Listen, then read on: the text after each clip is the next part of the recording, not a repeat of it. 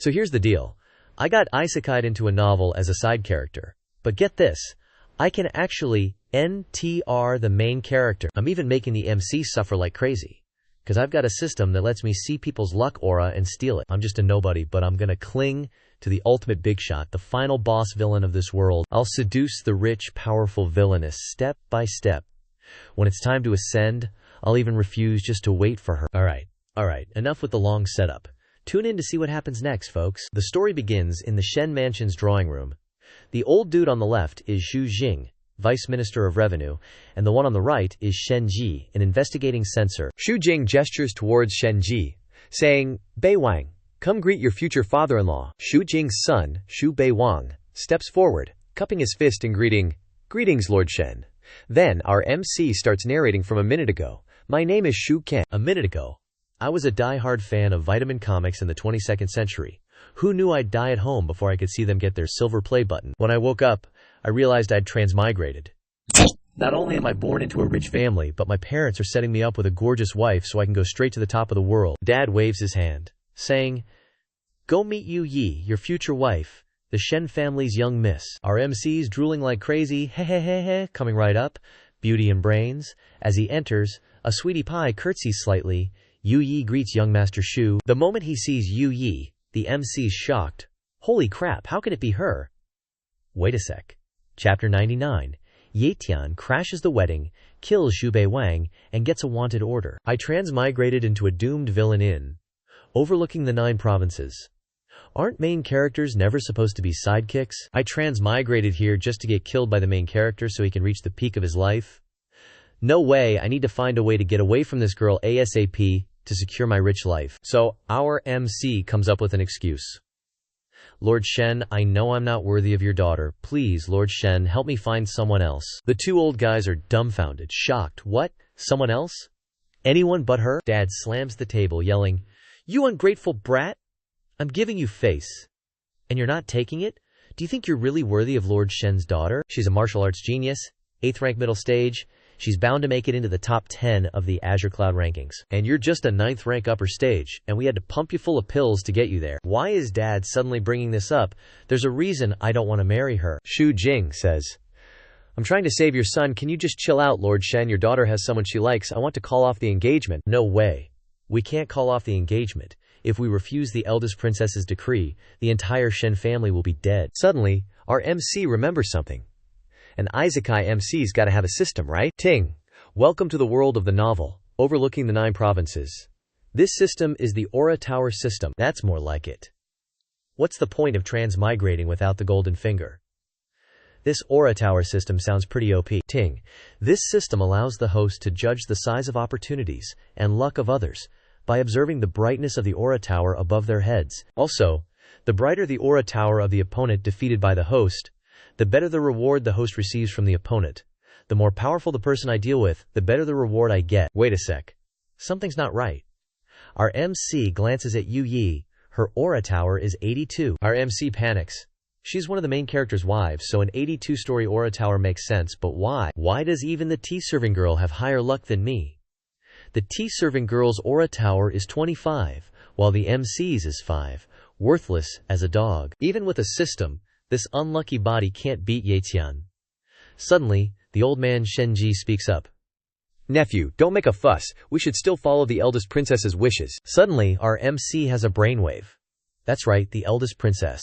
She's the biggest villain in the book. The 15th daughter of the most noble royal family from the 9 provinces, Jin Chang V. Her martial arts are unfathomably deep, and she commands a group of loyal forces. Her influence spans the imperial court and the common people. She also has a mysterious organization called Feng Kui, which cultivates top experts and assassins. Cutting off his train of thought, the dude immediately faceplants. I've got a way to survive. A moment later, arriving at the princess's manor, you're lined up for miles. So many people. Suddenly, the dude spots Eunuch Yu, a close aide and grand eunuch of the princess who's a 3rd-rank grandmaster, and an idea pops into his head. The dude approaches Eunuch Yu.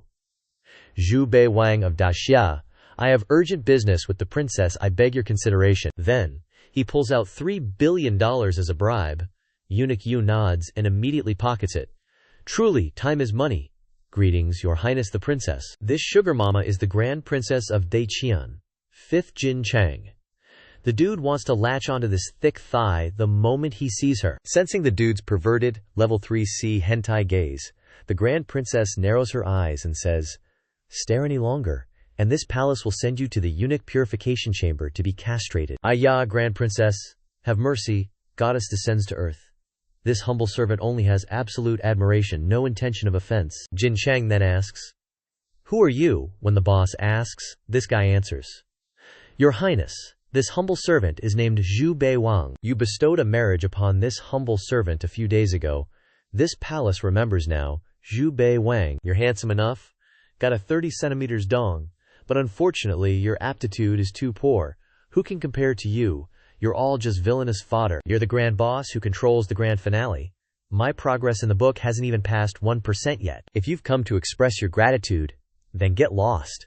This palace doesn't have time to listen to your nonsense. Your Highness, this humble servant desires a treasure. No one has ever dared to ask this palace for a reward. What value can you create for this palace?" This humble servant has heard very important news. The eldest son of Counselor Kui has signed a contract with a succubus. Jin Chang stares and asks back, "Is the information accurate?" The dude answers clearly, "If the information is inaccurate, this humble servant will offer his life as an apology. As for why I know, I was lying under his bed. Daqian and the evil demons are mortal enemies, and Counselor Kui is an important dog of the Grand Princess." The male lead in the novel accidentally discovered this and exposed it, reaping benefits on both sides. The Grand Princess, to appease the masses, had no choice but to imprison the entire Kui family. She not only lost an important pawn, but also lost face. Alright, anyone who dares to harbor demons must die. You've rendered a great service. What do you want? This humble servant wants you to bear me 2 adorable sons. Oh wait, I want a stamina pill.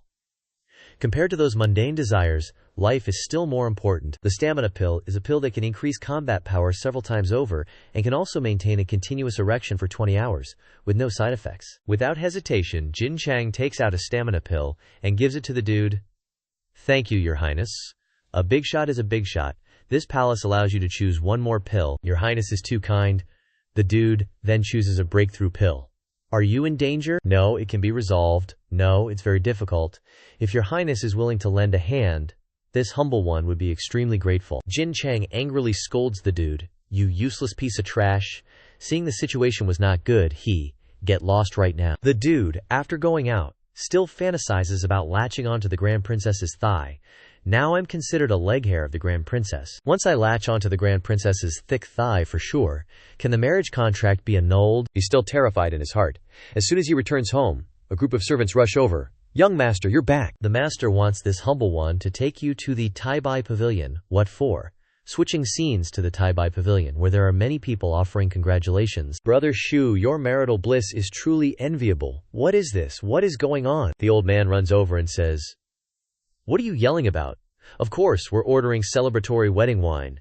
Man, are you wishing I'd die faster or something?" Suddenly, the male lead in the novel runs over, and Yetian shouts, "You son of a bitch, go die." Suddenly, Yundi ran to shield that dude. "Zhao Di, step aside, I'll kill this dog thief Xu Bei Wang and take you away." But then Yu Ding coldly said, "I don't know you, just leave, Yetian, hurry and go. There are too many experts here, you can't kill him." Yetian then used the classic line of those dudes who snatch brides. "Zhao Di, if I can't even protect the person I love, what's the point of cultivating?" Yetian is willing to become a demon for her. That dude looked at Yetian's Chi Luck Tower and was stunned. Chi Luck value of the 97th floor. Holy crap, no wonder he's the main character. His Chi Luck value is about to explode. I definitely can't let that happen. Gotta think of something. "You die? Is this your friend?" Yu Dai was in tears. "If the eldest princess finds out I rejected this marriage, the Shen family will be doomed." Ye Tian rushed over furiously, shouting, "Release her, you dog thief! You have no idea what kind of existence I am. I am favored by the heavens, with countless opportunities falling from the sky. In the future, I will definitely stand above the clouds, looking down on the 9 provinces. Go to hell." With that, Ye Tian unleashed a magnificent sword aura, and the crowd watching the drama were drooling. That sword aura is terrifying. It could definitely kill an 8th rank cultivator. But unexpectedly, no. That young master, that dude, caught Ye Tian's sword with just 2 fingers. That dude coolly asked to make sure, "You want to kill me?" With that dude flicked his fingers, and Ye Tian was sent flying 1,000,000,000 meters away. He clutched his chest in disbelief. How can this be? Isn't he just a 9th rank waste who ate a bunch of pills? How? How can he be so powerful? Ye Tian struggled to get up, but that dude said, nah. Did I let you get up? Kneel down for me? Is that all the strength you're so proud of? The crowd couldn't help but exclaim, young Master Xu is really strong, really awesome. That dude smugly thought, good thing I prepared early, the eldest princess is indeed a big shot. The pills she gave are top quality. I gotta latch onto this big leg. Udia ran over, begging, young Master Xu, please spare him for my sake, your sake. What makes you worthy? If you hadn't been messing around with him, and now you're trying to marry me, would I have to be in such danger? Xiao Di, don't beg him. Suddenly, Ye Tian burst with power, and the main character's aura rose to another level. Look, that kid's true energy is breaking through. Breaking through during a fight, he really is a freak of nature. Seeing that things were getting out of hand, that dude also started to get serious, raising his hand and saying, Where's my zither? Here's your zither. In the novel, Xu Bei Wang's martial arts skills are very ordinary, but his only outstanding skill is playing the zither. Taking advantage of the medicinal power supporting him, he needs to act fast. What does the main character do when in danger? Of course he levels up again.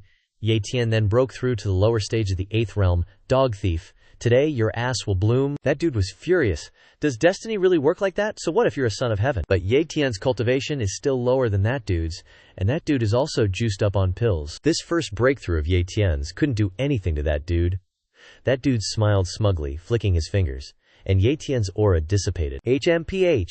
You're the darling of heaven, I have a jinxed constitution, what can you do? Today, I'll cut off your dog head. Ye Tian felt his pants getting wet and thought, I can't die. I haven't dominated the 9 provinces yet. Haven't looked down on all living beings.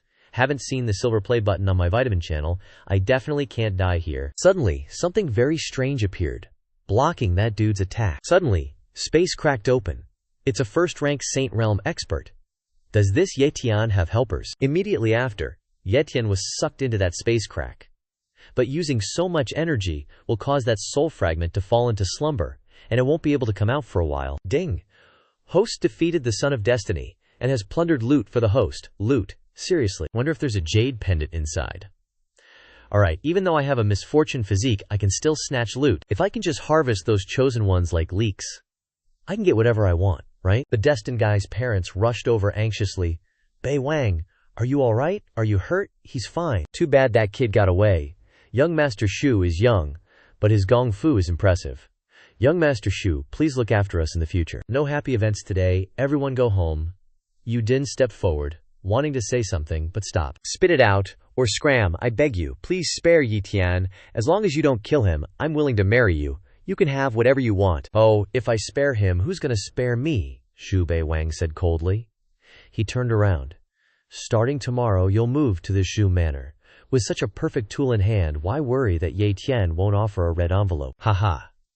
My ultimate goal is heaven-defying opportunities, to change the face of the 9 provinces continent. Now the mission to reach the most crucial goal is to get in good with that eldest princess. The next morning, at the Xu Manor, Xu Bei Wang was busily doing something. I don't practice swordsmanship, it's useless to me. Looks like I have to collect these fragments to open a secret realm and get the details about the most precious treasure. I'm done for. I need to rely on Ye Tian. This is also earthcore milk. I need this. This kind of medicine can accelerate cultivation. For a trash physique, it's a miracle drug for evolution. I want an immortal body. So this is what shedding your skin feels like. Oops, almost forgot about the hidden talisman. The talisman is good, but the invisibility time is too short. It's a self-activating talisman, useless for concealing yourself from experts above the 4th rank. Too bad there's no jade pendant. Otherwise, I could learn Ye Tian's great devouring art. Ye Tian, I hope you work hard so I can advance to the Supreme Realm soon. That's not right, relying on him alone. When will I ever reach the Supreme Realm? No way, one bunch of leaks isn't enough. I need to find more Sons of Destiny. The more the better, but where do I find them? Ah, I got it. In the novel, the original owner's mother bought him a position in the 6 doors. That kid hasn't even gone yet. What a waste of resources. I'm not like that. In the 6 doors, whether you're arresting people or getting arrested, there are plenty of experts. Finding 2 bunches of leaks shouldn't be hard. The roster's already been typed. What's taking so long? Useless man, get out. Xu Bei Wang turned around and asked. Who are you? My name is Jimen Yin Yu. A noob like you is worthy to hear my name. I'm top 3 on the Azure Cloud rankings. The pugilistic world calls me one of the 4 famous arresters of the 6 doors, Shimen Yinyu, leader of the expert squad. Speak of leaks, and leaks appear. I gotta see if I can beat her. Xu Bei Wang is also extremely arrogant. Just like his name, every word he says is arrogant and annoying. Scram, I really don't know how. How about you demonstrate? You have great strength and are often arrogant, just like Shimen Yinyu right now. Provoked by Xu Bei Wang, she immediately got angry and pulled out her hidden throwing knives. You dare to act wild in the roster squad? Are you tired of living? Here, what I say goes. Are all women this hot-tempered nowadays? Without another word, she's already attacking. But luckily, Xu Bei Wang really wants to test Shimen Yinyue's level. He channeled spiritual energy into his hand, his eyes fixed on the hidden weapon. Then, Xu Bei Wang powerfully punched out, the surrounding wind forming a circular shield. Their commotion successfully attracted the 6 doors people, but as soon as they arrived, they began to scold. After all, in their eyes, Xu Bei Wang is really not as strong as Shimen Yinyu. Yesterday, he showed off at Taibai Tower, thinking he's amazing just because he kicked a blade of grass, and today he's gonna fight a prodigy in the top 9 of the Azure Cloud rankings. How arrogant. Shimen Yinyu was still planning to keep beating Xu Bei Wang, but hearing the constant chatter of her subordinates, she got annoyed. You're as annoying as gossiping women. As soon as those guys heard Shimen Yinyu scold them, and they kept chattering, they'd castrate themselves. They shivered and shut up in unison. Shimen Nuanyu frowned, thinking, teaching this little brat a lesson is as easy as flipping my hand, but having others see Zhu Gang beating his own people is really unnecessary. She scoffed and retracted her fist. Xu Bei Wang was still bracing himself, and when he saw that she didn't intend to hit him anymore, he breathed a sigh of relief. Cold sweat was pouring down. Good thing she's not hitting me anymore. I can't beat her at all, Shimen Nuanyue said coldly. Not wearing the uniform issued by Zhu Gang, 3 months, salary deducted. Before Xu Bei Wang could say anything, Shimen Nuanyu grabbed him by the collar, in front of the curious and surprised eyes of many extras. She dragged Xu Bei Wang to a quieter place, generally convenient for talking. As soon as they entered the room, Shimen Nuanyu shouted, "You dare to go against my will? I'll cripple you." Xu Bei Wang, emboldened, wasn't afraid at all. He approached Shimen Nuanyu, eye to eye, and declared, "I hate being threatened the most." For a moment, Shimen Nuanyu's eyes flashed with murderous intent. But luckily she didn't make a move. She just snorted and said, "The Tianji Pavilion and the Qingyun rankings haven't updated your name yet. Relying on some heretical tricks to show off, have you forgotten how capable you really are?" Xu Bei Wang had no intention of arguing. He said indifferently, "If the Lushan men has nothing else, I'll head back." Before he could take a few steps, Shimen Nuanyu flicked her sleeve, blocking Xu Bei Wang's path. She shouted, "Yesterday, that first-grade Soul Sanctum expert, Ye Tian, told me everything about you." Xu Bei Wang chuckled. So that's what she wanted to ask. But Xu Bei Wang had no intention of telling her. He rubbed his forehead, pretending to be sad, and complained, "Don't even get me started on that. I'm such a fool. Being robbed of my bride is one thing, but I almost died. Please, chief, avenge me." Shimen Nuanyue wanted to beat Xu Bei Wang up at this moment, but the bigger picture was more important. She carefully instructed him, "The appearance of a sanctum expert is detrimental to the court. We must capture him." "You're my subordinate, of course I'll help you." Xu Bei Wang smiled happily upon hearing this. "I'm really grateful, chief. I'll go now." He looks happy, but this little brat is definitely plotting something, she thought. And he dares to try and play the gratitude card on me. Passing such important information to someone who sucks up to the empress like her, Princess Zhang would strangle him. Plus, Ye Tian is his leak. He definitely can't tell. Coincidentally, someone appeared outside the door to announce, "Princess Zhang summons Xu Bei Wang." Early is never as good as just in time. Xu Bei Wang happily waved goodbye to Shimen Nuanyue and left. It wasn't far from Xu Bei Wang's place to Princess Zhang's Jiaoguang Palace, and Xu Bei Wang didn't dare delay, eager to climb onto this big thigh. So, in less than the time it takes to brew a cup of tea, he arrived and recounted the story of that Ye guy. Princess Zhang was still lounging lazily on the couch, propping her head up with her hand, looking at Xu Bei Wang and speaking slowly and leisurely. "Your information is very valuable. That Thui family brat has been dealt with." With that, she waved her hand, and a streak of red light appeared, one after another. Xu Bei Wang received the red jade token that Princess Zhang gave him. He was overjoyed, feeling once again how clever he was. He finally had a ticket to hug this big thigh. Princess Zhang was also very generous, not only giving him a red token, but also throwing in a demon flag as a bonus. Why not accept it when it's offered? Xu Bei Wang pricked his fingertip and reached out for the flag. Of course, he didn't forget to thank Princess Zhang. Blood from his finger flew out, Entering the flag. This flag was originally made by taking the demonic essence from the body of a demon, then infusing it with true Q and refining it. This flag can easily suppress even high-level demons when the difference in strength isn't too great. This is definitely a good thing. Long live the big thigh. Seeing his expression and also seeing his cultivation level, Princess Zhang was in a good mood and praised him a few times. Even the worst foundation has improved. Not bad. Xu Bei Wang cooperated perfectly, smiling naturally and saying, "To serve your highness, I dare not be lazy for even a day, and I'm hoping that the princess will give me even more rewards." Then, the princess told him to scram. Xu Bei Wang smiled, but not from the heart. Alright, can't be too greedy. There will definitely be more rewards later. Xu Bei Wang left Princess Zhang's manor quite early and received many unexpected gifts, so his mood was much better. He was thinking about whether he should go back to the Liushan men to avoid Ximen Nuanyu causing trouble for him. And it seems there are quite a few treasures in the South Market.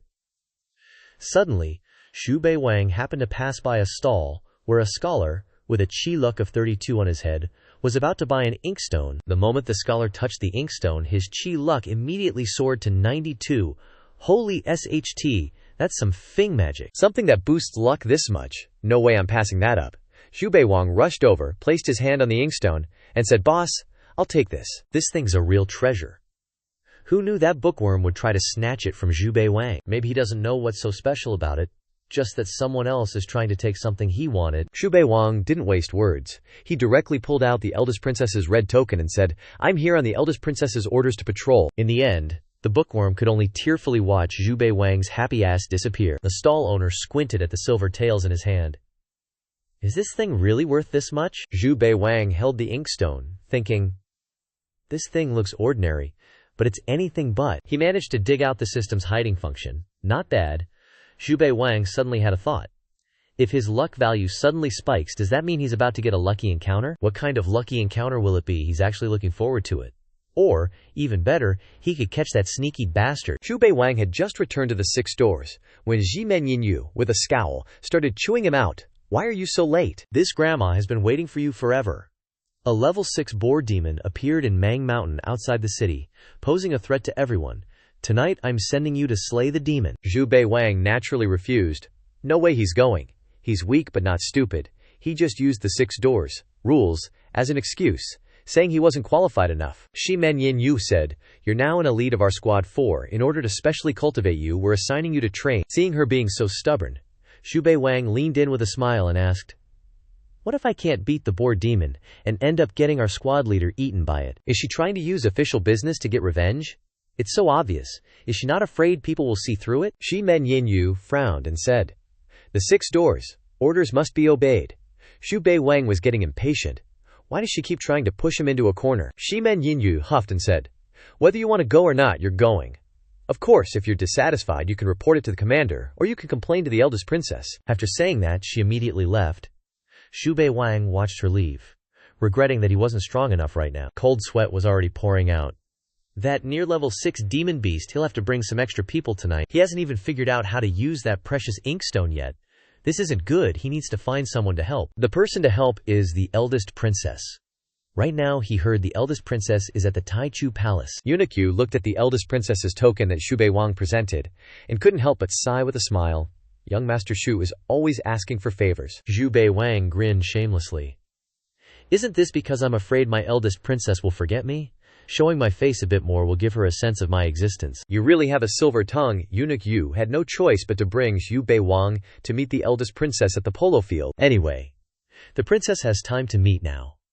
At the polo field, the graceful but powerful figure of the Eldest Princess entered Xu Bei Wang's eyes. She sat on horseback, hitting the ball on the ground hard with the mallet in her hand, sending it flying into the goal. Xu Bei Wang stood there, clapping wildly and praising, nice shot, amazing." The Eldest Princess held the reins, the corners of her mouth slightly raised, her eyes looking towards Xu Bei Wang. Gotta say, the Eldest Princess's looks are top-notch. She's practically a goddess descended to earth. The Eldest Princess looked at him and snapped, "Get over here." Xu Bei Wang didn't hesitate, and immediately went to her side, then held out the inkstone in his hand and said, "This is a small gift that this humble servant wishes to offer to your highness." The Eldest Princess looked at the inkstone in Xu Bei Wang's hand and nodded approvingly. Not bad eyes, you know your stuff.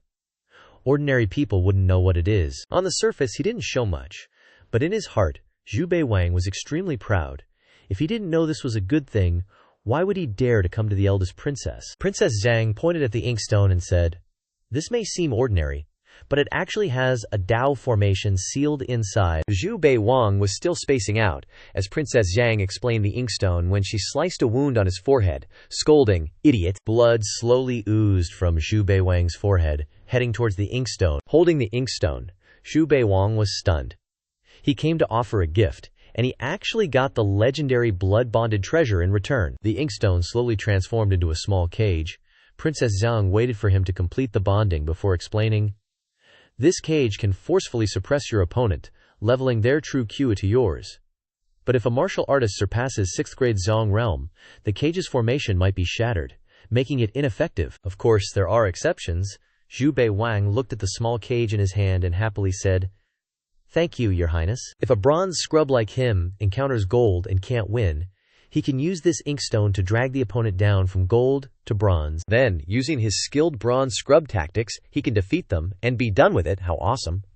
After bestowing the reward, Princess Zhang's movements were decisive. She directly used the stick in her hand to smack Xu Bei Wang away, grinning mischievously, "You're an eyesore." At the same time, an unidentified flying object suddenly appeared in the sky above the imperial palace. The object crashed to the ground with a loud thud.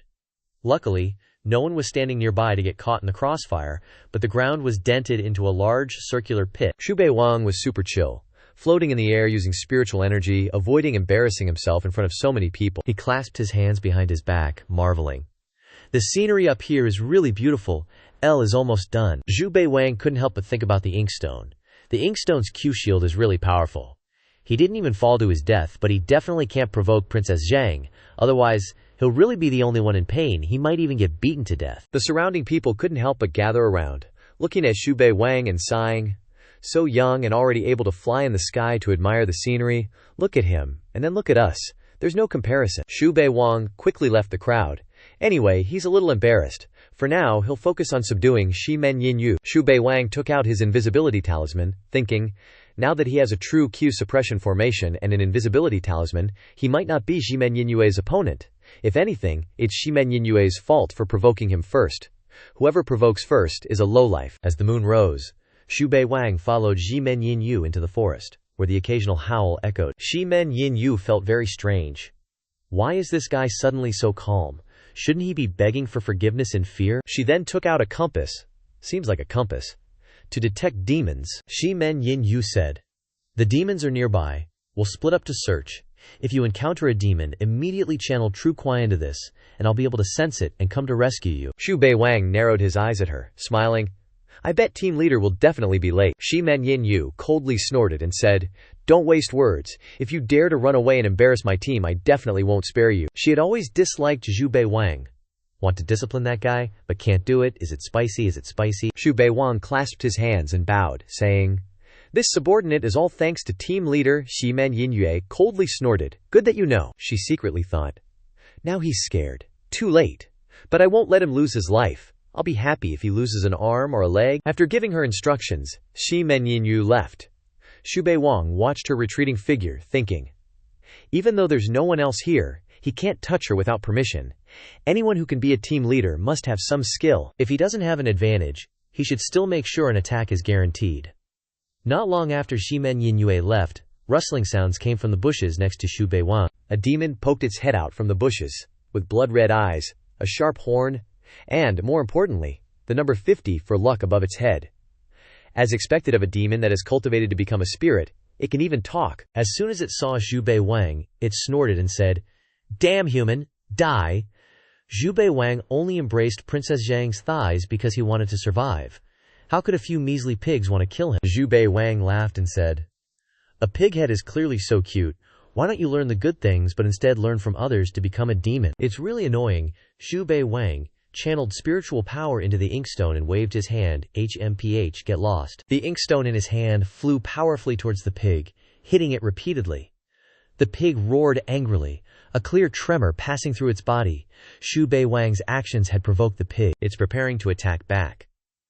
From the previous exchange, Xu Bei Wang had some understanding of the pig's strength. It's actually almost at 6th grade, and Xu Bei Wang wanted the pig to grunt. From its head and blood-red eyes, a faint red smoke rose. In the blink of an eye, the one big pig multiplied into 6, surrounding Xu Bei Wang and cackling like mad.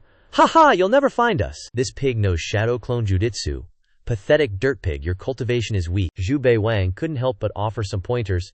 Hey piglet, your openings are super obvious. The illusionary pigs got wrecked one after another by his kicks. And the real pig was freaking out. This pig never expected the luck stat above its head to sell it out like that. In other words, Xu Bei Wang straight up hacking in front of this thing. But without the hack, it's just a weak, pathetic creature. Xu Bei Wang crooked a finger, grinning. "Come here." The pig just stared, all wide-eyed, totally awkward. To find its real body so quickly, and with such accuracy, it started to get scared of the dude in front of it. Xu Bei Wang suddenly charged towards the pig, mentally plotting how to deal with this thing. He's got important stuff to do, you know. Suddenly, the pig's luck stat shot up from 50 to a whopping 97. Xu Bei Wang froze.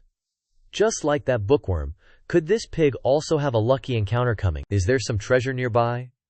As soon as the pig saw Xu Bei Wang spacing out, it charged straight at him, missing out on a golden opportunity. You snooze, you lose. Xu Bei Wang gathered spiritual energy in his hand, sneering, "You're courting death, you ignorant pig." Strands of thick, pure, golden spiritual energy appeared, surrounding the pig. The aura around Xu Bei Wang shifted. The pig seemed to know it couldn't beat Xu Bei Wang. It screeched to a halt mid-charge and spun around. It glanced back in fear. "I definitely can't win today, gotta bolt." Normal Xu Bei Wang would let it go, but that luck stat, how could he pass up this pig's lucky encounter? He chased the pig right to the edge of a cliff. The pig kept running. And suddenly, the ink slab in Xu Bei Wang's hand cracked, startling him. Wait, is there a usage limit on this thing? Or is something else up? Xu Bei Wang looked up at the pig still running for its life. Its luck tower had soared to 90, practically glowing green. Xu Bei Wang didn't hesitate and jumped off the cliff after the pig. There's definitely a lucky encounter for it at the bottom of this slope. The pig rolled faster and faster. It had never met anyone as clingy as this guy he's chasing, even after rolling down the cliff. Is he nuts? Sure enough, at the bottom of the slope, Xu Bei Wang spotted an area radiating golden light. Called it, "The lucky encounter's down here." Now that he'd found the lucky encounter, there was no need to keep this wild boar around. Xu Bei Wang gathered spiritual energy in his palm and blasted the pig with a strike.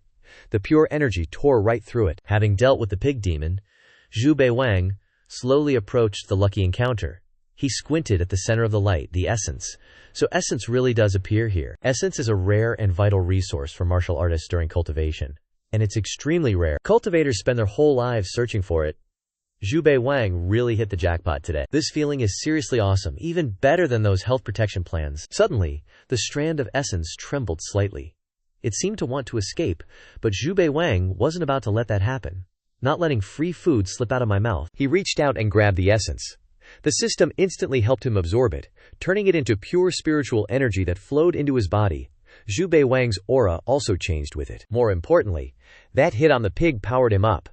A great harvest today. Xu Bei Wang finally reached upper rank 8th grade. He couldn't let anyone see such a treasure as essence, so Xu Bei Wang pulled out an invisibility talisman and quickly left the area. A familiar figure popped into his head. Xu Bei Wang grinned knowingly, thinking, "Team leader Ji-men, take your time and enjoy." Goodbye. Both the essence and Xu Bei Wang evaporated from the bottom of the chasm, as if nothing had ever been there. At the same time, somewhere in the Ji-men forest, Wen Yu was still looking at the compass. Only the pig demon that should have been nearby had suddenly disappeared. Did that pig demon eat Xu Bei Wang and run off? Suddenly, a huge commotion erupted from the ravine where Xu Bei Wang was, noticeable even to Jimen Yin-yue. Before she could investigate, someone arrived. Turns out it was Wu Chengxi, one of her own. Wu Chengxi, leading a group, questioned her as soon as he saw her. Jimen Yin-yue, what are you doing here? Shimen Yin-yu secretly assessed them. They seemed to be on the Empress's side.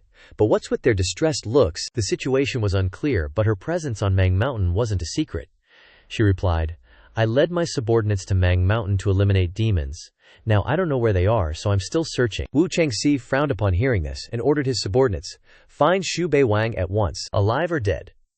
So this group was also after the essence, and they'd been searching for it for a long time. Of course, Xu Bei Wang had already used an invisibility talisman to leave the mountain. So, bright and early, a group of fierce-looking people stormed to his doorstep, yelling and kicking down the door. Xu Bei Wang had no choice but to come out. As soon as he appeared, Wu Chengxi barked, "Are you Xu Bei Wang? Hand over the goods, or I'll exterminate your 9 generations." Xu Bei Wang naturally feigned ignorance. Wu Chengxi hurriedly shouted, "You went to Mang Mountain in the middle of the night and ran back. Did you steal the Wu family's treasure?" I have nothing to feel guilty about. I stole nothing, Xu Bei Wang said nonchalantly. I went to Mang Mountain to pick mushrooms. Wu Chengxi was trembling with rage, pointing at Xu Bei Wang's face, yelling, You hand it over right now, or I'll report to the Empress and have your 9 generations wiped out." Xu Bei Wang frowned and asked, "What did you say?" I don't understand. I really just went to pick mushrooms. Oh right, I didn't specifically come to pick mushrooms. My superior led me to catch the pig demon. I couldn't beat it, so I ran away, and while running I got hungry and saw a lot of mushrooms. Xu Bei Wang rambled on. Wu Chengxi couldn't listen anymore, his face as black as the bottom of a pot. He ignored Xu Bei Wang and barged inside to search. Of course, once Xu Bei Wang swallowed something, you could search your whole life and never find it. But Xu Bei Wang didn't like having some idiot hovering in front of him, so he threw a punch, attacking from behind. Wu Chengxi got hit. With a thunderous boom, Wu Chengxi and the Wu family members were sent flying by Xu Bei Wang's move. Wu Chengxi took the brunt of the attack. Vomiting blood, he cried out and passed out. Xu Bei Wang nonchalantly watched them. The commotion successfully attracted the attention of the Xu family. They rushed over anxiously, only to see the Empress's nephew lying dying on the ground as soon as they stepped out the door. Ouch. I'm gonna die, Xu Bei Wang casually said. This person broke into the Xu residence without permission? According to the laws of Daiqian, there's no reason to break into someone's home, the owner can kill them on the spot, and there's no crime. Xu's mother worriedly said, "The law is the law, but the Empress has so much power we can't underestimate her." If you kill her nephew, will she let you off? Just as she finished speaking, a goose appeared from the sky carrying an imperial decree. Wang's parents wept. He thought the imperial decree came so fast.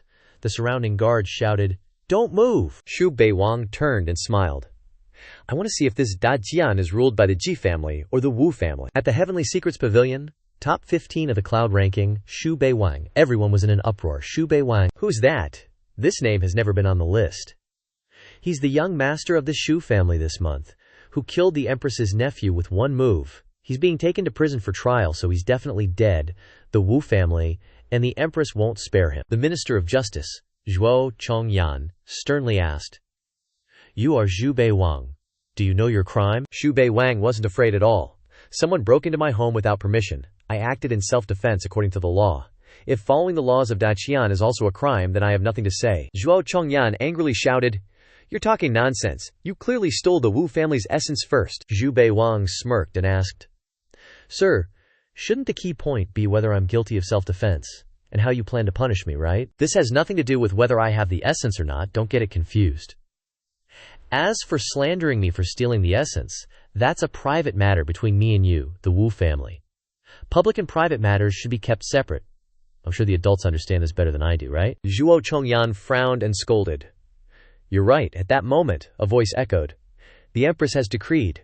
Wu Chengxi broke into a civilian's home without permission and deserves death. Xu Bei Wang is innocent and shall be released." A woman on the side is thinking, is this Da Qian, ultimately surnamed Ji or Wu? Xu Bei Wang, you clever kid. This Empress remembers you. Are people outside making a fuss because they saw Xu Bei Wang come out unscathed? That's the Xu family's young master, and he actually came out alive. Didn't they say the Xu family's son is mediocre, doesn't do evil, and is the typical playboy type? You believe those rumors? He's top 15 on the Qingyun rankings, ruthless and decisive, with scary schemes. How could he let you know? Xu Bei Wang turns his head in surprise, looking at everyone around him. Did I hear wrong? Top 15 on the Qingyun rankings. A shout chases after him. Xu Bei Wang, hand over the essence immediately. Xu Bei Wang sneers, "Who are you?" "What essence? I don't have it. That's Wu Shi's father, the Empress's elder brother, Wu Chengxi." He grabbed Xu Bei Wang's collar. "You stole my Wu family's supreme treasure. Didn't you read the law?" "Then you should know what the punishment is for stealing important treasures." Xu Bei Wang throws his hand off. "Lord Wu, you're accusing me too quickly. I don't understand. The essence is clearly a spiritual object of heaven and earth. How can it become your Wu family's property?" Wu Chengxi grits his teeth. "Search warrant. Lie down here. I'm ordered to search your whole body. If you don't cooperate, you're defying the court." And thinks, "You little brat, when I find the essence, I'll definitely peel your skin and pull out your bones to avenge my son." Xu Bei Wang muses, "It seems that in the Empress's heart, this grandson's life isn't important. The essence is what matters. I knew she wouldn't let me off so easily. Wu Chengxi is still yelling in his ear, "Are you going to return it or not?" Xu Bei Wang explains.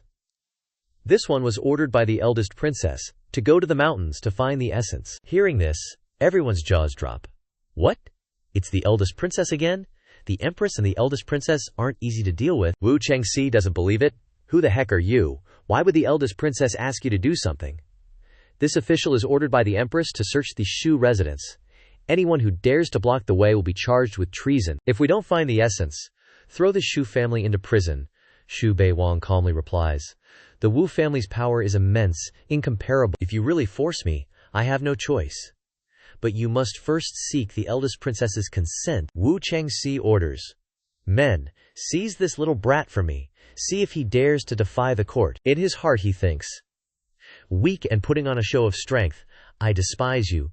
This old man will violate someone as secretive as you, so that Shimmer can smile in the afterlife. Xu Bei Wang looks at him with contempt. Just then, the eldest princess appears and asks, "What's the commotion?" Everyone hurriedly kneels down. Greetings, eldest princess. Wu Chengxi is stunned. The eldest princess's primordial spirit, she's personally showing up for this lowly brat. The eldest princess's primordial spirit coldly looks at him. If this princess defies the court, what can you do? Wu Chengxi sweats profusely. Eldest princess, this is a private matter of the Wu Xia family. It's the empress's will. The eldest princess's primordial spirit gives him a slap, and he falls to the ground, bleeding. Xu Bei Wang bows respectfully. Your Highness, the essence is born from the spiritual energy of heaven and earth. It's an unowned spiritual object. Not all of it belongs to his Wu family, he thinks. The eldest princess has never helped others with these trivial matters, but just relying on her own strength, she made the entire Wu family and the empress lose face, killed Wu Xi, and swaggered out of prison. This is true ability. Of course she's not afraid of the empress's faction suppressing me. The eldest princess's primordial spirit asks, the Wu family wants the essence. If you're capable, come and get it from this princess, Wu Chengxi angrily thinks. Fifth Brocade Mountain's strength is extraordinary. Now even the empress isn't sure she can resist her, so I can only endure for now. This road is still long, Xu Bei Wang says. Lord Wu, about the essence, please forgive this one for being helpless. Wu Chengxi angrily says, you just wait, Xu Bei Wang chuckles. Clearly it belongs to you. If you want to take revenge on me, that's going against the eldest princess. Remember to think carefully. Then he leaves, despising him in his heart. Wu Chengxi, you clown at the palace gate. The eldest princess praises. Xu Bei Wang, well done. Reward you with the azure token. On the surface, Xu Bei Wang says, this unworthy one is worried by such favor, but in his heart he's extremely happy. Continue to work hard and level up to the violet token. I must cling to this big leg and never let go. He holds out his hand and smiles. This is a gift this humble one presents to your highness. The eldest princess asks, are you really willing to give this essence to this princess? Xu Bei Wang replied, it's just a tiny bit of essence. What's the big deal? This humble servant is willing to die in your highness's place. Wherever your highness points, this one will strike. The eldest princess waved her hand dismissively. What a flatterer. This palace won't let you suffer any losses. Then, she tossed a hairpin towards Xu Bei Wang. Xu Bei Wang caught it. Just a hairpin, and it's already a holy treasure. Truly worthy of being the strongest female villain. The eldest princess held out her hand. I'll keep half of this essence. Speak. What reward do you want this time? Xu Bei Wang said, this humble servant still doesn't have a storage ring. May the princess bestow upon me a feminine-style storage ring. He grinned. My highness's is a bit big. The eldest princess's face darkened, glaring at him. Why so much nonsense? He shook his head. This humble servant wouldn't dare. Putting the ring on his hand, Xu Bei Wang thought, it can be long, it can be short, it can be big, it can be small. Truly a treasure. Then, he saw elixirs in the ring space. Inside this is, the princess smiled. All a reward for you. Bei Wang happily said, many thanks, your highness. This humble servant won't disturb your highness any longer. Following the big boss, so generous, how could this little bro give up? All right. At the 6th fan gate, Xu Bei Wang walked and calculated. Now that I've obtained quite a few treasures, I should advance to the 8th rank. But my foundation is still not solid, always chasing after progress, eating too much, and not digesting it properly. If I don't do it well, I'll turn myself into a piece of rotten tofu. Therefore, I must temporarily suppress my realm advancement. At the commandery at the 6th fan gate, Liu Bing came looking for him. Xu Bei Wang, you're finally back. Xu Bei Wang respectfully bowed. Greetings, Commander Liu, he thought. What's he doing here? Liu Bing hurriedly bowed. No need for such formalities. Now that you're on the Azure Cloud ranking, you can handle things on your own. Want to be a team leader? Xu Bei Wang was surprised. He's specially here to promote me. Is there really such a good thing? Then, he turned to Liu Bing and said, this subordinate's management skills aren't very good. I wouldn't be a good team leader. I'm afraid I'll fail the commander's good intentions. He thought to himself, don't even mention a small team leader. I wouldn't even be the prime minister. Wouldn't it be better for me to go find some opportunities during this time? Liu Bing turned to leave. But next month is the martial arts tournament. Now that you have a place on the Azure Cloud ranking, lead the team to maintain order. Xu Bei Wang bowed his head. This subordinate obeys, Liu Bing praised. I have high expectations for you. Xu Bei Wang saw Liu Bing off. Farewell, Commander. He pondered. The martial arts tournament, once a year, all the major sects send people to participate. Even meeting a few useless guys isn't a loss. Moreover, how could Ye Tian's face-slapping be absent? This Chive, the chosen one, is probably ripe, isn't he? Because I've climbed to the top 15 of the Azure Cloud ranking. Even the commander personally came. People say this ranking includes all the powerful big shots, but how could there not be some dumbasses who are lazy, unless there's a heavenly opportunity? Next year is when the Heavenly Martial Pavilion starts the Heavenly Vault. When the big shots gather, whether I can soar to the heavens in one step depends on this time. A servant outside transmitted a voice. Young Master Xu, someone says he's a friend of yours and wants to see you. Xu Bei Wang stepped out and opened the door. A friend? Do I have friends? Who is it? Where'd he come from? Si Shenglu Dongfang met Xu Bei Wang and hurriedly bowed. Young Master Xu, this one is Liu Dongfang. Do you still remember me? That inkstone, Xu Bei Wang smiled. Of course I remember. You chased after the inkstone all the way here, Liu Dongfang hurriedly explained.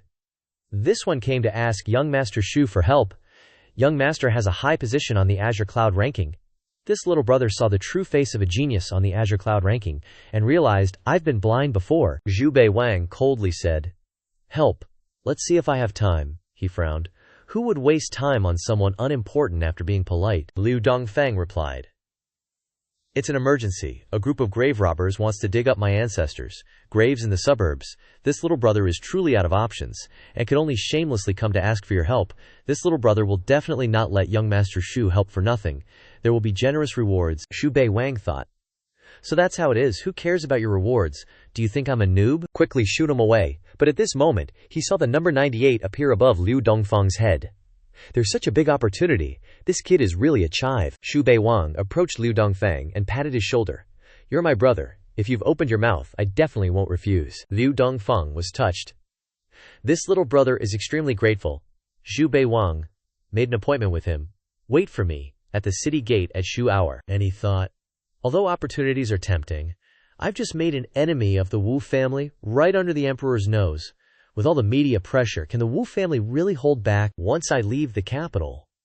What if they make a move? Wait, I've got an idea.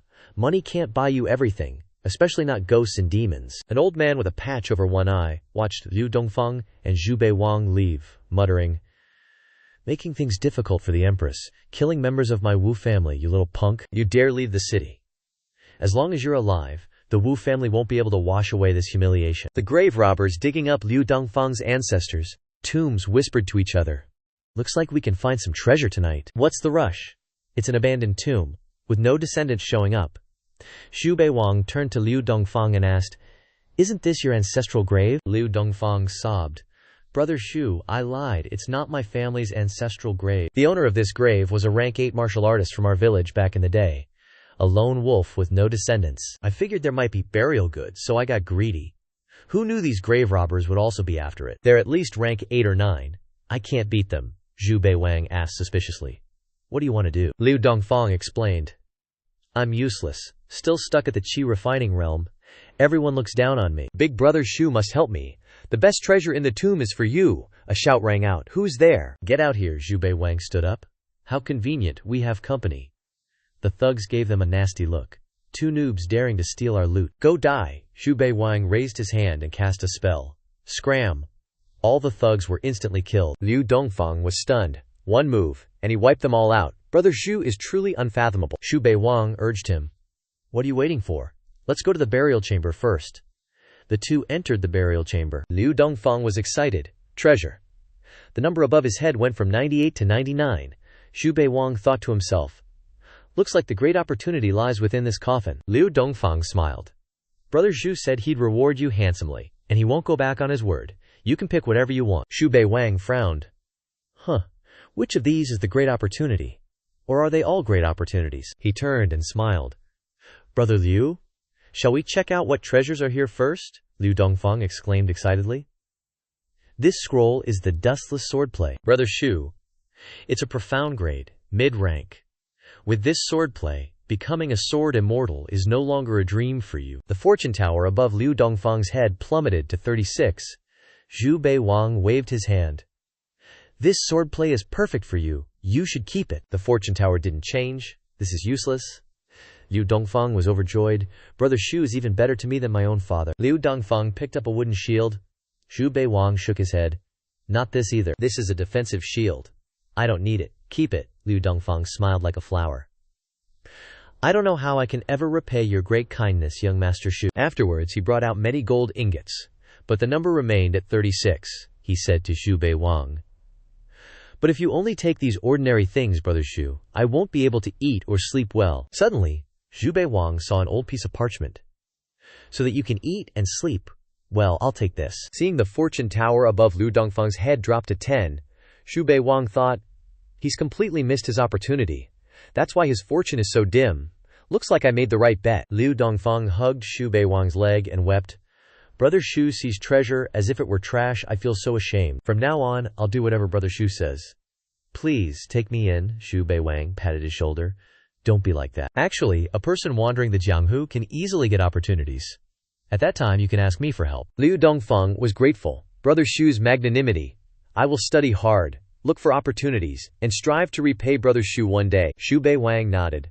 All right, let's part ways here. We'll meet again when fate allows. Watching Liu Dongfang's departing figure, Xu Bei Wang smiled.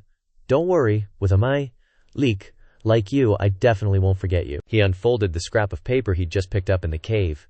Why are there no words on it? Guess I'll have to give it a try. Then he started casting the spell.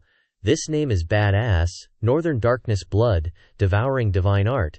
This technique is super dangerous, gotta be careful. The atmosphere is building up nicely, so you have to channel your true QI to cultivate this method, huh? This method involves devouring the essence and blood of others to cultivate your physical body's magic. If you cultivate to the 3rd level, you can become a warrior with full defensive armor. Reaching the 5th level will upgrade your rebound skill, so no matter how many people attack you, you can bounce it all back. The leather paper reads, the cultivator who reaches the 6th level, their physical body will surge through the heavens, and one punch will obliterate the gods and Buddhas of the 9 heavens. Xu Bei Wang saw a mocking smile. Talk about bragging. One punch to kill gods after breaking through the heavens. Does the 9 provinces continent really have something this OP? If it weren't for the Tower of Providence proving it's a treasure, I'd just see it as a bunch of scribbles. Should I cultivate it a bit? Devouring other people's essence and blood, is there really such a good thing? If I pass this up, I might never find it again. Just do it to be safe and scout the situation first. Then, he channeled his true ki into the paper, and words began to appear. Looking at the paper, Xu Bei Wang was shocked. Oh crap, it's a tribulation cloud. There's a lightning tribulation. This kind of technique is abnormal, so the heavens won't allow it. TCH. Even if this technique isn't BS, I'm only at the 8th rank. I can't withstand this lightning tribulation. A one-eyed old man stepped out from behind a tree. Little punk, your death day has arrived. Xu Bei Wang worried. Are you from the Wu family? And thought, I can't beat a 3rd rank. Gotta send a signal to summon eunuch Yu quickly. The old man laughed. This old man has spent hours, even using a forbidden talisman to seal off the mountain. Now, no signal from this mountain can get out. Now use whatever trump cards that slut 5th Xin gave you. This old man will let you stall for time. Xu Bei Wang thought to himself, I'm screwed this time. The old man angrily shouted, you little brat, daring to kill the descendants of my Wu family, slapping the face of my Wu clan. I won't let you die so easily. I want to slowly torment you so you can't live and can't die. Fear surged within Xu Bei Wang, holding up the scrap of paper from before. Senior, please spare me. I can help you advance to the Nirvana realm. The old man didn't believe it. Just based on a little ant like you, haha, you're just talking nonsense because you're scared, right? Xu Bei Wang quickly explained. No, I really have a way. The eldest princess sent me here to find you. The old man snatched the paper. Give it here, he chuckled to himself.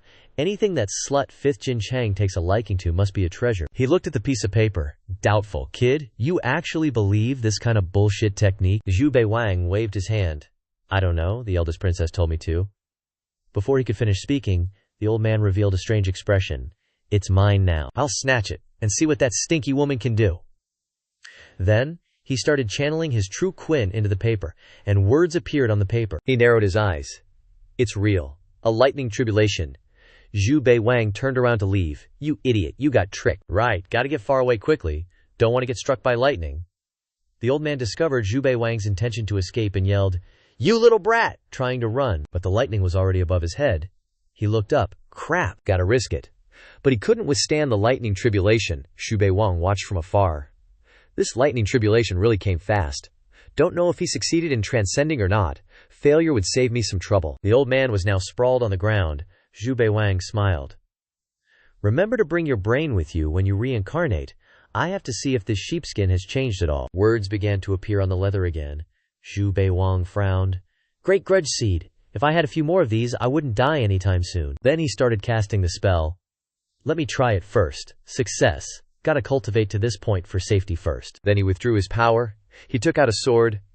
I've always been one to repay kindness and exact revenge. I'll take you back to the capital to demand justice for your Wu family. In the capital, there's the Dengwen Drum, a place for the people to voice their grievances. The emperor himself handles the cases, and any official who dares to obstruct will be severely punished. Just then, the drum sounded. Everyone around was surprised. Is that Xu Gongzi? He's banging the Dengwen drum again. It's him again, he wants. Xu Bei Wang, while drumming, shouted, Your Majesty, I have been wronged. Wu Chengxi appeared. Xu Bei Wang, are you deliberately causing trouble? You even dare to bang the Dengwen drum. What else wouldn't you dare to do? Xu Bei Wang's face darkened. A commoner seeks justice for a grievance. How is that a crime? Wu Chengxi pointed at his face. What grievance could you possibly have? We're in an era of peace and prosperity. You're talking nonsense, trying to slander the court. A servant announced. The Empress has arrived, Xu Bei Wang respectfully said. Greetings, Your Majesty the Empress. Wu Zhao looked at Xu Bei Wang. I'm acting on behalf of His Majesty. The sound of the Dengwen drum must be investigated, but the Dengwen drum is reserved for major national affairs, bizarre cases, and tragic injustices. Anyone who strikes the drum without cause will be severely punished. Xu Bei Wang respectfully replied. Reporting to the Empress, I have truly been wronged, Wu Zhao said. Speak. I will resolve your grievance. Xu Bei Wang pointed to the blood-stained bag. Your Majesty, the item I'm presenting to you has a bit of a bloody smell. Wu Zhao frowned. It's fine. In her heart, she thought, this cheeky brat is playing mysterious again. After opening it, inside was the head of that one-eyed old man. Wu Chengxi trembled. Impossible. A dignified third-rank grandmaster. Could he have died at the hands of this kid? Xu Bei Wang explained. Your Majesty, I am a constable of the 6 doors. Last night, I was ordered to leave the city to catch a thief when I was ambushed. He claimed to be a grandmaster of the Wu family, seeking revenge. Your Majesty, Wu Shi trespassed on private property. I acted in self-defense. Please absolve me of any crime. As for the essence of that mine, it belongs to the eldest princess, so I don't know why the Wu family attacked me. Wu Zhao's face darkened. You cheeky brat, you know the answer, yet you still ask? Xu Bei Wang respectfully said. Therefore I request that Your Majesty take charge of my case. Wu Chengxi angrily shouted, Xu Bei Wang, what makes you say he's from the Wu family? You're slandering us, Xu Bei Wang smiled. Whether or not he is, wouldn't the grandfather of the nation be clearer on that? How about this? We invite a sorcerer from the Court of Imperial Astronomy to perform a soul search for clarification. If he's not from the Wu family, I'll let you dismember me into 5 parts as you please. Wu Chengxi gritted his teeth. You! The surrounding people whispered. Xu Gongzi is pulling off something big. He clearly has someone backing him. Shut your mouth, don't talk nonsense in front of the Empress, Wu Zhao asked. Tell me, what justice do you seek? Xu Bei Wang replied. In truth, the so-called debt of vengeance stems from my killing Wu Shi, which is why National Grandfather Wu hates me. How about this? I and the National Grandfather sign a life and death agreement, so that the hatred will disappear on the thunderous arena. Your Majesty, this request isn't too much to ask, right? The surrounding people buzzed. Is Xu Gongzi crazy? He's a 5th rank, yet he wants a death duel with an 8th rank. Isn't this actively offering his neck for the Wu family to chop off? This guy is the national grandfather. Casually tossing out a magic artifact would crush him. Xu Bei Wang turned to Wu Chengxi and said, If Your Majesty has no objections, shall we sign it now? Wu Chengxi was sweating. This kid has always been full of tricks, now he's acting tough in front of everyone. He definitely has a backup plan. Xu Bei Wang provoked him. Are you gonna sign it or not? You can kill me fair and square. Wu Chengxi trembled. Why should I sign that damn agreement? Wu Zhao glared at Wu Chengxi. Useless. He's just using his aura to intimidate you, and you're already scared like this. Wu Chengxi remained silent. Xu Bei Wang continued to corner him. National grandfather, I gave you a chance, but you didn't know how to appreciate it. You don't dare to do things fair and square, but you excel at underhanded tactics, right? Wu Chengxi pointed at Xu Bei Wang and cursed. I just don't want to bully the weak, Wu Zhao spoke. Enough, I will give you justice. Follow me. Xu Bei Wang respectfully said, Thank you, Your Majesty the Empress. Wu Zhao narrowed her eyes at him. This brat is a confidant of that fifth Qin Chang bitch. If he wants to use this as an excuse to make waves, then the current balance that the court is trying to maintain might be broken. The fairness this kid wants is definitely compensation, and we can't give others a chance to make a fuss about it. The people around are also praising Xu Bei Wang. This kid's got some skills. Do you guys think the Empress will directly kill him? No wonder the Eldest Princess thinks so highly of him. He's just like a mini Eldest Princess. That's how the Eldest Princess was when she first entered the court, and she's been calling the shots ever since. Feels like this kid could do the same. At the Empress Palace, Wu Zhao sits on the throne and says, I know about your grievances. Just spit it out. To compensate you, I'll fulfill your requests. Xu Bei Wang doesn't hold back at all. 5 bottles of Tier 3 Demonic Beast Essence Blood, 1 Crimson Star Root, the Poison Origin Dew, and 10 9-Ben Spirit Ginseng. Since Her Majesty the Empress is being so frank, this humble one doesn't need to hide anything either. Wu Zhao gets angry. You little brat. You dare try to rip me off. Do you even see this Empress as someone important? The Wu family lost a grandmaster, and we have to compensate you with a body-refining treasure. She angrily grabbed Xu Bei Wang's shoulder. You dare be so arrogant you think I wouldn't dare kill you. Xu Bei Wang isn't scared at all. If Your Majesty does that, then this humble one will just accept my fate. Hearing this, Wu Zhao has to let go. Xu Bei Wang frowns. You all want to kill me? If I don't make you bleed a little, how will you know how much it hurts? Besides, I've got backup, so I'm not afraid of you. Moreover, this Empress is blinded by ambition for power, full of wild thoughts. Usually people like that especially like to put on a show for the sake of benefits and power. Wu Zhao says softly. So young, yet so greedy, Xu Bei Wang replies. When Your Majesty's initial unowned essence was taken by Wu Guoju and called it the Wu family's, the stuff this humble one found isn't considered valuable, so how can you call it greed? Wu Zhao explains. Aside from the demonic beast essence blood, everything else you want are earth-grade body-refining resources. You've got quite the appetite. Xu Bei Wang thinks to himself. If it weren't for that unlucky guy tanking the lightning tribulation, I would have been dead already. Is asking for a little compensation now too much? If this old man had the ability, would I need to negotiate with you? I would have killed your whole Wu family already. Wu Zhao has to give in. Forget it, I'll satisfy your greed. Step back now. Xu Bei Wang bows his head. Your Majesty has a great heart, and the presence of a national mother. This humble one is moved to tears. At the Xu Manor, Xu Bei Wang's mother asks, Wang Gear, the Wu family sent out a Tier 3 Grandmaster. Are you hurt? His father reminds him, Wang Cedar, you need to tone it down in the future. The Wu family's forces are complicated and powerful. The Empress has secretly trained many underlings. Xu Bei Wang isn't worried at all. What if our father and son are insignificant in front of the Wu family? There's also the Eldest Princess. His mother asks, Wanger, tell your mother the truth. Is the Eldest Princess really trustworthy? How exactly did that Tier 3 Grandmaster die? Could it be, like everyone said, that the Eldest Princess arranged a protector for you? Xu Bei Wang comforts his mother. Mom, don't worry. If enemies come, we'll fight. He calculates in his head. This is exactly the effect I want. It's like I'm renting a luxury car to pick up girls. Whether I have money or not doesn't matter, as long as those girls think I have money. Now that the Wu family thinks I have a big shot protecting me, they won't easily make a move. A servant outside announces. Reporting, young master, someone from the Wu family is requesting an audience. Xu Bei Wang turns to his parents and says, Mom, Dad, I'll go see what's up. Don't worry, they won't dare do anything to me. A bearded man stands in front of Xu Bei Wang. He shouts, Who are you? He smiles. Is this what Her Majesty the Empress told you to deliver? He grits his teeth. How exactly did my little brother die? Xu Bei Wang replies casually. Struck by lightning. He's suspicious. Nonsense. Who are you saying killed my little brother? Xu Bei Wang waves his hand dismissively. See, Senior doesn't believe that your little brother was really struck to death by a bolt of heavenly lightning either. He grinds his teeth. You little punk. Xu Bei Wang looks at him with disdain. What? Did the Empress tell you to come here to threaten me? He throws a box forward. Kid, one day, I'll make you pay back 100-fold. Xu Bei Wang waves goodbye to him, despising him in his heart. Besides saying those empty threats and trash talk, what else can you guys do? He opened the box, examining the treasures within. These are all world-class cultivation treasures. I was already rich to begin with, now I'm even richer. This time, I'll see just how powerful the blood-devouring northern profound divine art really is. Half a month later, people nearby saw the Xu Bei Wang's residence filled with crimson aura, and everyone was terrified. Is young Master Xu cultivating demonic arts? Such terrifying bloody aura. Rumor has it that most of the treasures bestowed by Her Majesty the Empress are of the earth grade, that young Master Xu must be a paragon of courage and talent in the 9 provinces. Even the most exceptionally talented geniuses must submit to him. A blonde woman stood to the side, observing Xu Bei Wang. What on earth is he planning? Why isn't he anything like what father said? He looks like a playboy, yet he possesses an unyielding spirit and a calmness that's suffocating. Suddenly, Xu Bei Wang appeared behind her. She turned around in shock and asked, "What are you doing here?" Xu Bei Wang approached, holding a knife. She was frightened.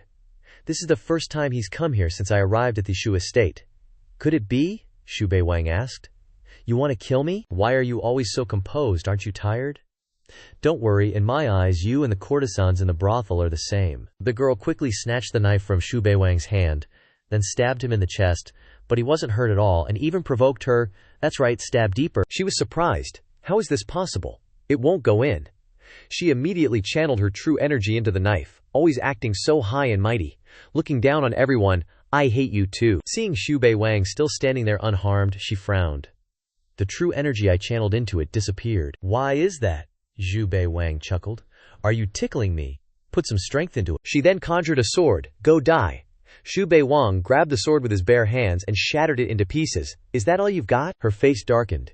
Did he just effortlessly simplify and resolve my flawless physique with his killer talent? He didn't even use his true energy. How can he be so strong? Xu Bei Wang turned to leave. So much for the geniuses on the Azure Cloud rankings. What a bunch of trash. Looks like my closed-door cultivation these past 2 weeks wasn't bad. Before going to the martial arts tournament to pick wild herbs, I have to consolidate the results of my big stuff. A person in a carriage passed by Xu Bei Wang and asked, Young Master Xu, would this prince have the honor of inviting you for a drink? He is Ji Wu Dao, the eldest prince of the great Qian dynasty. He sat holding a glass of wine and said, Young Master Xu is very famous now, everyone knows you. Here in the capital, this prince is ashamed to be inferior to you and can only proactively seek friendship. Xu Bei Wang asked, Is your highness trying to kill me? Ji Wu Dao denied. Of course not. Young Master Xu publicly questioned that woman of the Wu clan who seized power. This prince is ashamed to be inferior to your spirit. Xu Bei Wang laughed inwardly. So he's trying to manipulate me, Ji Wu Dao frowned. Besides the Wu clan, that ambitious woman Diwu Jinchang has also started to create chaos in the court, taking advantage of father's slight illness. Xu Bei Wang thought, slight illness that can last for 10 years. Ji Wu Dao angrily slammed his hand on the table. It definitely has ulterior motives. Xu Bei Wang asked directly, Your Highness, don't beat around the bush, just say what you want. Ji Wu Dao reached out his hand. This prince wishes to become sworn brothers with Bei Wang, to share glory and face common enemies, then turned to look into Xu Bei Wang's eyes. What kind of eyes are those?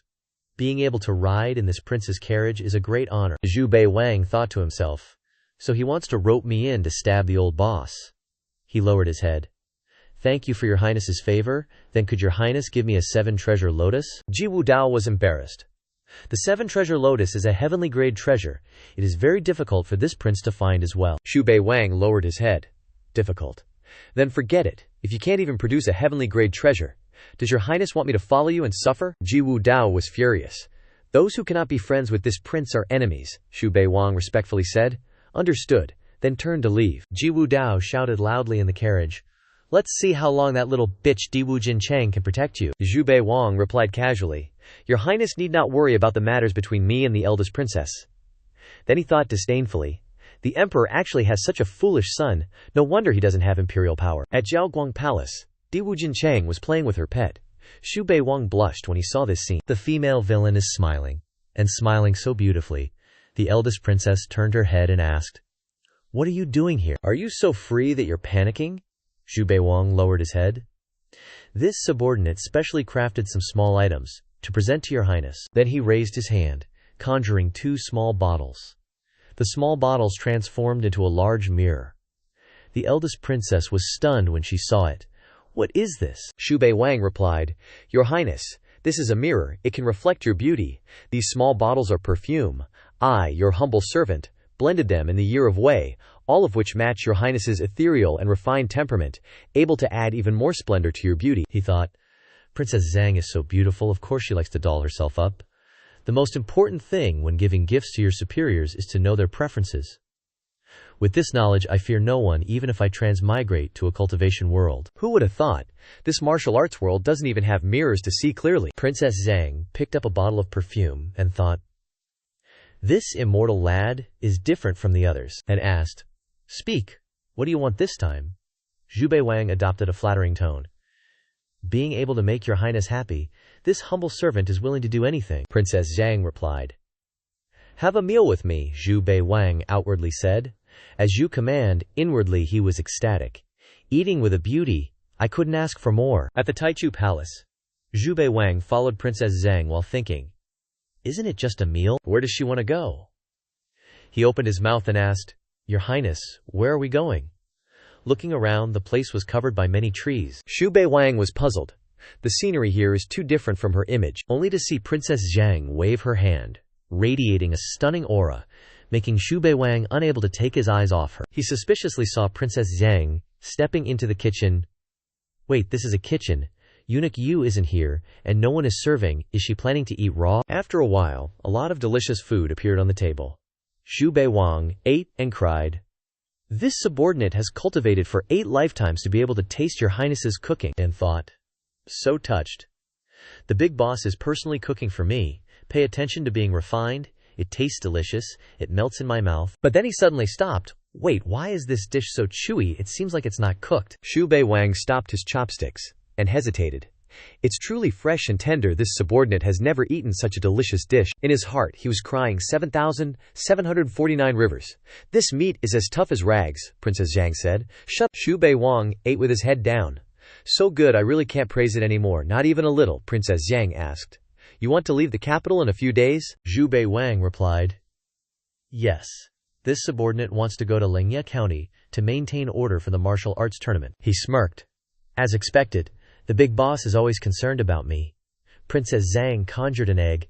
This is a Gao snake egg. Xu Bei Wang took the egg and said excitedly, is she making me wait for it to lay an egg? And thought, a spirit beast. Could it be that I finally own a beast for myself? Princess Zhang only said one thing bluntly. No. Swallow it directly. Xu Bei Wang gaped, stunned. Princess Zhang slapped the table. You have achievements in body cultivation. The only flaw is in your 7 orifices. This egg can make up for your shortcomings. He said, thank you, Your Highness, for your guidance, and thought, the big shot is the big shot. She knew where I was weak at a glance. He swallowed the egg, saying, it's really delicious. But in his head he asked himself, the big boss has gone this far. Can I express myself a little? Princess Zhang interrupted his thoughts. Get out after you're done eating. Xu Bei Wang choked on the soup, but hurriedly flattered. No matter where this subordinate is, my heart will always be with Princess Your Highness. Please take care, Your Highness. This subordinate will definitely not embarrass you. At Taichung City, Shi Chu of Taichung City was hugging a big mirror, standing at the city gate to welcome those who came to congratulate. You people of the 6 doors. The leading woman bypassed him and said, no need for formalities. It turned out that the person he was smiling at was Xu Bei Wang behind. Greetings, young Master Xu. Young Master Xu, this is a 500-year-old ginseng that Shi Taichang offers to you. Please accept it. Xu Bei Wang waved his hand. It's too embarrassing. Let's just forget it. The other person was embarrassed. Please accept it, young Master Xu. There really is something I need to trouble you with. Xu Bei Wang asked. What is it? He began to panic. A few days ago, resentful spirits suddenly appeared in the city, attacking the common people. It's really been very difficult. Xu Bei Wang frowned. Resentful spirits? The purple-haired woman said. Xu Bei Wang, Shi Chu has placed such high expectations on you. Let's leave these resentful spirits to you. Xu Bei Wang bowed his head. This subordinate receives the order.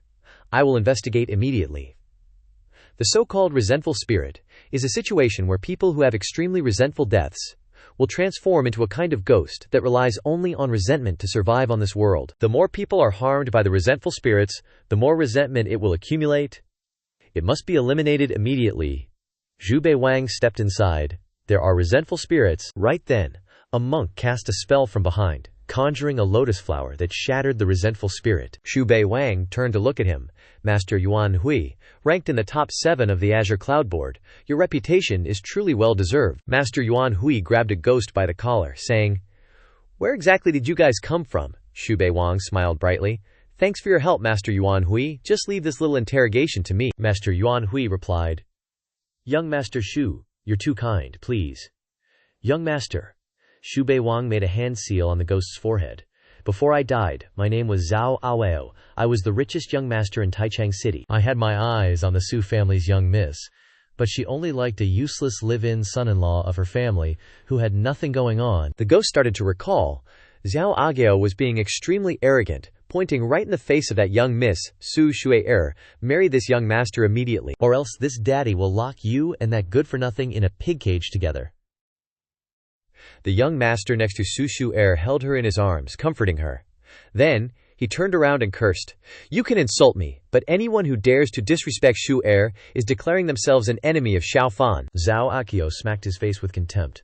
"So what if I insult you? Relying on a chi, refining trash like you, what the hell are you?" Just then, a ship appeared above Xiao Fan, and a voice came down from it. "The 3-year period is up. Welcome back, young master." An old man at the lead continued. "Young Master Zhao, you have passed the family's test." Zhao Akio angrily cursed. "Stop trying to fool people, young master, my ass." But just then, a force struck him, sending him crashing to the ground. Xiao Fan turned and looked at him with disdain. "A bunch of frogs at the bottom of a well? You wouldn't know what kind of existence the Xiao family is." "Zhu, let's go, kill all these people." After that, Zhao Ao's men were killed instantly. Zhao Alayo continued. "They had golden tridents. Can you avenge my Zhao family?" Xu Bei Wang looked down on him. "Who told you to provoke the chosen one?" "Alright, get out of here. Isn't that how a live-in son-in-law is supposed to be? First, pretend to be dumb, then deliver a massive face slap? Who told you guys to get fooled?" Master Yuan Hui asked. "Golden tridents, that's the emblem of the Great Yan Holy Land, an ancient lineage that has been passed down for 5,000 years. It's said that the Holy Land is made up of 3 branches, and the Xiao family is one of them." Xu Bei Wang denied. "Nah. The Xiao family is the trident." For such a small Taichang city to have a young master of the Xiao family appear, it seems like the 9 provinces are really about to face a huge change. To catch such a big fish right off the bat, finding the Zhao family's young master, excellent. Another chosen one has revealed himself. Master Yuan Hui said, "Young Master Xu, recently there's been a lecherous nun who specializes in sucking people's vital energy. This humble monk wants to eliminate this degenerate of the Buddhist faith." Xu Bei Wang narrowed his eyes at Master Yuan Hui. Seeing that his luck value had reached 97, he smiled. "Another opportunity is here." Then he turned to say to Yuan Hui, "Yuan Hui, of all the 6 doors, I admire you the most. For your deep understanding, I advise you not to go." Yuan Hui was surprised. "Thank you for the reminder, young Master Xu. The lecherous nun is only at the lower 7th rank. This humble monk can easily suppress her." Xu Bei Wang placed a hand on Yuan Hui's shoulder. "You want to kill a woman. The Buddhist faith values compassion. Where is your compassion? How can you kill someone?" Yuan Hui explained. "Young Master Xu, eliminating the lecherous nun is saving her soul. Saving her soul can accumulate merit." Xu Bei Wang pointed at Yuan Hui's forehead. "Who defines good and evil in this world? No object has good or evil inherently," people added. For example, manure. Normally, it's a pollutant, but in the fields, it's fertilizer. Just like you, are you so easily defining whether or not her actions are appropriate? He thought to himself. Just kidding. If you go, how can I snatch your opportunity? He placed a hand on his chest. I see that your roots are very uncompassionate, so the cycle of karma has you trapped. The Buddhist fate has not fully penetrated. You should leave it to me for a trip, and it would be better. After that, Xu Bei Wang went alone to meet the lecherous nun. As soon as she saw Xu Bei Wang, her eyes lit up. Well, hello there, handsome young man, and at the 8th rank, Xu Bei Wang lowered his head. Little Shifu, it's getting late. I'd like to stay at your esteemed place for the night. The horny nun giggled. This poor nun practices the joyful Zen. If this benefactor isn't afraid, this poor nun would be delighted. Then, she looped her arm around Xu Bei Wang's shoulders. Is Gongzi scared? Xu Bei Wang leaned in close to her. What's there to be afraid of? Come on, live well, since it's only for a moment. Then he swiftly strangled her, killing her instantly. He said, "This northern darkness blood-devouring divine art is unbelievably strong. Without even using true QI, I could strangle a 7th grade lower stage cultivator. You're already dead, so where should I go to find my opportunity now? This temple is so big. Without the guiding light of the pagoda's chi luck, it's hard to pinpoint the exact location of the opportunity I have, to try to act like Yuan Hui a little." Based on Yuan Hui's MO, after killing this nun he would definitely do this. Xu Bei Wang lit incense and thought, I've created too much bad karma, I can't copy. Poor monk. He was surprised to see a strange cup. The pattern on this cup is so weird. An opportunity? Could this be it? No strange reaction, really? Suddenly the cup spoke. You've arrived. Xu Bei Wang was alarmed. A remnant soul, and a grade A upper-class magic power. No way, right? I'm a villain, but I'm getting the male lead's treatment. Meeting Grandpa Ring. A monk appeared inside the cup. This old monk's dharma name is Ming Zheng. 5 years I've finally waited for you. Ming Zheng gestured wildly. Are you willing to become this old monk's successor? Xu Bei Wang thought to himself. He's just another bald donkey. That's not right. He's trying to win me over right away. His simp behavior is way different from the legendary Grandpa Ring. Ming Zheng frowned. You might feel that I'm being too abrupt. It's just that the evil quelling cup has passed through many hands. This old monk's remnant soul was eventually suppressed by magic power, making them mistake it for an ordinary object. Xu Bei Wang asked. Then why did you suddenly manifest to me? Ming Zheng replied. Your blood essence is very thick and your strength is great. As long as you cultivate the Xuankong Temple's cultivation method, you can use your physical body to attain the Buddhist Vajra body. This old monk is willing to teach you the Xuankong Temple's Buddhist cultivation method, but you must help this old monk find soul-nourishing wood. Xu Bei Wang was surprised after hearing this. If I remember correctly, isn't Xuankong Temple located on Mount Lantu? Although it's called a mountain, it's actually just a small island in the sea. The island has Taoist holy lands and many powerful sects. This old bald head has quite the background. He turned to Ming Zheng and asked, Before you died, what level of cultivation did you reach? Also, what if you seize my body after I sign the agreement with you? Ming Zheng was furious. This old monk is at the second realm. If this old monk has bad intentions, may I be forever cast into the hungry ghost path. Xu Bei Wang looked at him with suspicion. Ming Zheng used magic. After seeing this scene, you'll know whether this old monk is a good person or not. The scene transmits the old monk's memories. He pointed forward. That demonic woman is here. Xu Bei Wang saw the eldest princess appear in his memories. The monks cast spells. Buddhist light shone everywhere, illuminating all, and dispelling all evil. The eldest princess frowned. These petty tricks. Then she raised her hand and cast a spell. Everyone panicked. Retreat quickly, but it was too late. They were all killed by the eldest princess. The old monk was extremely angry at this point, and the cup cracked. Xu Bei Wang asked, So you want me to use my physical body to attain the Buddhist Vajra body and seek revenge on that woman? The old monk nodded. That's right. If you and I have established the master-disciple relationship, you must avenge Xuankong Temple. Although your cultivation is very weak now, specializing in Buddhist cultivation methods may allow you to achieve the Vajra body. If you're still not at ease, this old monk is willing to hand over the soul source for you to control my life and death. This old monk is closing my eyes and taking a gamble. This child killed that evil nun. He's definitely a descendant of the righteous path. Xu Bei Wang asked in return, Master, if I destroy your soul source, your soul will dissipate, right? The old monk looked at him with unwavering eyes. That's right. If I utter half a lie, may I be forever cast into the hungry ghost path. Xu Bei Wang smiled. If that's the case, then this junior will give it a try. The old monk was stunned and shocked to see dark energy slowly fly out of Xu Bei Wang. Xu Bei Wang calmly explained to him, Fifth Jin Chang is my boss. You want to off her? Isn't that the same as trying to off me? How could I ever let that slide? The old monk's eyes bugged out. You? Then poof, he vanished, and the cup shattered. Xu Bei Wang picked up the pieces, saying, Damn, a sacred grade treasure just dropped to a superior earth grade. Princess Zhang can summon a phoenix phantom. That's so OP. It's suffocating. Gotta latch onto this thick thigh. At the 6 doors, garrison, Xu Bei Wang saw Yuan Hui sitting in front of a pile of dung and asked, What are you doing staring at that poop? Yuan Hui explained.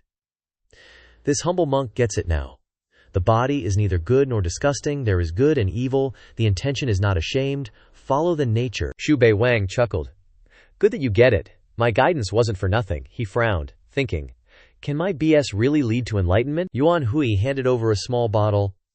Many thanks, young Master Xu. Buddhism believes in karma.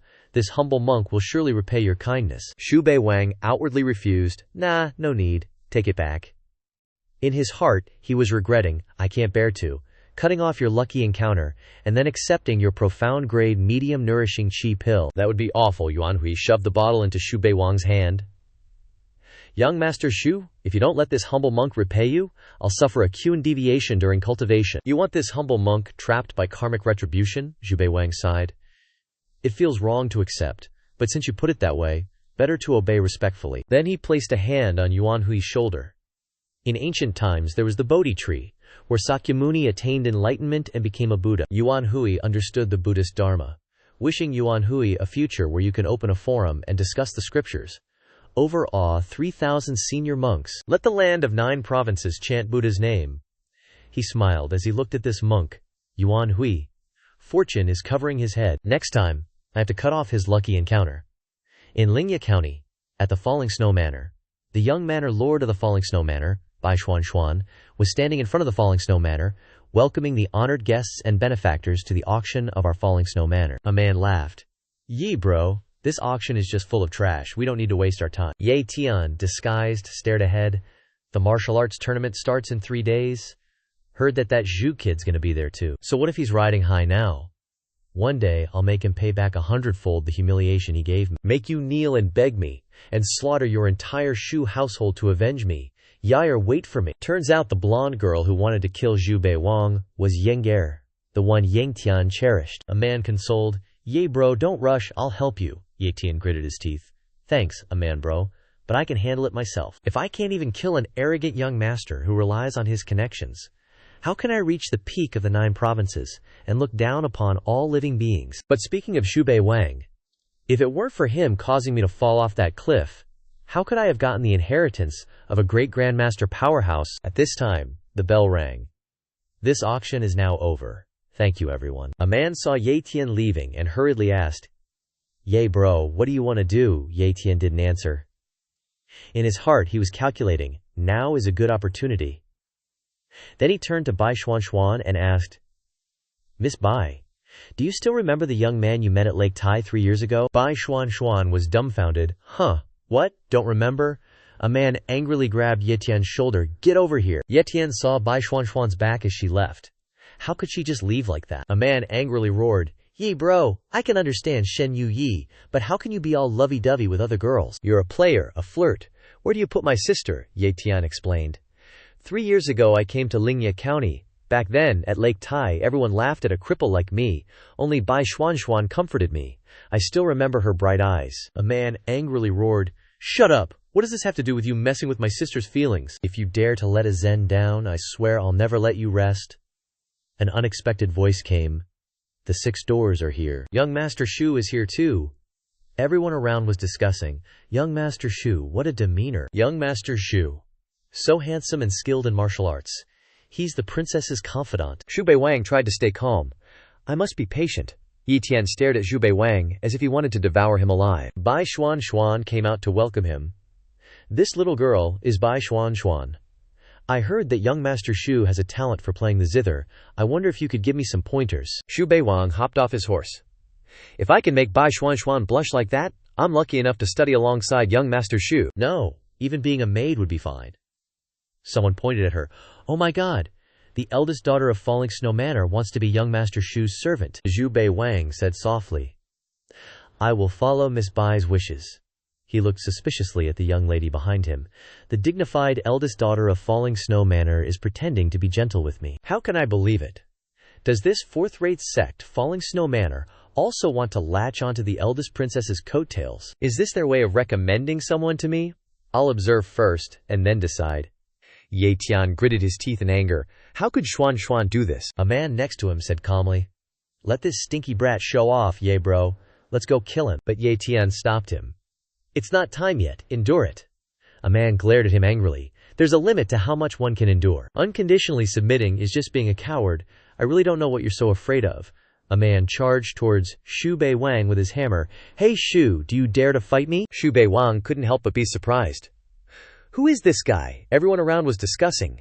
He actually dares to block young Master Shu's path. Does he want to become famous throughout the world and announce his existence? By doing this, isn't this guy afraid? Ignorance is bliss. I want to see where his skills come from. A man glared at Xu Bei Wang with a fierce gaze. Xu Bei Wang smiled and turned to say something to Bai Xuan. A man angrily charged forward with his hammer to attack. Xu Bei Wang frowned, and with one hand he cast a spell on top of a man's head, instantly causing him to be injured and fall face down on the ground. Xu Bei Wang calmly turned and asked Bai Xuan, "You still haven't answered my question. What kind of music do you usually play?" Bai Xuan was stunned by this sight.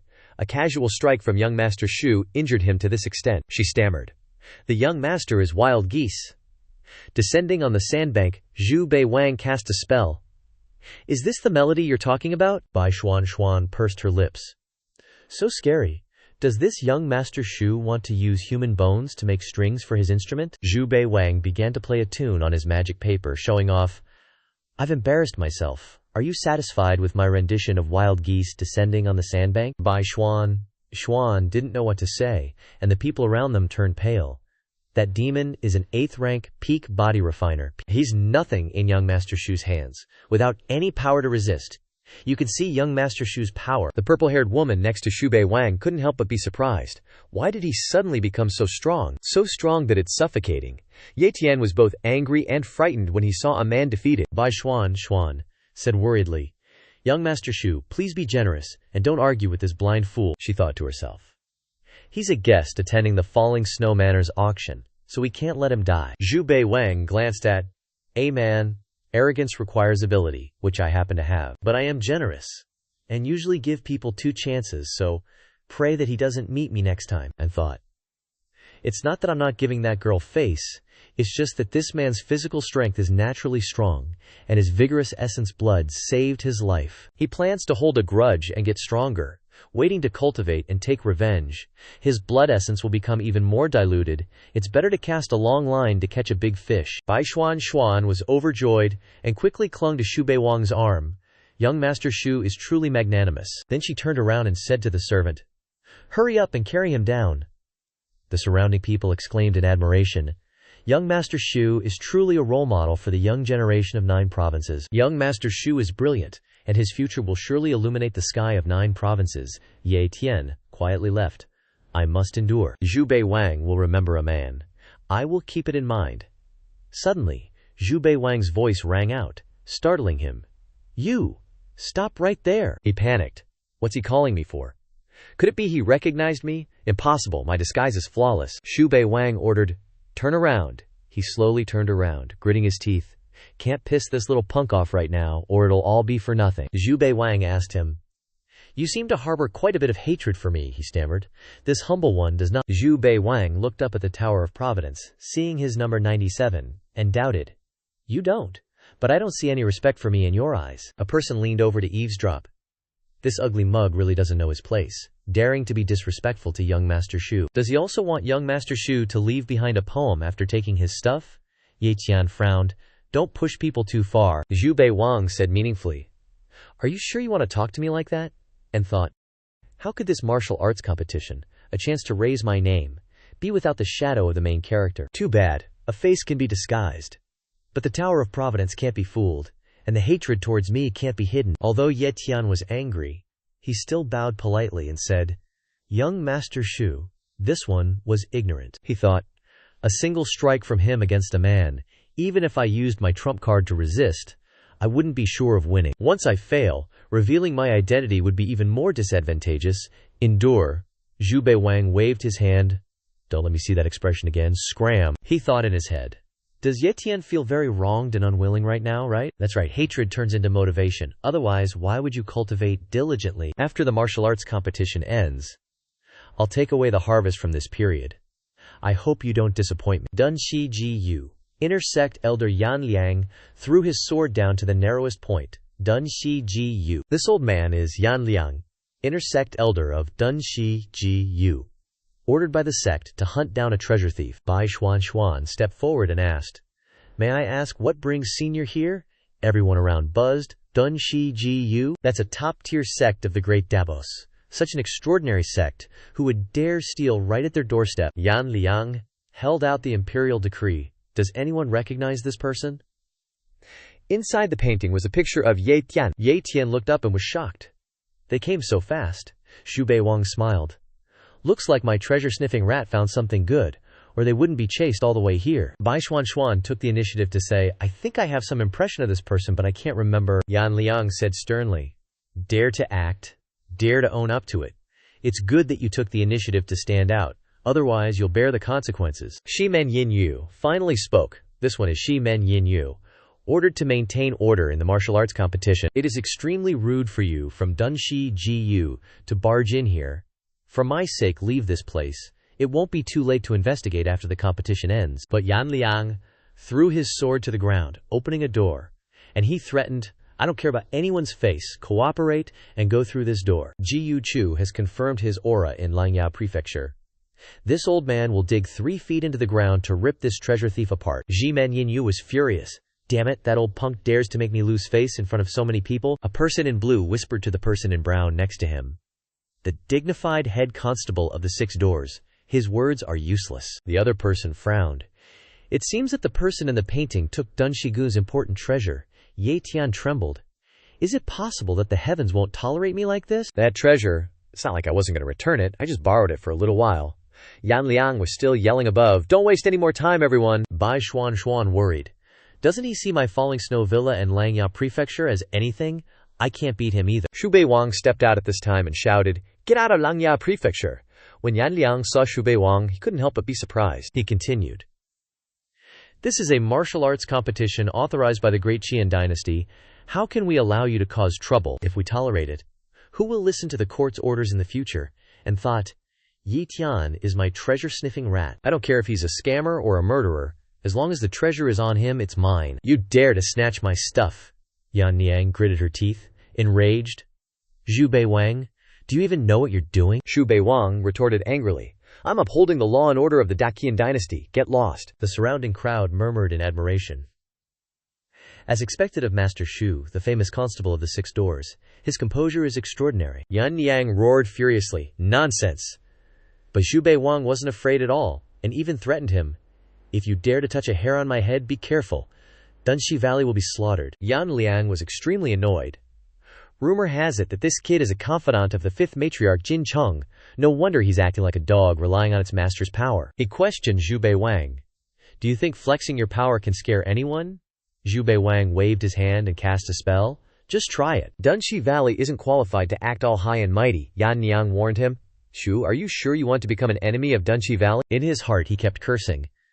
You're just a little brat riding on someone else's coattails. Without Jin Chang, what are you? That she-devil has been arrogant and conceited since then. Seeing Yan Liang attack him, Xu Bei Wang still asked him, So Dunshi Valley wants to oppose the Grand Princess? He thought to himself, riding on someone else's coattails, that's my forte. After I get Ye Tian's treasure, I won't care if you guys die.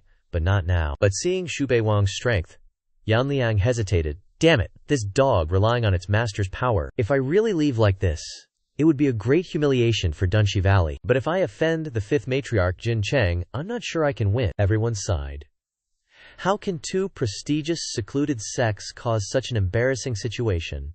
How will this be resolved? Just then, Kong Huang Hao, a descendant of the Confucian school of Kong, flew over. Everyone exclaimed, A Confucian! It's a powerhouse from the Confucian school. Why are they here? Kong Huang Hao bowed. I am Kong Huang Hao, greetings to everyone. Ye Tian lowered his head, trying not to reveal his identity. Even the Confucian school is here, damn it! I finally got this opportunity, why do they want to force me? Xu Bei Wang smiled. Kong. Unless it's the Confucian sage Kong family, Kong Huang Hao explained. Everyone knows that 9 pages of the Confucian school's supreme treasure, the Spring and Autumn Annals, have been lost. A few days ago, the statue of the sage in the Temple of Literature revealed that someone borrowed a page to condense cultural endowment in Langyao County. Please return it. The Kong family can give you 2 rubbings, everyone exclaimed. The people of the Kong family have already arrived in Langyao County. That page of the Spring and Autumn Annals is the supreme treasure of the Confucian school, inherited for 10,000 years, which can condense cultural guarantee, and a word can determine the life and death of a reader. Xu Bei Wang glanced at Ye Tian. This page must be on Ye Tian. What is the Son of Destiny? This kind of luck is really driving people crazy with jealousy. Very good, this page belongs to me. Yan Liang saw Kong family arrive, and felt as if he had struck gold. Even the Kong family is here. You stinky brat, I'll see how long you can hold on, Xu Bei Wang thought in his heart. In the 9 provinces, it's difficult for Confucianism to combine cultivation, but with this page in hand, condensing literary talent is as easy as eating and drinking. It's too simple. You can also penetrate the subtlety of Confucianism. No wonder you disguised yourself with a mask. With such a good treasure, you have to be more careful. Kong Huang Hao bowed and pleaded. Please return it. Xu Bei Wang stared at him. The Confucian family has always been courteous before resorting to force, and now they have done enough etiquette. It's time to take action, Kong Shi just said coldly. Whoever has it, a search will reveal it. Ye Tian frowned. The cultural endowment is already in my body. I can't hide it from the eyes of the Confucian powerhouse. Once the paper in the ring is sensed, my identity will be exposed. There are tigers in front and wolves behind. This is clearly an opportunity I worked so hard to get, but they want to steal it from me. Why? Xu Bei Wang sternly said. Does everyone not take the martial arts conference established by the imperial court seriously? Want to mess around? Then mess around. Want to search? Then search. Today, unless I die here, the dignity of the court will not allow you to trample on it. Kong Huang Hao said that this matter has nothing to do with you, and then remembered that he was Xu Bei Wang 6 years ago. Kong Ruxian knows that Ban Jing in my clan is known as the Confucian sage, but he died in the hands of the demon woman. Yan Liang said loudly. That's right, Xu Bei Wang. Your arrogant and domineering behavior, daring to be disrespectful to the Kong family, are you really not afraid of the scholars in the world killing you? Get out of here quick, and we'll let this slide. Or else Dun Shi Ji Yu won't let you off the hook either. Xu Bei Wang, showing no respect, scoffed. I'm just a small fry under the command of the eldest princess. What do I care about the literati of the world? Kong Shi raged.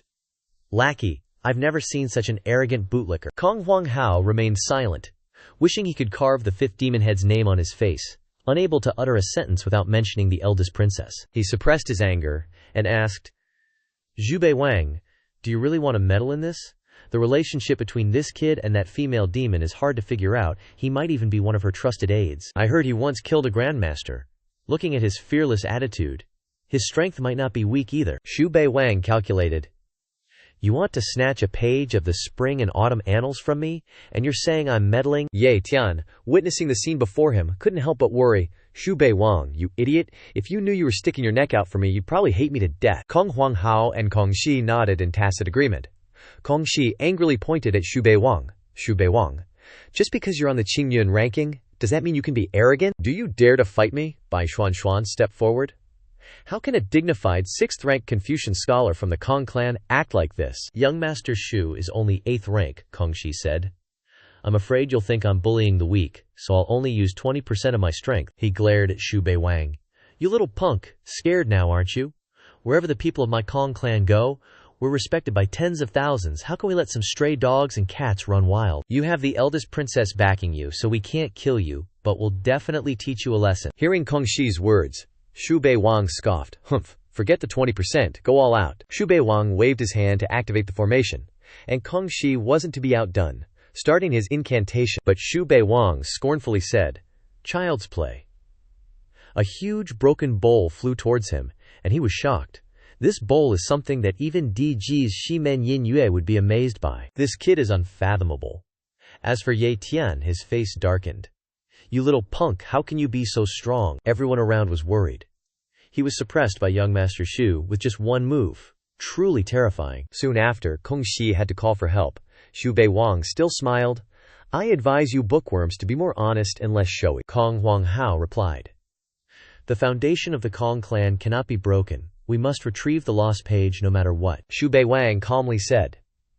This junior must fulfill his duties as a member of the 6 doors. After the martial arts tournament is over, you can have it. It's only about half a month. Give this junior some face, Yan Liang said helplessly. Forget it. He casually pulled out a top-grade Dinji magic weapon. This kid is definitely backed by someone big. Yan Liang lowered his head. If the Kong clan has already agreed, then Dun Shi Ji Yu doesn't need to provoke this arrogant lackey. Xu Bei Wang turned to look at him. Does this person from Dun Shi Ji Yu have any other opinions? He wondered to himself. This guy has dealt with the old fart. Are you still going to act tough? Yan Liang nodded. As long as Langya County is sealed off, even if the treasure thief grows wings, he won't be able to fly away. Xu Bei Wang turned to everyone and said, If that's the case, then let's dismiss. Bai Xuan smiled. Young Master Xu, now that you're in Langya County, How about Xuan Xuan takes you for a stroll by Taihu Lake? Ye Tian stood alone watching the water. Damn it. It was originally for me to shine, a chance to become famous throughout the world. But now I can't even participate in the martial arts tournament. Once my identity is exposed, I'll fall into an abyss of despair. I must repay the humiliation of today 100-fold. Bai Xuan Xuan explained as she walked. Young Master Xu, this location by Taihu Lake is suitable for night fishing. Xu Bei Wang asked her, "Do you think I can catch any fish?" Xuan Xuan moved closer and offered him a cherry. What young master is fishing for isn't fish but a state of mind. Ye Tian, seeing the intimacy between the two, felt irritated. Shameless couple.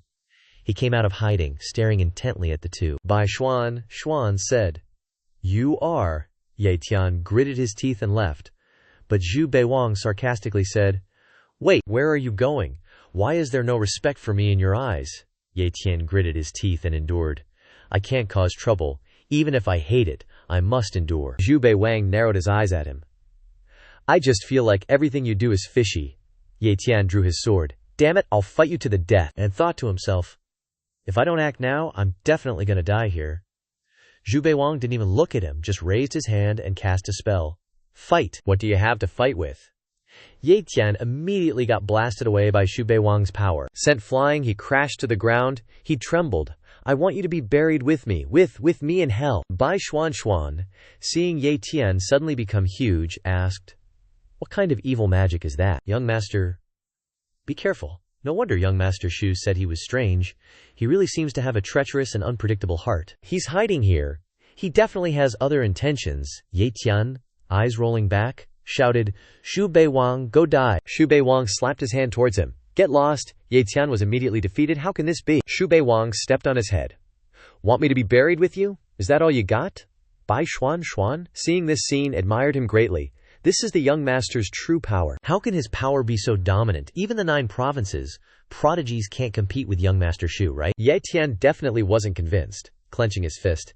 "I can't lose. I haven't reached the peak of the 9 provinces yet, haven't gotten my revenge yet. I'm not willing to accept this." Xu Bei Wang reached out towards him. "Don't move." Then he ripped off the mask on Ye Tian's face. Xu Bei Wang smiled. "What's this?" Then he thought to himself, "I've already snatched the treasure. I need to get rid of him quickly." Xu Bei Wang smirked. "So it's you, Bai Xuan Xuan," he mumbled to himself. "Isn't she the person Dun Shi Ji you wanted?" Ye Tian hurriedly struggled to get up. "I can't die here." He started casting spells. "I have to leave here quickly. I still have to pierce the sky. I want to show off in the 9 provinces." Xu Bei Wang scoffed inwardly. "Idiot! In the end, you're just a rat trying to steal my treasure. Consider this. Kick your chance to live. That talisman will send you to the abyss of Langya Mountain. It's full of high-level demonic beasts. If you're really the chosen one, then hopefully you'll turn misfortune into blessing. If you really die, then even the fate of the heavens won't care about you." "What do I still need you for?" Yan Niang immediately appeared behind him. "It is Princess Kong Huang. My magic treasure sensed the aura of that brat. He's shown himself." Xu Bei Wang pointed to the side. "It just so happens. I noticed this guy sneaking around, so I checked him out. Sure enough, he had disguised himself. But we don't know each other. If I accidentally helped Dun Shi Ji Yu, shouldn't I get a reward?" Yan Yang ignored him, throwing a white bottle towards Xu Bei Wang. "Sorry for the trouble." Thinking in his head, "Damn brat, I'm not going to haggle with you," Kong Huang Hao asked. "Young Master Xu, when you fought him, did you sense any literary energy on his body?" Xu Bei Wang picked up the white bottle and said, "There was a bit of literary aura. This brat is very strange. A page of spring and autumn annals might be on him. Don't let Dun Shi Ji Yu get there first. The Kong family will become a laughingstock. It's just that this reward, the eldest princess, warned me to absolutely not get involved in other people's business." Kong Huang Hao left. Another colored bottle appeared in Xu Bei Wang's hand. Over here, in the hall, he held a monkey fruit while observing a section of plowing and a section of harvesting. The results now couldn't be separated from his efforts. On the table were 3 items: a page of spring and autumn annals, an unknown object, and a blood silkworm GU. The blood silkworm GU had hundreds of kinds of highly poisonous demonic insects, sealed together in a jar for 50 years, letting them kill each other until only one survived. Blood silkworm GU are usually mother and child worms. Ordinary martial artists who carry the blood silkworm GU can be immune to most poisonous substances. It's even hailed as an important treasure. Xu Bei Wang cast a spell. There's literary energy in this page of Spring and Autumn Annals, but with people from the Kong family here, I'll temporarily suspend refining it and talk to the eldest princess about it when I get back. Directly refine the blood silkworm GU and combine it with a few bloodshed pill herbs to see if it can break through to the second level of the Northern Darkness divine art. As for that stone and fragment from before, use true energy to test if there's any reaction. There's something strange about them. I'll know as soon as I ask the big bro when I get back. With such a rich harvest, I should quickly scram to avoid any trouble. By Xuan saw Xu Bei Wang off with regret. Young Master Xu, the martial arts tournament has just begun. Why do you want to leave already? Is it that my villa? Is it that Xu's hospitality isn't good enough? Xu Bei Wang looked at her. The eldest princess is calling me back. Bai Xuan looked up at him. Young Master Xu, I'm willing to acknowledge you as my master, to follow and obey your orders. But Xu Bei Wang turned and left. Mountains and rivers will meet again. Maybe we'll have a chance to meet again in the future. Behind him, a voice called out, Young Master Xu, why leave without saying goodbye? Isn't that rather impolite? Xu Bei Wang replied, I need to report back to the eldest princess. It's none of your business, is it? Inwardly, he wondered. He's here so fast. Did he somehow discover the treasure I have? Kong Huanghao suspected in her heart. Isn't that Zhuang Chunqiu supposed to be with that Ye kid? Only this Zhu fellow met him. How could a playboy like him, relying on his master's power, dare to humiliate the empress in the imperial city, and let Ye Tian escape right under his nose? But he really doesn't have the Wen Dan on him, so I have no reason to stop him. Then she said, You humiliated Shi-er. The Kong family will naturally have someone to avenge him. Xu Bei Wang smirked. So what? Then I'll wait. Afterwards, he left. Kong Huanghao watched his retreating figure. You little punk. Sooner or later our Kong family will come and get what's ours. At Zhensifang, Xu Bei Wang walked along, thinking, In my possession is the Heaven's Net Entangling Finger Sword, a low-grade Earth-tier manual. I can't use it anyway. Might as well trade it here for Demon Beast Essence Blood and Bloodbane Grass. At this moment he passed by the descendants of the Hidongxi clan. Xidao was hugging a beauty, smiling as he said, Just buy whatever catches your eye. I'll spend the money on you, as long as you serve me well. The beauty said coyly, Young Master Xie is so naughty. The luck stat above her head displayed 40, then changed to 93. Seeing this, Xu Bei Wang couldn't help but rejoice. What a leak. Isn't this opportunity knocking? Then, Xu Bei Wang followed them inside.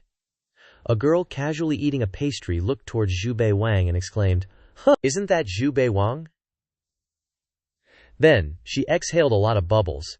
At Jiaoguang Hall, the eldest princess received her signal and wondered, What does he want to do? The girl was pestering young Shi Tao, Tao Ji. I like this.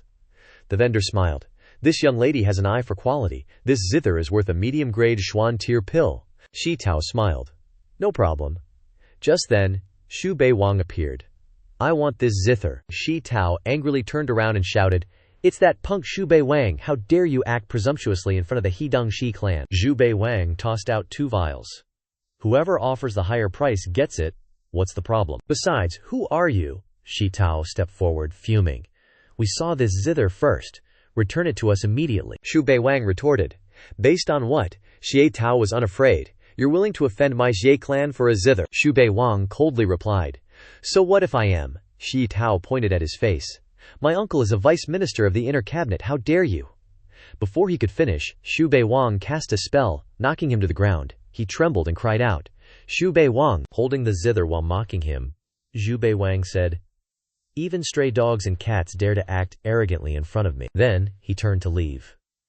He said with veiled meaning, If it weren't for fearing that Her Highness the eldest princess wanted to exterminate the Ji family, you would have backstabbed me already. Shi Tao was about to cast a spell, but upon hearing the name of the eldest princess, his face darkened. This guy is the confidant of the 5th female devil. He retracted his hand, cursing, Damn it, the eldest princess saw this scene through the bubble. Is this how he conducts himself outside? Xu Bei Wang walked along, thinking. The boss's fearsome reputation is indeed effective. The feeling of bullying others is truly addicting. Then, he said with a proud tone, This zither is mine now. The eldest princess appeared and spoke to him. Xu Bei Wang. Xu Bei Wang was surprised to see her appear, but he respectfully said, This subordinate greets the eldest princess. He turned his head to look around. Where did that come from? A maid under Jin Cheng of the 5th branch, Yu Xiaoyi, appeared before him. her face full of anger. Is this how I taught you? Xu Bei Wang was flustered.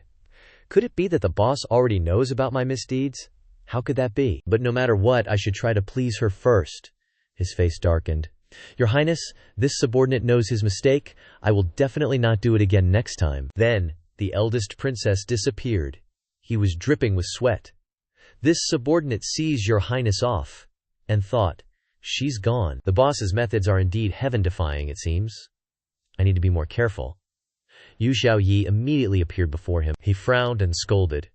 Impudence! I am the eldest princess's man. Do you want to be punished? Yu Xiaoyi wasn't scared at all, but rather visibly angry.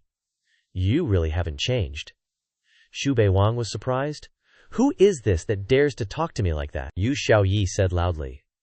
You dare glare at me. I'm going to tell the eldest princess. Xu Bei Wang frowned. So, you're also working for Her Highness, Yu Xiaoyi revealed a carp tag. I've lived this long and never met someone as arrogant as you. I just happened to catch you this time. You're completely lawless. As a carp in Her Highness's pond, I'm truly infuriated.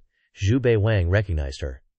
So, it's from the big shop, my apologies. He saw Yu Xiaoyi's carp tag and asked, could this be your true form, sister? Yu Xiaoyi waved her hand. That's my twin sister. We have a special skill between us. Xu Bei Wang smiled. Twin Jinli, telepathy, synchronized drawings. Amazing. What's your name, little sister? She replied. I'm Yu Xiaoyi. Xu Bei Wang calculated.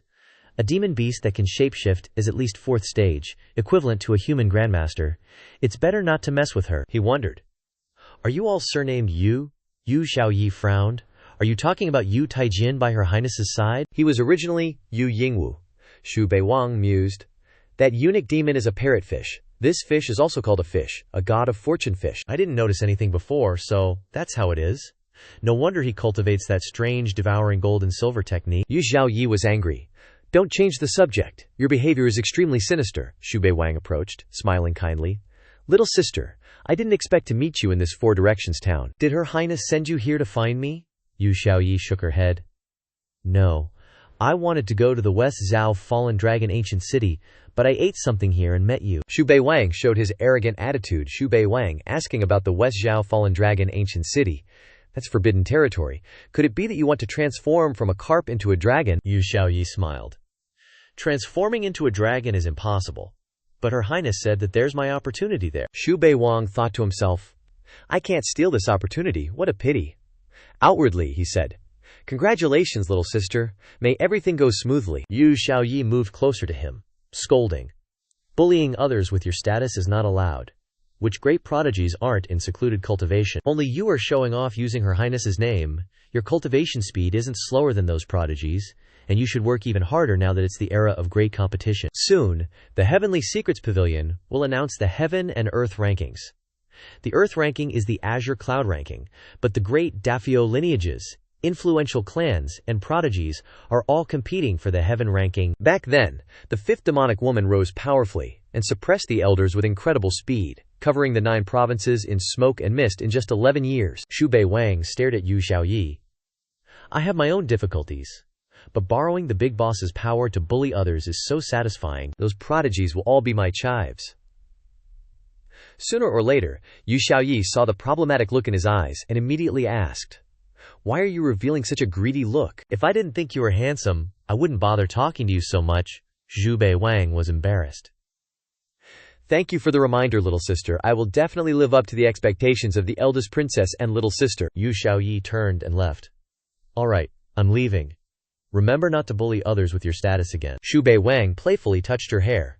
I remember, little sister. Have a safe trip. Yu Xiaoyi turned around, frowning. What a weirdo. He admired the new zither he bought, thinking, I sent the carp away. Will it bring me good luck? Later, I'll see if I can find a great opportunity in this zither. I've explored it with all sorts of methods, but this zither is a lower grade, profound level item. The fortune tower won't make mistakes.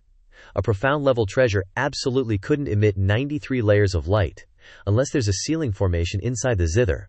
I have to rely on a big shot to break the seal. I'll go back and ask the big boss for help. At worst, I'll pour water, serve tea, punch her back, or massage her feet for the big boss. He thought of the eldest princess and shook his head, giving up. I don't dare to massage that top-quality Bigfoot. Then, he suddenly felt a surge of ki coming towards him. Why is it so cold? It feels like I'm in a dark place. He opened his hand, and a red mark appeared on his hand. This is a curse. Who cast a curse on this old man? He quickly cast a spell to dispel it. Northern darkness devouring blood divine art. As long as I see the surrounding true Q circulating to the acupoints, I can suppress the curse. But right after that, he immediately coughed up blood. Crap! This is the curse seal. It's been suppressing my blood energy all along. If I force a breakthrough, I'm definitely gonna die. Eyes devour true Q. Chains bind the spirit and body. Who's so damn insidious to curse me like this? It wasn't easy to reach the 8th stage, and now I've fallen back to the 9th stage of chi refining. If it weren't for cultivating the northern darkness blood-devouring divine art, this heaven-defying technique, I would have lost my life already. Now I have no choice but to go back to the capital to have the boss undo the curse. No, the capital is too far. If I let my enemies see me like this, they'll definitely seize the chance to kill me. What to do now? Just at this moment, the swordsman Chu Feng passes by. His luck tower is 92. Xu Bei Wang's eyes lit up like he'd struck gold. Another chosen one. He's got fortune and luck all over him. I'm saved.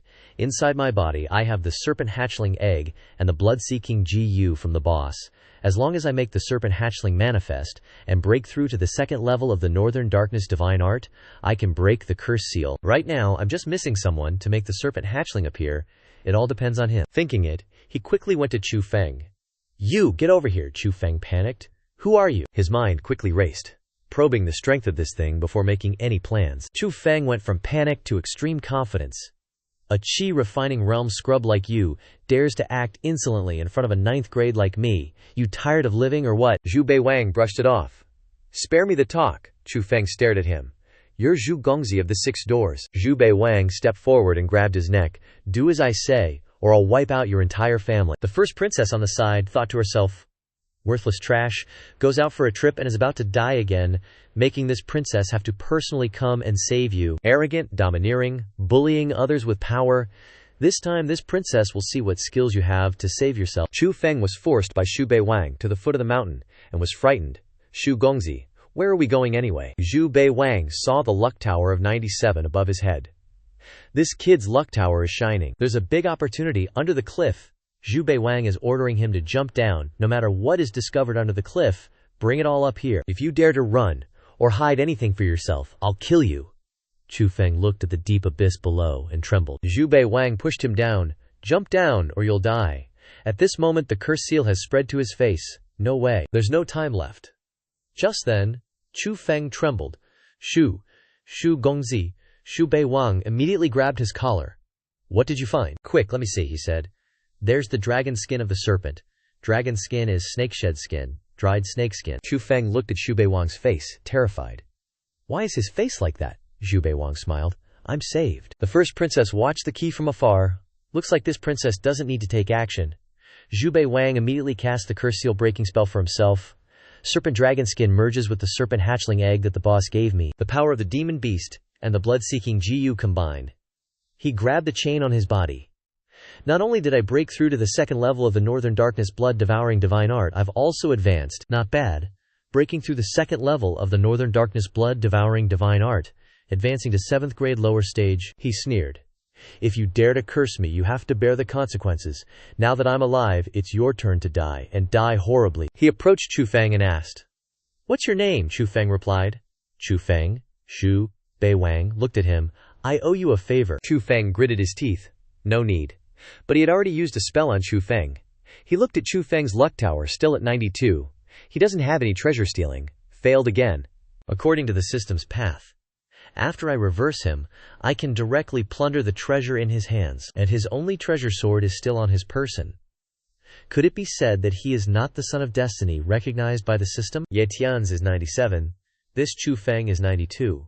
So what is the limit of the son of destiny after all? Chu Feng trembled and lay on the ground, shouting, Don't kill me! Xu Bei Wang stared at him, then left. Now is not the time to care about the son of destiny. I must quickly return to the boss's side first. He tossed 2 vials and a book in front of Xu Feng. These are yours. If you run into trouble you can't handle later, just come find me. Xu Feng was filled with admiration at this sight. Young master, are you still accepting little brothers? Everyone was buzzing. Look, the Crown Prince of Chu is here. They say he's #1 on the Azure Cloud rankings. Those 2 prodigies from our great Qian or something else. letting the top spot be taken by a prince from a vassal state, aren't they? Chu Kingdom doesn't have many big cities like our great Qian. It's just because of the Jixia Academy, where the head of the academy is always a first-grade Saint Realm expert, that they're so arrogant. At this moment, the crown prince of Chu, Jiang Wuji, the #1 on the Azure Cloud rankings, rode over on horseback. Jiang Wuji said to everyone, I, Jiang Wuji, will take advantage of this martial arts competition to challenge the prodigies of Great Qian and hone our skills together. Everyone frowned. Isn't he just here to slap our faces? And he's provoking us, but he might not even be that good. Rumor has it that the tiger from the Wu family, who has been in secluded training for 10 years, has entered the capital. And Ming Yu from the imperial clan also came from the sacred land of Luohe Palace, probably to deal with him. Xu Bei Wang appeared, and everyone became excited. Young Master Xu is back. We have hope now. That's right. I heard that young Master Xu defeated a 6th grade lower stage member of the Kong family in Langya County with one move. He's already in the top B of the Azure Cloud rankings. Jiang Wuji stared intently at Xu Bei Wang. Is that Xu Bei Wang? Jiang Wuji turned and asked. You, Xu, the heavenly prodigy, do you want to spar with me? You're worthy, everyone whispered. Crown Prince Jiang is actually sending a challenge to young Master Xu. Jiang Wuji arrogantly thought to himself, Xu Bei Wang, you might be arrogant, but you're not as arrogant as me. Then he turned and said, young Master Xu has become famous recently, but he's still a little bit lacking compared to me. If the heavens already created me, why did they have to create Brother Xu too? There can only be one, #1, and that's me. I think highly of you. I'll be waiting for your challenge at any time. Xu Bei Wang scoffed inwardly. What a show-off. At the Jiaoguang Hall, Xu Bei Wang bowed and greeted the eldest princess. It feels like 3 autumns have passed since I last saw you. Is the eldest princess well? He thought. The eldest is still the one who gives me a sense of security. The eldest princess smiled and looked at him. You're flattering me here. While you're bullying others outside, you really have too much free time on your hands, don't you? Xu Bei Wang's face darkened. Please allow me to explain. The eldest princess waved her hand. Get out. Xu Bei Wang hurriedly took out the zither. Your Highness, could you help me decipher the formation inside this? The eldest princess silently looked at him. Xu Bei Wang immediately continued. I will definitely repent, repay the country for its kindness, and know the way back to being a good person again. Before he could finish speaking, the eldest princess interrupted his thoughts.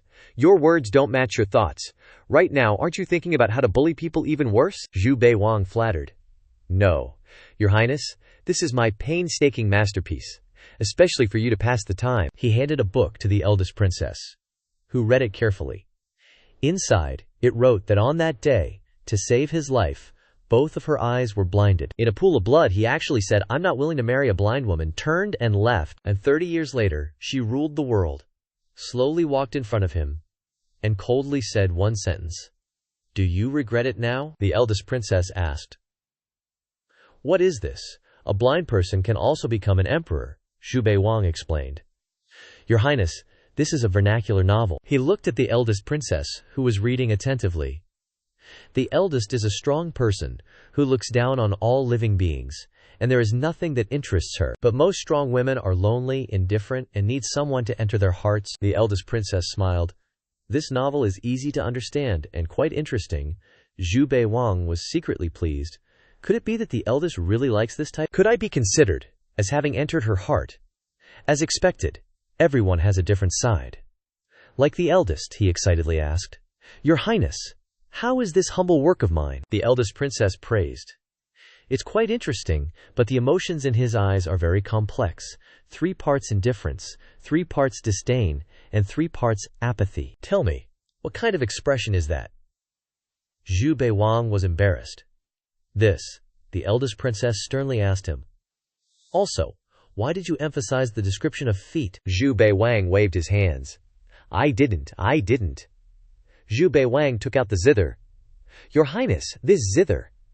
The eldest princess pointed her finger, leaving a mark on his forehead. He was overjoyed. It's another heavenly grade, middle-rank magic artifact. I didn't trick myself. The eldest princess ordered. Give me 10 more copies of this book. He gaped when he heard the number, and awkwardly turned and said, Your Highness, there are hidden secrets in this zither.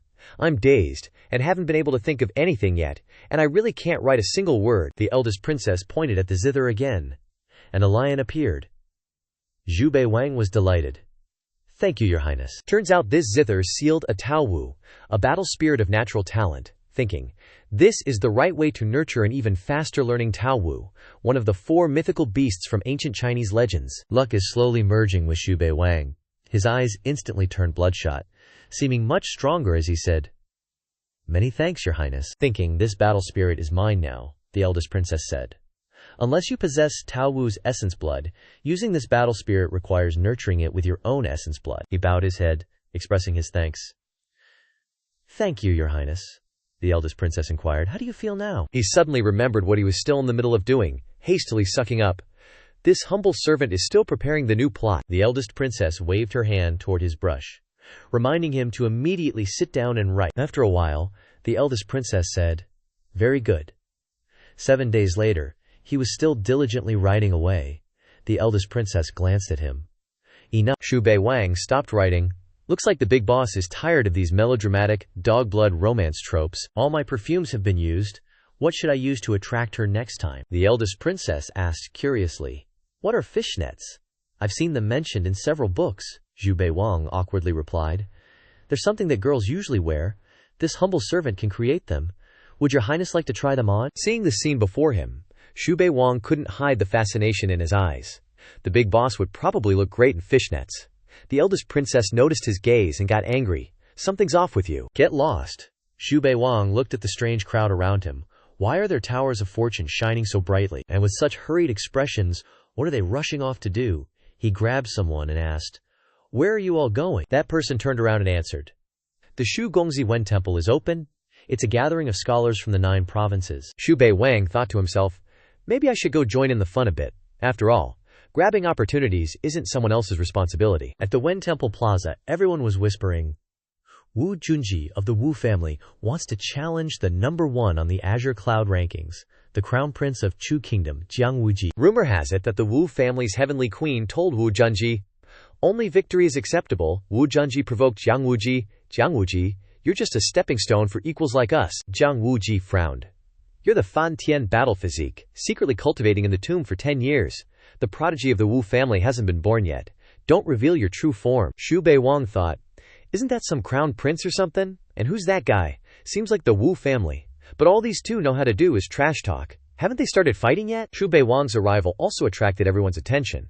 "Shu Gongzi has arrived too. What's he doing here?" "Does he want to challenge Crown Prince Jiang too?" Xu Bei Wang was speechless. "What's going on?" "I'm just here to watch the show." Wu Junji saw Xu Bei Wang's appearance and remembered his father's earlier words, "Our Wu family will definitely kill Xu Bei Wang." A surge of aura appeared around him, making everyone extremely uncomfortable. At some point, Wu Junji was already standing in front of Xu Bei Wang. Everyone was horrified. "Oh my god, this killing intent is off the charts." The Wu family wants to seek revenge on Xu Gongzi. Wu Junji angrily gritted his teeth. "How dare any Tom, Dick or Harry act presumptuously in front of the Wu family? After I defeat Jiang Wuji, I'll crush you with 1 foot." Everyone exclaimed, "This power is truly overbearing. He is indeed the Wu family's once-in-a-millennium genius." "Is Xu Gongzi going to be okay?" Xu Bei Wang simply asked him. "Who are you?" everyone discussed. Xu Gongzi is indeed not afraid of him. That's for sure. Xu Gongzi suppressed the Kong family's clansmen in Lengya County. Just how much strength is he hiding? Who can really know? Wu Junji moved closer to him, huffing. "A sharp tongue is useless. The moment I make my move, you'll be a dead man." Xu Bei Wang replied, "Okay, I'll wait for you to crush me." He turned to leave, but also left a provocative remark, "I will definitely indulge you." Jiang Wuji on the side scoffed. "It's a bit interesting watching ants fight." At this moment, a sky ladder appeared. Kong Daisheng, Da Ya of the Kong family, had also arrived. Everyone exclaimed, "Look, it's here, it's the sky ladder." Even a disciple of the Holy Academy, Shi Ruoxu of Xiechu Kingdom, top 3 on the Azure Cloud rankings, has appeared, paying homage to the Holy Wen Temple of Daqian. Is it only him that is outstanding? The vast Daqian is the land where Confucianism originated? How can it not have the vigor and suppression of Confucian scholars? If the ley line is taken by this guy, doesn't that mean the Great Qian's ley line will weaken? Both Wu Junji and Jiang Wuji stared ahead. "We must stand on the highest level." Everyone stood before the statue, chanting, "Zihi hu jie yi, ji hu jie yi." Xu Bei Wang wondered, "What are they doing?" The person next to him explained, These scholars are reciting literary works in their hearts, resonating with the statue of the sage to gain corresponding opportunities. The Kong clan will also activate the stairway to heaven to offer sacrifices to the sage. Xu Bei Wang immediately perked up when he heard the word opportunity. How can I miss out on this? Then, he gradually approached the stairway to heaven. Someone asked, "Young Master Xu, you're not a scholar, you have no literary talent. How can you ascend?" Wu Junji sneered. How embarrassing, not knowing his own limits. Kong Deshang blocked his path. Step aside. This isn't a place for you martial brutes to come. But Xu Bei Wang wasn't flustered at all. I'm here to face the world. Kong Deshang asked, "Where's your literary talent?" He snapped his fingers. "It'll be here soon." Holding a piece of paper, everyone was surprised. Is that the Spring and Autumn Treasure, the Confucian's 10,000-year legacy? Young Master Xu actually has a missing page of the Spring and Autumn Annals. Kong Deshang was furious. How dare you? You dare to snatch the Confucian's supreme treasure. And thought, Kong Hong, that idiotic descendant, got swindled. The page of the Spring and Autumn Annals is actually in the hands of that brat. He gritted his teeth in anger. That's an artifact of my Kong family, Xu Bei Wang simply replied. This was bestowed upon me by Her Highness the Eldest Princess. What are you yapping about? Then go tell Her Highness the Eldest Princess. Seeing the emergence of literary energy, everyone exclaimed. It's the literary star. The literary star is actually releasing literary energy? We scholars haven't even felt literary energy in our entire lives, yet young Master Xu has such an opportunity. At this moment, the bell rang. The bell of the Saint's Temple is ringing. Young Master Xu's literary talent has successfully condensed. Just then, a palanquin approached. Someone said, "It's the Heavenly Queen's palanquin. The Heavenly Queen is here too." Perhaps she sensed his luck. Xu Bei Wang cursed inwardly. Is she a dog? She comes as soon as she smells it. Suddenly, Xu Bei Wang's luck coalesced. People discussed. Righteousness enduring. Heavenly secrets shining. How is this possible? Xu Bei Wang looked up. Could this be a heavenly secret? Behind him, the stairway to heaven collapsed. Shi Ruoxu was shocked. I'm the chosen one of the Xia Academy, but now I can only be a background character. This guy named Xu just condensed his literary talent and attracted heavenly secrets, creating towering, surging waves. What kind of monster is he? Xu Bei Wang glanced at him. What are you looking at? Scaring you to death. Then, a scroll of imperial edict appeared in the painting. Establish a heart for heaven and earth. Continue the lost learning for past sages. Establish a life for the people. And open up peace for all generations. Kong Deshang was furious. What is the basis for this anomaly? How can the essence of my Confucianism? Suddenly, Xu Bei Wang felt something was wrong. Someone was preventing him from taking the heavenly secret. Someone said, "It's Buddhism. The Wu family reveres the high monk Puzi. He must have made a move. Is the Heavenly Queen trying to cut off young Master Xu's merits?" Just then, Diwu Jincheng's voice rang out. "Get lost! Whoever moves dies." Xu Bei Wang was secretly pleased. It's the boss protecting me. The high monk Puzi remained silent. Everyone rejoiced. The high monk's Buddhist power has been suppressed. It's the Eldest Princess. The Eldest Princess is indeed protecting young Master Xu. Wu Tian was angry. Lotus ponds at this time appeared. Many golden and silver lotuses are moving towards the direction of Xu Bei Wang. The lotus seeds fly towards him. What's this? Golden lotuses? Silver lotus seeds? Give them here. Xu Bei Wang, Confucian rank 7 peak, advances. Everyone praised endlessly. As expected of the confidant that the Eldest Princess is nurturing, in another 2 years, no one will be his opponent for the rest of their lives. Another Diwu Jincheng. A series of white papers flew towards him. He picked up a book and read, "This heavenly book has no words, so what am I supposed to read?" Kong Deshang, upon seeing the book in Xu Bei Wang's hand, was furious. No, impossible. This is a book condensed by the divine sense of my Confucian sages. This book represents the sages. It's an endorsement for this Xu dude. Must be his contribution to the scholars. A martial brute like him, what could he possibly do? He's just Fifth Bro's henchman, and our Kong family has a blood feud with that Fifth Bro fiend. He even snagged a page from the Spring and Autumn Annals for himself, playing the Kong clan in the palm of his hand. If he gets his hands on the surging opportunities of Confucianism, won't our Kong clan become a laughingstock of the world? Saying that, he saw the lesser sage appear before Xu Bei Wang, and he trembled. Lesser sage. This is preordaining him as a lesser sage. Just based on this inheritance, he might just step into the first-rank saint realm. The Confucian lesser sage is equivalent to the saint realm of martial arts, and the Confucian sage is equivalent to the martial Dao supreme realm. Xu Bei Wang's hair had already turned white at this moment. Xu Bei Wang shouted, Damn it, I don't want white hair. Kong Desheng was startled. What? He's not accepting the inheritance? How arrogant, is he crazy? The eldest princess on the other side was satisfied. Finally did something that pleases me. Lesser sage my ass. Just an ant. The lesser sage said, following you is useless. Your Confucianists need to cultivate themselves, manage their families, govern the state, and pacify the world, and I can't do any of those things. Xu Bei Wang thought to himself, I, Xu Bei Wang, am a ruthless person. No one can block my path. And whoever does will die. Wu Junji stared at Xu Bei Wang. He's already stolen the power of heaven and earth, and with the support of the nameless heavenly tome, fighting him head-on is suicide. I have to wait for his hair to turn back and his divine sense to dissipate before I can have a chance of winning, Xu Bei Wang arrogantly said. Invite Wang Tongxi, Wang old dog, out here to die. Everyone was in an uproar. Isn't Wang Tongxi a Grand Master of Divination from the Directorate of Celestial Affairs? When did he and young Master Xu become enemies? Xu Bei Wang shouted, Get out here! Divination Grandmaster Yun Tongxi of the Directorate of Celestial Affairs was terrified. This is bad. Ji Wu Dao sat in the carriage, fearful. How could he have noticed so quickly? What does he want to do? Xu Bei Wang pointed directly at Wang old dog, you dared to cast a curse on me. If you don't die, who? Wang old dog was horrified. He knows. But how could he know? Everyone discussed. The only one who could command him is the Wu family. Why would Wang Tongxi want to cast a curse on young Master Xu? After all, young Master Xu has been slapping the Wu family's face like that. Wu Tian was furious.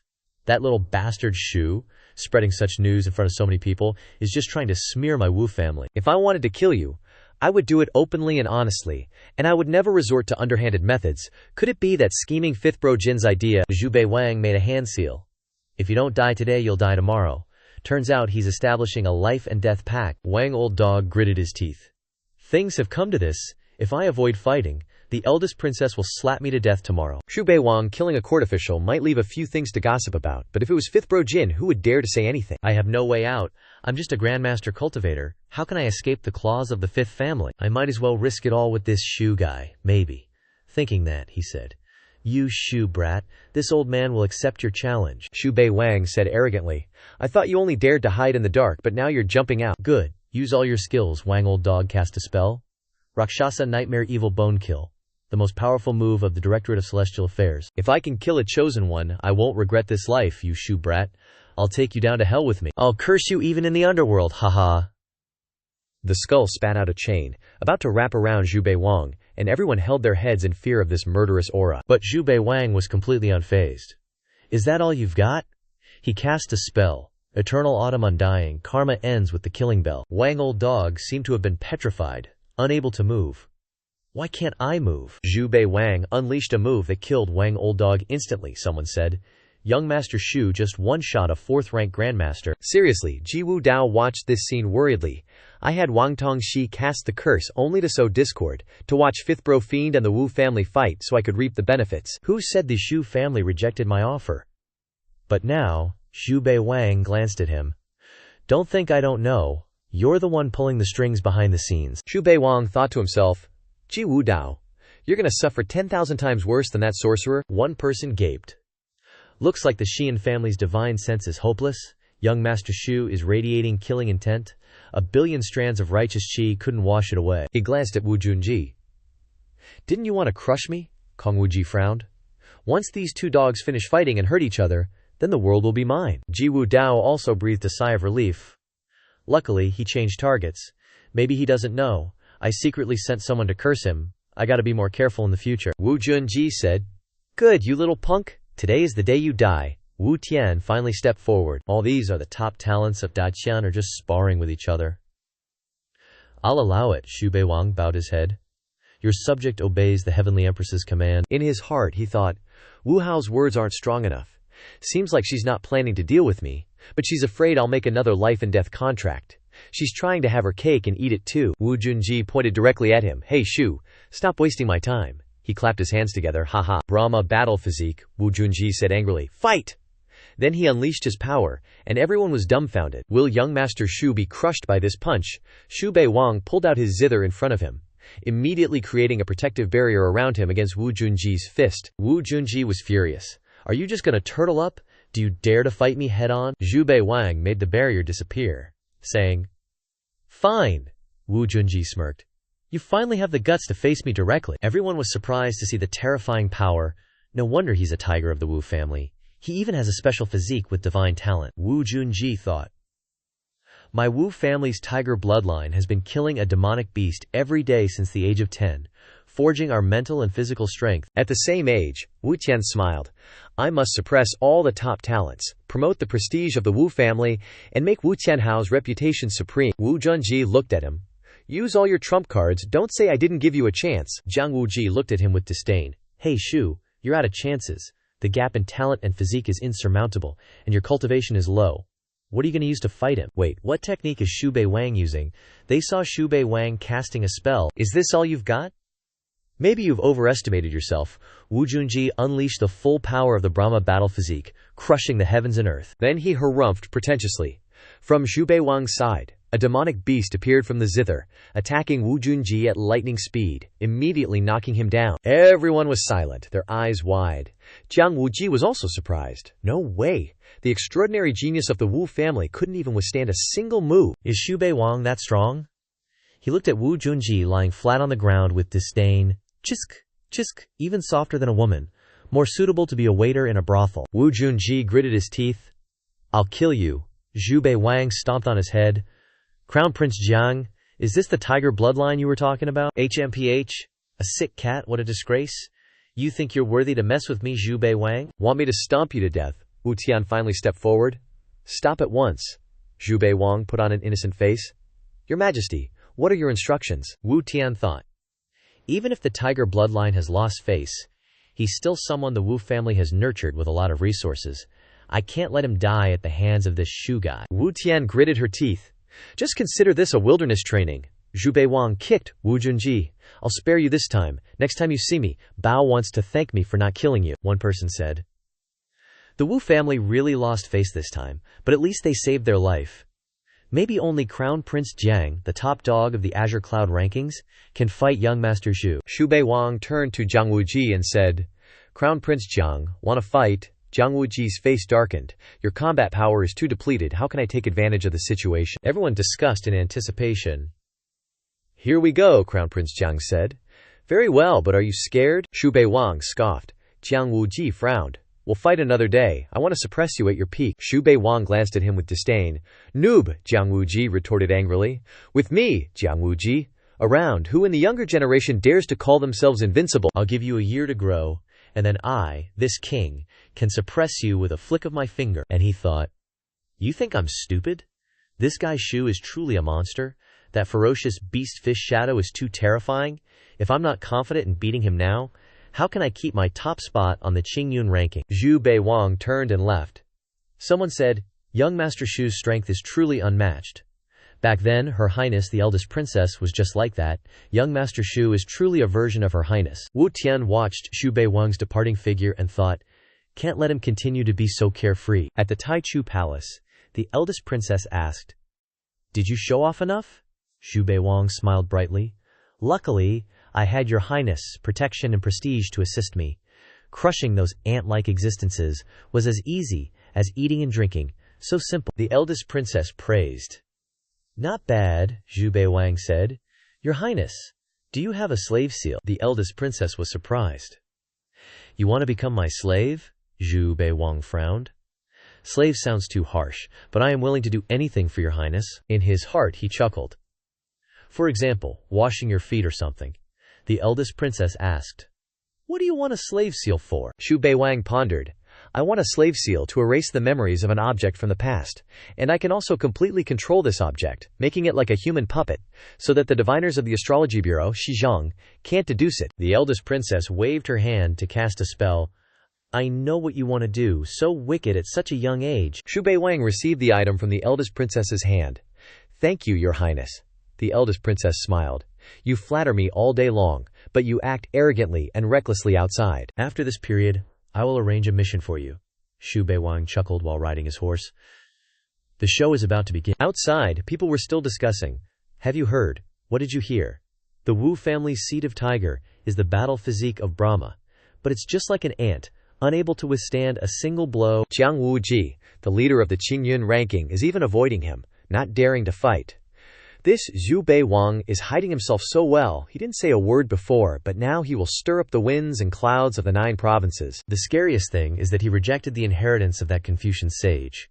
He is a formidable person, very similar to the 5th demonic head holy maiden of Jiaoxi, Zhao Qingxu, as well as Nongjia Gengxin, the young valley master of the Hidden World Valley, and Xuan Yuan Changqing of the Xuanyuan clan, who are all on their way. All 4 of them are filled with murderous intent. 5th family.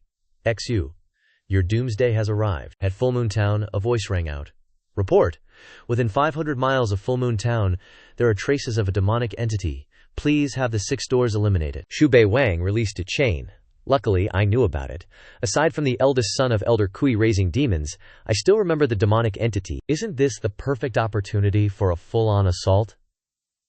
The demon-banishing charm that Her Highness the Eldest Princess gave me will also come in handy, so I don't have to expend any effort. Time to return to the capital. At the Wei Ying Palace, someone reported. Empress, Xu Bei Wang of the 6 doors requests an audience. The Empress frowned. This person has repeatedly caused me to lose face. I wish I could skin him alive, yet he dares to come here, she said. Announce Xu Bei Wang to enter. Together with the demonic entity in chains, Xu Bei Wang knelt down and paid his respects. Your subject pays respects to Her Majesty the Empress. Wu Tian was startled. A demonic entity. Xu Bei Wang waved his hand, and the demonic entity transformed into a woman. Wu Tian frowned. What do you mean by this? Xu Bei Wang replied. Your Majesty, your subject captured this succubus while carrying out a mission, and it involves His Highness the First Prince. Wu Tian thought to herself. My Dakian forbids demons. Anyone who colludes with demonic entities will not be spared. Even if Ji Wudao is stupid, as a prince, he couldn't possibly penetrate the inner workings of Dakian. Just who is this Xu fellow? Xu Bei Wang frowned. Your subject does not dare to reveal it, and has taken the liberty of reporting to the Empress. Wu Tian looked at him. Wang Zongxi has no grudges against him, unless he was the one who ordered it. That person can only be Ji Wudao. He only came here for revenge against Ji Wudao, Xu Bei Wang said meaningfully. Your Majesty, your subject suggests conducting a soul purification on the succubus. And thought, don't even try. The Empress only has 1 daughter in her life. How could she not want to eliminate the Prince of Ji? I am now giving you a once-in-a-lifetime opportunity. Wu Tian lowered her head. It is because I did not teach him well. Let him be, because I have failed His Majesty, Xu Bei Wang replied. It was His Highness who was possessed by a demon. It has nothing to do with your Majesty. How your Majesty treats the princes and princesses is known throughout the world, Wu Tian ordered. You may step down. The imperial court will decide on this matter tomorrow morning. Xu Bei Wang bowed his head. Your Majesty is wise. Everyone stared at Ji Wudao. How could this be? Ji Wudao lowered his head. Mother Empress, this is slander. I was the one who instructed Wang Tongsui to cast the curse, so you want to take revenge on me? You are the real traitor raising demons. Xu Bei Wang sneered. Your Highness, don't speak nonsense. This one has no grudges with you. Ji Wudao shouted. Yes, it was I who accepted Wang Tongsui's instructions to cast the curse, but didn't you survive anyone? Xu Bei Wang said. Impossible. Your Highness is so benevolent, how could you possibly harm this one? This one absolutely does not believe it. Please, Heavenly Empress, personally judge the succubus and restore my innocence. Wu Tian pointed and ordered, gag them all. That demonic woman pointed at Ji Wudao. He forced me to gather evil spirits from the northernmost lands to create a demonic legion, accumulating strength to start a rebellion and exterminate the Wu family's 9 generations. Ji Wudao angrily said. Lies, I never said that, I didn't say that. Xu Bei Wang laughed. Heh, your Highness wants to silence the demon, huh? Can't you see it? Your Highness is so heartless. The Heavenly Empress treats you like her own son, yet you, Ji Wudao, looked at Wu Tian trembling. Mother Empress. Your son didn't. Ji Wudao knelt down and begged. Xu Bei Wang, please spare me, I beg you, please spare me. Xu Bei Wang frowned. Does your Highness have concrete evidence? Why not just let him die? Wu Tian threw down the imperial decree. The traitor Ji Wudao colluded with the evil demon. Sentence him to death. Ji Wudao was terrified. I am a prince of the great Qian, you must restore my innocence. But the courtiers present all lowered their heads and said nothing. Ji Wudao was frightened. Are you all blind? Today's great Qian belongs to the Wu family. Wu Zhao is abusing her power, framing and persecuting good people. May the nation show its power. Wu Tian coldly said one sentence. Execute him immediately. A murderous aura surrounded her. Ji Wudao trembled from head to toe. I'm definitely dead. Xu Bei Wang didn't care, turned around and left. A member of the Jin clan shouted, You Xu bastard, stop right there. You harmed my Jin clan's prince. You won't be jumping around for much longer. Xu Bei Wang glanced at him. If the royal family wants to bully me, I'll play along until the end. At the Grand Princess Palace, the Grand Princess said, "Extraordinary move." Xu Bei Wang smiled. "It's all thanks to your majesty. Without your highness' tacit approval, how could I have been so successful?" At Zhen Manhua, Xu Bei Wang unleashed his power. "The Mang army and the gnawing wrathmark that Ji Wudao ordered you to gather, given by your highness, are truly extraordinary." Erasing the succubus, memory of a prearranged memory.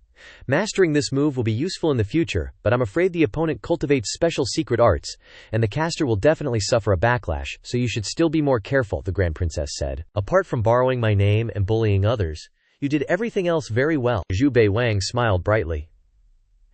"To be praised by your highness, I feel like I'm eating the sweetest candy in the world," he thought happily.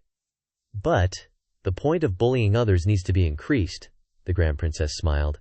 "I have a mission for you." Xu Bei Wang bowed his head. "Your Highness, please speak," she ordered. "Go to the enchantment domain and capture a six-tailed fox demon for me." Legend has it that a half-step supreme being built the enchantment domain 2,000 years ago, and the original power of his domain still remains. Grandmaster realm cultivators above the 4th rank cannot enter. That six-tailed fox demon is rare in the world. The Fox clan only produces one six-tailed fox demon every 1,000 years, the Grand Princess frowned. "Is there a problem?" Xu Bei Wang shook his head. "No, don't mention a mission. I wouldn't even blink if you told me to die for you, your highness." The Grand Princess stared at him. "Is that so? Go die now then." Xu Bei Wang was speechless. The Grand Princess said, "The Fox clan is lustful, specializes in charming arts, and loves to approach handsome men the most." Xu Bei Wang thought, "Is there really such a good thing? I can suppress the other party's cultivation, and I'm handsome to boot." "The enchantment domain is truly a land preordained for me," the Grand Princess instructed Xu Bei Wang. "This six-tailed fox demon is of great benefit to me." "Don't disappoint me," Xu Bei Wang placed his hand on his chest. "If I don't capture the six-tailed fox demon, I won't return. It's just that lustful men are born that way. I'm afraid I won't be able to resist being tricked by that fox demon." The Grand Princess cursed. "Useless thing."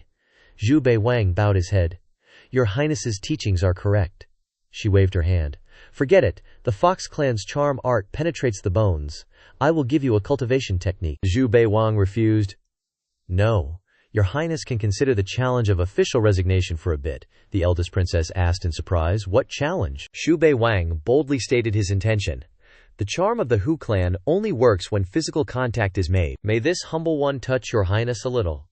Your Highness is the most beautiful woman in all the land. If I can remain calm as still water, what can a mere little fox spirit do?" He says it's for the greater good, but his heart isn't thinking that much. He's just thinking it's not easy to get an opportunity, even if it risks his life. He wants to touch the big boss a little. Ninth Princess Jin Cheng really doesn't understand where this guy got his guts today. She frowned and questioned him. "You want to flirt on this princess's head?" He was speechless, his head spinning, trying to explain. "It's not like that. Your Highness misunderstands. It's just a light touch, so that your Highness can probe whether my heart is complicated or not." These words sounded reasonable. "So this princess approves." Xu Bei Wang happily waved his hands. "Many thanks." "Thank you for your Highness's grace. I've finally waited for this day." This lowly one approaches Jin Chang, he reassured himself. "Don't look up. If I look into your Highness's eyes, I will definitely be afraid." Before him now is a beautiful scene, long legs crossed, meeting the standards of a beauty. Beautiful in every cm, slender and white, making him unable to stop thinking, "Is this what you call an ultimate beauty?" His eyes were already dizzy from seeing the beauty before him. When his hand touched Jin Chang's legs, Xu Bei Wang reacted as expected. Blood spurted from his nose, both hands rejoicing. "It's worth dying now." The feeling is soft and smooth, truly a good leg. From touching, he switched to caressing the leg, when Jin Chang stopped him, quickly retracting her leg. Xu Bei Wang knelt down with his face down, confused by his princess's actions. Crap, did the big boss find out? She stood up, wanting to scold him unhappily. You little punk." Xu Bei Wang looked up. "This one's body cultivation is weak, please forgive me." He internally cursed himself for being too shallow. Damn, no wonder the big boss is angry. My reaction was really a bit too much. He quickly kowtowed to apologize. "This one has learned a few dishes, and will now cook to atone for my sins with your Highness, as fast as lightning." One sentence after another, he presented a table of modern dishes that few could match. Both the main course and dessert were extremely attractive. Xu Bei Wang presented chopsticks to Jin Cheng with both hands. Your Highness, please taste these delicacies. Big Boss doesn't care for modern food. Big Boss has definitely never seen them before. Jin Cheng. She picked up a piece that looked like Chinese sausage. She nudged him and hurriedly asked, "How does your Highness feel?" Jin Cheng was cold by nature. No matter how delicious it was, she only replied, "It's all right," and reminded him, "Don't get in this princess's way. You can get lost now." Meanwhile, her hand still picked up another piece. He still had something to report. The Milchi domain is too far from the capital. This one is afraid of wasting too much time on the road. Can I request a flying treasure? Xu Bei Wang saw through her thoughts. The big boss is just stubborn. Her body is very honest. Isn't she eating non-stop? He even thought shamelessly. I touched your leg. We can be considered to have had skin contact with each other. Maybe you should take responsibility for me. She wasn't seeing this type of person. Xu Bei Wang, for the first time, she reminded him a bit. You are the first person to dare touch this princess. If this princess didn't need to see the six-tailed fox, you would definitely be dead. Seeing that she was eating deliciously and still didn't forget to blame him, Xu Bei Wang begged hard. Your Highness, if I complete the mission, is there a reward? She frowned and looked at the slippery person in front of her. Are you testing this princess's patience, Xu Bei Wang? Although he didn't achieve his goal, he knew that she would reward him sooner or later. He quickly changed his attitude. I obey and submit to your Highness. The ingredients and seasonings for these dishes, this one has left in the kitchen. This one will go catch the six-tailed fox for your Highness right away. After being given a flying sword spirit, he immediately set off. Don't scare the big boss. Anyway, most of the cultivation advancement relies on seizing opportunities, and the time is sufficient. She looked at this swift attitude and was a little lost. He just ran off like that. He said the seasonings were in the kitchen. She went over and felt a headache when she saw it, then secretly cursed. This good-for-nothing, you should at least teach this princess how to use the seasonings. Xu Bei Wang had already rushed too far away, and didn't see her angry attitude at home. He still stroked his chin, thinking about the future. This opportunity to perform meritorious service, no matter what, I must capture this six-tailed fox. Thinking of her at home, he couldn't help but admire her secretly. At that time, I'll personally make a black net stocking for the big boss to put on. Singing, singing, singing. Thinking about the most recent events, he considered. Now I have enemies everywhere, so sinful. Good thing my boss, Lu Weiji, is strong. They're all scared of him, so they don't dare mess with me easily. So I made up my mind. I gotta catch up to the boss's level. As he got closer, he wondered, what's that light? Looking down at the cave entrance, he sensed that the light wasn't ordinary. Could this be another lucky encounter? The ground was littered with corpses of soldiers, trying to enter but getting killed. Some clearly died from sword wounds, others from arrows, so it's never wrong to be a bit more careful in this kind of situation. He even took the chance to loot their corpses for treasures. The light kept bursting out without end, signaling to him that the fighting inside was pretty intense. I'll just wait outside, and once they're all dead, I'll go in and take the easy stuff. Another group of soldiers ran in, and Xu Bei Wang called out to them, Hey, what treasures did you find? Let me broaden my horizons. Everyone turned to see a familiar brown outfit, and they couldn't help but exclaim, It's Xu Bei Wang. It's young Master Xu, the one who wiped out the Wu family's tigers. Heard even the Kong family people weren't a match for him. Young Master Xu, you're not going to kill people for their treasures again, are you? The more enthusiastically people asked him, the more stubbornly he replied, I'm not saying it a second time. The first princess sent me to the cave to retrieve the treasure, but you guys snatched it first. Be smart, and don't make me move. One of the guys who went in earlier found him annoying and chimed in, A gentleman values wealth, but can't just take it without permission, using the princess as an excuse. Before he could finish scolding, Xu Bei Wang used his energy to twist his neck from afar. He screamed, Help! Xu Bei Wang's jade-like hand lifted, controlling his strength, and he grinned. Too bad, I'm no gentleman. A random dude quickly caught on to the situation and presented a badge to him.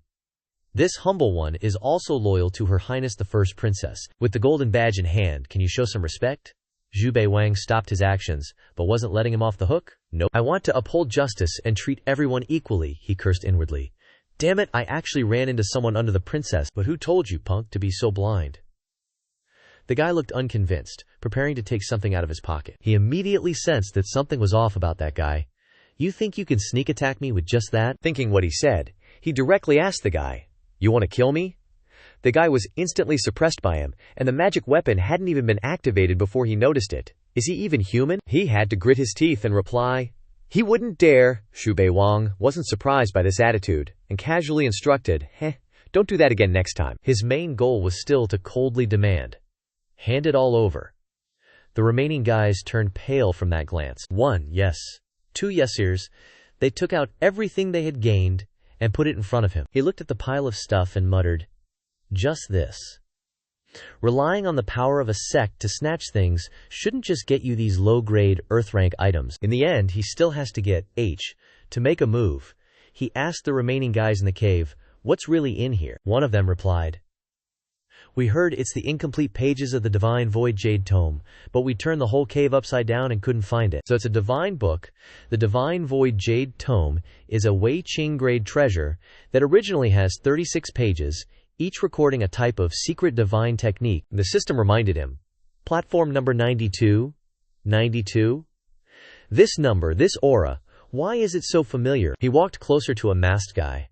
The guy trembled and hurriedly replied, young Master Xu, it's me. The guy took off his mask and introduced himself. I'm Chu Feng, do you still remember me? Seeing a familiar face, Xu Bei Wang let the rest of the group go. You guys can leave. Looking at Chu Feng, you stay. Xu Bei Wang's intuition is really something. It turned out to be him. Back then, when dispelling the evil curse, this Chu Feng helped a lot. He glanced over and asked, why are you here? Chu Feng was still scared, unable to speak coherently. Young Master Xu, he explained. Luckily I had the Earth-rank sword manual that you gifted me. My swordsmanship has improved by leaps and bounds. The Shu Lei sword sect of Yunzhao is holding disciple recruitment next month. I want to go and try my luck. Hearing him say he was going to Yunzhao, he smiled brightly and replied, I also want to go to Yunzhao. It just so happens we're going the same way, let's go together. A second later, his expression changed. The incomplete pages of the Divine Void Jade Tome are on you, aren't they? Xu Feng sweated bullets, denying, nope, not me. But Xu Bei Wang wasn't letting him off the hook, slapping a hand on Xu Feng's shoulder, threatening, right in front of me, and you're still playing dumb. This was all based on database deductions. Do these little brats find lucky encounters based on pure luck? Your 92-level Tower of Providence isn't on you. Then who else would it be on? Xu Feng finally caved, pulling out the Divine Jade, questioning him. How did you know I had this, young master? Xu Bei Wang took it, absorbing the jade, and explained to Xu Feng, this world is too chaotic, and you're still green. If others find out, do you think you'll survive? Summoning his sword spirit, he instructed, we're heading to Yunzhao first. As his foot landed on the sword, Xu Feng hastily reached out to catch a ride, only to be kicked away. Ouch. Leaving Xu Feng teary-eyed, Xu Bei Wang showed off arrogantly, this sword was a gift from His Highness. Fly yourself. Arriving at the Mi domain, people were already gossiping about him. That Xu Bei Wang from the Great Qian's 6 Doors isn't just a bookworm, he even managed to master Wendan. I heard he's undefeated in the Great Qian. Hearing those words, Chen Wushuang, a core disciple of the Fourth Undersword sect and the King of Hell of Yunzhao, scoffed. That's because he hasn't met me yet. Someone kindly reminded him, that's young Master Xu. Chen Wushuang narrowed his eyes, analyzing. While that Xu Bei Wang isn't weak, he's only considered average among the younger generation. Speak of the devil, and he shall appear. As those two were chatting, young Master Xu saw him retract his sword spirit and exclaimed, holy crap, a flying sword! Truly worthy of young Master Xu to have such a treasure. Chen Wushuang couldn't help but criticize. What a show-off! Xu Bei Wang smirked provocatively. You got a problem with that. Looks like a spar is. In order to make you understand that some things just shouldn't be said willy-nilly. People were chattering about the verbal joust. Daring to call young Master Xu average.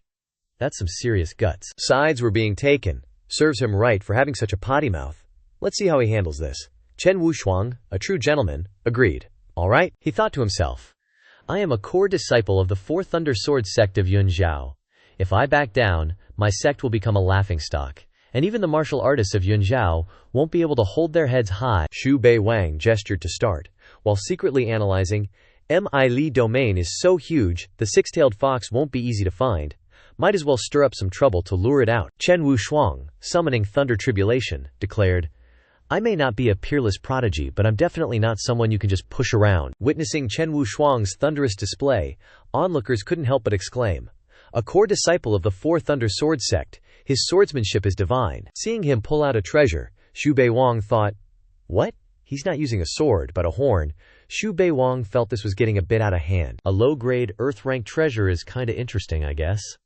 He unleashed his technique, blowing the horn with a toot-toot-tee-tee-teet, the sound waves hitting the ground, causing cracks to spread. The bystanders were the most affected, clutching their ears. "My head hurts, ah." Chen Wushuang raised the horn, continuing to blast a lament for the fallen, scattering souls in all directions to return. Xu Bei Wang could no longer watch this absurdity. He pulled out his zither and played a note. Tinkle tinkle ting tang, summoning fake gods and demons. Golden inner energy swirled around him as a ferocious lion charged towards the coffin that Chen Wushuang summoned to the center of the formation. The lion clawed, shattering the coffin, causing Chen Wushuang to collapse and cough up blood. "I yield." Xu Bei Wang approached, reminding him, "Don't spout nonsense in the future." Chen Wushuang, now regaining his senses, quickly switched sides. "Young Master Xu, do I have the honor of becoming your follower?" Chen Wushuang asked. "If you can't beat them, join them. Are you even worthy?" Xu Bei Wang thought. He then spat out a useful piece of information. The remains of the third level that the half-step supreme left behind are about to open. Catching Xu Bei Wang's attention, the remains of a half-step supreme in the Mi-Li domain. So the rumors were true that the Mi-Li domain's poor step supreme left behind 9 levels of remains. The higher you go, the more precious the treasures. Even if only the third level opens, there will definitely be many low-grade, Earth-ranked treasures. I must seize this opportunity. Looks like many people will be fighting for this opportunity. No wonder he wants to form a team.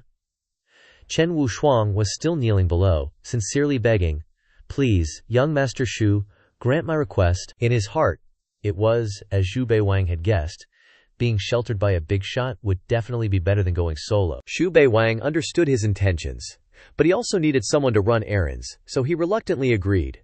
"Very well, I will reluctantly take you in." Getting Xu Bei Wang's agreement, Chen Wushuang was immediately ecstatic. Great. But he quickly realized Xu Bei Wang's ruthless nature. Chen Wushuang heard a hesitant voice. "Yo, young Master Xu." Xu Feng followed, sweating bullets. "Weren't you supposed to slow down and wait for me? At my speed, I can barely keep up with you." The situation became awkward. Chen Wushuang looked at the sword-wielding guy in front of him like he was his rival in love. "Follow him." Unless this guy is also young Master Shu's lackey, but he just looks like a useless scrub. A 9th grade cultivation. How could he be a lackey? Or is he deliberately hiding his cultivation? Xu Bei Wang took a whiff of the gunpowder-filled air and offered a suggestion. "Either scram or don't test my patience." Hearing him say that, Chu Feng immediately shut up. If it wasn't to get back that missing equipment, Wu Shuang glanced at Chu Feng and concluded, "Looks like being young Master Shu's lackey isn't easy." He brushed past the two guys and reminded them, "It's pretty lively up ahead, let's go check it out." The place they were heading to was the Gambling Stone Pavilion. Gambling stones are raw ores from the ancient mine region, using special magic tools to hide treasures inside. 90% of the raw stones are just old rocks. Half of them are broken pieces of refining materials and magic items, with an extremely small chance of cutting out a complete magic item. Yu Yu and Xiao Fan were up ahead. She was wearing a high-slit dress and happily urging her bro, "Look at that raw stone." The shopkeeper pointed at the raw stone. "Are you sure you want that one?" Xiao Fan looked at the little girl in his arms and gently asked. "What do you think, little Yu?" She murmured, "I trust you, bro." This scene caught Xu Bei Wang's attention, he thought. All flirty and cutesy, this little loli perfectly fits the image of a six-tailed fox demon. The boss can bust out the fishnets already. But looking at her cultivation, he was startled. Why is she only at the 9th level? That's not right. The six-tailed fox demon is a born prodigy, one in a millennium. She should be at least above the 95th level. On the other hand, the boy next to her is at the 98th level. This raw stone is a rolling opportunity. He was still buttering up the little girl. "How about I make it up to you?" Yu Yu shyly said. "I'm just heartbroken for my bro." Where there's excitement, there's someone who likes to stir things up. Especially since he also wanted to join in, interjecting between the couple. "I want this stone too." Taking one look at him, Yu Yu exclaimed, "So handsome." Xiao Fan glanced over and cautiously asked, "Are you young Master Xu?" He replied, "That's right." And then he heard him laugh and say, "If young Master Xu wants it, then please, be my guest." Xu Bei Wang carefully said his thanks, but as he passed Xiao Fan, he considered. Having his girl's treasure stolen right in front of him and not even being anxious, this kind of guy is rare. He's got serious endurance. Crack! The sound of the raw stone breaking echoed. It was Xu Bei Wang who did it, revealing a beautiful treasure. The onlookers all knew it was Earth grade. A low-grade Earth grade, Wu Shuang calculated. This young Master Xu easily obtained a low-grade, earth-grade defensive bracelet. Ignoring the admiration of the crowd, Xu Bei Wang looked at the item he received and scoffed. Just a low-grade, earth-grade, unless it's related to some kind of ancient zither. This bracelet has a concealing formation inside. Otherwise, how could this junk be a 98th level fortune pagoda? Looking over at that guy who was being all flirty with the girl earlier, he suddenly understood the problem. So that's how it is. It's not the raw stone, it's him. He's a son of destiny, Xu Bei Wang asked. Have you ever cultivated the eye technique so he can see the treasures inside the stones? Xiao Fan looked at him and replied, Young Master Xu is insightful. Wanting to probe further, he moved closer. May I ask your name? The guy froze for a moment, but only briefly, before replying, This humble one is Xiao Fan. Xu Bei Wang remembered this name, Xiao Fan, the son-in-law of the Su family, so he's the Xiao Fan, young master of the Xiao clan branch of the Great Evolution Holy Land. Xiao Fan was still as scholarly as ever, respectfully asking him, Is young Master Xu also here to seek the ruins of the Half-Step Supreme? Looking at Xiao Fan's attitude, Xu Bei Wang became wary. What is he planning with such kindness? Then he heard him continue. I happen to have some knowledge about the ruins. I wonder if we could team up after the opening tomorrow. HMPH. Xu Bei Wang was even more confused. HMPH. There are even rats actively seeking him out to offer treasures. Son-in-law Zhao is the chosen one with the best stuff from the relic. Who could possibly steal it from him? And this Luo Lai, she's probably from the Fox clan. What's her purpose in getting so close to Xiao Fan? But following her might make it easy to find the six-tailed demon fox. After some analysis, what he actually said was, I'd be more than happy to. No matter what, I have to keep this son-in-law Zhao by my side, and then figure things out. Nothing just happens, someone doesn't just try to suck up to you for no reason, or be nice for no reason. This son-in-law definitely has other plans. Well, let's see who eats whom. Xiao Fan grabbed Yu Yu's hand, intending to leave, and said to him, The relic opens tomorrow. Let's meet here. I'll take my leave now. Yu Yu wriggled away. Xu Bei Wang introduced him loudly. My bro's name is Zhao Yu. This further confirmed it for him. Such blatant charm leaking out. It definitely has to be a fox spirit. Aren't foxes supposed to be horny? Then she should be following me. Xiao Fan must have something about him that attracts fox spirits. Chu Feng was a little bit unwilling. Miss Yu, you were trying to warn him. Young Master Xu, that girl has been looking at you the whole time. Won't you even glance back at her? Xu Bei Wang said helplessly. This is my fate. If I carelessly look at her even once, it could become a deeply etched memory in her heart. For the rest of her life, one glance is a lifetime. These arrogant words left his two followers speechless. Xu Bei Wang was busy thinking about other things. Snatching the treasures of the Son of Destiny is important, and the boss's mission is also important. Now that both of these things are related to son-in-law Zhao, I need to come up with a foolproof and airtight plan to catch them all in one fell swoop, spare no expense, make a killing, and quickly return to Jiaoguang Palace. Eldest Princess is still waiting for me. When Xiao Fan returned to his residence, he made a spiritual connection with someone else. Is Miss Ji there? He explained that he had met Xu Bei Wang. The person on the other end, Princess Ji Mingyu of the Great Qian dynasty, asked, Where is he? Xiao Fan replied, I'm in the Mei El Qi domain. I used some tricks to get close to him. Hearing the location, Ji Mingyu urgently replied, Okay, I'll head over there right away. She didn't forget to instruct, Absolutely do not tolerate Zhu Kuai Jianzi. My sacred ground representative has a grudge against the fifth demon lord. This time, I can conveniently kill her dog, which aligns with Xiao Fan's goal. He smiled and replied, Miss Ji, I'll keep an eye on him at all times, and give you a hand when the time comes. Even though I'm a princess, I'm also a representative of the sacred ground, so I definitely have the qualifications to accompany you. Ji Mingyue nodded. Young Master Xiao, thank you. After killing that Xu and avenging my imperial brother, I will repay your kindness. Xiao Fan acted refined, bowing to her. Miss Ji, you don't need to be so polite. Xu Bei Wang and the fifth demon lord do so much evil. Righteous people everywhere want to kill them. It's my duty. The latter is just polite. Flattery. I'm already very happy to get acquainted with Miss Ji. To carry out his plot to eliminate Xu Bei Wang, he suggested, Miss Ji, I've already come up with a detailed plan. When we enter the relic, the two of us will block that evil person from the front and back. He definitely won't be able to escape, even if he grows wings. Ji Mingyu agreed. Okay, wait for me. Then she disappeared from the spiritual connection. Xiao Fan softly replied, I'll wait for you. He said deeply, Xu Bei Wang, even though we have no feud or animosity, I will definitely defeat a peer like you. She's the first fox blocking my path. If I can't even beat Miss Ji, then I'll make my move. Not only can I kill you, but I can also conveniently win over Miss Ji. While he was self-satisfied with his plan, There was a knock. Knock on the door. Zhao Fan, come in. The person who came in from the door was Yu Yu, who called out happily, "Can bro go for another stroll through Mei El ancient city with me?" Xiao Fan reached out to rub her head, squinting his eyes. Sure, let's go in the afternoon, bro. We'll go for a walk with you. But deep down, he wasn't as happy as he appeared. I've cultivated the great derivation divine eye technique. Even if you hide your demonic aura, in my eyes, you're just a four-tailed fox demon. But following you might allow me to dig out that rare six-tailed one. That's why they say men's words aren't trustworthy. In the deserted area of the relic, Xu Bei Wang and Zhao Fan's group had already gathered in front of a dilapidated city gate. Xu Bei Wang spoke first. Brother Zhao, you claim to know about this ruin, so lead the way. Zhao Fan didn't need to take action just yet. He casually led the way. Young Master Xu, please. He and Yu Yu went ahead. Xu Bei Wang and the two goons walking behind him were a bit scornful. These little shrimps looking for treasure all like to play the pig to eat the tiger, but this Xiao son-in-law truly lives up to his origin from a big G clan. He can endure even better than Yetian. His emotions are unreadable. He's not simple. They arrived at a hollow in the ancient cave.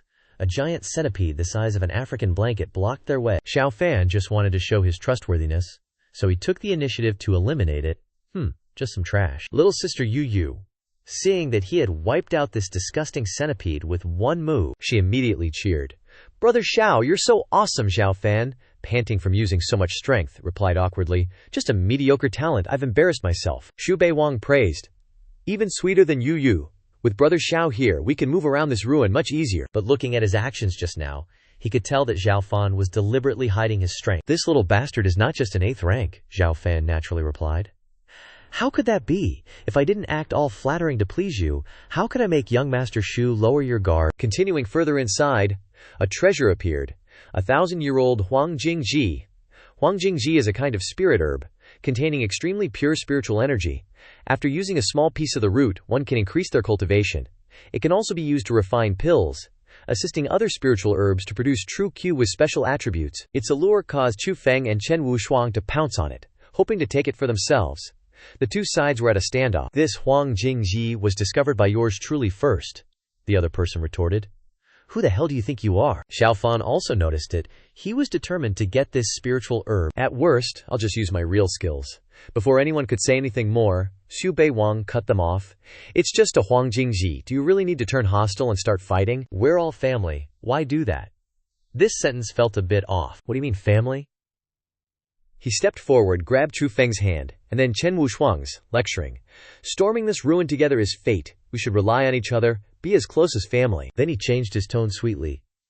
How about this? I'll temporarily store this spiritual herb in my place. From now on, whatever we find must be under my unified management for safekeeping. We'll distribute it according to the number of people when we leave the ruin, okay? He thought this method of his was too perfect, even adding a point. If not, along the way, everyone will be constantly fighting over spiritual objects and killing each other. I can't bear to see that, and it also delays our time finding opportunities, right? Whether the other three were listening or not, each of them cursed him in their hearts to the 9th layer of heaven. How can young Master Xu say such shameless words so openly? This guy surnamed Xu is truly arrogant and limitless. Xu Bei Wang. You've really given me a new perspective on the scope of shamelessness. He obviously knew the three weren't convinced. But what can you do? My inner strength is good. I don't consider any of this to be anything. I'm representing Her Highness, the eldest princess outside. How could I ruin her reputation? What is called shameless is not worth mentioning here. Because this is a threat, a blatant threat. He even pointed his finger, calling for support. Brother Xiao, do you think it's okay? Xiao Fan was still acting his part very well. It's more than suitable for young Master Xu to keep it. Young Master Xu's heart of caring for the heavens and pitying the people, I admire it immensely. If everyone were equal, this world probably wouldn't have people killing for profit anymore. He secretly calculated. Impatience spoils great plans. Just keep letting you be smug and arrogant. Before long you'll spit out double for me. The two little bastards who initially wanted to be his followers rolled their eyes at Zhao Fan, saying sarcastically, HMPH. Not afraid to criticize. Truly like a watchdog, Xu Bei Wang had received 1 vote. Then what about you guys? The two nodded frantically. Yes. We've always known young Master Xu is a person of good morals, who wouldn't trust you. This was also because they couldn't beat him, so they had no choice but to cave. So he openly took the spirit herb, even reminding them along the way. Then let's continue. Xu Bei Wang again inferred from the story just now that he had probed the Zhao son-in-law, His actions were indeed very strange. He could be called a ninja turtle. What is he plotting after all? Arriving at the main hall of the ancient ruin, Zhao Fan reminded, "Young Master Xu, this is the most dangerous place in the ruin, according to the records on the ancient texts of Wenzhou. The passage has 9 relics, 4 paths of death, 4 paths of life, and 1 passage to the 2nd floor, and the only passage that leads directly to the 3rd floor." He pointed to the right. "No matter what method you use to explore this passage, you will be blocked outside. Entering it depends on luck. The luckiest person here must be him, Xu Bei Wang." Found it a bit interesting, thinking of Jin Chang. Could it be that the boss assigned me this mission because I have too many treasures on me? Which makes her hallucinate that I am a person with great luck. Then the boss really misunderstood this time. Looking at the little fox next to Zhao Fan, he judged, "This lowly is very energetic. Could it be related to the whereabouts of the 6-tailed fox demon on the 3rd floor?" So he patted Zhao Fan on the shoulder and suggested, "Zhao bro, wanna come with me?" Boom, boom, boom. A flying palanquin appeared from above, right where he was standing. Princess Ji Mingyue of Daqian shouted, "Xu Bei Wang, the feud between you and the Jiao family, let's end it today." Seeing her descend to the ground, her pink dress fluttering in the wind made the 2 men exclaim, "Miss Jiao, you truly are a fairy who has strayed into the mortal world." Xu Bei Wang, on the other hand, wanted to get beaten as soon as he opened his mouth. "I heard that Her Highness the Princess doesn't eat the smoke and fire of the mortal world. Just arrived, and already this violent." Ji Mingyu looked at him as if he were an age-old enemy. "You killed my royal brother." She gritted her teeth. "I won't have the face to bear the surname Ji if I don't avenge this." He smiled and agreed, glancing at her. "Okay, we can't explain things clearly by talking, so if we can fight, don't argue." Chu Feng and Chen Wushuang couldn't help but worry about him. They heard that the Princess of Daqian was unfathomable, but this young master is really arrogant. Zhao Fan dropped his act and returned the script. He bowed to the woman in front of him. "Greetings, Miss Ji." He took out a token in his hand. "Has young Master Xu ever thought that there would be such a day?" Zhao Fan, the young master of the Xiao family, Great Yan Holy Land, will help Ms. Ji eliminate the evil Xu Bei Wang today. His words absolutely shocked Chu Feng and Wu Shuang. The Great Yan Holy Land is a top power of the 9 provinces continent. No wonder they felt that this person was not simple. The person who should be worried was indifferent, which made Zhao Fan wonder, shouldn't he be scared and anxious? Why such a reaction? He's really good at pretending. Let me see how long you can pretend. Ji Mingyu requested, "Young Master Zhao, this is a private matter of my Ji family." He couldn't help but flatter, "I will definitely not refuse to eliminate this traitor for Miss Ji." Xu Bei Wang saw that an incense stick had passed, and the intro still hadn't gone anywhere, so he urged the crowd, "Are you done talking? Kill me after you're done talking. I deserve it. If I don't die, then it'll be interesting." But, before he could be beaten, Ji Mingyu had someone else come to question him. The young master of Dunxi Valley crawled up from the ground and cursed. "Xu Bei Wang, you dare to take my sex, blood silkworm Jiu? I want to drink your blood and eat your flesh." Xu Bei Wang spoke as if he was calling out names. "Blood silkworm Jiu. So Dunxi Valley is here too. No problem. Come at me all at once." The person being hunted actually ordered them to start. Zhao Fan's body reacted, and he stubbornly declared war and waved nonsense. "This is the holy body." "It's the holy body," Princess Ji Mingyue regretted it. "I didn't want to bully the weak, but Xu Bei Wang bullies people. He deserves such heavy karma." Yikes. The guy from Dunxi Valley didn't say a word and directly attacked. 3 moves hit him, but he quickly cast a transformation talisman and disappeared. Zhao Fan noticed the doubt and reminded Ms. Ji, "Be careful of their hidden figures. Their first target must be the strongest." Ji Mingyu was wrapped in pink armor, and she held her sword ready to respond.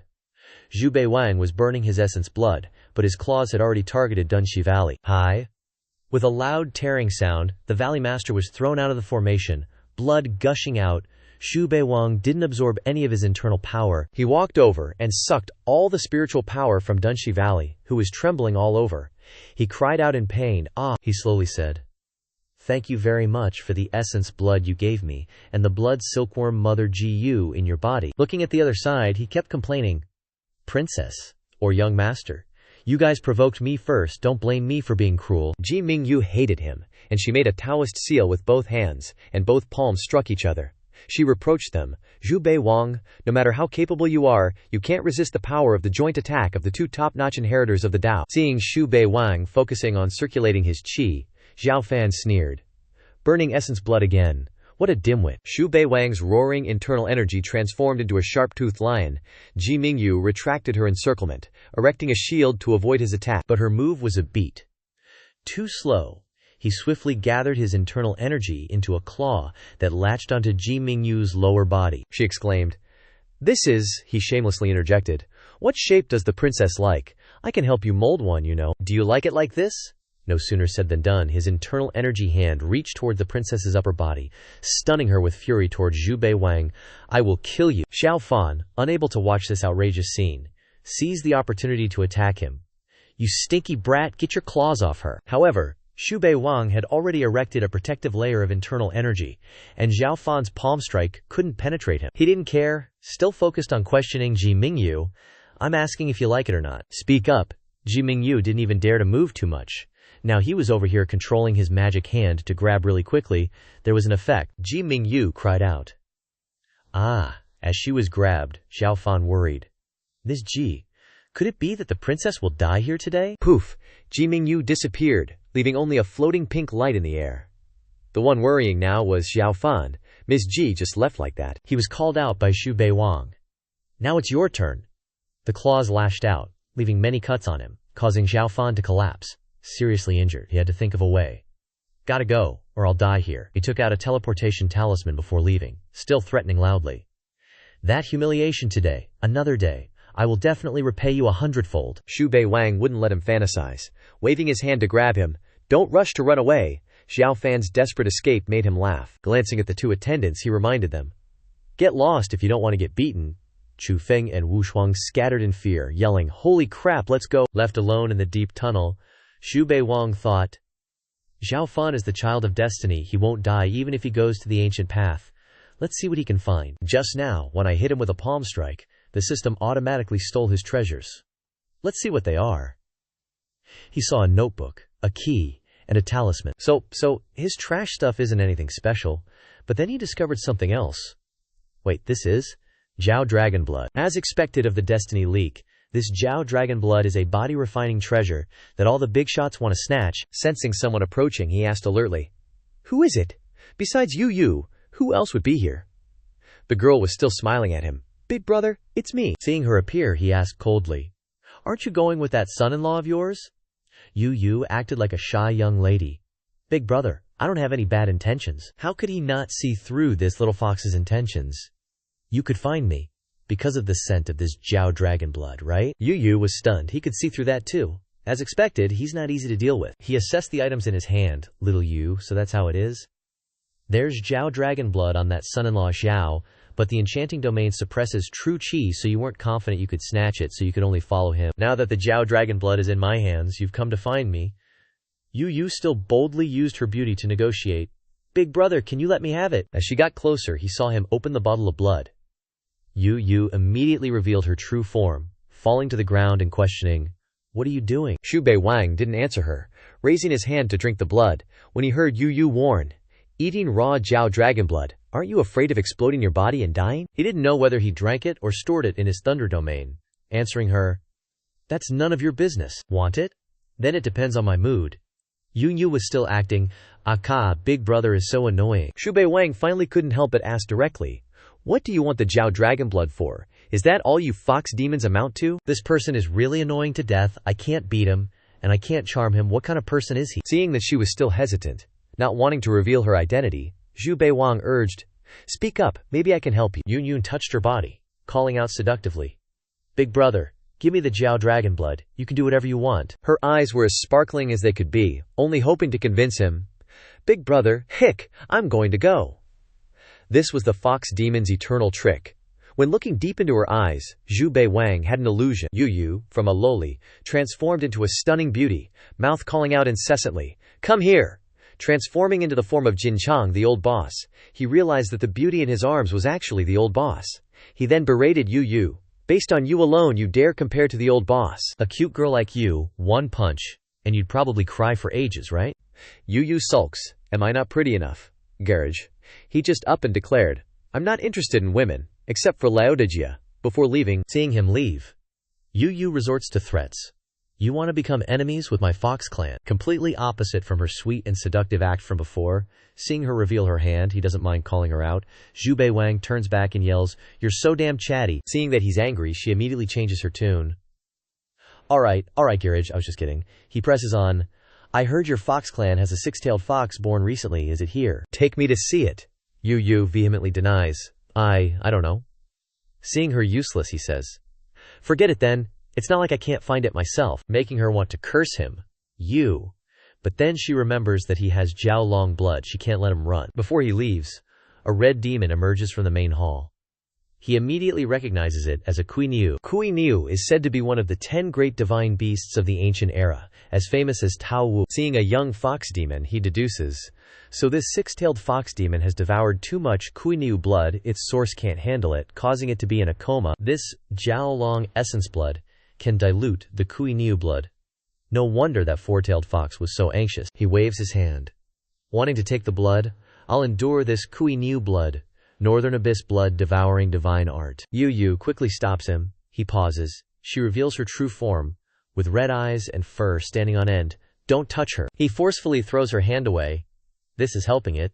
Yu is knocked to the ground but still reaches out to stop him. Xu Bei Wang looks at the fox demon, unsure what to do. This six-tailed fox demon is someone Leota specifically mentioned. I haven't gotten Leota's permission to touch this little fox demon. I might mess things up. Forget it. I'll endure it. Even if I betray the world, I can't make Leota unhappy. Picking up the fox demon, he even comments, Yu, clumsy.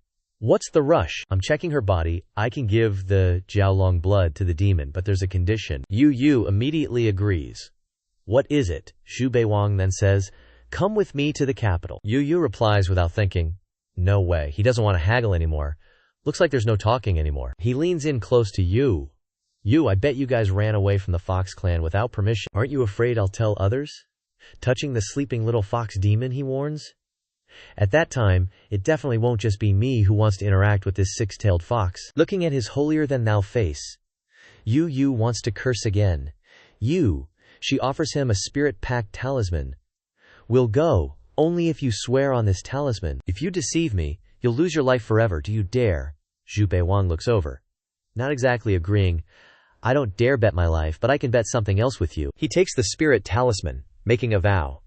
As long as you and this six-tailed fox demon come with me to the capital, I will immediately give you the Jiaolong essence blood. If I break this vow, then may Xu Bei Wang's fate be stolen by the heavens. Yu is overjoyed by what he says. You're awesome. Losing your fate is no different from losing your life. Xu Bei Wang asks again to be sure. So we have a deal, Yu replies. Yeah, anyway, we still have ways to protect ourselves. We're not afraid of him. Before leaving, Xu Bei Wang has one more question. What are your names?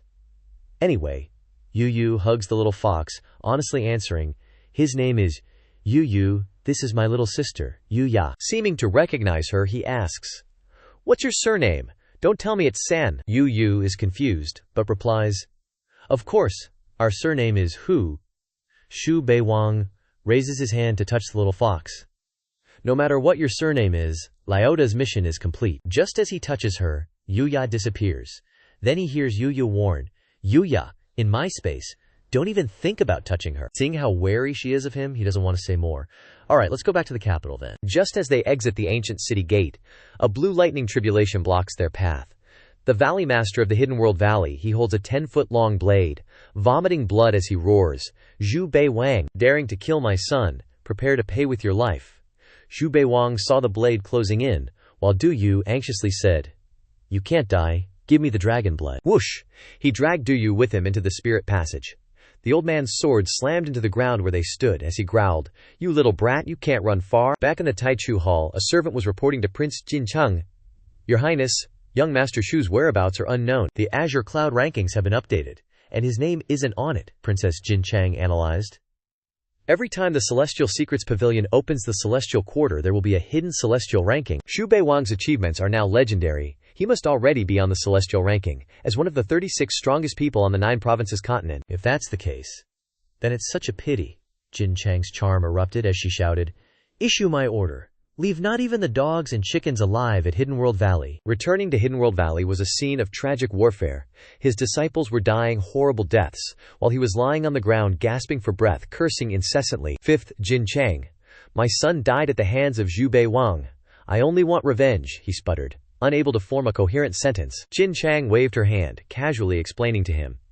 He can kill you all, but you can't touch him. This is the logic of the four palaces. With his demise, the entire valley was reduced to ashes. As for Xu Bei Wang, after entering the Spirit Passage formation, he ended up lost in the Cloud Mist Demon Abyss. A long-eared demon was staring intently at him, exclaiming, "Wow! It's been 100 years since I ate human flesh, and it's finally been delivered right to my door." He glanced over at Du Yu. "And we got this little fox, too. When the boss arrives, he can enjoy her." Du Yu's eyes were filled with tears, her hatred for him immeasurable. "I thought you were so powerful, but we ran into the Cloud Mist Demon Abyss. I'm going to get bullied to death by these guys." Xu Bei Wang looked puzzled. "What does that have to do with me? The teleportation talisman isn't exactly following me." The Demon King of the Cloud Mist Demon Abyss appeared. The underlings parted way. "The boss is here." They excitedly showed off their spoils. "We caught these two." He took a closer look and was shocked. "Isn't this Xu Bei Wang?" He stiffened, yelling, "Who told you to capture young Master Xu? Do you have a death wish?" This attitude surprised Xu Bei Wang. "Even demons know me." He heard the Demon King respectfully reporting, "Fifth demon, Princess Jin Chang knew that young Master Xu was missing, and was extremely worried, so she leveled Hidden World Valley. To think that the young master would come to my place. What a fate, what a fate. It's just that this subordinate has eyes but cannot see, and has offended the young master. Please forgive me." The Demon King was crying in his heart. "Why did you have to fall into my territory, Wu Wu? If something really happens to him, my little life will be over too." Xu Bei Wang was now reveling in the pampering. "So the boss raised Hidden World Valley for me. If you know you were wrong, then talk about compensation." The Demon King was overjoyed. "Just name it. We demon folk don't know etiquette, so what price must we pay?" Xu Bei Wang was very generous. "I want a little beast essence blood, from the 4th level and above." Seeing him hold up one finger, the Demon King guessed one drop. Xu Bei Wang shook his head and smiled. "Wrong." The Demon King then guessed one bottle. Xu Bei Wang laughed even harder. "1 bucket." The Demon King wanted to tear his hair out, and had to agree. "Fine. Consider it making friends with young Master Xu." It hurt so much, he thought, as he presented a bucket of essence blood. The Demon King now just wanted to get rid of him, and quickly proposed, "Is young Master Xu returning to the capital? I'll escort you." Since Xu Bei Wang had come here, he had other ideas. "Do you have spider demons?" The Demon King replied. "Yes, we do." Xu Bei Wang was delighted. "Then please do me a favor. It is said that the silk spun by spider demons is the softest, and has the best elasticity. Find me a female spider demon, who spins black silk." This is his intention to make silk stockings for the boss. "No one has ever treated me so well like the boss. I don't admire anything like Ninja Master or any ancient inheritance. Having the boss is enough for me." The two finally arrived. The only one who was happy was probably Du Yu. She eagerly suggested, "He's already reached the capital, so you should give me the dragon blood now. You swore an oath to the heavens." The white-faced Xu Bei Wang turned around, as if there had never been a promise, or any oath to the heavens. "Are you still asleep?" Bei Tu is talking nonsense again. Du Yu, feeling like she had been played for a fool, furiously cursed his shamelessness. "The Fox Clan's rule talisman can sense a person's celestial path's destiny. You will really be robbed of it. As soon as I finish speaking, a heavenly lightning tribulation will come." She then sucked in the 6-tailed little fox that Du Yu was holding. She called out in panic, "Du Ya!" Watching the bird soar, she shouted, "Zhao Ya!" Xu Bei Wang chuckled. "The boss is always on point." Yu Ya, realizing she'd been played, turned to Xu Bei Wang, questioning, "You damn scammer. If you break your oath, you'll be cursed with frog luck by the heavens. I curse you to have pus growing on your head, pimples on your butt, and your liver completely wrecked." Xu Bei Wang didn't reply, nor did he care. He turned and left. "Go find the boss to complain. She'll give you something to cry about." The people in the capital were surprised to see him. "Young Master Xu. Young Master Xu is back. Isn't he so strong that even the princess is no match for him?" It's so easy, as expected of young Master Xu. Others are just background characters. Back at the Jade Origin Palace, by the Lotus Pond, Jin Cheng was holding a treasure in her hands. Xu Bei Wang entered and reported, "Your Highness, this subordinate has completed the mission perfectly." He looked at Jin Cheng. "Long time no see, Your Highness. You've become even more beautiful." Jin Cheng glanced over indifferently, acting like she already knew. He knelt down and paid his respects. "Thank you for watching over this subordinate." She looked at him, then turned away, explaining, "This palace was just bored with nothing to do. Do you have anything else?" Xu Bei Wang was disappointed. "Is that all the boss has to say?" "Just that. Guess I'll have to earn some rewards myself." He earnestly said to her, "The six-tailed demon fox has been captured. Where's the reward your highness promised?" Jin Chang crossed her arms and looked at him, urging him to speak. Xu Bei Wang shifted to a hesitant state. "Your highness, this subordinate has something to offer." She agreed. "All right." Thinking about the scene of her wearing the spider silk black tights, he couldn't help but remind her, "This place isn't very suitable. How about we go somewhere else?" Jin Chang saw him as a scoundrel and hummed a sound of disapproval. She waved her hand, pointing to the study. Sitting down on the chair, she ordered, "Speak now." Xu Bei Wang was secretly happy. "No way! The boss is actually cooperating so well," she urged him. "What is it really?" He had to go all in. Holding up the black tights, his spoils, in his hand, he sincerely proposed, "Would your highness be willing to wear these? This would be the greatest reward for this subordinate." Jin Chang was shocked. "Stockings? And these are longer than stockings? And they're black. What are these anyway?" Xu Bei Wang quickly cleared up these doubts. "These were personally made by this subordinate, just to express my loyalty to you." She accepted it. This palace accepts your intentions. But he, as before, wanted to take an inch after getting a foot. This subordinate would presumptuously like to put them on for your highness. He was immediately scolded by her. "Insolent! How dare you tease this palace?" Xu Bei Wang was shameless. "Your highness, please forgive me. This subordinate only wants to express my gratitude and has absolutely no intention of teasing you. You are the most beautiful woman in all the heavens and realms. Of course you must possess the best things." And so, she heard from his mouth, she is the most beautiful woman in all the heavens and realms, so she decided to grant him a wish. Watch your manners. Otherwise, don't blame this palace for being heartless. Xu Bei Wang heard the answer, and his body now felt like he was on cloud 9. "Thank you, your highness." Finally, this subordinate will begin. "First, I will lift your feet to remove your high heels." Deep down, he couldn't help but dance with joy. In the end, it was Jin Chang who was more embarrassed. Is it just my imagination, or is something wrong? Xu Bei Wang had finished putting the mysterious stockings on her. He was stunned, trembling. Exquisite, truly exquisite. Jin Chang pushed her jade-like foot into his face. "You," she loudly warned. "Audacious." Kicking him several meters away, she stood up, HMPH. Pulling the stockings up to her thighs, this scene made him even more excited. "Ah, I'm dead." She somewhat praised the new material. Not bad." Xu Bei Wang became even more determined in his idea. Jin Chang ordered him, "This palace is hungry, go cook." He quickly left in high spirits. "Yes, your highness." Arriving at the kitchen, by lunchtime, a table full of delicacies was complete. "Please eat, boss." Jin Chang came out. She had changed into a pure red dress combined with white, embracing elegance to mix with the stockings for a beautiful sight. Seeing her, he couldn't help but admire her. "Whether it's this life or the previous one, it's the first time I've met such a perfect woman like in a manga. This is truly a dream." Eyes shaped like hearts, he went forward to embrace the boss, planting kisses on her legs. Jin Chang disliked this fanatic, and kicked him away forcefully. Scram! Xu Bei Wang crashed into the foot of the wall, wiping the saliva off his mouth, yet still merrily invited. "Your highness, the meal is ready. You can eat now." Jin Chang walked gracefully to the table, picking up a piece of meat.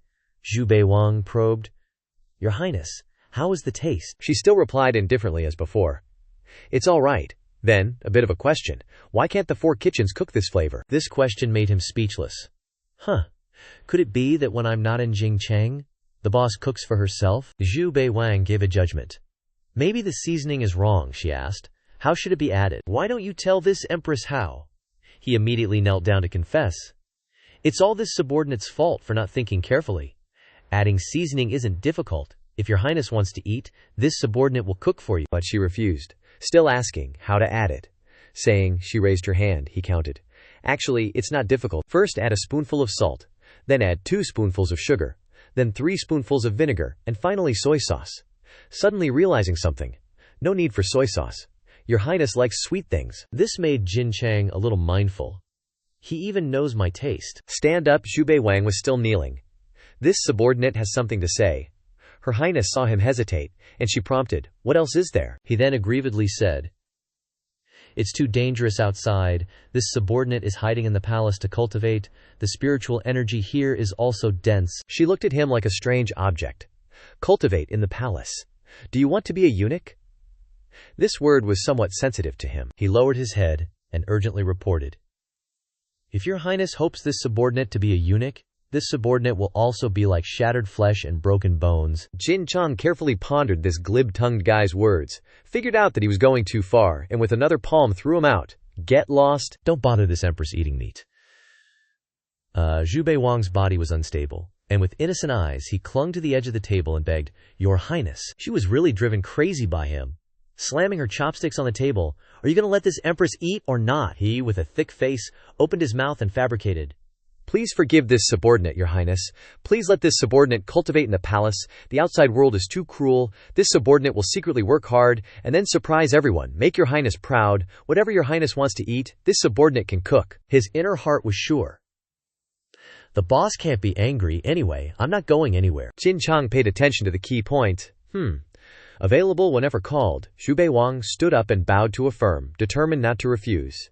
That's right, this subordinate also makes other things. First I'll make Your Highness a swing that is very comfortable to sit on. Jin Chang reconciled and approved. This is spoiling Your Highness to the heavens. He happily went to work. Thank you, Your Highness.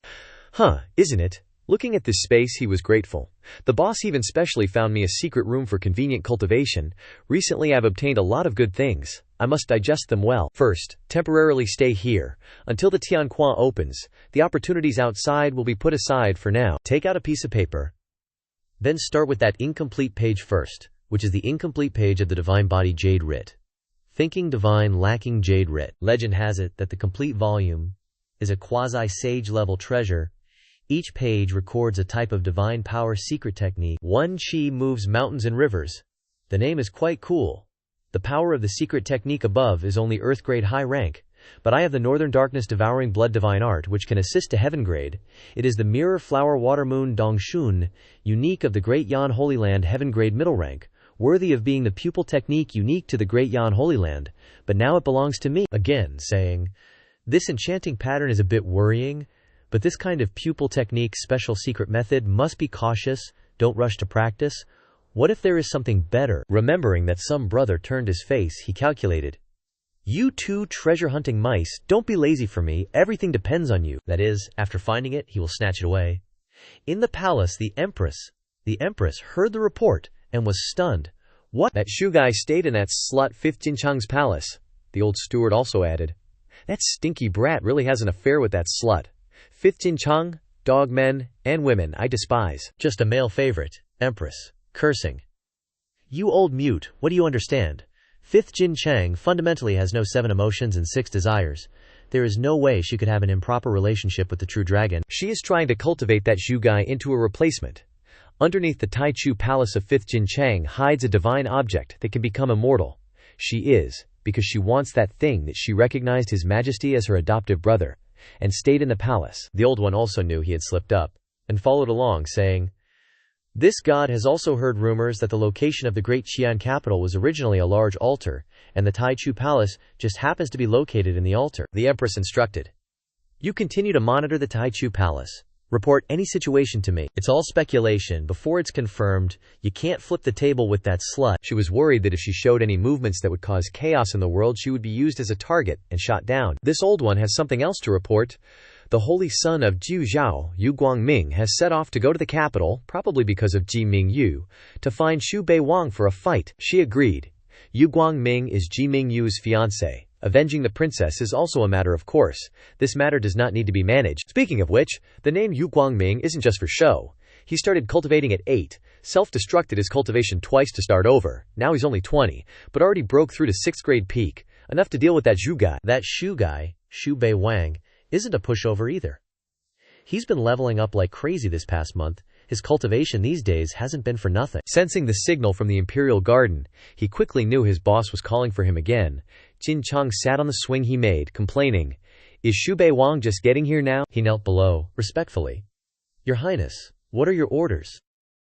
Looking at her attitude, he guessed that Her Highness really liked this swing. Jin Chang, that's right, I do have something. Where's your flood dragon blood? Hand it over. He immediately replied, No problem. Jin Chang looked at Xu Bei Wang, unsure what he was thinking. She cut him off. Do you think I'm dirty? He wanted to spoil her rotten if he could, earnestly explaining, Of course not. The whole world knows that your highness has reached a realm beyond desire. Her entire being is perfect without a single flaw. Even her jade feet carry their own fragrance. It's just that Xu Bei Wang presented a new pair of silk stockings. Sweetly enticing. Your servant only wants to let your highness change stockings. Taking the item in her hand, she was surprised. Even more transparent than black, like the color of. Seeing that she hadn't put them on yet, he suggested, Your highness, change your stockings for your servant. Your servant can rework them, add a little something. This made her even more curious. Why is he in such a hurry? Looking deeply into his eyes, her head filled with question marks as his whole face suddenly became like a little cat's, sincerely serving by her side, she decided to go along with it, pulling off the black stockings, letting them fall. Right onto Xu Bei Wang's loyal dog face, he picked them up. Immediately sensing the scent of his boss, his whole body and heart became excited. Then he heard Jin Chang suggest, Do you want to drink my blood? I don't, Xu Bei Wang replied without hesitation. Who would dare? Could it be that I misheard? Seeing him refuse, she leaned down to explain. The value of flood dragon blood is very high. I won't let you suffer a loss. He still had to stop her. No way, no way. Anything your highness wants is fine. I can even let your highness drink me. Trisk. This guy runs fast as the wind when he's not needed, but disappears when he is. She leaned even lower, ordering, Open your mouth. How could he have been attacked in this ambiguous position before? He was stunned. Is the boss really doing this? This blood transfer was even more intimate than lips touching. It felt like two people were sharing the same warm, passionate current. Xu Bei Wang immediately felt his body boiling, the power stored within him erupting, adding extremely powerful force. He tilted his head back, unable to bear it, and This was the North Abyss, blood-devouring divine art that had broken through to the third level. Then he collapsed, exhausted, at Jin Chang's feet. Hearing her praise, You can endure, not bad, Xu Bei Wang fell into contemplation.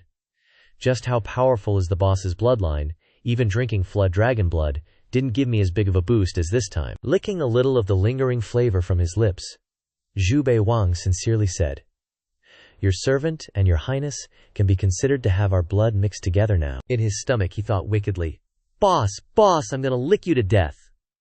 Seeing that he had regained his senses, she crossed her legs and played with her hair, analyzing, Although I don't know what cultivation method you practice, I know very well that you've fallen into a bottleneck. That trash flood dragon blood is completely insufficient. He agreed with her. Your highness is absolutely right. Flood dragon blood is just trash.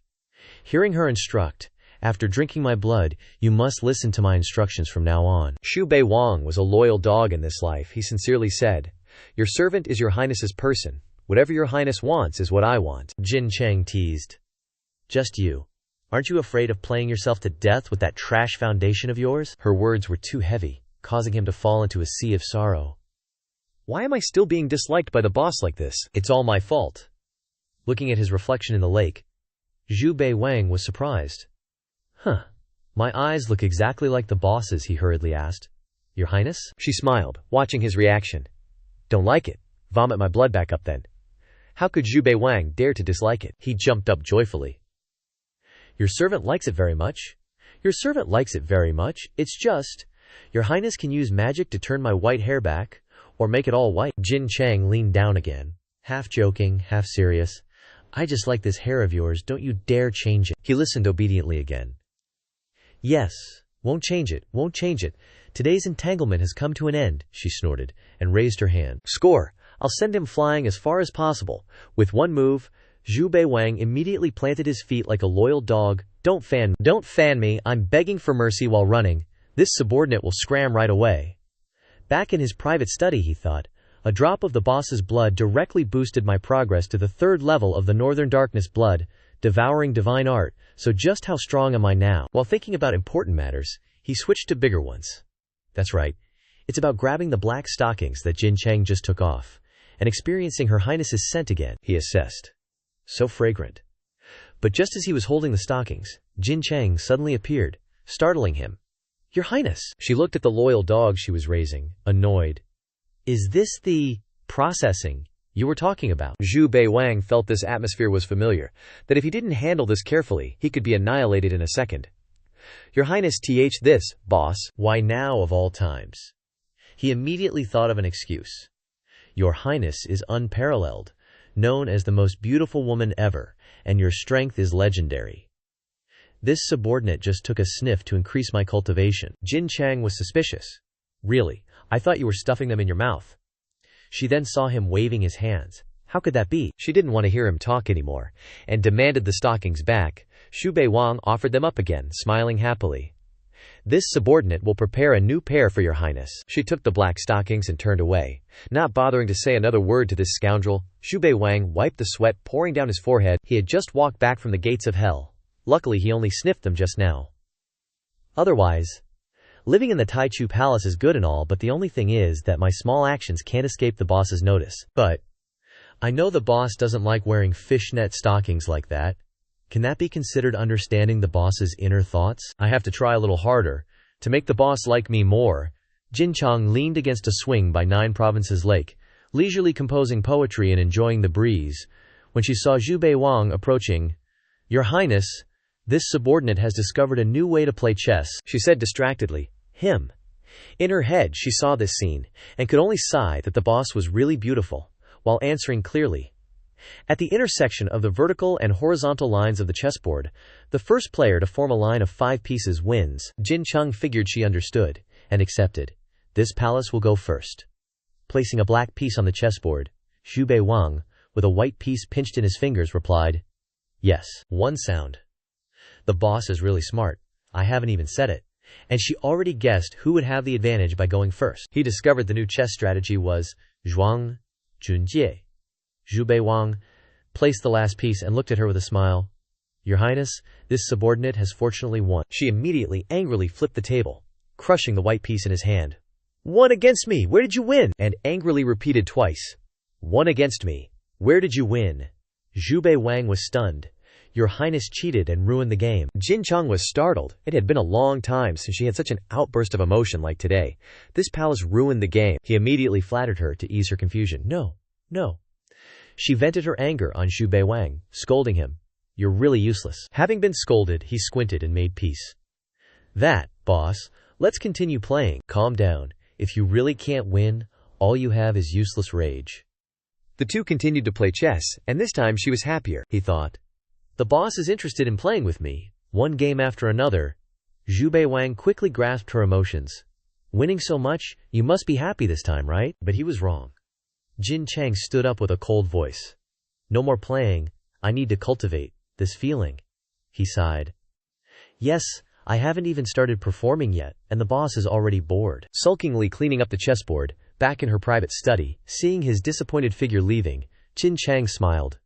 At least he knows his place. On the way, he kept pondering. I have to think of something else to interest the boss without driving her crazy, so I can win for sure. And then he thought of something. I've got it. The next morning, still at 9 Provinces Lake, a familiar figure appeared before Jin Chang's eyes again. She looked at what he brought. What are you doing here again? Xu Bei Wang then squinted and held up 2 badminton rackets, inviting, Your Highness, how about playing badminton? Jin Chang had never heard of this sport from the time she was born until she began cultivating, and she wondered, badminton, what is that? Just waiting for this. He then demonstrated. This subordinate can demonstrate for your Highness first. Playing back and forth by himself, he looked over at her when he stopped. Is your Highness interested in playing a match with this subordinate? Helplessly, a minion can only try everything to please the boss. His inner description of a minion is to be massaged every day, touching her. If only I could be like that too. That threshold is too difficult, but I have to keep it in check, otherwise I'll really be beaten to death by her. They were getting all hot and heavy, ready for some ahem shuttlecock action, when a scream startled them. Xu Bei Wang glanced over. Get the hell out of here. A lackey rushed in to report. Your Highness, Zhu Zhao Holy Son Yu Guangming is challenging Xu Bei Wang at the arena. Usually, he only gets jumped when he's out and about, but now they're bringing the beatdown to his doorstep. Xu Bei Wang, you lucky dog. Jin Chang asked him, Are you gonna fight or what? He'd just leveled up thanks to her blood, so he responded flatteringly. Your Highness, wait for me to take care of this punk, and we can play badminton and enjoy some stewed chicken together. He quickly arrived at the arena. Jing Tu, clad in gray, was waiting for him on the stage. The crowd roared. Young Master Xu is here. Young Master Xu is actually taking the challenge. Who's gonna win? As always, where there's a fight, there's gambling. Place your bets. I'm betting on the Holy Sun. I'm betting on young Master Xu. Xu Bei Wang was thinking, I just wanted to lay low in the Taichu sect, wait for the heavenly tombs to open, and then go on a killing spree. Who knew this blind bastard would be in such a hurry to offer himself up? And by blind bastard he meant Zhu Zhao Holy Sun Yu Guangming. The Holy Sun pointed at him, fuming. Xu Bei Wang, you finally dare to face me directly. Trying to act tough with me? I thought you were planning to hide behind a woman's skirt for the rest of your life. Xu Bei Wang, you insult him once, he'll drown you in spit. Just you. The feeling of touching your fiancée Ji Ming Yu wasn't bad, eh? Those words hit Yu Guangming like a truck, and the crowd gasped. He gnashed his teeth, seething, I will definitely kill you. Not scared at all, he even boldly laid down a condition. Fight, then fight. But we have to bet our lives. Plus a Saint-Tie magic artifact, challenging him. This move of his works every time. Yu Guangming fell for it. Bet then bet. But you're not allowed to use magic treasures. He immediately agreed. Deal. If there's nothing else to say, let's start. I'm kinda in a hurry. The crowd, enjoying the spectacle, praised him. The Holy Sun is indeed wise. What if the Grand Princess gave young Master Xu some artifact to protect his life, now that it's just based on their own inner energy? The Holy Sun's reputation will be enhanced several times. On the arena, the two men were already circulating their energy. One was fire red, the other water blue. Yu Guangming struck first, his power tearing through the air, forcing everyone to cover themselves to avoid serious injury. Xu Bei Wang's tiger spirit met him head-on. Boom! A deafening explosion shook the arena. Yu Guangming suffered a minor injury. He indifferently wiped the blood from the corner of his mouth, looking down on him. Is this all you've got? Xu Bei Wang was still in his protective barrier, frowning. Under the arena, chaos erupted. Holy crap, is young Master Xu actually losing? Worthy of being the Zhu Zhao Holy Sun, he's this strong. Yu Guangming laughed maniacally. Ha ha ha. Thank you for giving me the chance to avenge the Xu family. Go to hell. The Holy Sun demonstrated his multiplying clones, making him excited. Finally, I've met someone who's actually strong. But when Xu Bei Wang channeled his inner energy to the breaking point, he looked deeply at Yu Guangming. He looked instead pitying. Yu Guangming was horrified. He can actually do that. Looking at the invisible hand, the pressure like a mountain gradually descended, finally smashing Yu Guangming into pulp, making him die unwillingly. This is the Zhu Zhao Holy Sun. Xu Bei Wang looked at the creation he personally made, and explained. Too bad. I had to use this method to get to know you. If you play, you have to pay up. Hand over the magic artifact. Seeing him retrieve a golden axe from Yu Guangming, everyone sighed. The Holy Sun died again. Young Master Xu is really strong now. No one can compare. It's too terrifying. Ji Mingyu, hearing the news, rushed over in tears, touching the corpse of her man, crying out with a heart-wrenching sob. Husband, looking at her grief, Xu Bei Wang taunted. If you're not happy, come find me, I'll be waiting, he evilly thought. Cry all you want, I gotta go back to my boss. Returning to her felt like flying. But when he entered the dining room, he was stunned. Looking at Jin Chang and the bizarre plate of food, he understood the problem. May I try a little bit? Not waiting for her permission, he eagerly grabbed a mouthful of stir-fried greens. This flavor, his mind screamed. Oh my God, you complain. Even when I give you food, you say it's delicious. You praise your highness. Cooking. Jin Chang wasn't too happy, ordering him, you go cook. His cooking skills are getting better and better. I will go immediately. I have changed the new attractive dishes to offer to His Highness. This is the exclusive honey-stewed chicken of Tiji. Please taste it. Jin Chang remained cold and silent, picking up a piece of chicken with her chopsticks. Xu Bei Wang praised. Looks like the missus enjoys eating. Your Highness, please take your time to enjoy. This humble servant will be right back. He went to his private study and took out the magical treasure he got from Yu Guangming. This thing looks ugly, but it's actually a Saint-Tie magic artifact. Not bad. Just as he was about to absorb it, the magic treasure suddenly resisted, telling him to scram, calling him indifferent and ruthless, and declared itself, I always yearn for the light. How can I possibly acknowledge you as my master? These words from the spirit were indeed correct, but who told him to be the male lead? He still awkwardly tried to reason with it. You're the artifact spirit protecting the magic treasure? Why do you misunderstand? I'm a good person. He felt a bit offended, slightly annoyed. What discernment does an artifact spirit have? It can tell you're an irrational villain with just one look, it asserted loudly. Even if my consciousness is shattered, I won't fawn over you. Xu Bei Wang couldn't help but curse. Damn it, I'm going to throw you into the toilet to suppress you for 10,000 years. Just as he had that intention, he hesitated. Or maybe I shouldn't. It's still a Saint-Tier artifact after all. The spirit was still struggling. Don't even dream about it, forget about it. But the artifact spirit was resisting, and the power of the Saint-Tier artifact couldn't be unleashed. Man, this is really tough. Twirling the magic treasure in his hand, Xu Bei Wang had an idea. Having trouble, I'll find the boss. It wasn't wrong to say he clung to her skirt. He returned to the dining hall, but it was empty. She had just finished eating chicken. The boss wasn't here anymore. Suddenly, he clutched his stomach. Did I get bloated? The reason was that Jin Chang was angry, and she ordered someone, one day, get out of the Great Beginning Palace, or this queen will castrate you. Changeable as the weather. Wasn't she just happily eating chicken a moment ago? What is it? Did the boss's period come? He thought in a sweat. Just what did I do to displease the boss? The little cat looked at him mockingly. Meow, it reminded him. Deep down, he subconsciously recalled the words on the arena. The feeling of touching your fiancée Ji Mingyu must be great. It was because of Ji Mingyu. His brain quickly analyzed the data. Could it be that the boss is jealous? He sat down and hurriedly explained to the little cat, I was just saying it, I didn't actually do it. Then he asked for advice. So what should I do now? The little cat was like its master. It would offer advice if it saw him confused, but if it saw him being mean, it would abandon him, showing open contempt. What does it have to do with me? Xu Bei Wang the next day. He continued to stay at the Great Beginning Palace, and he immediately heard Jin Chang's order, get out! Xu Bei Wang lowered his head in extreme depression, and accepted the order, Your Highness, I will. Scram immediately. He gave her the object in his hand. This racket, this humble servant, made it himself, and leaves it for your highness. Jin Chang took the two rackets, her voice without a trace of warmth. You can scram now. Today she wore a semi-transparent garment, attracting Xu Bei Wang's attention. Before, he only looked at the boss's beautiful legs. These are also top-notch. Jin Chang couldn't help but yell at him. If you keep looking, this queen will gouge your eyes out. Xu Bei Wang has fallen into inescapable infatuation. This life only begs your highness. If this humble servant could just touch them gently, he would willingly fall into the 18 levels of hell, never to be reincarnated. She stood up and asked him, Dare to say that again? He stood up and began to think of ways to appease her.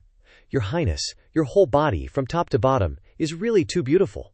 This humble servant couldn't help but take another look. She had heard many compliments, but his words were the least sincere, yet she forgave him again and again. Don't do it like this next time, otherwise this queen will castrate you. The strategy succeeded. Xu Bei Wang kneeled down to apologize. It was this humble servant's fault. It's all because the empress's whole body is too attractive. He happily thought that he was really a smart guy, and passed the test again, Jin Chang casually reminded. Saying the same thing once is enough. Be careful your eyes still wander around in the future. Be careful, this queen's patience has a limit. She even touched him. He listened to her every instruction. However, regarding the difficult to subdue magic treasure, he had to ask her for help. Your highness, there is still one thing. This artifact spirit is stubborn and won't transform, please. Your highness. Before he could finish, she directly took action, and with a snap, it broke. The holy celestial spirit died. Holding the ice-cold hammer, he gritted his teeth and trembled. Thank you, your highness. The boss killed the artifact spirit. It's over, it's over. This magic artifact dropped from Saint-Tier to Heaven Tier. What surprised him afterwards was that she planted a spirit into it, causing the magic treasure to be reforged and restored to Saint-Tier. As expected of the boss, the magic treasure was successfully enhanced. He rushed over happily. Your highness, let's play badminton. This time, I'm totally gonna win.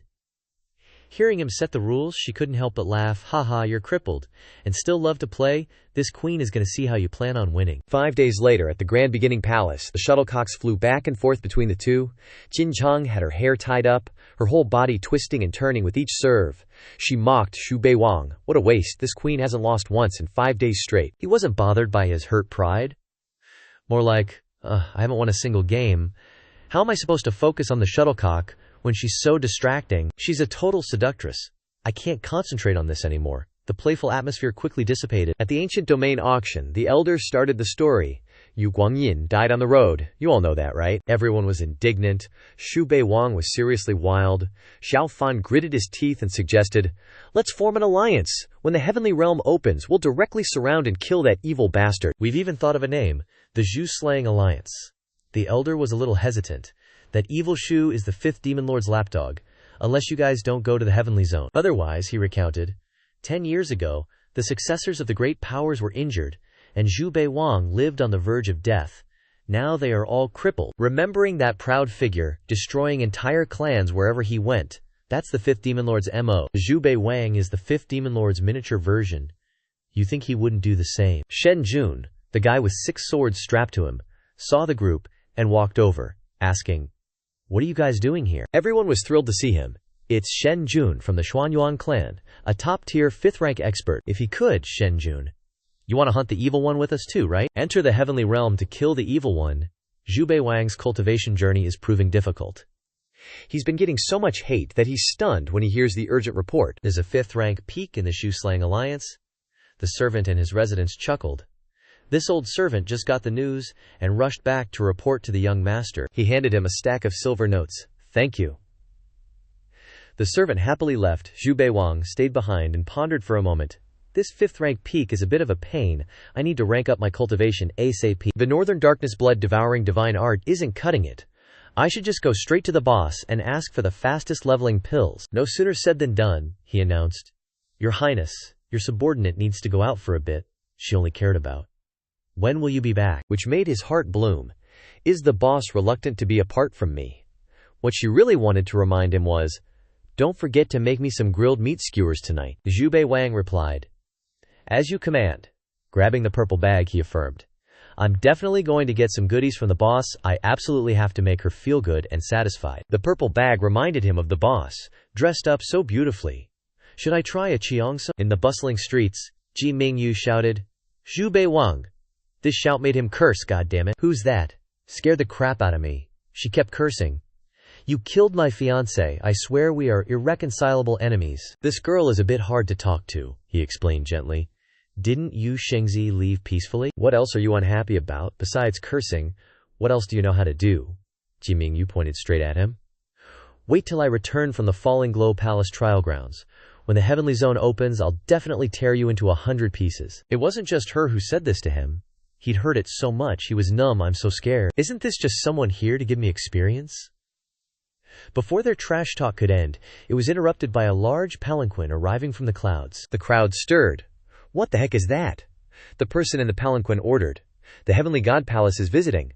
The Heavenly God Palace is described as the most ancient and mysterious cultivation sect, pursuing the art of transcending life and death. The palace master is the legendary half-step supreme, Du Ji U Wu Di. The palanquin landed in front of the Empress, who hesitantly welcomed it. May I ask what brings you here? The three-eyed woman in the palanquin didn't respond to her. Instead, she unleashed a seal that opened a path all the way up into the multiverse, which opened his eyes. Holy crap, a real-life version of being able to pluck stars from the sky. Only then did she speak. Is young Master Zhu interested in joining the Heavenly God Palace and becoming a member of the list? The list is the ranking of the Heavenly God Palace's disciples. The most outstanding disciple on the list can become the palace master of the reception department. They looked at Xu Bei Wang in shock. A Heavenly God Palace list disciple. That status is immeasurably higher than the so-called holy sons of the orthodox sects. Could it be that young Master Shu has a chance to become the next palace master of the Heavenly God Palace? The person who hated it the most was the Empress. You little scoundrel, why him? Why was he chosen by the Temple of Heaven? The mysterious woman continued. Young Master Shu, you possess unrivaled power in this world, a supreme destiny. Jin Mingyu was endlessly jealous. If he enters the Temple of Heaven, I won't be able to avenge Yu Lan. Xu Bei Wang had his own plans and didn't rush to answer.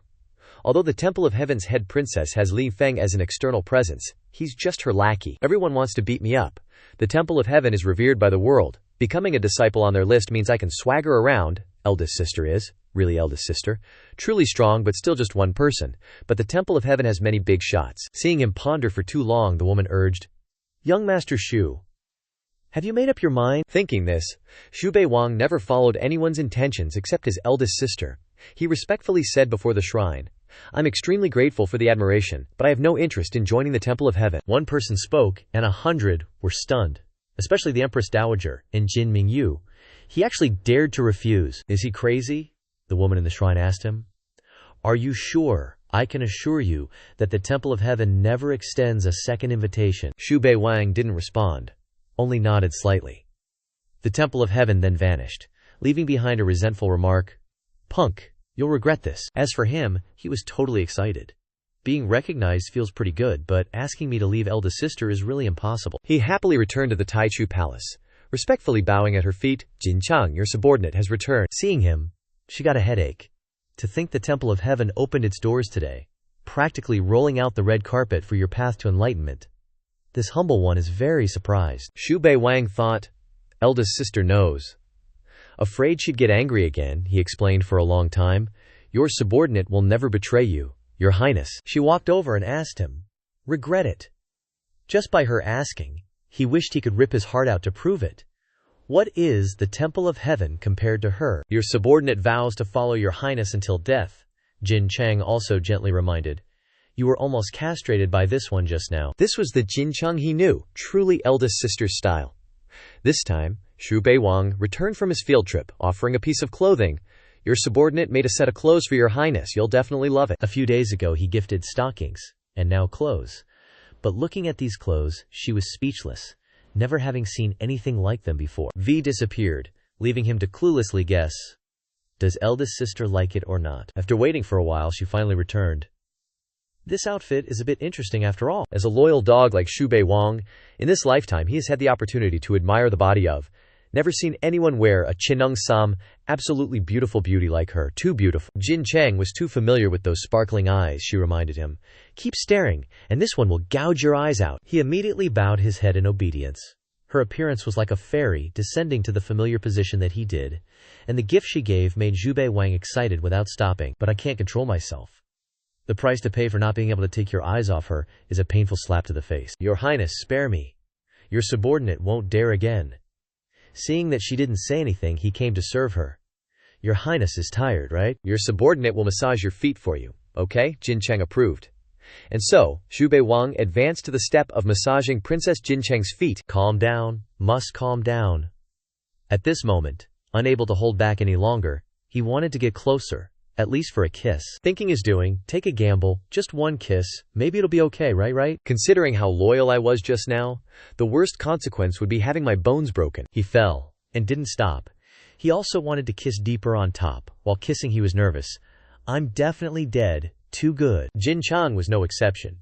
She had never been intimate with anyone like this before, her whole body was a little shaky. Why do I have such a strange feeling? Why is this one's heart beating so fast? She was distracted, while Xu Bei Wang's heart wanted to stop.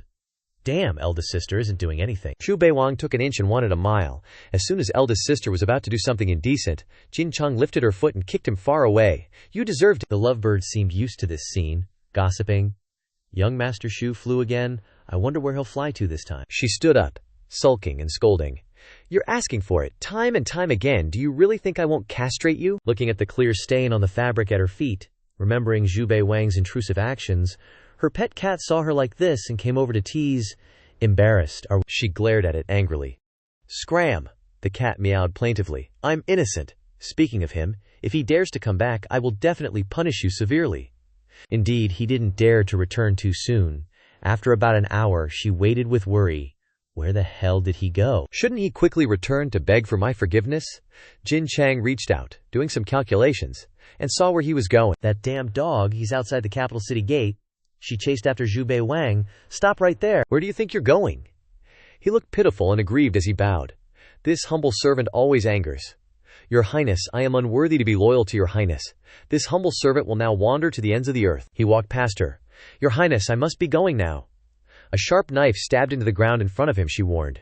Dare to take another step, and I will castrate you. Xu Bei Wang fiddled with his fingers, his face innocent and aggrieved. Can your Highness forgive this humble servant's offense? How could she not see through his trick? You little punk, you're playing mind games with me now. Could it be that you're secretly running to the Heaven God Palace? Standing before the blade? A true man doesn't mince words. He hurriedly waved his hands. No. This humble servant doesn't even know where the entrance to the Heaven God Palace is. Seeing his naive appearance, her anger subsided. I'll forgive you for now. Get back to the Taichu Palace. Xu Bei Wang, having been pardoned, joyfully obeyed, his whole body excited. Being beaten up was totally worth it. Returning to the palace, he immediately started making sizzling, fragrant grilled skewers, and even made ice cream for her to eat. Jin Chang reclined on the hammock, eating ice cream, and commented, Not bad, it's the sweetness I like most. Then she asked, Why were you so disrespectful during the day? He thought he had escaped, But the queen had to bring it up again. Xu Bei Wang bullshitted. This is etiquette recorded in ancient books, representing this humble servant's respect and loyalty to you. Hearing that he seemed sincere, she conceded. Don't do that again next time, otherwise I won't be able to control my anger and will beat you to death. She really meant what she said. He obeyed. This humble servant remembers, next time if I dare to do it again, risk and opportunity will coexist. First I must set a small goal for myself. Buy the queen a little. This incessant smiling look made her wonder, what is he thinking? Quickly, Xu Bei Wang distracted her by offering 3 skewers of steaming, fragrant grilled meat. Your Highness, try it. She took one, took a bite, looked over at him and asked, why aren't you eating? This guy was using the suffering ploy again. How can I have the face to eat after offending you? The cultivation of the 9 provinces, prodigies, has been breaking through rapidly. While this humble servant is still stuck in the same place, I'm really ashamed. It's just that other people's backgrounds are too profound. This humble servant can't compare. It's very normal. She couldn't stand his tone, so she cut him off.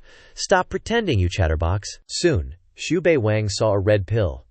Then she crushed it into shimmering spiritual energy and infused it into his body. Xu Bei Wang received it, but it wasn't as peaceful as he had imagined. What is this? It hurts so much. But what the queen gives is definitely good stuff. My whole body is full of power. Now, even without using the Northern Darkness Blood God art, I can beat Jiming Yu. Such a smooth talker. Your Highness, I'm so embarrassed. Don't stop me, my queen. I want to lick you unconscious. Jin Cheng teased him. Then I'll take it back. He knelt down. Being intimate with her. Don't. How can you do that? It's already given. Come on, savor another bite of grilled meat. I'll give you a hint. This is the supreme Phoenix Bone Pill. Letting a useless thing like you step into the 5th rank won't be a problem. This time he was really surprised. 5th rank. That's too heaven-defying, right? No wonder she beckoned. You, come here. Xu Bei Wang quickly slithered over with hearts in his eyes, wanting to get intimate with her. HMMPH. She let him know what proper etiquette was, and kicked him flying 1,000 feet away. Dare to flirt with me again, and you must be taught a lesson. Xu Bei Wang fell into the lake, confused. What's going on? Seeing Lao Da also jumping in after him, he murmured, This is Lao Da, please continue, don't stop. Deep under the lake were pillars identified with metal, wood, water, fire, and earth. The 5 elements, he exclaimed. There's such a sight under the grand beginning palace. Jin Chang gracefully walked around, instructing him to follow obediently. My palace isn't even 1% as good as the heavenly god palace. She didn't need to remind him, because he stayed for her. Born as Lao De as man, I'll be Lao De as ghost, even in death. Jin Chang helplessly said. Such sweet talk. Finally, she kicked him back to the shore. He mused that he had grown perfectly, so if he didn't do something, he wouldn't be worthy of Lao De's top-grade elixir. She played a little trick, throwing him a box. He thought it was cat food, but was stunned when he opened it. Not bad. These are at least Earth-grade. Where did you get these? Watching the little cat's actions, he hesitated. You worked hard to get them. Why are you giving them to me? The little cat told him the reason, making him laugh. You want to eat skewers too? No problem. This deal is a win. The little cat left satisfied. Xu Bei Wang noticed a reaction in his hand. A key. Isn't this what I snatched from that Zhao dude from the land of myriad illusions? Why is it like this now? He judged. Could it be a great opportunity? Looking at where the treasure was pointing, he cursed.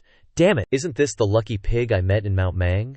A dungeon opened at my doorstep. I can't not go. Xu Bei Wang went to the main hall where Jin Chang was having a meal and paid respects to her. Your Highness, this subordinate wants to take a few days off. She interrogated.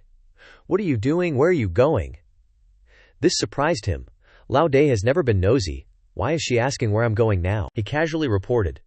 This subordinate wants to go to Mount Mang to find an opportunity. In his heart, he was ecstatic. Lao De actually cares about me this much now. Hearing that he had a good reason, she softly said, Scram. But he didn't leave immediately, still wanting to beg. Does your Highness have any treasures like a disguise mask? I remember in the novel that there isn't just one key to the dungeon, and a top-tier alpha like me should be a little humble. Jin Chang, who had chewed the meat down to the stick, refused. I don't. He drooped slightly. Yep, this trick always works. She scoffed again, calling him useless, but also bestowed upon him spiritual qi. Xu Bei Wang looked at the object adorning him. What is this? It's Lao De's scent. Lao De really dotes on me too much, not doing it on sight. She glanced over, not seeing his reaction, and wondered. Not handsome enough. Xu Bei Wang pointed to himself. Does your Highness think this subordinate's outfit is very handsome? You're very proud. How could he dare not? Whatever your Highness tells this subordinate to do, this subordinate will do. Hearing her ask, How long are you going for? A few days and I'll be back. This subordinate will come back and make hot pot for your highness." Begging and promising were done. He respectfully greeted her. This subordinate takes his leave. She was kind to him to the bone. "This queen will see you off." While Xu Bei Wang was stunned with question marks all over his head, he was still kicked by her, as usual. "Lao Dai is sending me off like this again." But this kick sent him flying straight to Mount Mang. The first person to participate had already appeared. The holy maiden Zhao Qingju of the Jade Pool Holy Land. She looked at the strange object flying over. Xu Bei Wang sighed. "My feet aren't even on the ground yet, and Lao Dai's kick sent me straight to Mount Mang. Looks like Lao Dai wants me to come back early." Just as he looked up, he saw Zhao Qingju. "Damn, I finally met the female NPC on the 97th floor. Sure enough, she has a key. Luckily, I sealed off my vital energy. Let's see what trick she has up her sleeve." Before either of them said a word, they were drawn by the announcement of the black fruit in the sky. Yet Tian's cultivation progressed fast enough, unconsciously reaching the peak of the 7th grade. Not bad, he even has a mount. After so little time, it seems like he not only didn't die in Wolfang Mountain but also gained a lot. What are the odds that he also has a key in his hand? What a coincidence. Tian Ye landed and paid respects to the woman first. "This one is Tian Ye. May I ask for the lady's name?" She coldly replied, "Zhao Qingju," making Tian Ye sigh. "The person is just like the name. Miss Zhao is as beautiful as the morning sun, with the beauty to make birds fall and fish sink, capable of overthrowing a nation. Fate has allowed us to meet, to be able to meet. Ms. Zhao is this one's good fortune for 3 lifetimes." Xu Bei Wang felt that he was even more cunning than him. Even before knowing what he was doing, he had already started licking his boots. Tian Ye turned to look at him, assessing. "This composure, just a 7th grade bookworm, forget it. Who might you be?" Xu Bei Wang made up a name on the spot. "This humble one is Liu Dongfang." Tian Ye returned the greeting. "Brother Liu, honored, honored." He wondered in his heart. Honored is quite fortunate. Seeing them dragging on endlessly, Zhao Qingcheng urged, "Don't waste words. You two both have keys, don't waste time." Xu Bei Wang recognized this attitude, secretly judging. It seems she understands things, and it's best not to provoke her for now. The 3 keys were tossed up, and together the top-tier VIPs entered. Appearing before them was a magnificent and luxurious palace, completely different from the architecture of this desolate place. The 3 of them went straight into the palace. Xu Bei Wang said to Zhao Qingcheng, "This humble one was just thinking of following the young lady. Let's observe the situation first." She bluntly refused. "Everyone relies on their own abilities." Tian Ye was somewhat disapproving. "Ms. Zhao, dangers are lurking everywhere ahead, it's better to be careful. This humble one suggests that the 3 of us travel together, helping each other." Qingcheng dismissed his insignificant opinion. The difficulty in eliminating the enemy's strength left him speechless. He sighed. "Brother Liu, this," Xu Bei Wang waved his hand. "Beautiful girls are all hot-tempered, forget it." Demonic monsters immediately appeared, flying towards the 3, each with a different colored protective aura, both defending and attacking, quickly wiping out the trash guarding the place, revealing a mark, which was the dynasty of Daxia. Qingcheng judged. Could this be the imperial palace of Daxia? Xu Bei Wang looked at the treasure before him. Could that be one of the great divine artifacts of Zhuzhu, the long-lost imperial jade seal? History records that 1,000 years ago, the Daxia dynasty split due to internal conflicts, and the Ji clan usurped the throne, establishing Daxia. What everyone saw was in the shape of a sacred dragon seal. Zhao Qingcheng sighed. Daxia perished. The imperial jade seal went into hiding and remained untraced, until now. Unexpectedly it's here, Shen Yi added. So that the kings of all generations rely on the imperial jade seal as a foundation. In that year, although the Taizu of Daxian obtained the world, because he didn't have the imperial jade seal, he was always looked down upon by the world. He then turned to Xu Bei Wang and transmitted his voice. "Brother Liu, let's join forces." Shen Ye's words made him despise him. He was just licking boots a moment ago, now he's already plotting against people. His character is even worse than a villain like me. As a man, he still acted righteously, and also announced, "Young lady, apologies, Ms. Zhao, sorry. I want to ascend to the summit. This imperial jade seal I must obtain. Among the 3 of us, your strength is the greatest. I can only join forces to deal with you first, then I'll deal with that scholar." Seeing him so arrogant, Zhao Qingju mocked. "You ants dare to." Shen Ye transformed and signaled to Xu Bei Wang. "Brother Liu, make your move." Who is Xu Bei Wang? He is the most cunning of his lineage. This matter, with a chu sound, he counterattacked Shen Ye, catching him off guard. Shen Ye frowned, looking at him. "You," Xu Bei Wang revealed a body of brown-orange clothes, smiling as he looked at him. Long time no see. Why haven't you improved at all? Shen Ye immediately recognized him as the Shu dog thief. Before he could unleash his attack, he was blocked by Xu Bei Wang, even countered, sending Shen Ye flying backwards, dying right at the foot of the palace pillar. Zhao Qingcheng was stunned by the martial arts display a moment ago, she confirmed. He's at the 5th grade. Even if he's at the 5th grade, if he wants to obtain the Jade Seal, one man and one woman, one purple and one gold, both must be eliminated. It seemed that Zhao Qingju had dodged the attack, changing direction towards the Jade Seal to grab it. Shu villain, the Jade Seal is mine. He didn't like her scolding him. He only liked it when the big boss scolded him. You open your mouth and call me a villain. Is it so hard to gently call me young Master Shu? Zhao Qingju was strangled in the air by his magic power. She coughed up blood. Protecting her life was more important, so she quickly teleported away. Looking at the faint, purple inner force remaining there, he was a little excited. To be able to escape under my control, it seems she's even stronger than some Juxiao's holy son or something. Making use of every second, he absorbed the original power from the Imperial Jade Seal. It's mine. Something big happened in Dajia. Of course, the Jinluan Hall would know first. A flustered eunuch entered and reported to the Empress. Reporting to the Tianhao, the Imperial Jade Seal has appeared on Mount Mang, and it's explained that the Dragon Shi is bound together with the national destiny of the dynasty. Blessed by heaven, meritorious protection is a treasure, trusted by all living beings. The Empress was happier than anyone else. She stood up and asked again. Really, I didn't expect that after Dajia perished for so long, the Dragon Chi still exists in this world. While this palace is regent, the Imperial Jade Seal appears. Truly the will of heaven, the eunuch added. The Jade Seal also carries some Dragon Chi. This old lady orders the entire main hall to prepare to go to Mount Mang. The imperial teacher once said, "The emperor has always relied on the Dragon Chi of Daqian to prolong his life. If he can devour some Dragon Chi, relying on the Jia family's special cultivation method, perhaps he can also awaken. Take the Jade Seal first. Can't let it fall into the hands of others." Mount Mang at this time returned to its original peaceful state. Xu Bei Wang had completely shed the fake armor on his body. I didn't expect to earn a divine artifact on this trip. He stomped the ground, ready to bolt. But before he could even take off, the imperial army showed up. Xu Bei Wang wasn't surprised, and performed the proper greetings. Greetings, Heavenly Empress. The Empress didn't return the friendliness, frowning. Hand over the Imperial Jade Seal. She was secretly worried. The Imperial Jade Seal had fallen into his hands. Every major event in the 9 provinces recently has been connected to this little punk. Xu Bei Wang was best at playing dumb. Jade Seal. This humble servant doesn't know anything about it. That godly general who looked half dead just a moment ago had somehow crawled all the way over here. He pointed at Xu Bei Wang, accusing, "He's the one who stole the Imperial Jade Seal. I saw it with my own eyes. We can't let the Empress get her hands dirty." The Wu god of the Ji family, Ji Yuan, threatened through gritted teeth.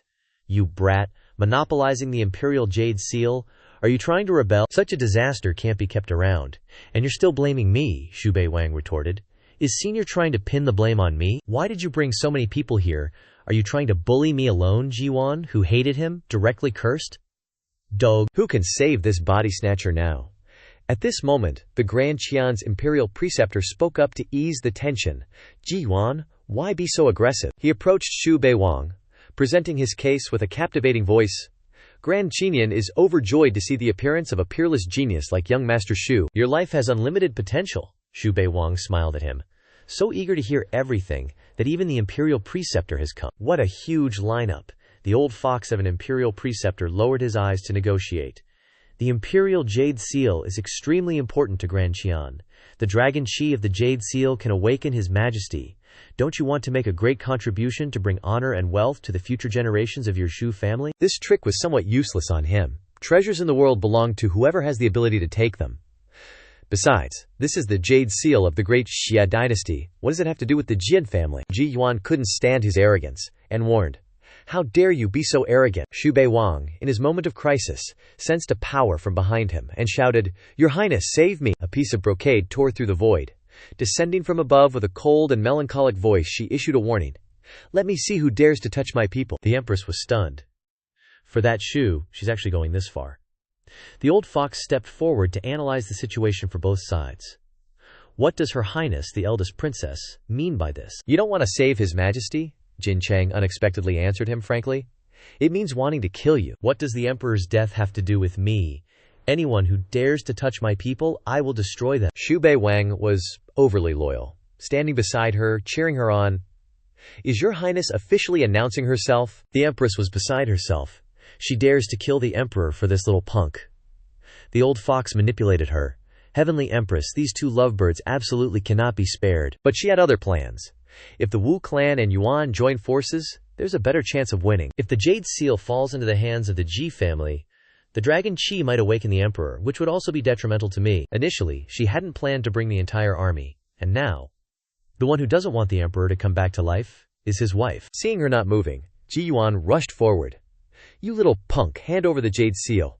Right on cue, Xu Bei Wang's desire to fight exploded, he confirmed with her. This humble servant will definitely not disgrace your highness. Being able to fight monsters with your highness is just too awesome. Xu Bei Wang's inner energy had been absorbed successfully, and the newly acquired aura showed a dragon coiling around him. The Empress concluded that it was the Dragon Qi that caused the earth and rocks to shatter into pieces on the floor, while Ji Yuan had died tragically. The death came too quickly for him to react. Xu Bei Wang challenged the court officials. The Jade Seal is here, who dares to come and take it? The Empress weighed her options. These two miserable people are actually spies, and they can easily kill a saint-level expert like that. I underestimated their strength, and also underestimated that Shu's position in the fifth breach's heart. Shen Ye, watching the excitement from the side, couldn't help but grow even more hateful. Xu Bei Wang, how can this be allowed? Just as he was about to stand up and fight him to the death, he heard his master's primordial spirit from behind. Do you not want your life anymore? He immediately replied, No. What is that fifth devil Shu to begin with, master? This disciple is not reconciled. The master instructed, Endure. The reason I've kept your life until today is for a purpose. Another spatial rift opened, but this entrance was splendidly decorated, with intricately designed steps, nothing like Jin Chang's rough and tumble appearance from before. Two men stepped out, attracting everyone's attention. Shen Ye exclaimed, It's the temple master, Du Ji Yu Wu Di, of the Heavenly God Temple. He must be here to kill Xu Bei Wang and seize the Jade Seal. But the two men before them simply said, Xu Bei Wang, when the heavenly ruins open, you and I will have a life-or-death battle. Xu Bei Wang, although he didn't know who was speaking, was busy assessing them. This tenfold luck is another good leak, and the young man standing in front, though his aura is strong, doesn't seem to have any ill intentions. Indeed, the Heavenly God Temple never seemed to have any ill intentions towards him. The temple master smiled and said, Young friend Shu, I, as the temple master of the Heavenly God Temple, invite you to join us. Jin Chang glanced over, and it scared him witless. He immediately waved his hand. I don't want to. As soon as he finished speaking, she opened a spatial tear and sent him away. The temple master of the Heavenly God Temple noticed and tried to stop her, but it was too late. Affected by the two opposing forces, Xu Bei Wang's soul separated and flew back with his body to the beginning era palace. Sitting slumped on the cold stone floor, he was full of emotion. Big sis, is this where I came from? So where is Big sis? Gong Gong hurried over and asked. Young Master Shu. He looked at the eunuch, puzzled. What's wrong, Gong Gong? He reported. Wu Zhao is outside the palace, already at Big Sis's territory. That arrogant name is demanding stuff and wants to kill him alive in the cave. Now they've arrived at the gate by carriage. Xu Bei Wang stepped to the gate and, with proper etiquette, bowed. Empress Dowager, if Her Majesty has come here to set conditions, this humble one will trade the dragon bone for the Jade Seal. How does that sound? He didn't expect the Jade Seal to be worth this much. Dragon bone refers to the bones of a dragon, containing its essence and blood. The bones can be used to perform various ancient and powerful arts, equivalent to world-shaking treasures and divine artifacts. Seeing his hesitation, the Empress Dowager spoke sweetly. Beloved Shu likely knows that the Jade Seal can only be controlled with the law. Beloved Shu will be able to borrow it any time after reaching the 4 palaces of Nirvana to face enemies. This seemed to impress Xu Bei Wang somewhat. Her calculations weren't bad, knowing that divine artifacts like the Jade Seal can only be moved quickly by second-grade Nirvana cultivators. And he was still far from second grade. Use this Dragon Qi to scare people. Not stopping there, the Empress Dowager offered more. This humble one will add a divine artifact and 2 bottles of second-stage demonic beast essence blood. She thought he was a punk. This humble one doesn't believe you won't be tempted. This is all because this humble one didn't kill you in time, allowing you to be so arrogant today. How could Xu Bei Wang not know the viper in front of him? He didn't mind provoking her. Empress Dowager, actually, the Jade Seal is still useful to this humble servant. I can use it to crack walnuts. He was a mess inside. Damn it, don't waste time like this. I still need to find Big Sis. The Empress, usually second to none, clenched her fists in anger. This punk dares to insult this humble one like this. Xu Bei Wang saw her off. Remember, no one can always have smooth sailing. Farewell, Empress Dowager. He hurried off to find Big Sis. Thinking back on the scene, actually, this deal with the Empress wasn't a loss. It's just what would happen if Big Sis got angry. No licking would ruin everything. Just as he was walking, he saw the person he was looking for. Your Highness, please blame this humble servant for that Dunji Yu Wu Di. He couldn't help but rejoice. Big Sis is back. That's great. Jin Chang reminded him. Do you know that in the eyes of the Heavenly God Temple, your value is equivalent to 2 half-step supreme beings? Xu Bei Wang was surprised. Oh, I'm worth a lot, huh? Looks like Du Ji Yu Wudi couldn't negotiate with Big Sis. That temple master of the Heavenly God Temple must have a lot of treasures. But maybe Big Sis can't bear to part with me. She leaned over and asked, Are you very proud? Seeing this attitude, he knew she was displeased. Xu Bei Wang was vague.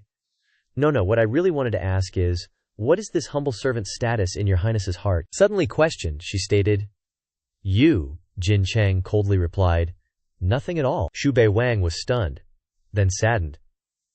I've worked so hard, and in Big Sis's eyes, I'm still someone who can be discarded at any time. Jin Chang ignored his thoughts and gave him something, introducing it. This is the origin of the abyssal voidworm. Absorb it. Xu Bei Wang accepted it. Thank you, Big Sis. He felt a bit more hope in his heart. Big Sis is denying it, but she actually cares a lot about me. Being able to obtain the origin of a saint realm must be beneficial to Jin Chang's cultivation. Looking at his bulging pockets, she tossed them up and asked, Where did these come from? Xu Bei Wang's face darkened. He raised his hand. Your Highness, this humble servant can explain. She didn't bother listening to the chosen one of heaven and earth creation. You can even pick up this kind of garbage. Aren't good products for people only wearing one unlucky thing? How can you become the son of destiny? So he was about to explain himself. But Tirezihi, understanding he wanted to serve her, stopped him. All right, take back your horn. He was overjoyed to be able to pocket a bunch of treasures without getting scolded. Tirezihi was just a busy bee. Your Highness is too kind. But this time, even rat-like Ye Tian had to put in effort to find these 2 treasures. Among them, there's even one that was just snatched. Oh right, give this Jin Chang Jade seal to you. If Tirezihi doesn't need it, then it's yours, Your Highness. She believed it was a divine artifact from the 9 provinces, and there were only 10 of them. Xu Bei Wang flattered her with a smile. Everything Tirezihi does for Your Highness is of his own free will. After he left and returned so many times, she mused. That little rascal gave you so many treasures, and you're not exchanging them. Xu Bei Wang asked. Did Your Highness see it just now? She explained. Is there anything in the Primal Beginning Palace that this queen doesn't know? Including you hanging your sock on the chair just now. She actually brought up the sock issue, and he hesitated. Why do I feel a little happy that the boss is still wearing a long skirt outside, when she only used to change into fishnet stockings and cheongsams for me inside the Primal Beginning Palace? A space opened up between them, and Jin Chang manipulated the seal to bury it. Seeing the familiar 5 pillars suppressing things, Xu Bei Wang couldn't help but be surprised. There's more. This is the Taiyi sword and the Haoshan pagoda. So under the Primal Beginning Palace, this little imp is suppressing these 2 divine artifacts. After dealing with everything, she glanced at him. You've made a great contribution. What do you want? This was the real purpose. He thought, this life, it's finally here. The boss really won't let me suffer. He grinned. That, Jin Chang hated people who beat around the bush the most, and she snapped, Speak! So he had no choice but to say, Your Highness, this servant has read an ancient book, and it said that kissing the face can convey affection. His eyes sparkled as he looked at her. Can Your Highness give Tizi a kiss? Jin Chang grabbed his chin, wondering, which ancient book is it? Bring it here. She was trying to force him to confess, but he dodged. I accidentally saw it while venturing into a secret realm. It's completely accurate. How could Tianzi dare to lie to Your Highness? She wondered. Secret realm. Xu Bei Wang immediately sensed that the boss was still tense, and the strength in her hand had loosened. Without waiting for her to signal, Xu Bei Wang directly went for it, touching his lips to her cheek. The boss is so soft and sweet. Jin Chang gritted her teeth, and he immediately separated. Get lost. He was kicked away miserably by her. She found this feeling disgusting. Even when her pet cat rubbed against her legs, she wanted to burn its eyes out, causing it to slink away. She was lost in thought. This guy, at Zijingxi Xuan Erfang, the scene of the literary gathering, the place where Xu Bei Wang was kicked to, he landed painfully. Liu Di hurried to help him up. Who hurt young Master Xu like this? Xu Xiong, he asked with concern. What happened? Xu Bei Wang, covered in injuries, replied, Don't ask what you shouldn't ask. he shrugged and explained. Just a debt of romance. Then, he used his powers to heal his injuries on the spot, and looked at his younger brother. Got any treasures? This kid is really lucky. Where did he find such a good opportunity? Looking closely, it was the jade pendant that the maid in my mansion liked to collect the most. This, Liu Di happily offered. It's a great honor for my sister to be liked by the young master. He was also straightforward. I'll take it. I won't take your things for free. He gave his younger brother a bottle of spiritual medicine, causing Liu Di to happily accept. Young Master Xu is too kind. What young Master Xu gives is definitely good stuff. Holding up the gift that Xu Bei Wang gave him, he couldn't stop showing off. Liu Mu had once followed Xu Gongzi. Looking at his leaving figure, he had some memories. I don't know when I will meet Xu Gongzi again. Xu Bei Wang had already stepped out of the brothel. He sensed that there must be a formation in this jade pendant. I can't make it anyway. I still have to rely on the boss. Thinking back to the scene before he was kicked, he was deeply worried. But this time, I touched the boss's red line. Otherwise, the boss wouldn't have been willing to hurt me. What to do now? He felt that he was mostly lucky. There must be a way. I've already kissed her. As long as he was bold, the boss would go into labor. Before he even reached the door of the hall, it was frozen on the outside. Xu Bei Wang looked sadly at the pet cat inside. He's finished this time. Damn it, only I can't get in. Have I been blacklisted by the boss? The pet cat came over, saw him drawing his sword, and was startled. Xu Bei Wang fell into contemplation. He has a sense of propriety. I won't be an eyesore to your highness anymore. He cut across the line to end his life to show his sins. Jin Chang stepped out at this time, looking at the cold body on the ground. How could she bear it? She gave him more vitality, and he recovered and sat up, wanting to die again. Tiji has very serious sins. I deserve to die. Xu Bei Wang looked at her intently, sadly. If your highness is still angry, then Tiji will kiss you again. Ah, so it was the courage of a bear. Just back from the brink of death, and already wanting to return, he was kicked by her again, and happily thought, the boss still cares about me. I have to cook a hot pot for the boss. The sour and spicy Saskatchewan hot pot tantalizingly tickled the nose. Stimulating the taste buds was presented. Xu Bei Wang happily handed her chopsticks. Your highness, please taste it. This is a yuanyang hot pot. Seeing her pick up the chopsticks, he gazed at this face, especially longing for those plump lips. What would it taste like if I just went for a kiss and didn't let go of our boss's little mouth? Jin Chang took a bite and frowned at the lovesick puppy beside her, silencing Xu Bei Wang, who calmed down immediately. There will be chances later. Jin Chang enjoyed the delicacy and complimented. Your skills have improved a little. As usual, he kneeled beside her, begging, Your Highness, this servant will massage your legs for you. Massaging legs and eating hot pot go perfectly together. She hadn't even cooled down from yesterday's anger, yet he was already pushing his luck. This guy, gotta scold him. You want to flirt with me again? Xu Bei Wang hugged the big thigh like an obedient puppy. This servant wouldn't dare. He internally reassured himself. Stay calm, the boss is watching.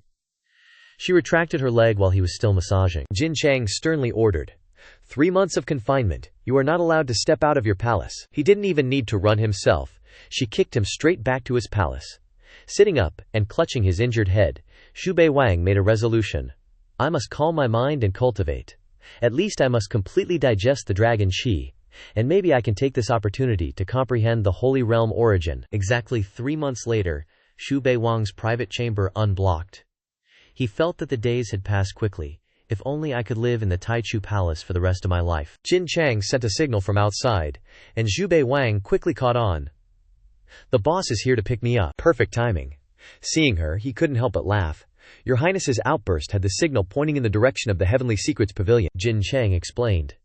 There are only 3 days left until the Heavenly Vault opens.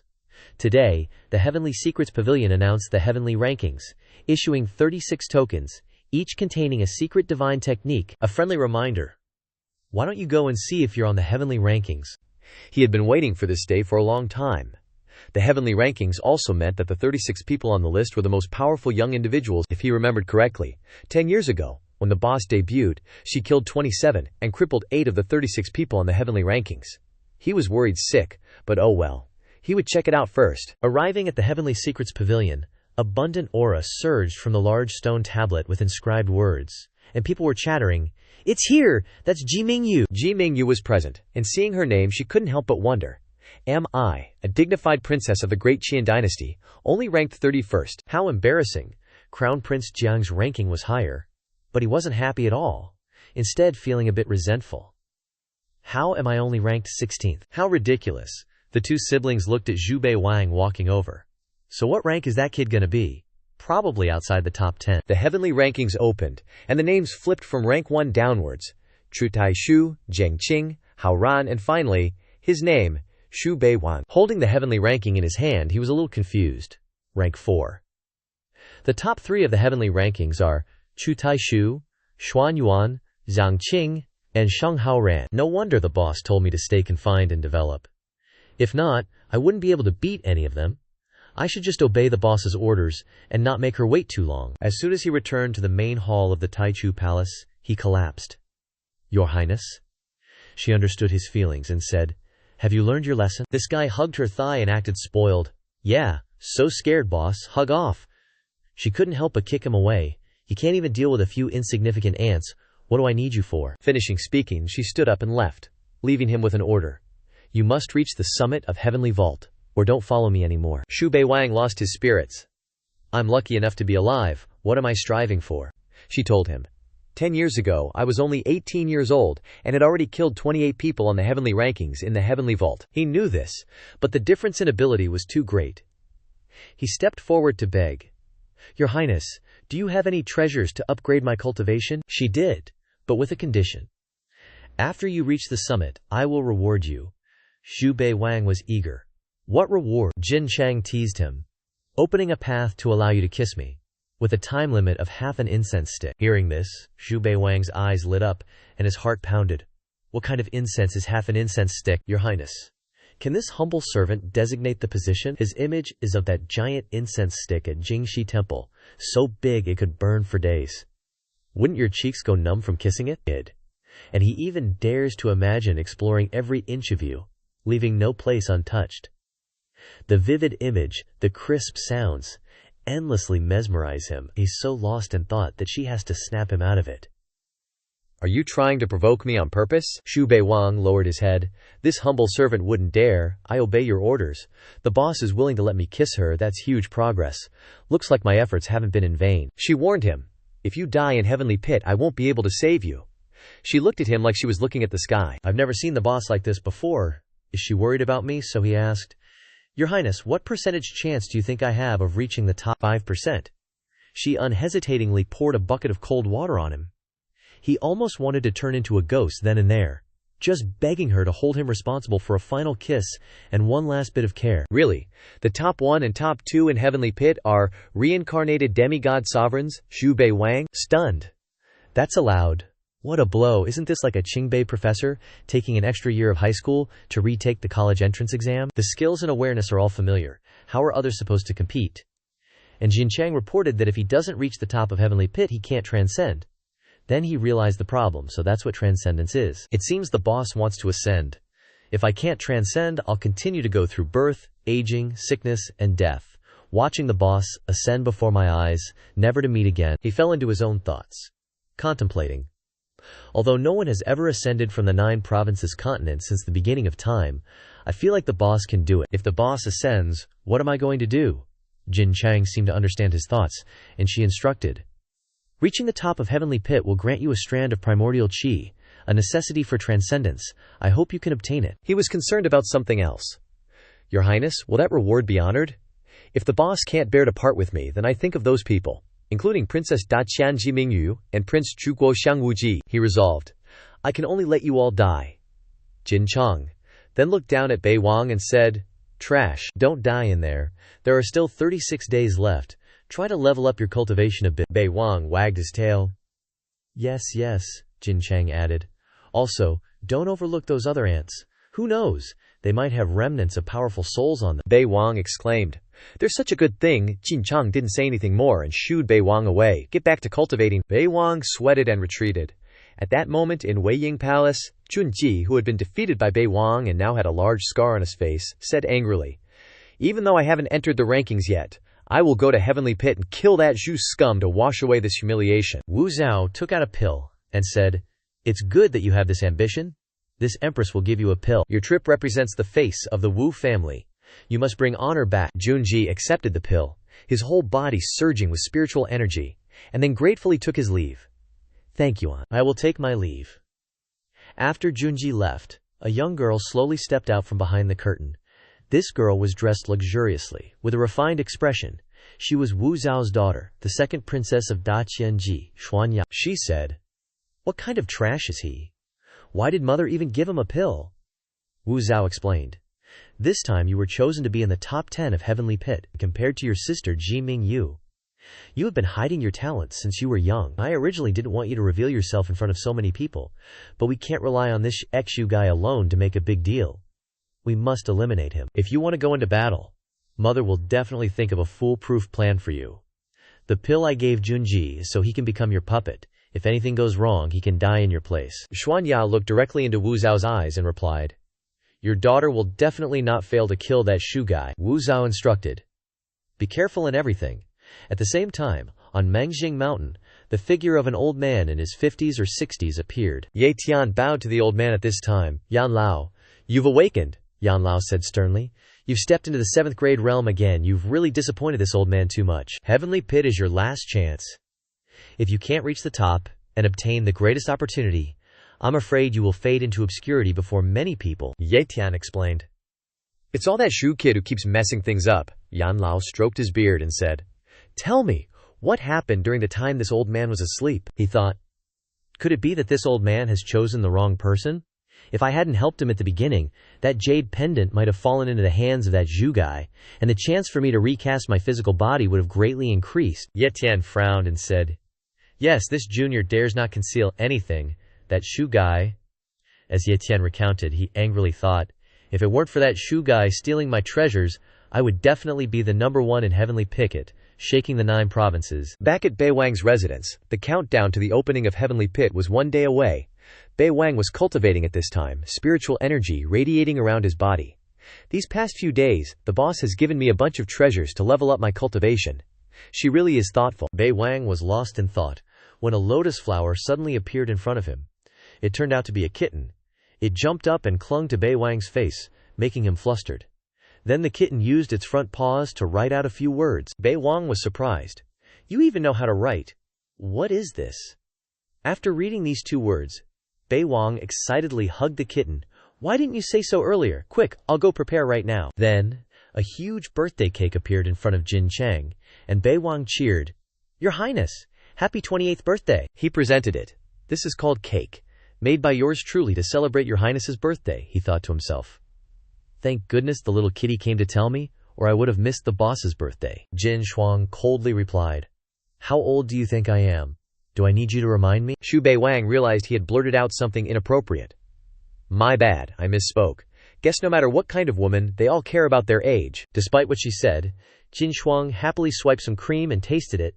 Xu Bei Wang's eyes welled up at the sight. The atmosphere was filled with pink bubbles. "Boss, please don't use this kind of knife to kill me." But it seems like the boss is very satisfied with the taste of this cake. In the following days, countless mirrors appeared. A truly mystical sight. Xu Bei Wang told Jin Shuang, "Your Highness, the Tianku has opened." Jin Shuang took out a small mirror and said, "Take this. If you lose your life, this mirror will absorb a wisp of your soul, helping you reincarnate." Xu Bei Wang felt a bit dejected. "My fault, making the boss have so little faith in me." Xu Bei Wang carefully accepted it, then returned the mirror, saying, "I don't ask for a next life, I only ask that this life has no way back, only then can I force out my strongest self." Jin Shuang took it back, satisfied, and said, "Go then." Then she asked, "Speak, what do you want?" Xu Bei Wang leaned close to Jin Shuang and replied, "Your Highness, 10 years ago when you entered the Tianku, your peak power overwhelmed everything, so badass. This humble servant wants to kiss your Highness's lips, so that this badassery will accompany your Highness on this journey." Jin Shuang frowned and scolded. "Get lost," Xu Bei Wang shamelessly persisted. "Doesn't your Highness want me to catch your luck?" His face welled up with tears. "Your Highness also has some cakes in the kitchen. They are all the sweet flavor that you like. The hot pot seasoning is also in the kitchen. I've neatly prepared all kinds of meat and vegetables. You only need to put them in the yuanyang pot and you can use it. As for the seasoning for cooking, I have written the order of the seasoning on the rice paper on the stove." Jin Shuang was even more annoyed, snapping, "Are you arranging your funeral with me?" Xu Bei Wang cheekily replied, "Who told your Highness not to pass on your luck to me?" Afterward, Xu Bei Wang leaned in and gently kissed Jin Shuang's lips.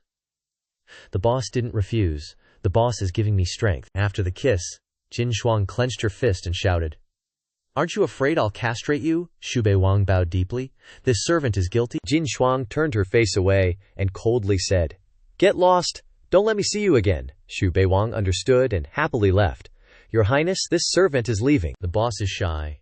I'm doomed. I'm starting to look forward to the reward. At this moment, at the azure sky abyss, in the sky above the warped space, countless people were standing there watching the show. The light spot on the nameplate disappearing represents the death of the contestant Xu Bei Wang, then used his flying sword to land. "Is this the Tianku?" Countless people shouted. "Young Master Xu is here." It is said that the geniuses of the heavenly rankings who survive the Tianku will become big shots of their own. Those who reach the peak will have the opportunity to transcend. I wonder what kind of opportunity young Master Xu has. Young Master Xu relied on the Grand Princess in the capital to show off his power. How can he bully people with his dog-like arrogance this time? Chu Tai Shu, first on the heavenly rankings, is not ordinary and does not care about the discussions. Xu Bei Wang immediately entered a warped space portal. Just passing through the space portal, it turned into a gloomy and dark place. Xu Bei Wang was surprised. What is this? This place is the mixed melee arena of the Tianku. Victory can win light spots. So that's how it is. But how is this melee fought? Xu Bei Wang worried. Suddenly, countless people rushed out from all directions, shouting, "Xu, you evil villain, today is your day to die." Everyone thinks that if they can kill this Xu, they can win his light spot. Among this group, there is a strangely dressed person who is the leader. He is Kong Xian, the heir of the Kong family. He shouted, "My Kill Xu Alliance will never let you go." Xu Bei Wang just sneered at this. "Kill Xu Alliances, you guys." "Is there anyone else who wants to kill me?" Junji also stepped out, pulled out a blazing red sword, and cursed, "Xu, the humiliation you gave me that day, I will make you pay back 100-fold. Xu Bei Wang secretly channeled his spiritual power and continued to provoke. Very good. Everyone was not careless, but at the same time prepared their strength for a massacre. Everyone said in unison, "You are just bluffing. Quickly, everyone rush up and kill him." Jinji also leaped forward, pouring all his spiritual energy into the tip of his sword, his momentum like splitting bamboo, utterly berserked. Xu Bei Wang nonchalantly raised a hand to the sky, scattering spiritual energy, with the vague outline of blood claws appearing to counter each person attacking him. The weakest of the bunch, upon seeing this, cried out in terror, "Quick, run!" Turns out, those blood claws are from the demonic beast, Tao Wu. Xu Bei Wang, after summoning Tao Wu, grinned evilly. "You want to run? Did you really think I was that easy to bully?" The group, who were bursting with energy just a moment ago, were now scattering like dogs who'd lost their home, silently cursing but not daring to speak their minds. "Damn it, let's bail." However, Xu Bei Wang calmly activated his spiritual energy, uttering a single sentence. Too late.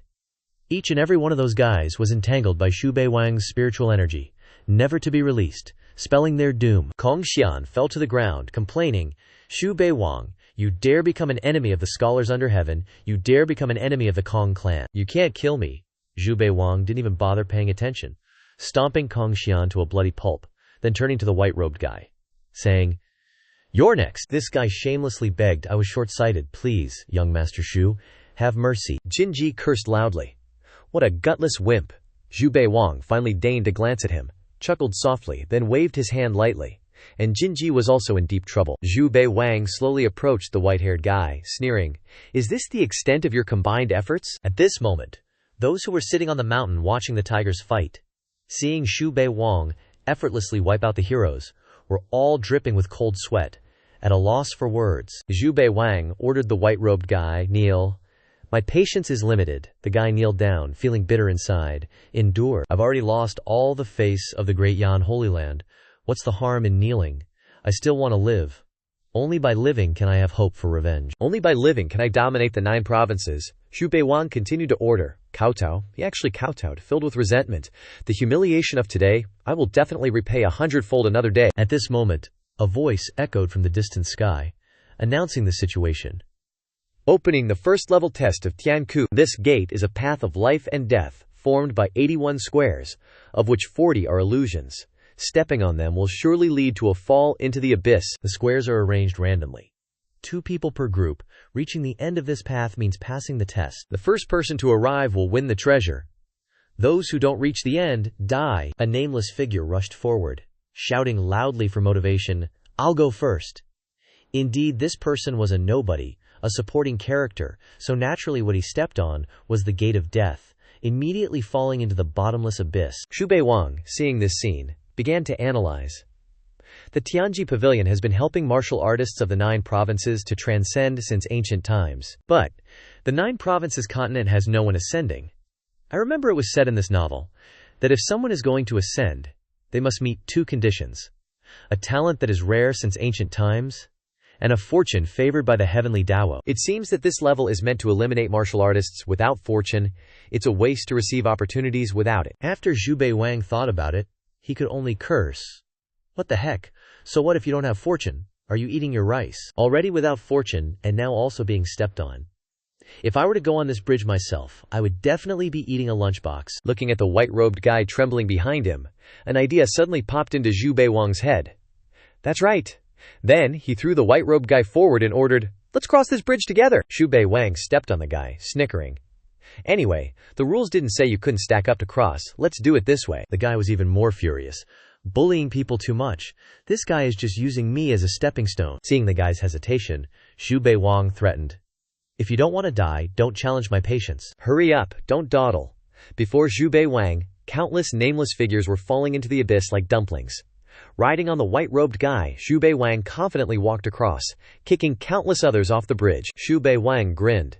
As expected of the Son of Destiny, a sure win. Contrary to Xu Bei Wang's excitement, the white-robed guy was trembling with each step, or rather crawling, carrying Xu Bei Wang. With each step he was also terrified of his own luck. I actually made it through again. A nameless figure saw the white-robed guy crossing so easily, and angrily rushed to attack. "Why can you guys cross?" "Go die." Of all people to attack, you had to attack Bei Wang. He flicked his hand, and that guy was flung into a ravine, dying a miserable death. After more than half a day, the 2 finally arrived. The statue of the eccentric genius was right in front of them. The guy in white angrily cursed, "You go die." Bei Wang just shrugged, jumping forward, activating his spiritual energy in his hand as he taunted, "Why are you all so eager to kill yourselves? I hate fighting the most, Bam. In one strike, whether intentional or not, Bei Wang's palm energy grazed past the guy in white. Bei Wang just turned his face away and said, "All done." Ignoring the guy in white who spat out a mouthful of blood, Bei Wang slowly approached the genius's statue. This statue was of an eccentric genius, holding a bowl of water, with drops of water falling one by one onto a lotus platform. This water was the true dragon's essence blood. Heavenly axis opened, random teleportation, a teleportation gate appeared. Bei Wang just wanted to curse when he heard that damn notification. What, random?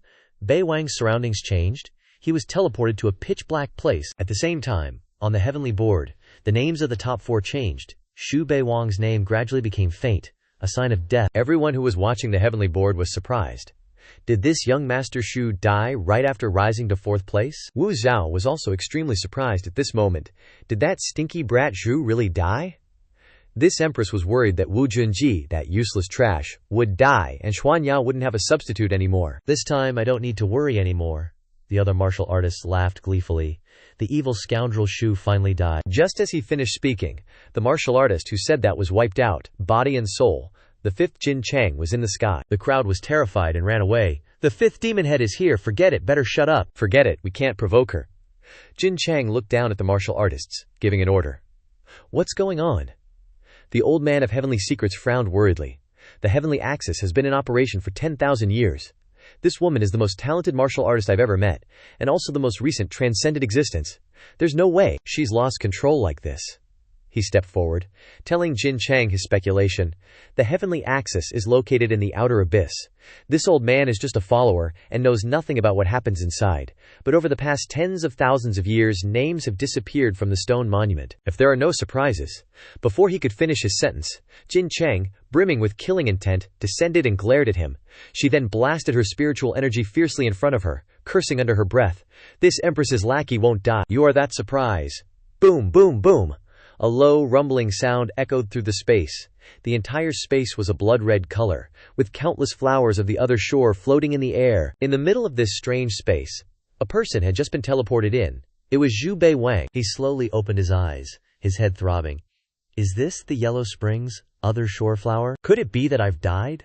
The underworld, the bridge of helplessness, black and white impermanence, King Yama, the judges.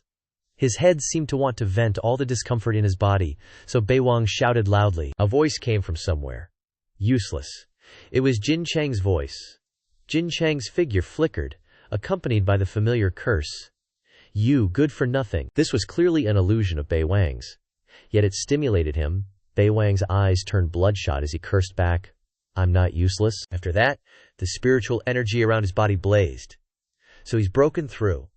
He saw countless spiritual energy streams flowing from Bei Wang's body. That's right, the Northern Darkness blood-swallowing divine art had made great progress. Bei Wang had a blessing in disguise. As he examined his cultivation, he was secretly overjoyed. I'm alive again.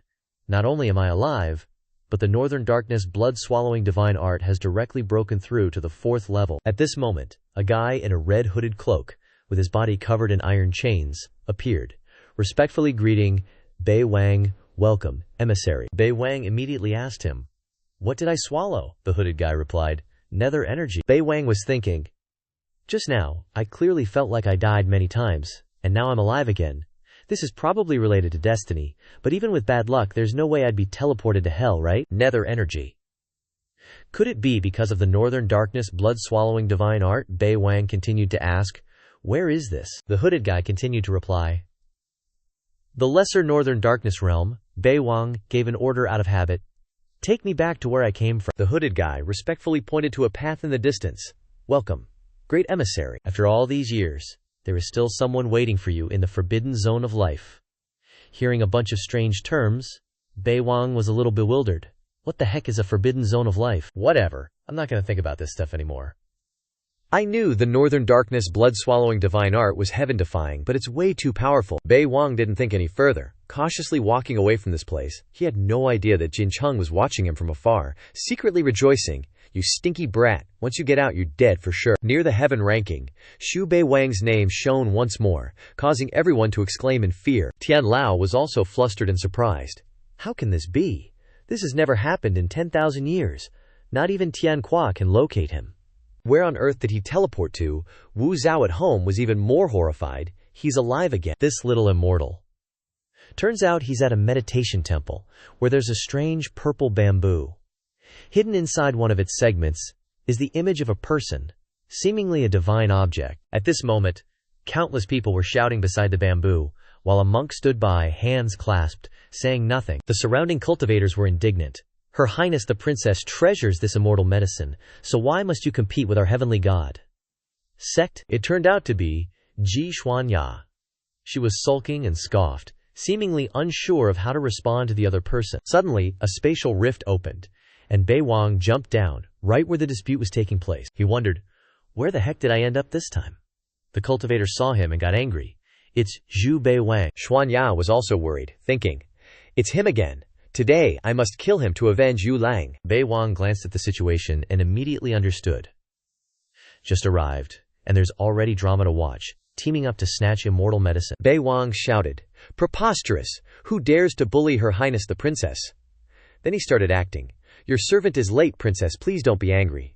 With me here, no one will dare snatch the immortal medicine. Xuanya was speechless again. You, the cultivator from before, heard this and cursed. You dung family brat! You can be arrogant in Daiqian, but in our heavenly god's sect, Bei Wang didn't bother to reply, just channeled his spiritual power to threaten his opponent. The monk opened his eyes at this moment, forming a hand seal, and a Sanskrit character began to appear in front of him. Who are you trying to scare, Shu? Let me show you the strength of the heavenly god's sect. The Sanskrit character shot towards Bei Wang's body and immediately shattered. On the contrary, Bei Wang's spiritual power gathered into a spear, shooting back. The monk saw this, and broke out in a cold sweat. In the blink of an eye, the spear pierced through the monk's forehead, killing him. Bei Wang just laughed mockingly. How can you be so weak? With this kind of strength, you think you can enter Tianqi? Xuanya felt a chill down her spine after witnessing this scene. He just dealt with someone from the heavenly god sect with one move. Since when did he become so strong? How am I supposed to avenge Yu Lang? The other cultivators didn't dare to compete, and immediately left. Young Master Xu, the immortal medicine is yours. Bei Wang said sarcastically. Does the princess have anything else to say? Xuanya didn't dare to answer. Forget it. Where there's life, there's hope. Bei Wang immediately reached out and caught a drop of water from the leaf of the purple bamboo, secretly rejoicing. The princess is becoming more understanding. He channeled his spiritual power into the drop of water and assessed it. Not bad. Obtaining this immortal medicine has indeed raised my cultivation by 1 level. I'm now at 5th grade Zhong stage peak. Even my true Kia has been refined to perfection." At this moment, the image of his 5th brother, Jin Chang, suddenly appeared in Bei Wang's mind. I wonder what Lao Dai is doing now. I miss Lao Da so much. Elsewhere, in the midst of towering mountains, a battle was taking place. A group of 3, 2 women and 1 man. The man, seemingly Jiang Wuji, had been knocked to the ground. The one who defeated Wuji was a stranger, dressed in the style of a fierce general. He swung his fist and scolded. "You truly don't know the immensity of heaven and earth. You're not worthy of calling yourself invincible." Bei Wang was currently hiding on the side, watching the fun. Who is this try-hard crown prince? Showing off and getting smacked in the face, but this guy is kinda interesting. What's his background? The man dressed as a general channeled his spiritual power and continued. "Divine medicine of this level. How can we allow you trash to even think of coveting it?" A white flower faintly appeared in his hand. Bei Wang knew the origin of the flower at a glance. Ancient divine flower, another top-grade immortal medicine. No wonder there are so many people here. The general looked at the girls and said condescendingly, "These beauties are not bad. You have the qualifications to be my maids. Don't refuse just to be polite." The 2 girls raised their hands in defense. Bei Wang felt that the time had come and immediately stepped out. "Are you done talking? Hand over the immortal medicine now," he thought. "Why talk so much? Quickly drive them away and snatch the immortal medicine." The general glared, another flea jumping out. However, one of the 2 girls saw Bei Wang and immediately knelt before the general, saying, "I'm willing to acknowledge you as my master. Please kill him for me." Bei Wang was completely confused. "Little sis, I haven't offended you, have I? Why are you so violent?" This beautiful girl glared and said, "My name is Di Wu Linglong." Bei Wang was surprised. "Same surname as Lao Da," Xu Bei Wang said casually. "You're from Her Highness, the Eldest Princess's clan, so we're on the same side." Linglong pointed at Xu Bei Wang and cursed, "I despise Jin Chang, who doesn't acknowledge his own family and never cared for anyone in the clan." "What makes you think he'd support you?" Xu Bei Wang waved his hand, not knowing what to say, and thought to himself, admiration and jealousy can completely change a person. The general sneered at this scene. "Messing with Linglong and offending my maid, consider yourself unlucky." "So how do you want to die?" Xu Bei Wang nonchalantly let out a sound of disdain. The general shouted, "Freeze! Don't you dare move! I'm gonna kill you right now." "You're definitely dead this time." Xu Bei Wang smiled faintly. "Oh, really?" Can't underestimate him. Xu Bei Wang activated his spirit energy for protection. Just what is this kid's background? Linglong laughed confidently. "What's the point of being stubborn, Your Grace?" But Linglong's expression immediately changed. "Not that powerful, is it?" Bloodline suppression. The general was terrified. His entire body can't be controlled, and he's kneeling on the ground, utterly terrified. How can there be such a strong bloodline in this forsaken place? Xu Bei Wang was the most surprised. He's already kneeling. Xu Bei Wang only activated a little spirit energy and didn't expect it to easily suppress his opponent. The general glared. "What bloodline are you?" Linglong was frightened. "Your Grace?" Xu Bei Wang carefully assessed the situation, figuring out the reason for his sudden surge in spirit energy was because of a drop of Jin Chang's blood in his body. Xu Bei Wang rejoiced inwardly. "So it's because of that drop of blood from Lao Dai. Damn, having Lao Dai around means I can do whatever I want. If Lao Dai's blood can make this guy kneel, then the rage seal I created might also be effective." Xu Bei Wang slowly approached the general, whose body was unable to move, trembling with fear. "What do you want to do?" Xu Bei Wang placed a hand on the general's forehead, his spirit energy tearing into the general's body, who stammered, Master." Xu Bei Wang then sighed in disappointment. "My cultivation is still too weak. I can't find the memories in his head." "I'll just take him in as a lackey first and ask later," Xu Bei Wang ordered. "You wanted to kill me for this woman earlier? Settle it yourself." The general didn't hesitate and immediately threw a punch at Linglong. Linglong didn't delay and channeled her power to defend. With a bang, the 2 forces collided, and Linglong was sent flying. Xu Bei Wang stood aside and sneered, "Your cultivation isn't bad, but unfortunately you're narrow-minded. If Lao Dai likes me licking his boots, he should spoil me. Is it my fault? Do you guys have anything else?" Xu Bei Wang turned around and asked. The crowd watching the excitement immediately scattered. "Number?" Xu Bei Wang called out. "General, come over here. What's your name?" The general obediently listened. "Reporting to Master, Baxian Wang can actually imprison my sea of consciousness, completely controlling my actions and words." "Who is he anyway?"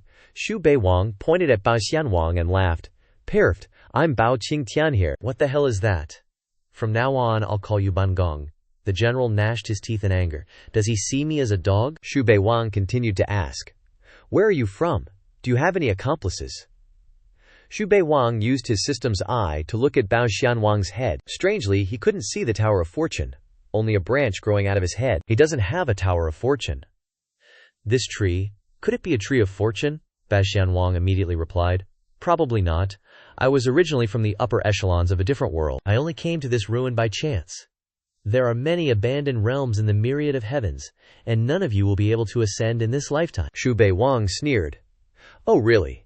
Not even a slight chance of transcendence?" Bao Xianwang lowered his head and explained. "I heard that finding the origin realm can break through the barrier and achieve transcendence." Xu Bei Wang then exclaimed. "So that's how it is," he calculated in his heart. "The origin realm, huh? Could this be what Lao Dai is looking for? Could it be that there's no heaven-defying opportunity at all? If we can't find it, the boss won't be able to ascend and shatter the void. What to do now?" Seeing Xu Bei Wang spacing out, Bao Xianwang called out, "Master!" But in his heart he sneered. Does he still think he can transcend? "Keep dreaming." Xu Bei Wang looked at Bao Xianwang and said, "Bangong, from now on you're my little bro, follow me." Bei Gong angrily cursed under his breath. "You want me to be your errand boy?" Seeing his hesitation, Xu Bei Wang narrowed his eyes and asked again. "You don't want?" Bao Gong immediately replied, "I don't want to." Xu Bei Wang immediately turned away and ordered, "Stop wasting words." He chuckled inwardly. "With Balgong here, I can just swagger around and not have to lift a finger myself." After that, Xu Bei Wang had a smooth journey. Bao Gong escorted him, beating everyone they met, winning every battle, until Xu Bei Wang arrived at an empty clearing. He sat down to meditate, instructing Bei Gong to stand guard properly and kill anyone who came. Spiritual energy began to emanate fiercely around Xu Bei Wang's body, advancing to the upper stage of the 5th rank. Xu Bei Wang looked at the ring on his hand, thinking to himself, "With my current level, beating up a grandmaster is no problem. But this spatial storage ring is a bit small, I can't fill it up. But this was given to me by the boss, and it's a ring of extraordinary significance, so I definitely have to keep it." Xu Bei Wang pulled out the white lotus and asked, "Bangong, what is this? This flower was in that ancient coffin, and it's still so fragrant, it must be a little strange." Bei Gong immediately explained. Reporting to Master, "This is a 9 tribulation flower. When undergoing tribulation, using this flower can withstand 1 tribulation lightning strike. It's a divine medicine that all creation vies for." In his heart he cursed. "The 9 tribulation flower falling into your hands is a real waste? A piece of trash like you even know what tribulation lightning looks like? It seems like the effect of the slave seal is weakening quite a bit. This little brat has a sinister heart." Xu Bei Wang used his spiritual sense to probe, seeing through his inner calculations. "I have to quickly squeeze out something useful and then deal with him." Xu Bei Wang continued to ask, "Before, you said bloodline suppression wasn't limited to just the beast race, right?" Bei Gong continued to answer. "In that place, higher-level bloodlines have an oppression against lower levels that can't be resisted." Xu Bei Wang understood. So that's solidified class. The rich will always be rich, and the poor can only continue to be poor. Certain forces are ancient sealed existences from the mythological era. Having touched upon an incredibly powerful immortal Dao realm, their descendants will forever be noble bloodlines. Bao Gong was also wondering, but where did this trash bloodline get the most noble aura that he's emitted? Xu Bei Wang was thinking about another problem. So the boss ascended, but that's too terrifying, I can't catch up. Xu Bei Wang placed his hand on Bao Gong's shoulder and said, "As long as you help me kill the 2 guys ahead of the heavenly rankings, then it'll be easier to talk about." Bao Gong cried out in his heart, "Being a servant to a piece of trash, what's the point of me living? But my strength is still recovering. Wait until the seal is opened, and I'll chop him into 100 pieces." Outside the heavenly rankings, countless people watching sighed in amazement. A mere top 15 of the heavenly rankings has already had 6 people killed by Xu Bei Wang. This calamity cannot be kept. Killing so many people, the day Xu Bei Wang leaves the heavenly quarter is the day you die. Tian Lao was silent. The heavenly rankings' fastest death rate of elites was created by the 5th Devilhead, but now it's been broken by her lackey. Wu Zhao, at home at this time, was burning with anxiety. "Xuanya, that Shu guy. If you dare to touch my daughter, I will definitely kill you in another place." A kitten was offering a plate of fragrant skewers. The person it was serving was none other than the 5th, Jin Cheng. She took a bite and complained, "The taste is wrong." The kitten drooped. Meow Meow forgot the order of the spices again. Then Meow Meow is really stupid. Jin Cheng continued to eat, starting to think, "You little brat, I didn't expect you to be so lucky." Then she shouted, "Get out!" The kitten immediately jumped away. Jin Chang was still thinking about the earlier events, HMPH. Anyway, that scoundrel is so powerful, and I even kissed him, HMPH. I shouldn't have promised him a reward. Back to Xu Bei Wang's place. With Ban Gong's help, countless elites were being eliminated. At this moment, Ban Gong was holding some random dude. He gritted his teeth and said, "Where are Chu Taishu and Shang Hao Ran, the top 2 of the heaven rankings?" That dude stammered. "Young Master Xu, this humble one doesn't know," Xu Bei Wang coldly said. "I don't want to hear that." Then, Xu Bei Wang struck out with his palm, finishing off that dude. He mused. "The power of this seal isn't bad. I've found quite a few treasures these past 2 days. Who would have thought that a piece of immortal stone would conceal a supreme art from beyond the realms, surpassing even the heaven-ranked divine abilities of the 9 provinces? Chu Taishu and Shang Hao Ran have vanished into thin air. I've been searching for days and haven't found them. Moreover, I haven't run into a single one of the top 6 of the heaven rankings these past few days." Suddenly, while lost in thought, the sky in front of Xu Bei Wang began to crack. A voice echoed from afar. "Ascension transfer commencing." Ba Gong rejoiced inwardly. "Just some trivial ascension stuff, but he's been transferred somewhere else, so I'm free now, right?" Suddenly, Xu Bei Wang turned around and cursed. "You useless piece of trash." Ban Gong was a little worried. What does he want to do? Without waiting long, Xu Bei Wang activated his spiritual energy and attacked Ban Gong. Ba Gong shouted in fear. "You want to kill me? Do you dare?" Xu Bei Wang said nothing, continuing his assault on Ba Gong. He was terrified. "Master, this servant sincerely wants to acknowledge you as his master, I beg you."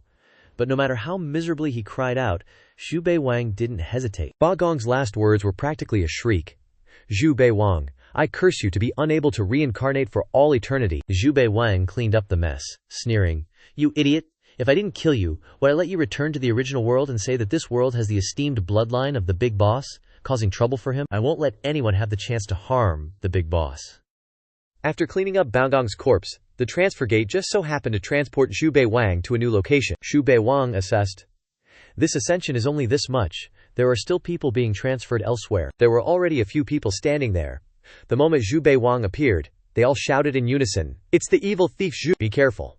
The one who shouted was a man in black, with a flame-shaped scar on his face. It was the head of the heaven rankings, Chu Taishu. The other nameless dudes excitedly chimed in. "It's Chu Taishu! Finally, someone to deal with this evil thief Xu." Xu Bei Wang, upon seeing Taishu, just sneered. "You sure know how to hide," he secretly dissed.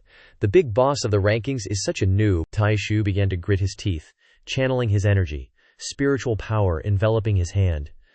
"The dignity of Chu Taishu will absolutely not be offended." "Suffer 10,000 cuts, 1 slash to slay Yama."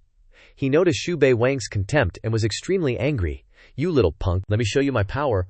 All the dudes simultaneously raised their blades in response. At this moment, in front of Taishu, a giant, blazing red blade was being materialized with extremely powerful spiritual energy, slowly falling toward Xu Bei Wang's head. Xu Bei Wang then activated his spiritual energy, surging out and enveloping his body, ready to block that red blade. Boom, boom, boom.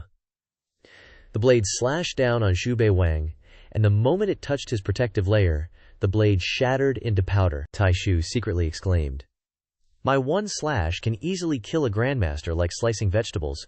Who would have thought someone below the grandmaster realm could block it?" Xu Bei Wang could now observe the area. It was all sand, seemingly some kind of desert. From afar, a man finally appeared, dressed elegantly, holding a peach blossom branch in his hand. It was the number 2 of the heaven rankings, Shang Hao Ran. The nameless dudes once again cheered, "Shang Hao Ran is here. We can kill the evil thief Xu now." Soon after, the top 10 of the heaven rankings appeared one after another.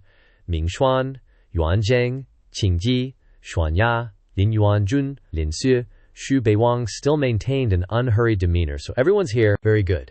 Before I die, I must at least drag 3 people down with me to be buried together." The nameless dudes, upon hearing these words, hurriedly ran away. He's still looking for people to die with, even when he's about to die. "Let's go, don't get caught in the crossfire, Ye Tian." And the man in white were sweating. Why aren't they making a move? Taishu and Hao Ran looked at each other and nodded in understanding. Taishu then ran elsewhere, coldly saying, "The head of the rankings never stands with the weak. His plan to reincarnate is all for the sake of ascending to the heavenly realm. There's no need to risk my life now. If this Xu guy is on top, the 2nd and 3rd place should have a chance." The participants' eyes widened at Taishu's actions. He's retreating. Hao Ran just smiled, calculating in his mind. So he wanted to use this opportunity to ambush Chu Taishu. I didn't expect him to be so clever, Bei Wang thought. Setting aside his true opponent, Chu Taishu, Xu Bei Wang's existence might just be to keep this guy in check. Bei Wang didn't waste any time either, turning to look at Ye Tian's group and asking, "Are you guys gonna fight?" Just then, thunder and lightning suddenly erupted in the sky, and an announcement echoed. "The competition for this round begins. 49 people will advance. Failure means elimination." Bei Wang quickly calculated. There are at least several hundred people here now, and only 49 can proceed to the next stage. What kind of competition is this round even going to be? From the thunderous sky, countless pillars of light appeared. Inside the pillars of light were images of some strange figures. The announcement voice explained the rules. These are your predecessors, phantoms recorded in the Tianku, but they still retain their combat power from back then. Each of you must first defeat your respective opponents. The top 49 will pass. Losers crush the light sphere above their head and are eliminated. The participants worried. Those predecessors are all big shots, we have to fight them. Bei Wang, however, worried about something else. How are these opponents assigned? Is it random? Looks like we have to bet on our luck with these predecessors. There are certainly some trying to fish in troubled waters. Too bad I've never been lucky. In front of Bei Wang, a woman appeared. From her looks and posture, Bei Wang recognized her. This is the big boss. This is the big boss who was recorded in the Tianku many years ago. The other participants saw this and burst out laughing. Ha ha! That evil scoundrel Xu drew the fifth demonic boss. This is gonna be good. This time, that Xu guy is definitely gonna die by the hands of the fifth demonic boss. Bei Wang, however, was quite confident. Alright then, I refuse to believe I can't even beat an 18-year-old big boss. I'll beat your Jade Bamboo right into the dirt. Jin Chang's clone suddenly flew into the air. Spiritual energy converged, and it let out a cry. It condensed. Then Jin Chang's clone waved its hand, unleashed a palm strike, shattering the earth and rocks. This palm strike directly attacked Bei Wang, forcing him into a difficult struggle before he could escape. Taishu, observing, was also surprised. Xu Bei Wang could actually withstand a move from the fifth Jin Chang. Even 10 years ago, such talent was rare. Bei Wang could only keep fleeing, worrying. I'm running out of room. Right now, I fundamentally can't beat the big boss. What do I do? Bei Wang began to scheme. The rules say only 49 people can advance. But they didn't say. No sooner said than done.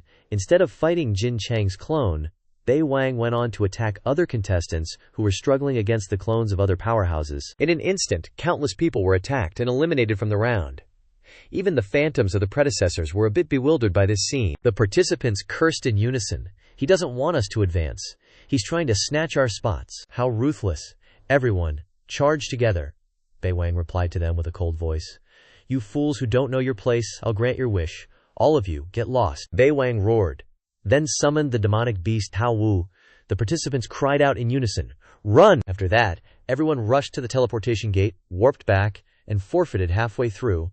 Bei Wang, having achieved his goal, stood there smirking. The experts still observing on the Lotus platform secretly exclaimed, Oh no! Bei Wang then also charged forward, activating the spiritual energy around his body. Screw it! The participants on the Lotus platforms were immediately swept into a whirlwind of slaughter. Countless died gruesome deaths. After pulling off this stunt, Bei Wang also sustained internal injuries. But the results were unexpectedly good. He looked at the empty Lotus platforms, smiling faintly.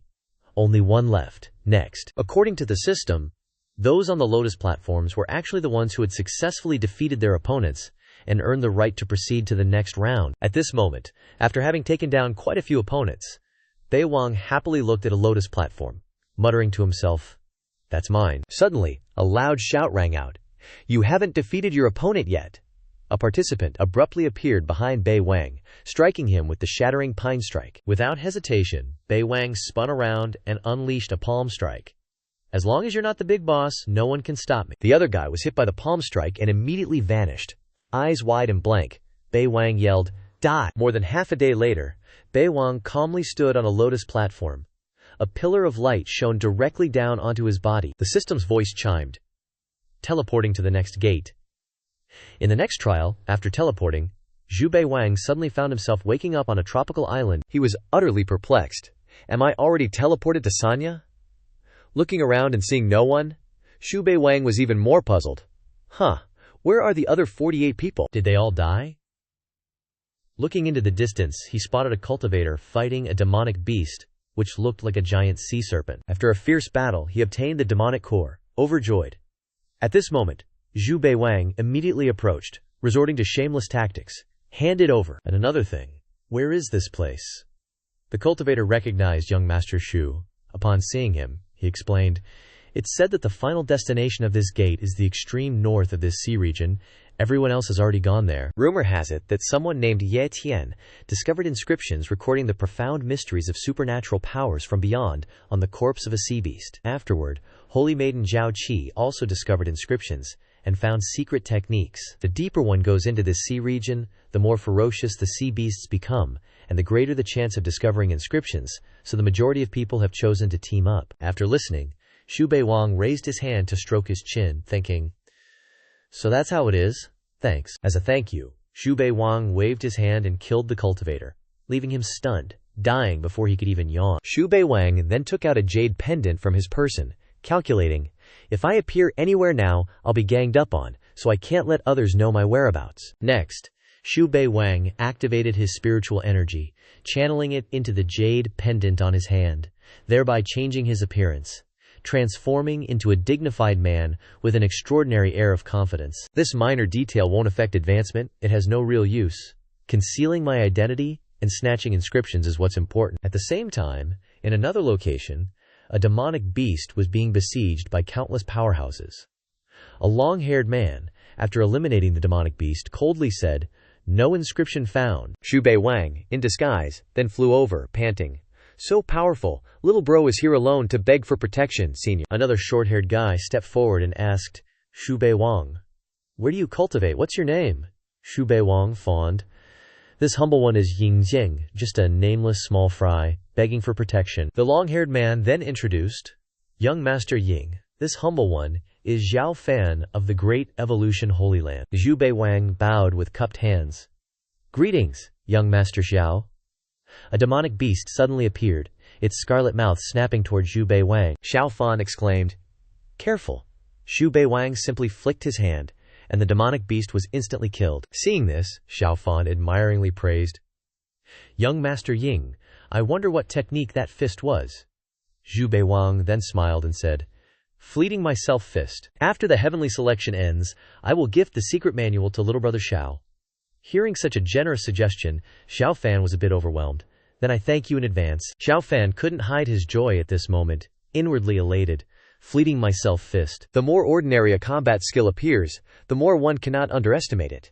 With the Ying family's talent, they may only have learned a bit. If I can exchange it for my own use, it will unleash its greatest power. Seeing this, Xu Bei Wang chuckled inwardly. The short-haired guy ignored the two of them exchanging pleasantries, coldly saying, "What are you babbling about? Hurry up and go." Xiao Fan asked Xu Bei Wang, "What's Brother Ying's ranking on the heavenly list?" Xu Bei Wang replied vaguely, "Not worth mentioning, but I've heard of Brother Xiao's reputation." Xiao Fan said smugly, "It's just empty fame." He thought at this moment, "I absolutely must not reveal my true strength. What this Ying guy said may not necessarily be true. Who wants to be like that Xu, driving everyone crazy as soon as they arrive?" Xiao Fan continued to inquire, "Brother Ying, what do you think Xu Bei Wang, who is famous throughout the 9 provinces, is doing right now?" Xu Bei Wang smiled slyly and asked back, "Judging by your tone, Brother Xiao, do you have a grudge against this person?" Xiao Fan gritted his teeth. "It's more than just a grudge. I wish I could eat his flesh raw and gnaw on his bones." Xu Bei Wang chuckled awkwardly. "Don't be angry. I heard that kid ran into trouble during advancement. Maybe he's been eliminated already." Hearing this, Xiao Fan's facial muscles relaxed. "That's right. Not even making it past the second gate, he's long ceased to be worthy of comparison to us." The last line, Xiao Fan didn't say, "And I'm about to reach the peak of my life." Xiao Fan then bid farewell. "Brother Ying, little bro will go slay a few more sea beasts for training." At this moment, the Tower of Providence on Xiao Fan suddenly displayed the number 99. Xu Bei Wang was surprised. "There's a change in the Tower of Providence. This kid actually has a fortuitous encounter." Xu Bei Wang stopped Xiao Fan. "Let's go together, Brother Xiao. If there's danger, we can help each other." Xiao Fan thought that Xu Bei Wang was being kind, agreeing happily, "I couldn't ask for more." A moment later, after eliminating a sea demon, Xiao Fan was pondering. "This sea monster was killed by the two of us. Who should get the inscription?" Xu Bei Wang proactively refused. Brother Zhao, this engraving should still be yours. Xiao Fan felt a pang of guilt. How can I accept that? Xu Bei Wang still pretended. What's yours is mine. I trust you won't let me suffer a loss, he thought to himself. So that's the real reason. His destiny tower hasn't changed. This engraving isn't a fated opportunity. At this moment, Xiao Fan pulled out a bottle of medicinal pills from his person and said, Brother Xiao, you are so forthright and righteous, please accept this. Otherwise I, your junior brother, will feel uneasy. Xu Bei Wang accepted it, smiling with narrowed eyes. Many thanks, Brother Xiao. He chuckled inwardly. So what if you have destiny? Without a brain, you're dead anyway. This engraving is yours now, but sooner or later, it'll be mine. At this moment, the sea waves suddenly surged, and a massive wave of martial ki attacked both of them. Xiao Fan stood in front of Xu Bei Wang, blocking him, and shouted, Watch out! However, Xu Bei Wang was already entangled by that martial kiad, and couldn't break free. Falling into danger, he shouted, Brother Xiao, don't mind me, run! Hearing this, Xiao Fan wanted to save him but was powerless to do so, allowing Xu Bei Wang to be dragged down into the deep sea by that martial ki. He stood on the sea surface, sorrowful. Brother Xu, your junior brother has failed you. Meanwhile, Xu Bei Wang was slowly sinking into the dark, lightless seabed. Floating beside him was a gigantic skeleton of a sea demon, Xu Bei Wang assessed. The oppressive aura this skeleton emits is incredibly pure. A drop of blood is now shielding Xu Bei Wang. He slowly stabilized his physical condition as well. It was still the boss's blood helping him. Next, the skeleton transformed. Its skull morphed into the shape of some kind of bird's head. This form seemed to be that of the divine beast. Kun Peng. Xu Bei Wang touched the skull, exclaiming, It's truly the bone of a Kun Peng. This time, I've really hit the jackpot. Following that, he activated his spiritual power, and the skull also changed shape. The entire skeleton transformed into a half-fish, half-bird form, activating the Northern Darkness divine art. With this drop of the boss's blood, I don't even have to worry about backlash. Little by little, the divine beast Kunpeng's skeleton gradually seeped into Xu Bei Wang's body. A moment later, Xu Bei Wang broke through, flew back to the sea surface, and found the area empty. He sneered. Looks like son-in-law Zhao is gone. Figures, what a coward. He sure ran fast. Suddenly, Xu Bei Wang sensed someone approaching. That was quick. It turned out to be the short-haired guy who had accompanied them earlier. He was carrying a weapon, exuding a dense killing intent. The guy yelled, If you don't want the skeleton to be taken by sea beasts, hand over the engraving. The heavenly god palace possesses the divination art, capable of predicting the future. This brat definitely took the engraving. Xu Bei Wang, however, replied boldly, It wouldn't be bad if I could be buried here. The short-haired guy assessed Xu Bei Wang. You actually know your place, Xu Bei Wang then smirked. I was talking about you. Then, he dispelled his illusion spell, revealing his true form. The short-haired guy's eyes widened in shock. You, Xu Bei Wang. Immediately, the guy channeled his spiritual power into his weapon's tip and struck at Xu Bei Wang. Xu Bei Wang also instantly unleashed a palm strike to block the attack, causing the sea surface to roar with waves. As the two streams of spiritual power met in a stalemate, Xu Bei Wang yelled, You're dead. From behind the guy's body, the silhouette of a scholar appeared. This is a 4th grade Grandmaster realm. The guy sneered. Let me show you a gap you can't overcome. Xu Bei Wang wasn't about to just accept death. The form of the divine beast, Kun Peng, appeared behind his body. Die quickly, I'm in a hurry. Seeing this, the guy was terrified. Kun Peng, this is impossible. He immediately activated all his spiritual power to envelop his body, cursing helplessly. What kind of trash are you to be worthy of being called a Kunpeng? Boom, boom, boom. The Kunpeng plunged down, crushing the short-haired guy's protective barrier. All that could be seen was the guy, covered in wounds, hunched over as he crawled up, stuttering, You! As he tried to flee, Xu Bei Wang cleared his throat. Stop right there. Xu Bei Wang, performing hand seals, chuckled mockingly. I haven't had enough fun cosplaying yet, how can I let you go? The sea waves around the guy rose into columns, an immense aura rising perfectly in line with Xu Bei Wang's will. The Kunpeng's form once again reappeared above the short-haired guy's head, pressing down like Mount Tai. The guy could only scream helplessly. Impossible! Impossible! Xu Bei Wang lightly unleashed a palm strike that pierced through the guy's chest.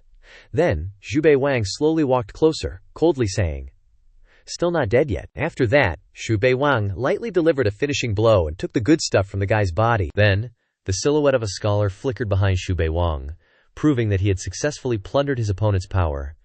The heavenly god palace's good stuff should really be put to use by me. At this moment, elsewhere, Zhao Fan was worried.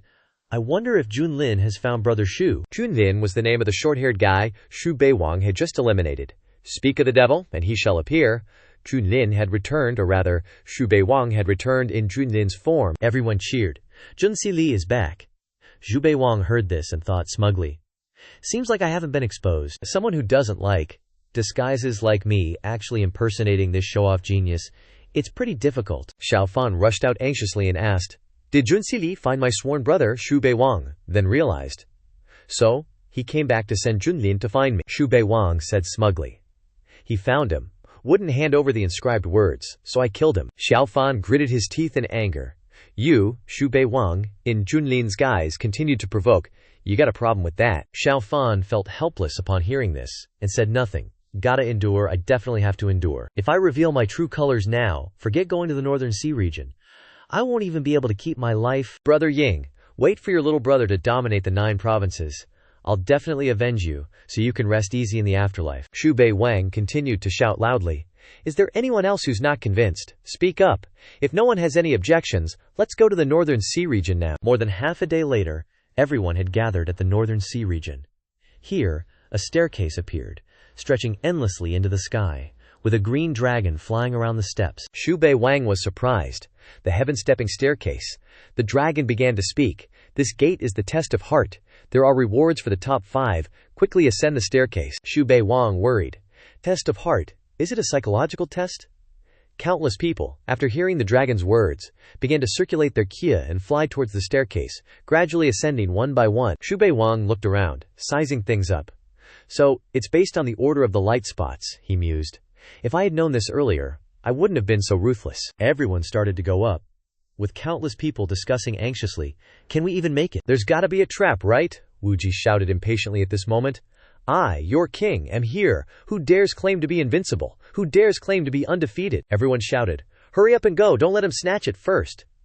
Xu Bei Wang turned around to look at the commotion, and suddenly, Wu Ji stared blankly at it. Xu Bei Wang felt strange upon seeing this.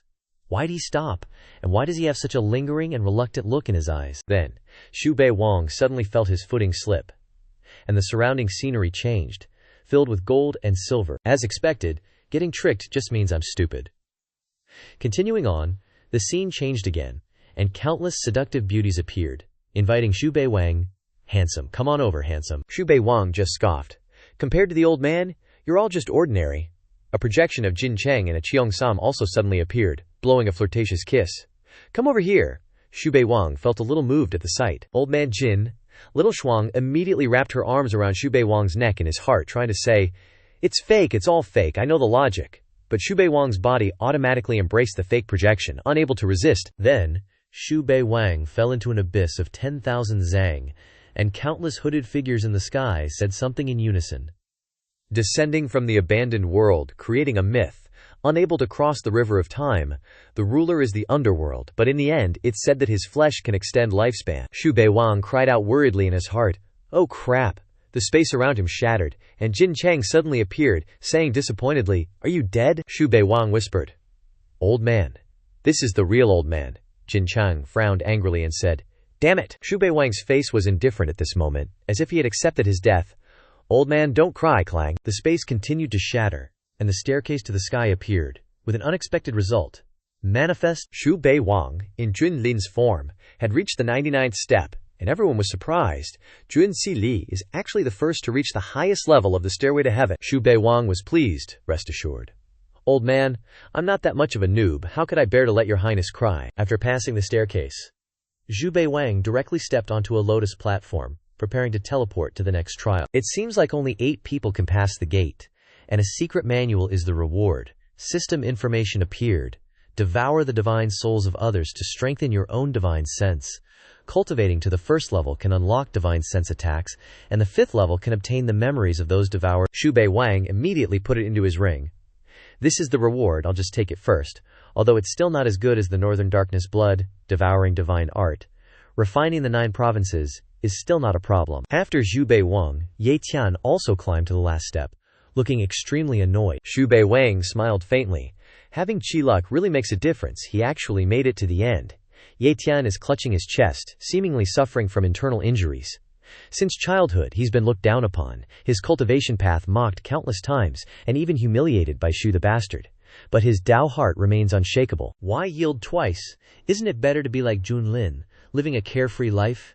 Ye Tian pulls out a talisman, while countless powerhouses have just finished ascending the stairs, and 4 teleportation gates appear in the sky. Seeing this, Xu Bei Wang secretly calculates 8 exits, 4 corridors, most likely paired up. If that's the case, then I must choose someone who isn't a threat and can provide assistance, preferably someone trustworthy. Xu Bei Wang, standing on the lotus platform, reaches out his hand. Xiao Fan, call old bro Xiao over here. I'll save this spot for you. Another cultivator, seeing Xu Bei Wang's disdainful look, angrily rushes over. Who the hell do you think you are? Xu Bei Wang doesn't even bother to turn around, casually striking down the loudmouth. Xu Bei Wang clears his throat. Anyone else have any objections? Xiao Fan, seeing Junlin's good intentions, or rather Xu Bei Wang in disguise, is extremely surprised, mixed with worry. What does Jun Xili intend? I'm not close with you, he thought.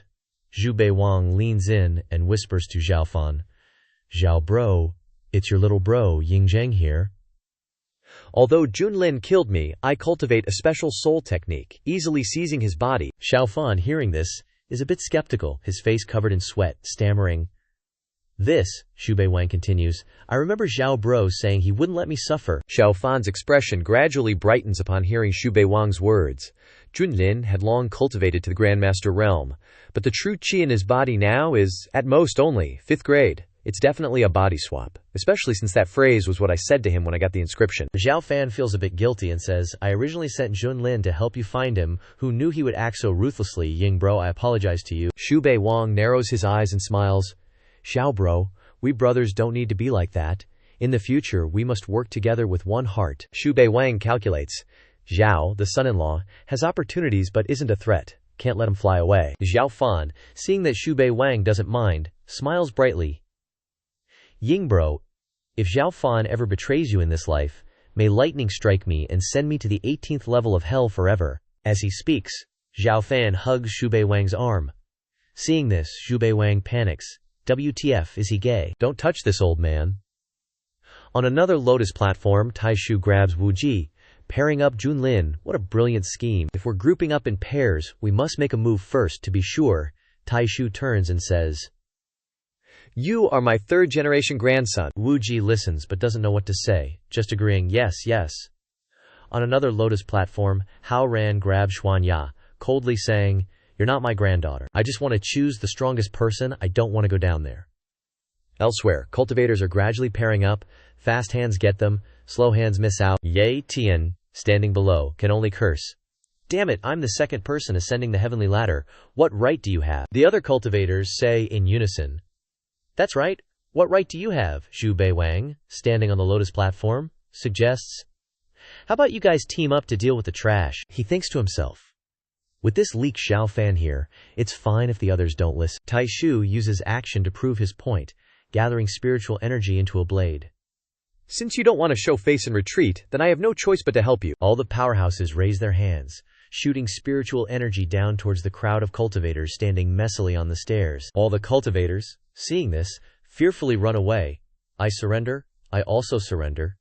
Ye Tian is smarter, dodging the attack, choosing to focus his attacks on Xiao Fan, targeting the weakest. Xiao Fan secretly cries out, Oh crap! Suddenly, a giant figure wielding a sword appears, slashing down. Ye Tian, get lost! Xu Bei Wang shouts.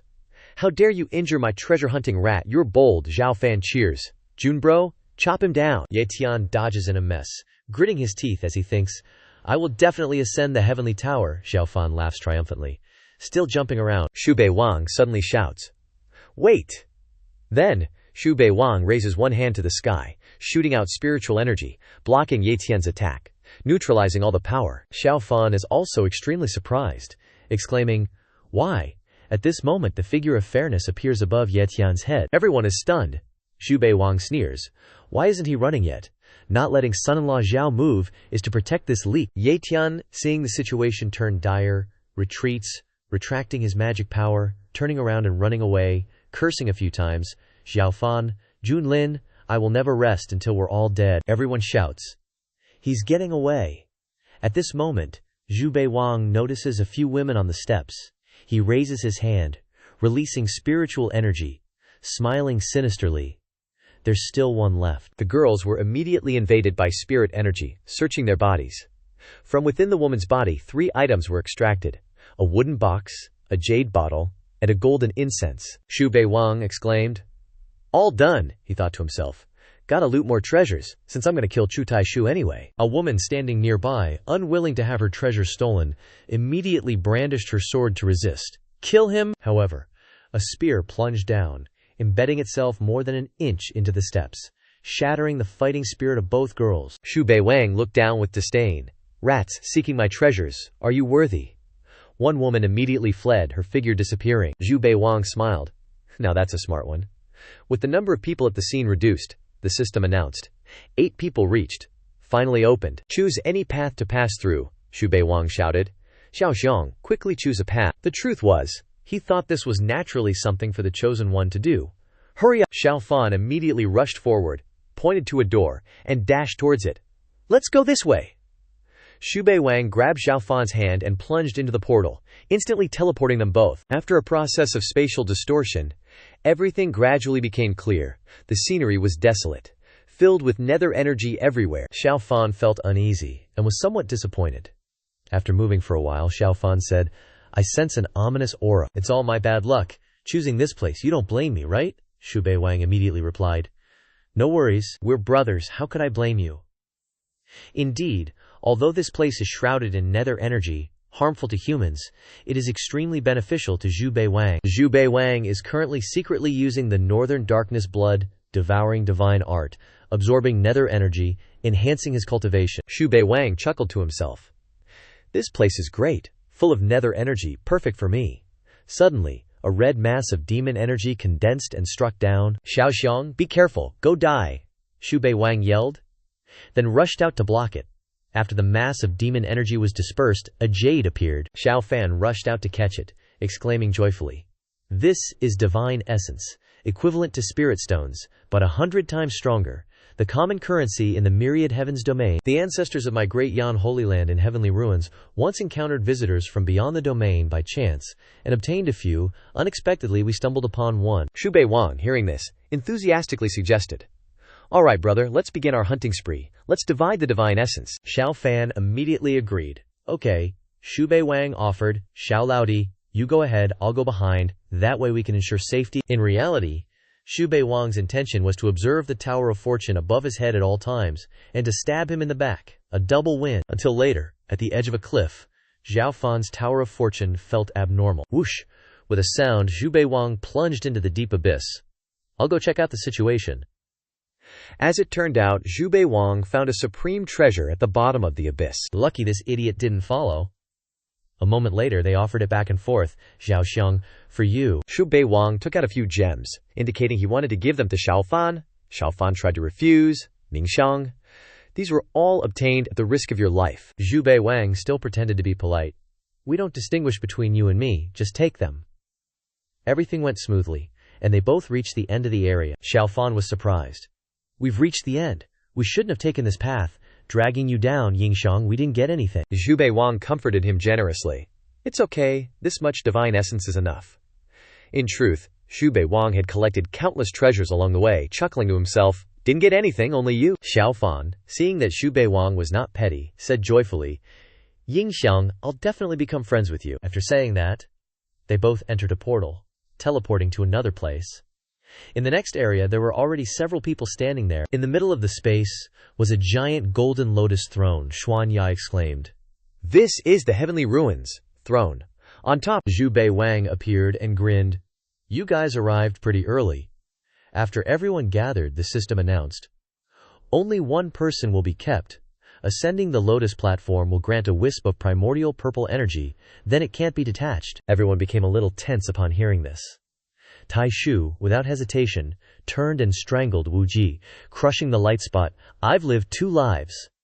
Just to reach the top. Anyone who dares to stop me must die, including this grandson. Wu Ji's eyes widened. In a flash, Wu Ji's neck was snapped by Taishu, dying with eyes wide open.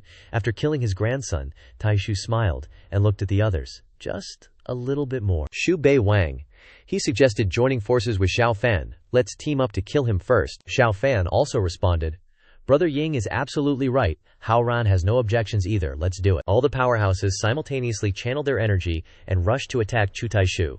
He just narrowed his eyes in disdain. Can't you just die quietly? You just have to struggle meaninglessly like this.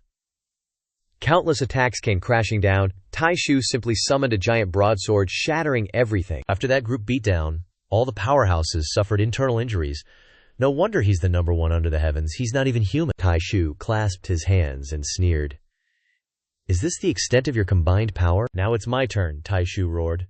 Then, his palm energy coalesced into a golden dragon, charging towards the powerhouses. Hao Ran immediately released a storage scroll, emitting a bright light, seemingly containing something miraculous. How could this be? I underestimated him. A surge of power appeared, blocking the golden dragon.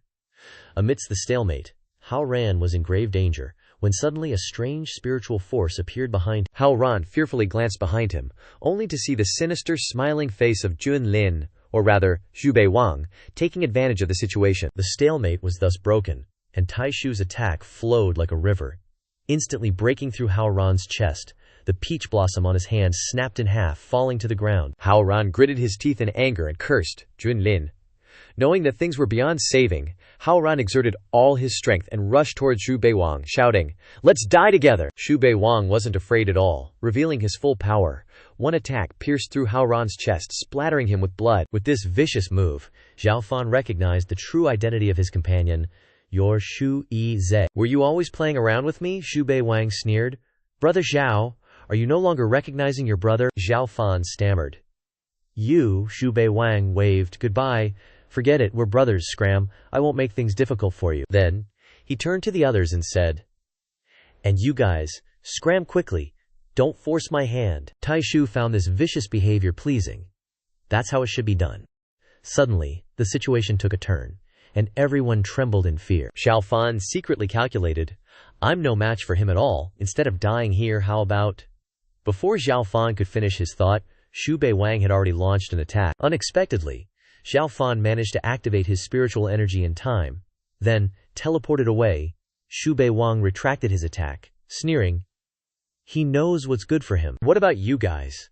Another guy with a cinnabar mole between his eyebrows angrily charged forward. You lowly ants dare to humiliate this venerable one like this? Xu Bei Wang wasn't afraid at all, provoking, Do you think you're stronger than Shang Hao Ran? Then let's try it. Fight then. Who's afraid of who? If it wasn't for being worried about these guys taking the opportunity to launch a sneak attack while I and Chu Taishu were fighting, I wouldn't have let them go like that. Taishu observed from above, also agreeing. It's best if you guys have a fierce battle first. I'll wait to be the sparrow. Unexpectedly, that guy suddenly crushed a point of light, then immediately disappeared, leaving Xu Bei Wang and Taishu filled with disappointment. Bastard. Seeing that guy run away, Xu Bei Wang looked at the remaining ones with a threatening gaze. I'll give you a look for you to experience. Xuanya stood there thinking for a moment, gritting her teeth, considering leaving. Xu Bei Wang had already approached. Xuanya broke out in a cold sweat, immediately released the Mountain and River State Diagram magical artifact, unleashing an explosive force behind Xu Bei Wang. Taishu had already secretly approached at this time. Haha, I'm still the sparrow. Xu Bei Wang had actually anticipated this. Xu Bei Wang smiled. I'll give you some face. A golden dragon appeared, shattering the projections of the overlapping mountains and rivers from the Mountain and River State Diagram. The painting immediately tore into small pieces. Xuanya was also terrified and speechless. Kneeling down and calling out, Master Xu Bei Wang unleashed his spiritual power, issuing a command to Xuanya. Xuanya didn't want to, but reluctantly called out, Master? Xu Bei Wang smirked. Tell your mother she owes me a favor. He calculated that as long as you're alive, Wu Zhao will forever have a weakness. Taishu then cleared his throat, looking at Xu Bei Wang's appearance. Seems like you're sure of victory. Xu Bei Wang also complacently laughed. That's right, killing you is as easy as flipping my hand. Taishu also sneered, showing contempt. As expected, those who don't know are fearless. I'm afraid you haven't seen the power of a Grandmaster Realm expert. From behind Taishu, the image of Ling Mountain appeared, demonstrating Taishu's towering cultivation. The waning Ling Mountain is getting bigger and bigger, and Taishu's voice echoes from the vastness. I'm not afraid to tell you, in my previous life I relied on this to kill dozens of Saint Realm powerhouses. Now crushing you is as easy as flipping my hand. Xu Bei Wang frowned. Is that so? I don't need you to feel what I feel? Xu Bei Wang mobilized his power, condensing spiritual energy into a sharp point, rushing towards the massive Ling Mountain. Boom, boom, boom! Dust filled the air, and unexpectedly, Ling Mountain collapsed. Xu Bei Wang complacently laughed. How about that? Taishu's face was extremely ugly. Impossible. Not accepting defeat, Taishu waved his hand to continue attacking, but the stream of spiritual energy was blocked by a celestial herb. Seeing this, Xu Bei Wang became even more smug. Taishu asked uncomfortably, "Is this your background?" Xu Bei Wang secretly assessed. "It's still that my strength isn't enough, causing the power of this grass to not be fully utilized." Without continuing to think, Xu Bei Wang put on his usual smile. Stop wasting words. One move will definitely decide the winner. Then, Xu Bei Wang pulled out a star stone. This was snatched from Ye Tian. It just so happens to be useful. Following that, Xu Bei Wang transferred spiritual energy into the star stone. Its image began to appear behind him, becoming larger and larger, and a dazzling light also emitted. Seeing this, Taishu was also surprised. Showing caution, "What kind of monster is that?" Xu Bei Wang then closed his eyes, meditating, spiritual energy pouring into the starstone more and more, making it larger than the Ling Mountain from before. Taishu also felt extremely overwhelmed. Suddenly, the starstone cracked open, like an eggshell breaking. Crash! Piece by piece, the starstone broke open, revealing a giant skeleton surrounded by gloomy turbid qi. At this moment, Xu Bei Wang was falling freely, the skeleton seeming to have its own will, rushing to attack Taishu. Even though Taishu was a Grandmaster Realm expert at this time, he couldn't resist its terrifying pressure, unable to move. What exactly is this? Having been reborn, I can't die like this. At this moment, Xu Bei Wang slowly opened his eyes. Taishu regretted. "Before, if I had killed you back then. But it's too late." Demonic energy crashed down, crushing Taishu's defense. He only had time to let out a shrill scream, and then turned into dust. The system's voice rang out. "The celestial realm has hoped to be a transcendent." In the space, a golden dragon appeared, winding around Xu Bei Wang's body. Fifth, Jin Shuang, Xu Bei Wang, the golden dragon, then took Xu Bei Wang to that giant lotus platform. Each point of light from the lotus platform gradually entered Xu Bei Wang's dantian, establishing his foundation into a fourth-rank Grandmaster realm. At the same time, at home, Jin Shuang was observing with her abilities. What exactly is going on? Seeing Xu Bei Wang establishing his foundation on the lotus platform, Jin Shuang smiled contentedly. This little brat, he actually did it. The heavenly ranking also changed. Chu Taishu's name gradually disappeared, and all the cultivators exclaimed, "Shanghao Ran is dead, and now even Chu Taishu." From the space crack, 4 points of light shot out, and the system rang out an announcement. "This time's heavenly vault ends. Cultivators, please stand by." Panic. Could it be that only these people are left of the 36 heavenly geniuses on the heavenly ranking? Then who will reach the top this time? The guy with the cinnabar mole fell to the ground, grinding his teeth in anger. "Chu Taishu is dead. Glad I ran fast." Xu Bei Wang is simply a monster. Well then, please accept my respects everyone. Welcome back. Xu Bei Wang at this time also came out of the teleportation gate, spiritual energy bursting forth. Xiao Fan saw Xu Bei Wang and was afraid. Grandmaster Realm. He actually broke through to the Grandmaster Realm. He killed the other heavenly geniuses. And he's so vicious and so shameless. The cultivators said in unison, "Master of Lone Sword Sect, let us eliminate this evil for the 9 provinces. Everyone, let's charge together and avenge our fallen comrades who died at the hands of this wicked villain." Xu Bei Wang said nothing, raising his hand in a defensive posture. All the cultivators here charged forward at the same time, shouting, "Xu, wicked villain, die for me!" Suddenly, Xu Bei Wang abandoned his defense, smiling. "Look there!" From the sky, 3 magic treasures suddenly appeared, blocking everyone, stopping the melee. Everyone was surprised. The Hao Tian Pagoda, the Tai A sword, the Imperial Jade Seal. Where did so many divine artifacts come from? Xu Bei Wang then recognized who it was, his cheeks flushed. "Don't worry, everyone. My backup has arrived." Everyone was terrified. Their backup. So, the answer has appeared.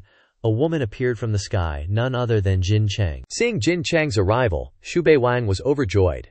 Suddenly, from within the crowd of the lone swordsmen, a large bell began to appear, its spiritual energy soaring. The lone sword sect master was standing below, the very person who had just summoned the divine artifact, the Eastern Emperor Bell. The Eastern Emperor Bell is a divine artifact. "Chi of the Eastern Emperor Bell," everyone shouted. Then, without prior agreement, they all covered their ears tightly. A bell rang out in all directions, shaking their souls. Xu Bei Wang frowned as he sensed the power of the Eastern Emperor Bell, and yelled, "Boss!" On the other side, the sect master raised the Eastern Emperor bell and charged forward. Jin Chang, fifth demon. Today, you and that Zhu brat will definitely die. The other old fogies couldn't just stand by and watch, so they immediately activated their power and rushed up, shouting in unison, "Let's go! If we can't stop the fifth demon, no one will be able to kill that Zhu kid." Jin Chang fought countless grandmasters in the sky, all by herself. Two streams of golden and purple spiritual energy collided, creating an enormous sound. The onlookers below marveled. 3 half-step Supreme Realm cultivators are enough to kill the fifth demon. Let's see how she can still protect others. Xu Bei Wang gritted his teeth. Ganging up on my boss. Think I'm dead meat. He was about to rush up, when he realized he was also surrounded. Countless cultivators attacked Xu Bei Wang, shouting in unison, "Don't let the Zhu brat escape." Xu Bei Wang smirked when he saw this, and immediately pulled out a divine herb. "Do you even deserve me to make a move?" The next second, a giant skeleton appeared from the void, rushing towards the cultivators, blocking his path. Anyone who didn't run fast enough was crushed into dust. Ye Tian broke out in a cold sweat when he saw this scene. Xu Bei Wang has grown to this extent. All the cultivators standing below were also terrified. None of the younger generation in the 9 provinces are his match. They're all Grandmaster Realm experts, yet they can't even withstand a single move. A guy with a cinnabar mole on his forehead gritted his teeth in jealousy. Why was Xuanyuan born, only for Xu Bei Wang to appear? Xu Bei Wang casually annihilated a few Grandmaster Realm cultivators, glancing contemptuously at the people below. Isn't it just killing a few Grandmaster Realm cultivators? Is there any need to be so surprised? Ye Tian and countless others, sensing the danger, immediately fled, secretly vowing, "I'll return to the Celestial God Palace, to cultivate in seclusion. I'll never leave the world until I reach the 2nd grade Nirvana realm. I must kill him. I will definitely kill him." On Jin Chang's side, the battle was also extremely fierce. The spiritual energy enveloping the Eastern Emperor Bell grew thicker and thicker, looking like a giant tornado from afar. Jin Chang was also worried at this moment. I can't get any closer to them. The nether energy on my body is also weakening. Xu Bei Wang, observing the situation, was no less concerned. This nether energy skull also has a time limit. What should we do, boss?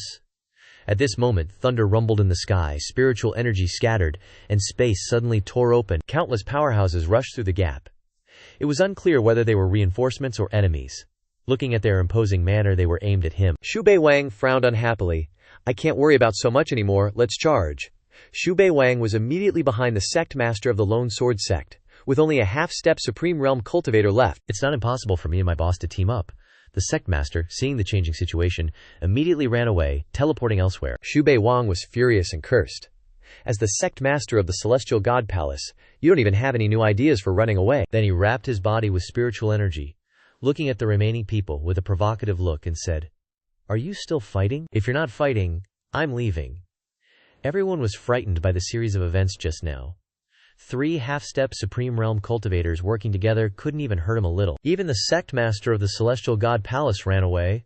Why should we consider gains and losses? In a moment, everyone turned around and fled, ridiculously shouting back, "Xu Bei Wang, 5th demon, you will definitely die." Xu Bei Wang didn't bother chasing, just snorted, "Don't run away if you have the guts." After seeing that everything was stable, Xu Bei Wang happily turned to Jin Chang and said, "Your Highness, your humble servant has returned." Jin Chang heard this, and her face was expressionless.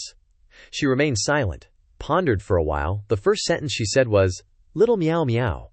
And at the same time she jumped and clung to Xu Bei Wang's face, causing him to panic. Returning to the Grand Origin Palace, Fox Province, Xu Bei Wang reported, "Your Highness, your humble servant has reached the summit.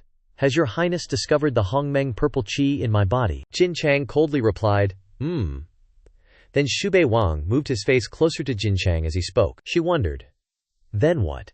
Xu Bei Wang closed his eyes, pouting. The half-incense stick reward. Is the boss trying to weasel out of it? What to do now? Jin Chang maintained her cold expression and said, "This one has enough. Are you really trying to flirt with this one?" Jin Chang's voice was somewhat annoyed. Xu Bei Wang anxiously explained, Wouldn't dare, no. Is the boss trying to welch on the deal?" Xu Bei Wang continued to frown in displeasure. Then Xu Bei Wang began his grand boasting technique. "Remembering our encounter several times since, our souls dreaming as if meeting in a dream. This subordinate has brushed past death in every life and death situation, and at those moments, only your Highness is in my mind. Lying in the abyss, it was your Highness who gave this subordinate the meaning to continue living." Hearing these words, Jin Chang uncomfortably replied. This one thinks you've had it pretty easy. Xu Bei Wang began to pour out his grievances. It turns out that during this leave of absence, this subordinate encountered a woman from the outer realms at the first gate. If it weren't for your highness's drop of blood, this subordinate would have been crushed to death long ago. These words were an insinuation about the 8th sage king, Xu Bei Wang thought to himself. The boss probably doesn't know whether I met a man or a woman. Jin Chang was surprised. Really, Xu Bei Wang continued. She was as beautiful as a celestial being, willing to pay any price to become my Tao companion, even saying that one day she would help me transcend. Jin Chang listened, silently pondering. After a moment of silence, Xu Bei Wang continued. This subordinate just laughed. What kind of cat or dog does she think she is? Daring to marry me? This subordinate said that someone has already helped me transcend. Xu Bei Wang secretly gloated. As expected, the boss praised me, he continued. Afraid that she would inquire about the source of the drop of blood, this subordinate decisively annihilated her, body and soul. Jin Chang narrowed her eyes. Well done, Xu Bei Wang happily grinned. Making the boss happy makes everything easy. In the next sentence, Jin Chang countered. As beautiful as a celestial being, just how beautiful was she? Xu Bei Wang's face paled. She's beautiful compared to others, but if compared to your highness, she's unbearable to look at. Sweat poured down his face, and he praised himself. I'm so damn smart, I've got the boss's personality all figured out. Afterward, Jin Chang led Xu Bei Wang to her bedchamber. Xu Bei Wang was surprised and nervous. This is the boss's bedchamber. The boss agreed, he exclaimed. Your highness, this subordinate is fully prepared, Jin Chang asked back. Are you sure? Xu Bei Wang gave a thumbs up. It's a little big. Jin Chang took out an incense stick and said, if this one gives you a reward, this incense will still be decided by this one. Xu Bei Wang pleaded. Can't it be changed? Jin Chang decisively replied. No way. Xu Bei Wang was a little dejected. All right then. Then, he slowly approached Jin Chang, placing his hand on her thigh, Jin Chang thought. Could it be that he wants to, afterwards? Then Xu Bei Wang put his lips on Jin Chang's lips. The boss is embarrassed. Xu Bei Wang enjoyed the soft lips of 5th Jin Chang, and his hands began to move. Jin Chang shouted. Your hands! Behave yourself, Xu Bei Wang reasoned. This subordinate's hands have nowhere else to go, your highness. The two kissed passionately, and the time of one incense stick quickly passed. Xu Bei Wang still tried to hold on. Jin Chang pushed him away and scolded. Courting death, she cursed and raised her foot to kiss. Xu Bei Wang was sweating profusely, and hurriedly ran away. The boss is getting impatient. Got a dip. Jin Chang angrily snapped. You little brat, you're dead meat. Not long after, in the imperial palace, Xu Bei Wang fell to the ground, overjoyed in his heart. I actually did it. As long as I'm bold, the boss will give me maternity leave. That day definitely won't be far away. At this moment, a carriage arrived. Wu Zhao lifted the curtain and shouted, What have you done to Xuan Ya? Xu Bei Wang sneered. What do you think I've done? Wu Zhao secretly assessed. This little brat, his heavenly palace is at its peak. In front of this one, he doesn't even want to pretend to be respectful. Xu Bei Wang smiled and said, It's just to make her kneel down and call me master. Wu Zhao gritted her teeth. Say that again, Xu Bei Wang explained. The princess, in order to survive, knelt on the ground and called me master. I'll let her off the hook this time, otherwise killing her would be easier than crushing an ant. Wu Zhao flared up and lunged forward. Are you courting death? Xu Bei Wang remained calm and said, Your Majesty, I spared her for your sake. I heard that she cultivates an extremely powerful Buddhist technique. Buddhists value karma, and you now owe me a favor. Wu Zhao frowned. There's a hidden meaning in this brat's words. Xu Bei Wang crossed his arms and continued, Your Majesty, what's the matter? Just say it. Impatiently thinking, oh my god, so hot-tempered. Does she think I did something to her daughter? I also have someone I'm pursuing. Wu Zhao calculated. This kid can reach the summit. He must have brought back a lot of treasures. If he doesn't flirt with Xuan Ya, I'll spare his dog life for now, and take his treasures later. Then, Wu Zhao turned and left. Xu Bei Wang smiled. The Empress is indeed very ambitious. She's already calculated everything in her heart. Wait until you make your move. I need to quickly go see the old man. Comfort is very important. Xu Bei Wang then turned and left. As soon as he arrived at the Taichu Palace, the little cat jumped onto Xu Bei Wang's face. Xu Bei Wang hugged the kitten, held it in his arms, and said affectionately, I don't kiss just anyone. The little cat dejectedly left, leading Xu Bei Wang to Jin Chang. Jin Chang had already changed into a sexy Cheongsam, looking incredibly seductive. Xu Bei Wang assessed. The old man's emotions are quite stable. But why did the old man suddenly change her dress? What does this mean?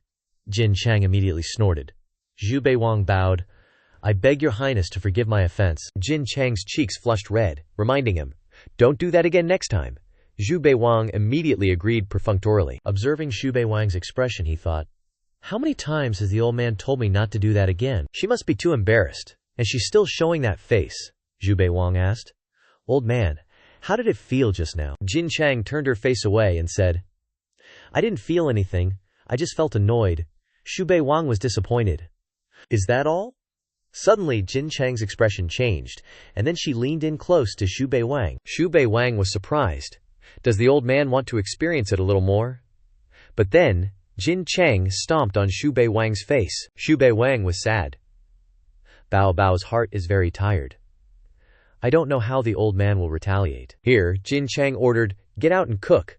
Xu Bei Wang scrambled up to cook. Is the old man not angry? He leaned closer to Jin Chang and asked, Does your highness have a reward? He thought not being angry meant she liked it. If she doesn't like it, it wouldn't be too much to ask for a reward. Jin Chang raised Xu Bei Wang's chin, angrily. You dare mention it again? This palace. Jin Chang's eyes drifted down to Xu Bei Wang's lower body. This palace will castrate you, Xu Bei Wang flinched. I know. Then he quickly ran into the kitchen. The old man is angry. After fussing around for more than half a day, at Nine Dragon Lake, Xu Bei Wang brought out a plate of fragrant food. Your Highness, please enjoy. Jin Chang began to put a piece of meat in her mouth. It's indeed the familiar taste. Seeing Jin Chang eating so happily, Xu Bei Wang was also happy. No wonder she told me to cook. If I calculate, I've been gone for so long, the old man must have been very hungry, right? Suddenly Jin Chang glared at Xu Bei Wang, and he broke out in a cold sweat. After eating for a while, Jin Chang asked, Let this palace see. What did you harvest in the heavenly district? Xu Bei Wang narrowed his eyes and smiled. Your Highness, don't be surprised. Jin Chang harumphed in surprise. Then Xu Bei Wang pulled out 3 items, a branch, a starstone, and a bottle of medicine. The little cat rejoiced. Meow, meow. Jin Chang smiled. Is that all? Never mind, I'll help you refine them into pills when I'm free. Xu Bei Wang then continued to pull out a few more treasures. Is the old man not satisfied? Luckily, I still have some inventory left. Among them were a pearl, a flower, a branch, and a rough stone. This time it's enough, right? He wondered. The kitten jumped up and down. Meow, too much. Jin Chang raised an eyebrow. This palace is a little surprised, Xu Bei Wang said smugly. Actually, Jin Chang questioned, did you go to participate in the competition or to rob people? I saw you almost die 10 times over. You're making things up. Xu Bei Wang defended himself. I didn't, I swear. Your Highness, hear me out, Jin Chang scoffed, clearly annoyed. Xu Bei Wang then pulled out the coffin, swirling with nether energy, and said, If your Highness likes it, just take it. Jin Chang's face lit up. Such abundant qi. So there really is someone. Xu Bei Wang broke out in a cold sweat. What does qi have to do with me? Right, as if my luck in finding treasure can be credited to me, because of those ratty things. Xu Bei Wang asked curiously. Is something wrong, Your Highness? Could there be a girl's corpse in this coffin? Why don't I remember this in the original novel? But going by the usual plot, there's probably a beauty waiting for me to awaken her inside, right? Jin Chang glared. You really want it to be a woman, don't you? Seeing Xu Bei Wang's panicked expression, Jin Chang chuckled and continued. It's not that there isn't one, she could be considered a woman. This woman is named Bai Yue Guang. She crippled her great Tao foundation and entered reincarnation, having transformed into rivers, mountains, trees, and birds. Once she condenses 9,981 reincarnation imprints, she can achieve an unsurpassed physique and attain divinity. This coffin is just another reincarnation of hers, Xu Bei Wang exclaimed. 81 reincarnations. She's no ordinary girl. Jin Chang, clearly annoyed, retorted. Do you think this one is ordinary? Xu Bei Wang hurriedly explained. How could she compare to Your Highness? Xu Bei Wang felt guilty. When did I say the boss wasn't as good as her? I didn't, did I? What is this about? Jin Chang said jealously. This one may not be as good as her for now, but my future achievements will be worlds apart. She'll only be worthy of looking up to me. Xu Bei Wang narrowed his eyes and said, What about your personal attendant? Jin Chang said nothing, suddenly grabbed Xu Bei Wang and stuffed him into the coffin. Click. The coffin closed. Xu Bei Wang slowly opened his eyes, and before him was a starry sky with a full, bright moon. So this is what it's like. Inside the coffin, Xu Bei Wang was surprised. A flower branch floated in the air, and Xu Bei Wang reached out to catch it, super curious. What's this? From above, Jin Chang's voice shouted. Get out here! Xu Bei Wang was stunned. Is the boss still waiting for me? Then Xu Bei Wang activated his spirit energy to break through the coffin and crawl out.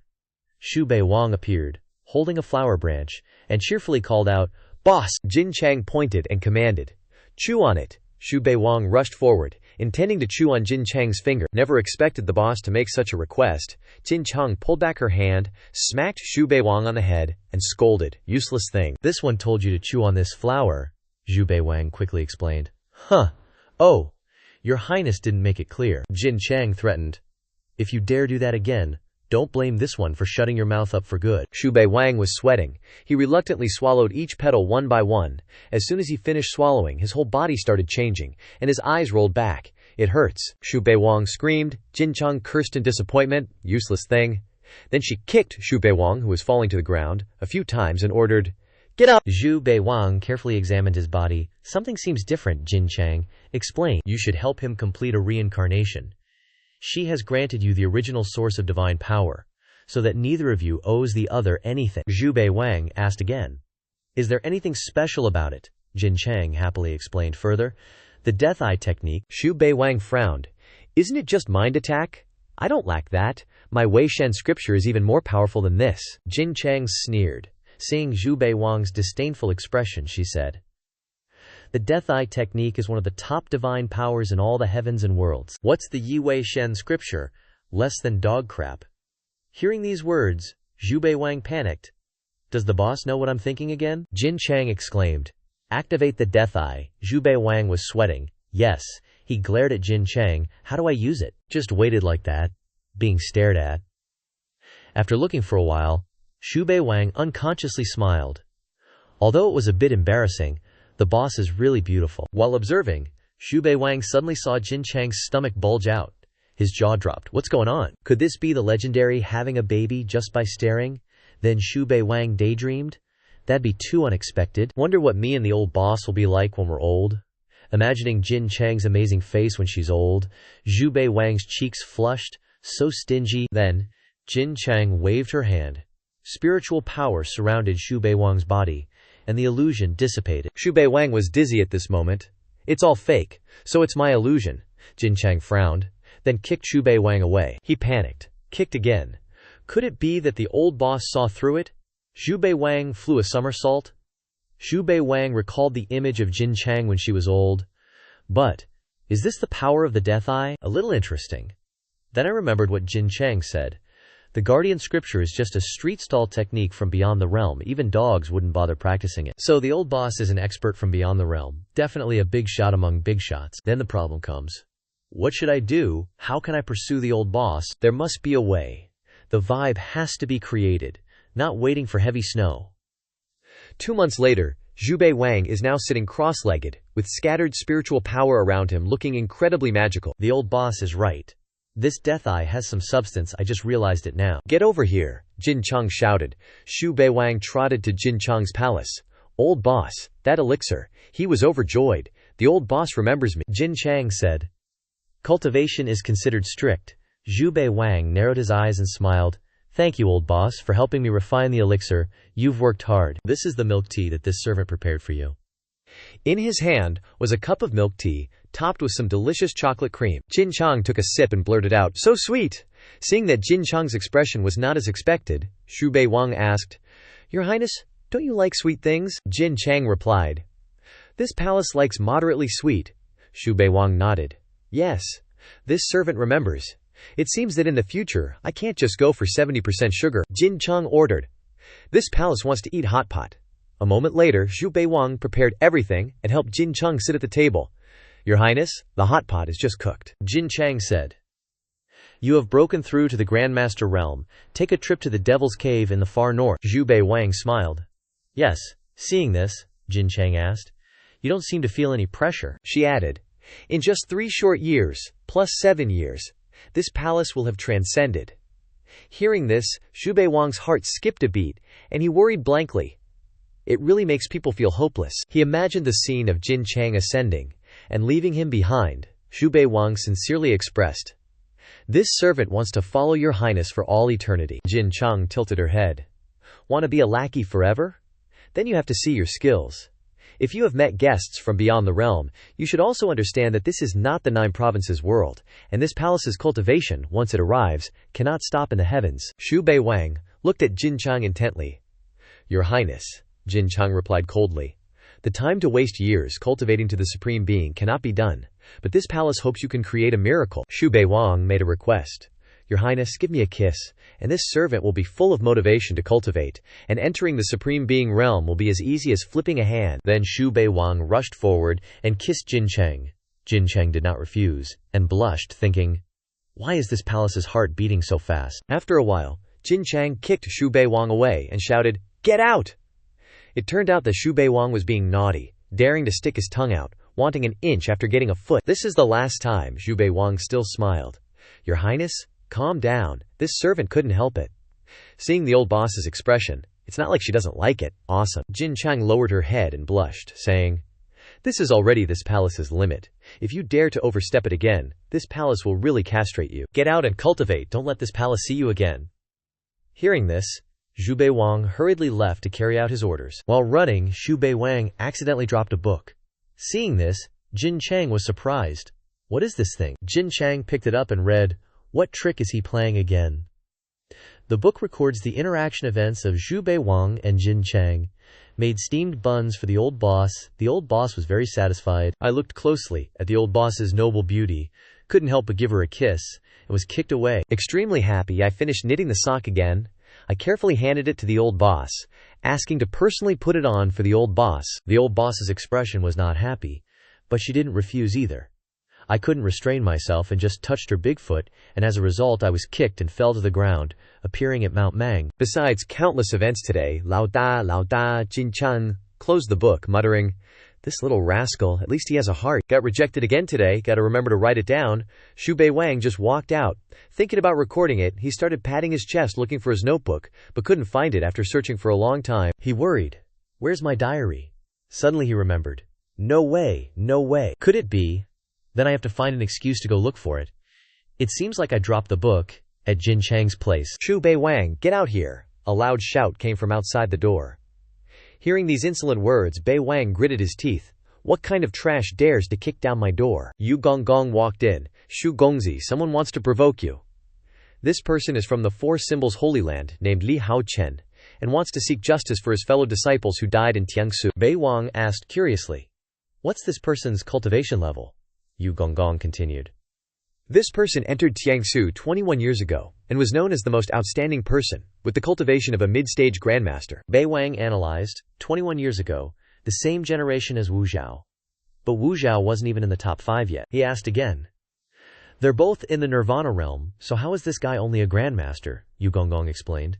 The gap in talent is called a break, and the cultivation level will only get bigger and bigger, but this person has been a grandmaster for many years, and his foundation is extremely deep. Bei Wang just laughed it off. It's okay if he dares to show his face, there's no reason not to beat him to death. But I have to report this to His Highness. A moment later, at the Taichu Palace by Lake Juzhao, Bei Wang immediately reported, Your Highness, a grandmaster has come to our door to provoke us. Jin Chang sneered. If you can't even beat a grandmaster, don't follow me anymore. Bei Wang narrowed his eyes and suggested, Then if this servant wins, is there a reward? Jin Chang scolded unhappily. You dare mention the word reward, I'll make you lose that mouth of yours. Bei Wang drooped his shoulders. Okay. Then he got to the main point. Your Highness, who were the top 5 people in Tiangsu 21 years ago, he thought. Last time, the so-called geniuses of Tiangsu all died at Lao Dan's hands, but the time before that, maybe they're still alive. What if they have great luck? I have to expand the team. The luck of these 3 chives isn't enough. In the first generation, I might be able to find 1 or 2. Jin Chang, hearing the question, immediately replied, I've never cared about these ants. Then she was silent for a moment before continuing. My mother, Di Wu He, seems to be in the top 5. Bei Wang hurriedly asked. Then who's your father? Jin Chang glanced at him. I don't have a father. Bei Wang was surprised. What? Something seems wrong, Bei Wang speculated. Your Highness descended into this abandoned world, appearing directly in Di Wu He's belly, and landed on the ground in 2 months. He then patted his head, realizing. So that's how it is, mother-in-law. It's really innocent. I've seen people being happy to be a father for the child of the person they like, but this is the first time I've seen someone being happy to be a mother. Jin Chang, seeing Bei Wang spacing out, said jealously, "Are you still thinking about other women?" Bei Wang, seeing Jin Chang's expression, was startled. "This servant just wants to have the opportunity to pay respects to your highness's mother," Jin Chang said sternly. "No one is allowed." Bei Wang bowed deeply. "Yes, Lao Dai. She's really possessive." Jin Chang then raised 3 fingers. 3 moves. Bei Wang sounded, not understanding. Jin Chang said, "If you can't solve a grandmaster in 3 moves, get out of Taichu Palace." After saying that, Jin Chang kicked Bei Wang out of the palace. Not long after, at the capital's martial arts arena, a strong man was waiting, and that was Li Hao Chen, of the 4 Symbols Holy Land. The people below the stage were discussing enthusiastically, "There's someone challenging the Shu family again." Not letting his opponent wait long, Bei Wang arrived. Everyone shouted, "Gongzi Shu has arrived." Then the crowd became noisy again. "Everyone, hurry up and place your bets. Bet on who can win. Can Gongzi Shu keep his promise? Killing a grandmaster is easier for him than killing a chicken." Li Hao Chen is no ordinary grandmaster. Li Hao Chen angrily gritted his teeth and said, "Today I must seek justice for my fellow disciples." Bei Wang teased, "Why do you have to do this? Isn't it better to stay home and hold your grandkids?" Hao Chen was furious. His face flushed as he scolded, "Stop talking nonsense. If you lose, you must kowtow before my fellow disciples' spirit tablet." After saying that, he threw out a huge spirit tablet, smashing it down on the brick floor. On the tablet was written, "Spirit Tablet of Li Hu." He said, "Li Hu was killed by you when he first entered Tiangsu." Bei Wang took out a spirit tablet from his person and continued to joke, "So many people have died at my hands in Tiangsu, I really don't remember this one, but..." Bei Wang took out a writing brush, then asked, "What was your name again?" The old geezer raised his voice. Li Hao Chen. Xu Bei Wang hummed a few times attentively, then scribbled something down. Then he slammed a spirit tablet on the ground. The upper half read, "Spirit Tablet of Li Hao Chen," shocking everyone. Xu Bei Wang narrowed his eyes. "Don't get so worked up, I'm just respecting my elders." Li Hao Chen gritted his teeth, "You ignorant brat." Then, he activated his spiritual power, and a pillar of red spiritual energy appeared, reaching the sky. The crowd gasped. Law power, Li Hao Chen is just a mid-stage grandmaster, yet he has comprehended a bit of law power. All below the law are just ants. Xu Ez had gnawed into his bones already. That so-called law power looked like an iron hook. It lunged at Xu Bei Wang. Calmly, Xu Bei Wang pulled a blade of grass from his person and channeled spiritual power into it. The crowd continued to comment, "It's that blade of grass again. Those grandmasters before all died under that blade of grass." Clang! The 2 streams of spiritual power collided, and Hao Chen was hit by a backlash, erupting in a puff of blood. Xu Bei Wang reminded, "You're old, don't be so competitive." But inside he was worried. One move, and he's still standing. From behind Hao Chen, the image of Tao Wu appeared. Obviously, this was Xu Bei Wang's attack. He didn't forget to summon that giant skeleton to create a combo. Turbid chi from the skeleton wrapped around Hao Chen's body. He was now sweating coldly, in a terrible state. After struggling for a while, Hao Chen successfully eliminated the turbid chi, turning danger into safety. It looked like Xu Bei Wang was winning, but he was extremely disappointed. Inside, this is already the 2nd move. Big Bro told me to deal with him in 3 moves, or else I'd have to get out of the Tai Chu sect. The crowd was excited by the scene just now. He can actually resist Shu Zhen's abilities. This is what you call a master. That Zhu guy is in trouble now. Hao Chen also snorted, "You bunch of lowlifes." Suddenly, he realized that his body couldn't move, and he stammered, What power is this?" Xu Bei Wang said nothing, just smiled. Hao Chen felt all his strength leaving him. His blood vessels were bulging as if they were about to explode, his voice trembling. "What's going on? What exactly is happening?" Then, all the blood vessels on Hao Chen's body exploded. Blood flowed from his 7 orifices, and he rolled over, dying instantly. The crowd, who had just been happy, was horrified. Xu Bei Wang smiled. "Ha ha." The crowd had just spoken ill of Xu Bei Wang. Seeing him turn around and smile, they panicked and ran away. "Let's go! Zhu Yi has new abilities again." At this time, for some reason, Xu Bei Wang's body suddenly trembled, and he couldn't help but return to the Tai Chu sect. Xu Bei Wang was now reporting, "Your Highness Jin Chang, this subordinate has not disgraced his mission, dealt with it in 3 moves." Jin Chang said coldly, "Trash, don't pretend anymore." Hearing this, Xu Bei Wang immediately vomited blood, trembling as he said, "Your Highness." He lowered his head sadly, Damn it, I've become a joke in front of Big Bro again. Just using a killer move by forcefully elevating to the Grandmaster realm, the side effects are really big. Suddenly, a new stream of spiritual energy appeared from Xu Bei Wang's chest, soothing his internal injuries. It originated from Jin Chang's toes. Jin Chang was now stepping on Xu Bei Wang's chest with one foot, using that to heal his internal injuries. Xu Bei Wang sighed. So comfortable, worthy of being Big Bro. While healing, Jin Chang also examined Xu Bei Wang's body, and she asked, "Trash, your cultivation method is stagnant, what's the reason?" Xu Bei Wang explained with a distorted face. This subordinate needs nether energy. This thing has yin energy, and is also different from earth energy. Jin Chang's expression flared up. Shut up! What do you need to explain what nether energy is in your eyes? Does this palace not know anything? Xu Bei Wang said flusteredly. How could that be? Your Highness is an omnipotent person in this subordinate's heart. This subordinate is being too talkative and deserves to be beaten. Stop wasting words in the future, Jin Chang said, pulling out a scroll from her person. Then, Jin Chang unrolled the scroll, and each letter in the scroll glowed brightly. Xu Bei Wang gaped. What is this again?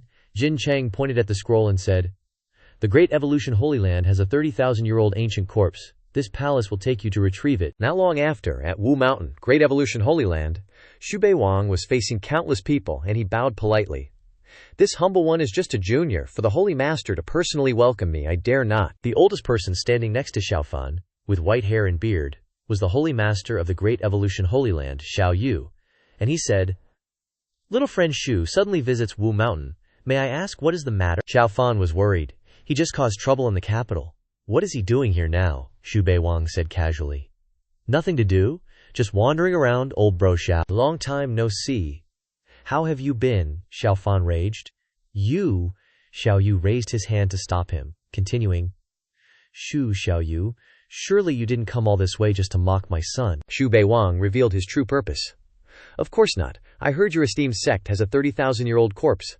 Would you mind lending it to me for a bit? Xiao Fan yelled. You, Xu, who do you think you are? Spouting such shameless nonsense. Lend it. Who do you think you are? Everyone chimed in. Just a mere Grandmaster realm cultivator dares to act up in the Great Yan Holy Land. Xiao Yu pondered for a moment, then said calmly, This joke isn't funny. Xu Bei Wang's expression turned serious. Did you think I traveled thousands of miles just to joke around? Xiao Yu waved his hand. Get lost immediately. Otherwise, don't blame this old man for being impolite. His disciples echoed. Get out! Get out! Xu Bei Wang threatened. Just a friendly reminder, I'm a confidant of Her Highness the Eldest Princess. Everyone, don't go looking for trouble, Xiao Fan shouted. I scoff. Still not leaving. Today, you'll die here. Without replying, Xu Bei Wang merely glared, activating his newly learned technique, the Death Eye technique. His cultivation already inferior, Xiao Fan immediately fell unconscious, his eyes rolling back. Seeing him faint, Xiao Yu panicked, channeling his power into his temples to heal him. Wake up quickly. Luckily, he woke up just in time. Xiao Fan trembled, struggling to stand, gritting his teeth. Useless. I couldn't even withstand a single glance from that Xu guy. Xiao Yu roared. Don't even dream of getting what you want. Leave now, or this old one will consider you to be challenging the dignity of the Great Yan Holy Land. Xu Bei Wang placed his hands behind his back, speaking condescendingly. I'm not negotiating with you, I'm ordering you. Xiao Yu activated his spirit energy, summoning a chain made of spiritual energy, angrily yelling. Relying on someone else's power. Who do you think you are? Xu Bei Wang merely snorted. What if I bully you? Xiao Yu didn't bother arguing, unleashing the chain to wrap around Xu Bei Wang's body. The chains began to coil, gradually enveloping Xu Bei Wang. But Xu Bei Wang still wore a sinister smile. Suddenly, a surge of power forcibly shattered all the chains formed from spiritual energy, causing Xiao Yu to panic. He suffered a backlash, vomiting blood, clutching his chest in pain. It turned out that Jin Chang had appeared, she said coldly. It's just a loan. Why are you making such a mess? Everyone kneeled, chanting in unison. Greetings, Your Highness the Eldest Princess. Xu Bei Wang grinned. It's good to have a boss. Xiao Fan supported his father, feeling displeased. Without the fifth demoness, you would have died 10,000 times over. Now that's just bullying people too much. Xu Bei Wang glanced sideways at Xiao Fan. If you're not happy, suck it up. Xiao Fan reluctantly said. Just lending it to young Master Xu, remember to return it. All the disciples were unhappy but dared not speak out. That Xu guy will never return it. Is my Great Yan Holy Land actually enduring such humiliation? Xu Bei Wang narrowed his eyes and smiled. Rest assured, someone has vouched for my character. Young Master Zhao is as timid as ever, he thought, while Xiao Fan glared angrily. My great Yan Holy Land has endured until now with difficulty. We absolutely cannot lose face so easily. Xiao Fan waved his hand, and a large sheet of ice landed on the ground. Inside was a corpse. From the sheet of ice, nether energy surged, visible to the naked eye. Xu Bei Wang secretly assessed.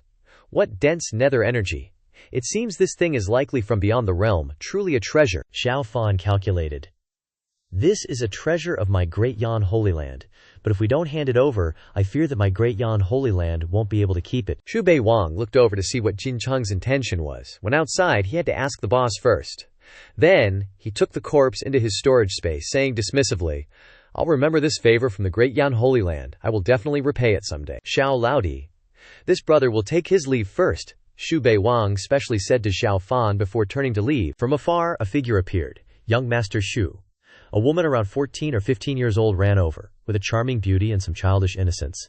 This was the holy maiden of the great Yan, Xiao Fan's fiancée, Zuo Zihan. Xiao Fan pulled her hand back. Zihan, don't go over there, Zihan angrily retorted, yanking her hand away from Xiao Fan's. Starting today, my name is Zuo Nangi, young Master Xiao. Please show some self-respect, she thought. I possess the water spirit body, and I'm already at the peak of the 7th grade. Why should I waste my time on a good-for-nothing like you? Xu Bei Wang then angrily cursed. You really have no sense of shame, Nangi. Isn't that a perfect match for Bei Wang? Nangi ran up to Xu Bei Wang, fawning and flattering. Little girl has admired young Master Xu for a long time. Young Master Xu? Take me away, we could become a legendary couple. Young Master Xu, don't laugh at me, she calculated. This Xu guy has already obtained the Hongmeng Purple Qi. Following him is still more beneficial. Xu Bei Wang said nothing. With his own plans in mind, I'll just sit back and watch your performance. Suddenly, Xu Bei Wang noticed that Jin Shuang had disappeared and shouted, Crap! Then, Xu Bei Wang immediately pushed Nangui over and ran off. Didn't the boss leave first? Why did she suddenly come back? After a while, Xu Bei Wang ran around the forest mountains, increasingly worried. Where did the boss go? Jin Shuang's voice then rang out. From now on, don't come near the Taichu Palace again. Xu Bei Wang sadly called out, Your Highness. Xu Bei Wang was rushing over when he ran into an invisible wall. Jin Shuang glared and said, This palace is getting old, no longer a beauty, not as good as a 15-year-old girl. You stay in the Great Evolution Holy Land. Finishing speaking, Jin Shuang immediately teleported away, leaving Xu Bei Wang behind. Xu Bei Wang sadly sat slumped on the ground, crying, Does the boss not want me anymore? Xu Bei Wang smiled bitterly. So what am I supposed to do now? The boss is just naturally possessive. At this time there was a bird song, the song of a phoenix. Xu Bei Wang happily said, Am I hearing things? The boss's phoenix? The image of a phoenix rushed straight into Xu Bei Wang's face. Boom! Xu Bei Wang's head spun. When he opened his eyes, he was back in the Taichu Palace. In front of him was Jin Shuang. Xu Bei Wang sweated.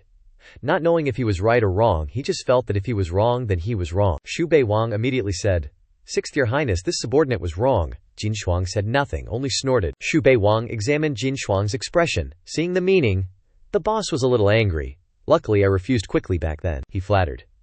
Your Highness is tired, right? I'll give Your Highness a massage. He felt lucky. Luckily, I refused fast enough. Otherwise, I would have really lost these beautiful, godlike legs, Jin Shuang sarcastically said. What do you think of that little girl? This palace, on the other hand, thinks she is a rare beauty. Xu Bei Wang's face was full of black lines. Why are we back to this again? How am I supposed to answer this, he thought. If I flatter her beauty, then it depends on who you're comparing her to. If she's not even as good as Your Highness's toe, then Jin Shuang will angrily stomp him to death. What is she?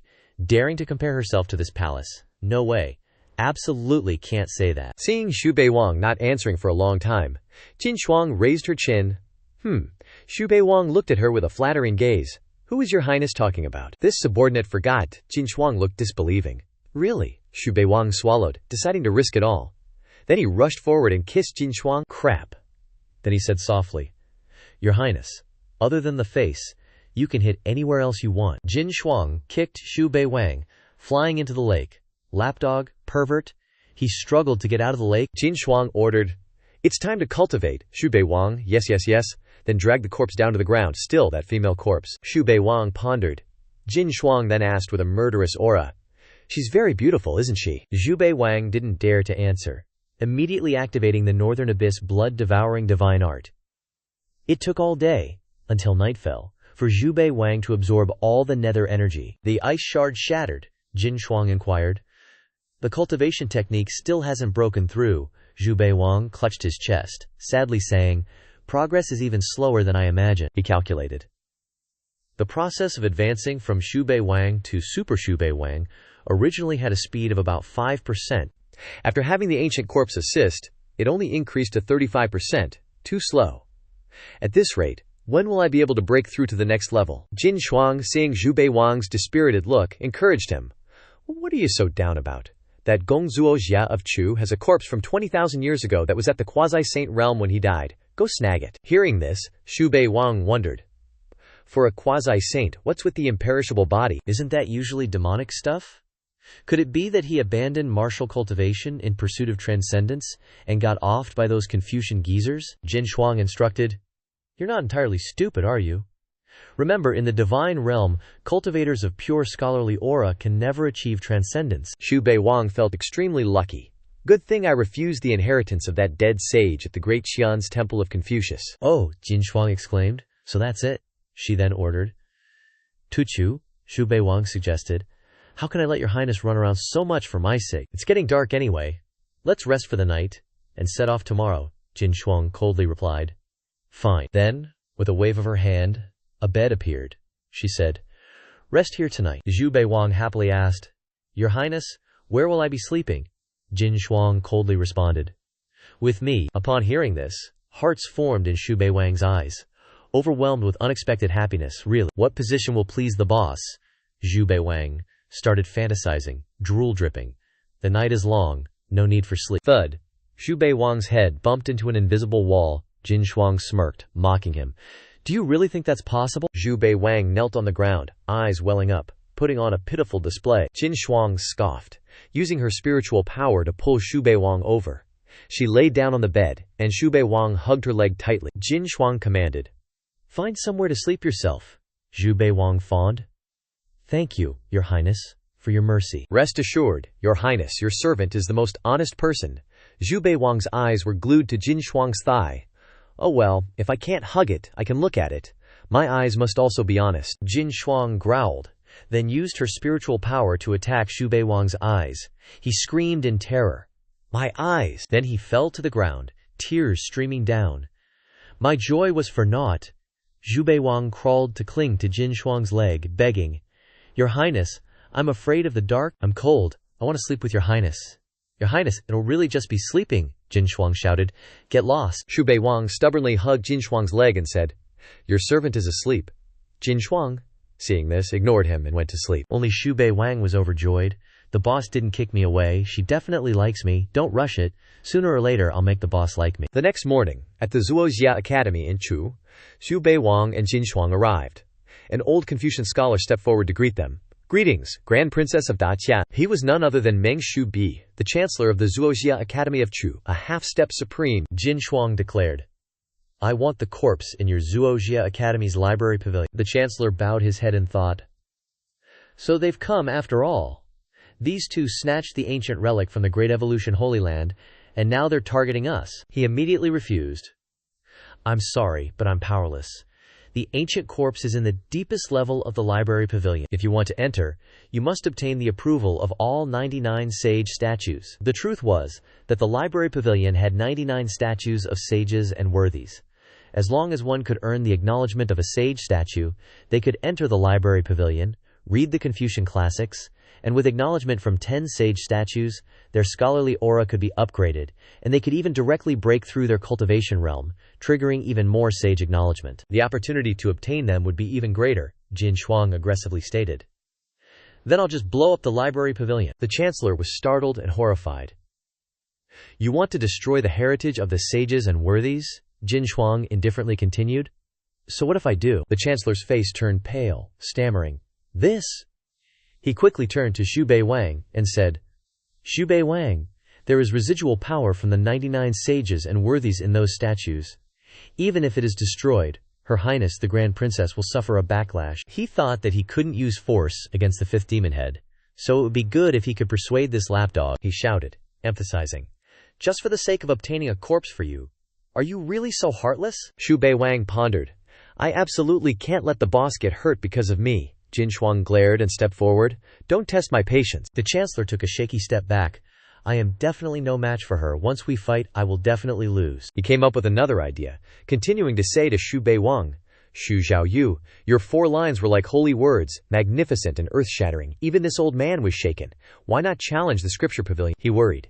We absolutely can't let them destroy the scripture pavilion. Xu Bei Wang raised his hand to stroke his chin, thinking, those 4 lines. Why don't I remember them? But this matter can't implicate Lao Dang. Xu Bei Wang stepped forward to stop Jin Cheng. Your Highness, this subordinate will give it a try. The libationer was overjoyed upon seeing this. I only wanted to force them to back down, but I didn't expect him to actually agree. Forget it. There's no way anyone can guide those 99 sage statues. When the time comes, they'll have nothing to say. He continued. If Xu Zhao you can create a miracle, not to mention the remains of a sage, you can freely choose any treasure from the scripture pavilion. If you lose, please leave. With that, he immediately left. This old man will be waiting at the scripture pavilion. Xu Bei Wang saw that Jin Cheng didn't say anything, pondering.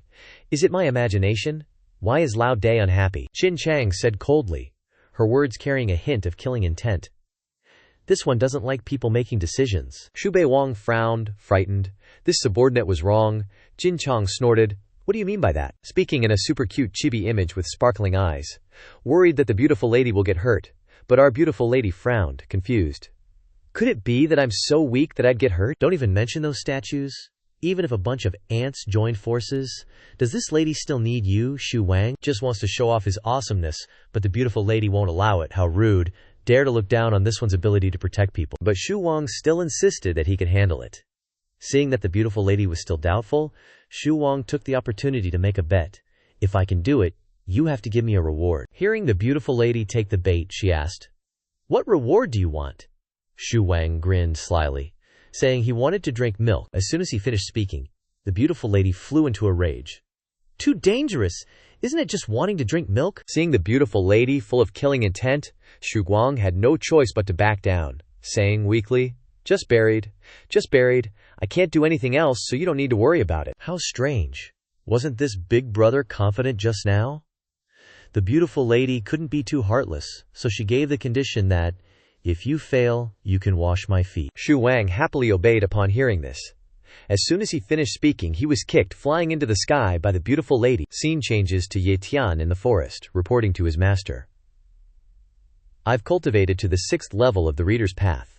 The 2 masters and disciples recalled the difficult times when Ye Tian couldn't practice martial arts. If you can't practice martial arts, then practice something else.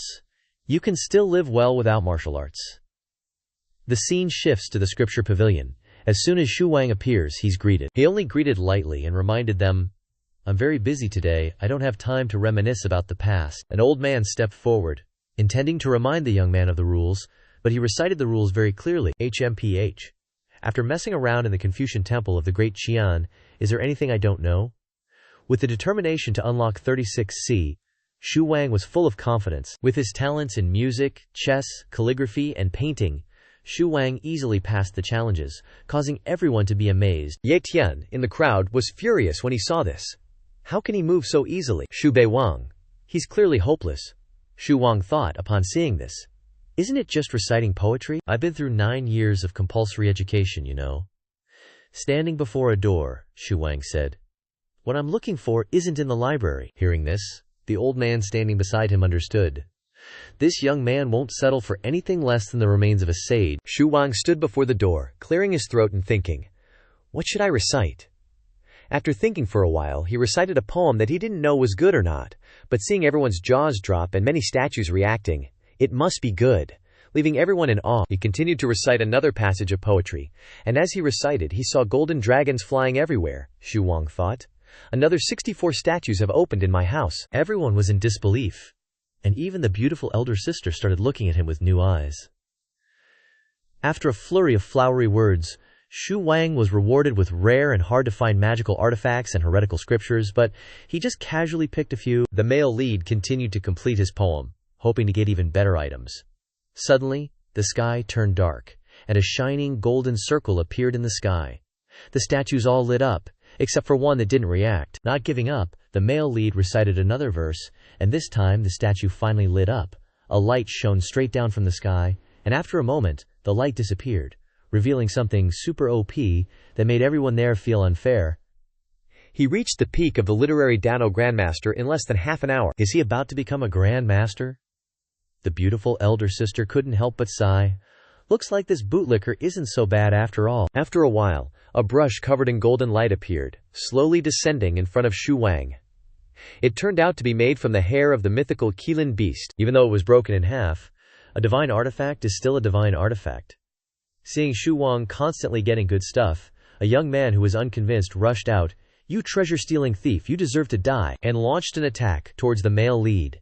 Just as the rash young man was about to charge at the male lead, the old man from before stopped him. "Don't you guys blame this old man. This is the fifth demon head's confidant. If something happens to him, the Chu kingdom is doomed." Xu Wang left, sighing with emotion. As expected, old ginger is spicier. Then he turned to look at Ye Tian, who was sulking in the distance, and started calculating in his heart. "Let's just raise him for a while, and when the chives are ripe, we'll go and cut them." As for Ye Tian, after seeing Xu Bei Wang's display today, he knew he couldn't win against him. But winning early doesn't count as winning. He's just got a deep background. The one who fights to the end is the victor. When he returned, he went to report back to the beautiful elder sister and asked about the reward. The beautiful elder sister just sighed.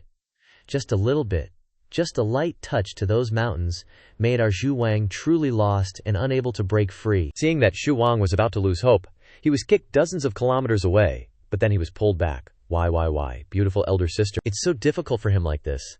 Pushing him away and then pulling him back? Are girls always so confusing? Seeing the beautiful elder sister calling him back, the male lead rushed back, only to receive the order to wash her feet. While washing, he couldn't help but sigh. There's not a single part of the beautiful elder sister's body, from top to bottom, that isn't exquisite. The beautiful elder sister feigned annoyance. "You're hiding your skills," he apologized. But in his heart he thought, apologize today, and repeat the offense tomorrow. After she calmed down, the beautiful elder sister pulled Xu Wang back.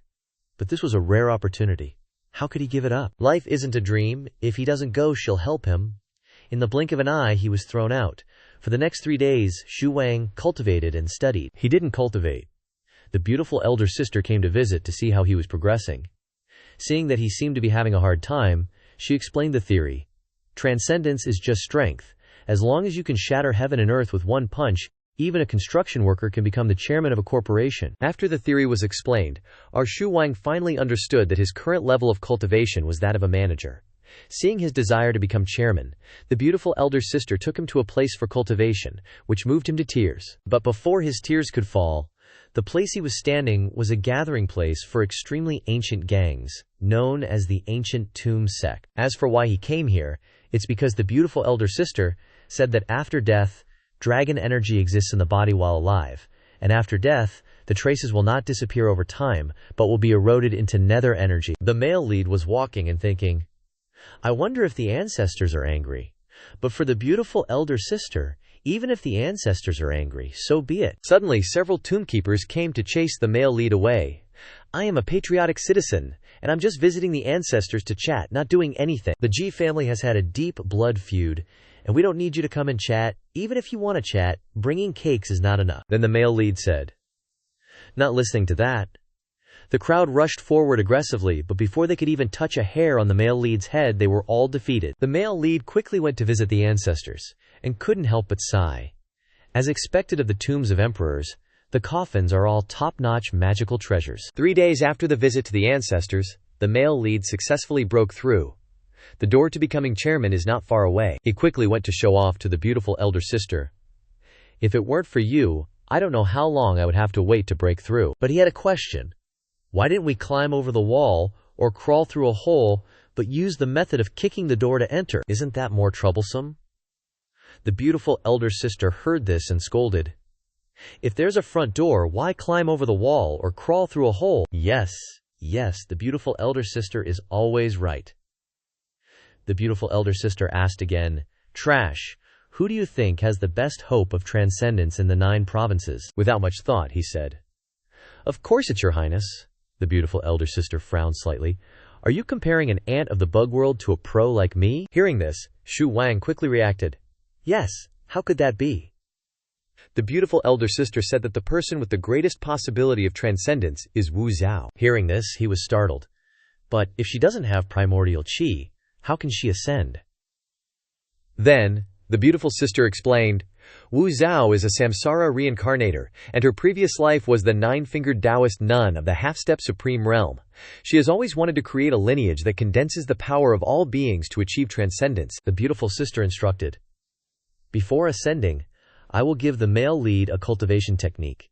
If that doesn't work, just go rob it, no need to overthink it. So it can be robbed. Xu Bei Wang became soft again. Thank you, beautiful sister. The beautiful sister then made a condition. You must perform a good play. I don't know what kind of play it will be, but right now, I see a group of people coming to demand justice. What demand justice? I was just showing my gratitude to the ancestors by visiting their graves. I didn't do anything, did I? I want to chop you into 100 pieces. After saying that, a dude rushed over, intending to hit the male lead. Before his foot touched the ground, he was defeated by one move from our Xu Bei Wang. He hit someone and they fell.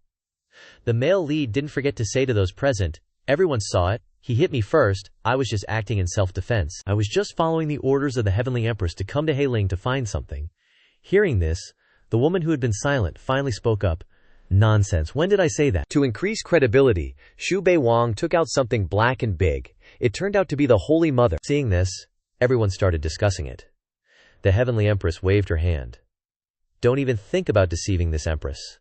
The so-called sky cannot have two suns, and the land cannot have two kings. Please don't refuse and obey the will of heaven to accept this stone. The people around began to have doubts. The two sides have never liked each other. Why would they collude with the Heavenly Empress now? Could it be that they have been deceiving us all this time? Our Xu Bei Wang continued to reveal his cards one by one, causing everyone around to panic. This Empress is acting as regent for His Majesty. How dare you usurp the throne? Seeing that the Heavenly Empress's heart was still firm, Xu Bei Wang finally brought out the trump card, the Jade Seal. Seeing the Jade Seal, everyone was shocked. Seeing this, the Heavenly Empress's heart began to waver. Such an opportunity will not come again. Xu Bei Wang dangled the Jade Seal in front of the Heavenly Empress. I don't believe you aren't tempted. As Xu Bei Wang predicted, the Heavenly Empress took the Jade Seal. Just a second ago she was cursing, but now that she had the Jade Seal in her hand, she called him beloved minister and requested a private conversation. The elders who witnessed this scene saw that it was over, and the dynasty was probably set. After entering a private place, the Heavenly Empress asked, "What exactly are you plotting with this Empress?" Hearing this, he thought to himself, "What am I plotting with you? I don't want anything from you. Giving you the bones of a true dragon is like we owe each other nothing, a profit beyond expectations." The male lead thought it was a good deal, and was about to accept it. But unexpectedly, the Heavenly Empress planned to take advantage of his unpreparedness and send him back to the ancestors. But he wasn't simple. He only wanted to chat with the ancestors, not go with them, so he reacted in time. What a cunning woman. The Heavenly Empress was still suspicious. How did Xu Bei Wang get the Jade Seal after all? If he didn't have the permission of 5th Jin Chang, how could he have the right to control the Jade Seal? He remained calm. The Jade Seal is just on loan. Who would give it away for free?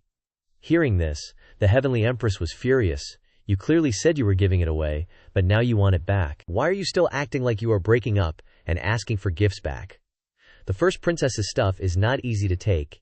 It's better to not let that stepmother come and get it herself. Too bad for the dragon bone. After living for so many years across 2 lives, I've never encountered anything like this. When the Heavenly Empress returns, everyone will know who has the Jade Seal. As long as it doesn't appear again, no one will know where it is. Hearing this, the Heavenly Empress cursed Xu Bei Wang in her heart. If you hadn't provoked 5th Jin Chang, this Empress would have definitely dealt with you, you cheapskate. After getting the Jade Seal back, Xu Bei Wang said to the Heavenly Empress, "If you need anything, I will lend my help to the Heavenly Empress to ascend the throne and become emperor. If I say half a lie, may I be struck by lightning, and may heavenly tribulations seize my luck." Seeing that Xu Bei Wang dared to swear with his luck, the Heavenly Empress trusted the male lead more. To make the male lead her own person, the Heavenly Empress began to introduce one person after another to him. "What do you think of Xuanya? Is she worthy of you?" But the male lead quickly refused. "What? If I dare agree with the Heavenly Empress, the boss would definitely use me as a shimmering candle." But Tianhao didn't give up. He's not worthy of you, Xu Bei Wang replied crisply. Not worthy? He quickly changed the subject. Your Majesty, I wish to delve deep into the demon cave to eradicate the great evil and bring peace to the world for the common people. Hearing this, Tian Hao thought the male lead wanted to ask for military power, so she refused to test him. The male lead quickly pointed out the benefits of cooperating with him. Tian Hao gets the good reputation, and eliminating more demons and monsters will only benefit Tian Hao's rule. Since it was all beneficial to her, Tian Hao didn't complain anymore. Scene changed to 9 Ripple Lake of the beginning era palace. As soon as Xu Bei Wang returned to report to his beauty, he was chased away to take a bath because he smelled of another woman. Our male lead knows how to seize the opportunity. Beauty, shall I bathe you? The male lead asked back. You must be itching for a beating. And just like that, the male lead zoomed away. What if something went missing after the bath? After the male lead had washed up nicely, radiating a pink aura, he went to his beauty's place, only to see the big sister approaching. He thought he was going to get a kiss from his beauty, but nope, no kiss, just her kicking him in the face while interrogating, you scammed the true dragon's essence blood, from Wu Zhao's Tian Hao. Truly different when you've got a backer, daring to do anything.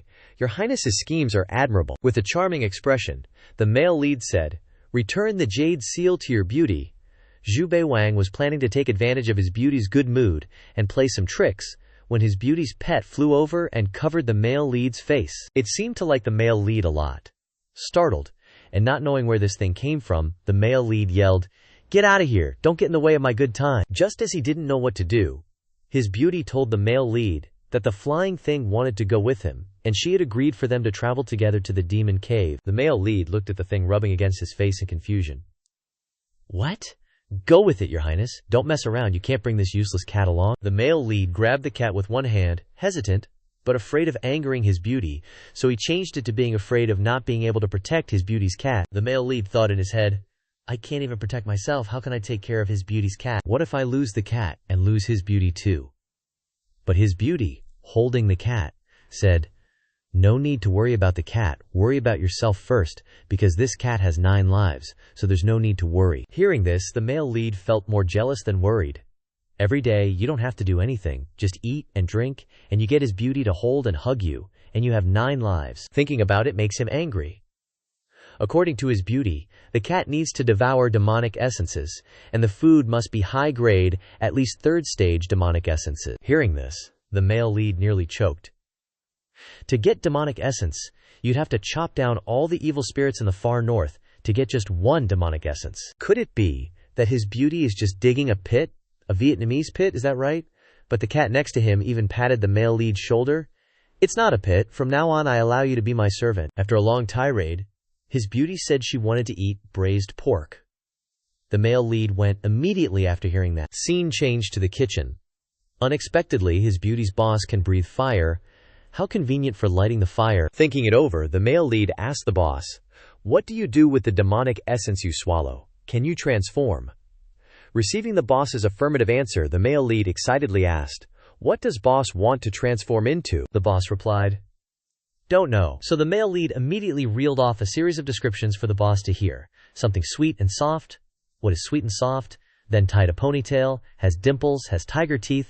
The body must be the most beautiful, must be really mountainous. Short white skirt, wearing black stockings. The boss was tired after listening and just wanted to use the fire and didn't want to know what to transform into. Just as he and the cat were imagining, his beauty's voice rang out. You like women like that? Faced with his beauty's anger, the male lead quickly brought over a bowl of braised pork and glossed over a few words to let his beauty off. His beauty is beautiful, but not easy to fool. It's just that the hot braised pork tastes better, but if there is a next time, don't even think about getting past her. Don't interrupt someone when they're eating. But just as he was about to eat a bite of hot braised pork, Tian Hao summoned the male lead to court. His beauty also allowed the male lead to accept the order to go to court, also to see if Tian Hao decided to grant him the power to command troops or not. Scene changed to the Golden Lu Tian Hall in the royal palace. Tian Hao sat on the throne, surrounded by civil and military officials. After the male lead entered and performed the ceremony, Tian Hao said, the imperial mausoleum has been destroyed by bandits, so they must be punished. The male lead was sentenced. Because he was peacefully minding his own business but went and destroyed the imperial mausoleum, he must serve in the city of sin. Every official in the court wants to punish him, drive the male lead to his death, all hoping he'll never return. The Heavenly Empress, however, thinks making a deal with him is more beneficial than harmful. It's just a bit of troop deployment authority, so she doesn't give it much thought. After accepting the punishment, the male lead leaves with a triumphant smile. The troop deployment authority is in my hands.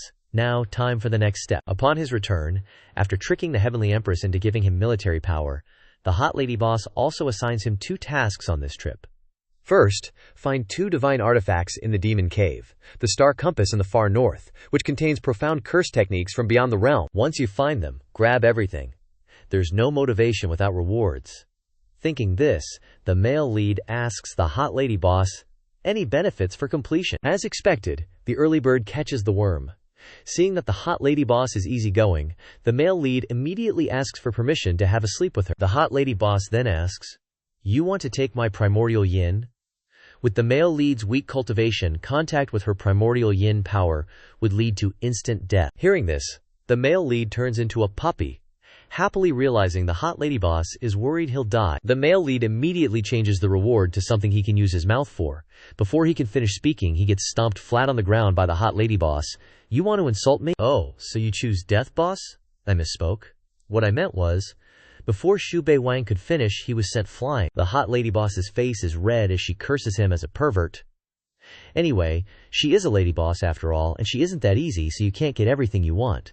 But when girls say no, they mean yes, and saying nothing means yes too. The male lead takes it that she's agreed to let him be stepped on. What a weird fetish. While he's soul-searching, news of the Heavenly Empress's arrival pulls him back to reality from his fantasies. He quickly heads out to the courtyard. From the sky, he sees a fiery red bird, holding a letter in its mouth and a box with its feet. When the male lead receives the items, the box contains a tiger-shaped seal, and the letter reveals the Heavenly Empress's decree, ordering the transfer of Bing and the Qingtong Tiger Tally back to Sin City. Everything is within the male lead's expectations, but at the last moment he's reluctant to leave the hot lady boss. Before leaving, the male lead goes to the hot lady boss, giving her a newly researched product. After eating it, she smiles slightly, judging, "Not bad." The male lead wants to show off too, reciting a poem for the hot lady boss. After hearing it, she smiles and asks, "You want to kiss me?" Hearing this, the male lead is ecstatic inside, thinking, "She must be moved by the romance I created. Taking the initiative like this, she really is the hot lady boss in my heart." Just as he's touched by her taking the initiative, she heartlessly kicks him away. The male lead flies straight into some room, and a cat, out of nowhere, lands right on his head. The male lead grabs the cat by the neck, complaining, "You want to sit on me till I die." Suddenly the cat, holding a pill in its paw, spits out some pink gas and quickly throws the pill into the male lead's mouth. The cat feeds the male lead a pill and says, "Swallow it and circulate your chi." The male lead is confused. "I'm afraid swallowing the cat's essence blood will harm your bosses, but since the hot lady boss seems to allow it, then it's okay to swallow." When the male lead starts circulating his chi, one half shows a golden dragon, and the chi surrounding him is all gold, while the other half is black and red, looking very spiky, and the last half has something that looks like a fish, surrounded by gold chi. Except for the boss's drop of essence blood, the other devoured ferocious beasts in his body are trembling. Could this kitty cat's essence blood be even better than a true dragon's? After circulating his chi, the male lead hugs the boss, feeling touched.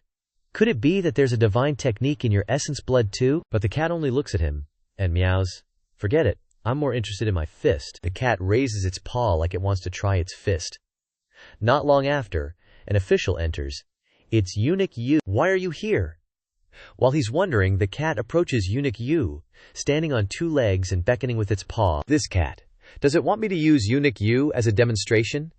The eunuch approaches and greets them. Then gold coins fly out from his sleeves. The male lead isn't happy though, thinking, "Are you kidding me? Eunuch Yu is a grandmaster. He won't even be hit by one move, let alone punched. Plus he's old, so winning wouldn't be glorious." But the kitty just keeps meowing and raising its paw. The male lead says, "This badass boss looks cute, but its personality is so annoying." Then he sees the male lead gathering gold chi in his fist. Eunuch Yu doesn't understand why this young master has such feminine poses. Even I, an eunuch, can't be as feminine as that. Before he can finish thinking, a punch is unleashed, causing the eunuch to transform into a fish, exclaiming, "This fist technique is truly powerful." Seeing this, the male lead is surprised. "Is that me? I didn't expect to be so skilled. One punch, and the eunuch reverts to his original form. The cat approaches with a satisfied look. "Eunuch Yu, are you okay?" the male lead asks, while giving the eunuch a pill to restore his form. "Luckily, I have a special physique, or I'd be dead as a fish long ago. After this, my cultivation has also dropped a level. With that punch, just now, I was minding my own business, when you suddenly punched me." Xu Feng could only force a smile. "Sorry, I bothered you, eunuch." Turning back to his boss, Xu Feng gave a like while hugging the cat. "My boss is indeed too awesome. How about supporting me to be your servant?" As he spoke, he gave a loving kiss. When suddenly Xu Feng was snatched away by a blue aura, and the cat was also lifted away, it turned out to be the beauty. Xu Feng and the cat fell with a thud, and the beauty scolded. "It's fine for Shen Yuan to be a servant, but why are you so stupid?" "Why did you punch the eunuch fish?" Xu Feng explained, sweating profusely. "It's because of the power of the Meow Meow fist that I couldn't control myself." The cat, trying to sneak away in the distance, was startled upon hearing this. "Don't drag this Meow into it, this useless servant. I have 9 lives, but I cherish every single one." The beauty, upon hearing this, didn't scold anymore but asked Xu Feng, "How's the power of the fist?" Xu Feng replied, "It's normal, only top 3 in the world, not too high." In his heart, the young man cried, "I'm done for. The beauty must have seen the scene of kissing the boss earlier." The beauty stomped on Xu Feng's head, and some kind of green aura emanated. "No one in this abandoned world can see through this illusion." Hearing this, Xu Feng was overjoyed and thanked her.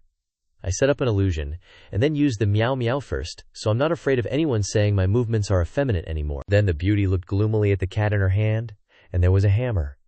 And the hammer seemed to be getting closer each time, causing the cat to bristle all its fur. On the way, "If this lowly lackey dares to approach any woman, use this hammer to smash him. He won't be able to resist. Oh, it turns out it's not to hit this Meow, but to hit that Zhao Shu. This Meow will definitely smash him enthusiastically."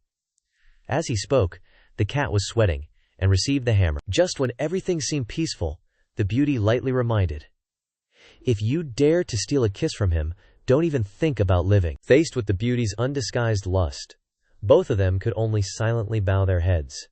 But with Xu Feng, everything was clear. If there's work, there must be rewards. With incentives, work will be more productive. He approached and asked the beauty, "Is there a reward?" The beauty only said coldly, "Don't waste words. Take a trip to the Fallen Dragon ancient city along the way. Isn't the reward that hammer already? Or should I give you another hammer to use comfortably?" Not denying means there's still a chance, and going to the Fallen Dragon ancient city, there must be some opportunity. Without hesitating for long, Xu Feng prepared to leave when the beauty called him back. "Did you forget something?" Xu Feng was puzzled. "I already asked for the reward when I returned. What else did I forget?" But he quickly realized. Could it be that the beauty is planning a goodbye kiss? "I like this. I won't refuse." A moment later, he saw the beauty reach out and pull him back and give him a kiss. Flowers bloomed all around and were filled with pink. Hearing her say that, Xu Feng pouted regretfully and was kicked away by the beauty. The cat, who had eaten dog food, couldn't escape the scene of being kicked away mercilessly either. Scene change. When Xu Feng arrived at the Fallen Dragon ancient city, while walking, Xu Feng looked at the cat on his shoulder and asked, "How did you get to know the beauty?" But the cat's hatred could only cry in its heart. This Meow was bullied by that great demon for 27 years. Xu Feng looked at the cat with affectionate eyes. "Why did you come here? Could it be that it's because your mother gave birth to you, old cat?" "Meow. The beauty doesn't let me call her mother." Thinking this, the cat cried in its heart. Before it could finish crying, it was forced by Xu Feng to ask all sorts of questions. "Are you and the beauty always together? What is the beauty's identity in the upper realm? Why did she reincarnate?" Afterwards, after listening to the cat's story, Xu Feng realized how difficult the beauty's life had been. In the past, there were many bad guys, but they were powerful, and they ganged up on the beauty, and thanks to the yin-yang fruit, the beauty survived. After hearing this, Xu Feng's fire of hatred blazed, determined to take revenge for the beauty. While full of determination, he heard arguing behind him. When he peeked, he saw a group of people bullying a little girl. Just as the group of people were about to rush up, the little girl thought her life was over, when Xu Feng stood in front of her with murderous intent. "Little carp, we meet again. Who's bullying you?" It turned out to be an acquaintance again. Before she could happily recognize him, the other person fiercely brought another person to the door. "Not even enough for me to stuff between my teeth. What are you laughing at? Do I look funny to you? All of you must die." After saying that, a golden aura surrounded Xu Feng, and there was something green on his hand. Seeing that they couldn't win, the group of people tried to run, but they hadn't run a few steps when they were all beaten by Xu Feng until they couldn't get up. At that moment, the little girl shouted, "On the three-eyed poison toad's body, there's half a bottle of Zhulong's essence blood." Hearing that, the three-eyed dude hurriedly tossed the bottle to the main character, begging for mercy. The main character took the bottle, and the group quickly bolted. The main character turned to the girl and asked, "Why didn't you show your highness's banner? These monsters here are super scared of her highness. They wouldn't dare do anything if they saw it." The girl retorted irritably, "You think everyone's like them?" Before leaving, the main character instructed, "If anyone bullies you, remember to write it down in the book, so it's easier for me to check up on each and every one of them." When they arrived at the city of Sin, the weather was harsh, with heavy snowfall. There were piles of discarded weapons in front of the city gate. When they saw the main character arrive, the city gate opened, and the soldiers inside said, "City Lord Qin has an invitation." The main character walked, sizing up this spooky place as he thought, it really is chaotic. Then he looked at the cat on his shoulder. "If you eat demonic essence, can you transform?" Seeing the cat excitedly meow, meow, meow, by some miracle the main character actually understood what the cat was saying. "I'm totally lost. Could swallowing demonic essence let you talk?" the main character said. Not believing it, the cat forgot what the beautiful woman told it, and immediately kissed the main character on the cheek. The axe the beautiful woman gave suddenly appeared, startling both of them. The main character created a barrier to block the axe. Seeing this, the cat started crying and hid behind the main character. But eventually, the axe flew over and smacked the cat, knocking it unconscious. Seeing that, the main character was secretly delighted. The beautiful woman is so jealous, not even cats are allowed to get close. After the main character entered the mansion, the city lord personally came to greet him. After checking the documents and seal, the city lord said, "The main character can mobilize 30,000 troops at the Great Wall at any time." After speaking, he returned the seal to the main character, secretly wondering, what's here that made him come? As the main character stepped outside, a girl bumped into him, not pretending at all. It turned out to be the city lord's daughter, Qin Chu. Only after asking did he learn that she was a fan of the main character, checking his news every day. Hearing that, the main character sighed. Sigh, being handsome is such a sin. There are fangirls everywhere. But the cat showed its dislike for the young lady Qin Chu. Seeing that, the main character happily praised, "You're as adorable as me." Then she tried to get close, offering to be a guide to introduce the city of Sin. Seeing Qin Chu trying to get closer, the main character, the cat, couldn't help but give a gentle reminder, reminding the main character, "If you dare to touch a woman, I will smash you with my paw." "Should I smash her right now for you?" Thinking about it, "With my mercy I will save some face for you." Smashing her in front of her daughter would be too embarrassing. The main character also quickly said goodbye politely and left. But in his heart he was scheming, let's just keep this young lady around and see if there are any new surprises. While walking, a spatial rift suddenly appeared, startling the cat. "I almost lost a life. Why does it always have to be a woman?" The main character looked at the cat and comforted him. "It's okay, they don't see the badge. You're under His Highness and from Feng Kuei, so you don't have to be afraid." The main character blamed himself for being useless, always needing the beautiful woman to help, but in the cat's eyes, it didn't see any guilt, but was instead very happy. "Oh, humans are so hard to understand." Elsewhere, in Xinchu's room, she was tearing the blanket and screaming, "I am Xinhai's only daughter, with a noble status, talent, beauty, and power." But a moment later she shouted, "No, I am Ye Tian. Wait, what's going on?"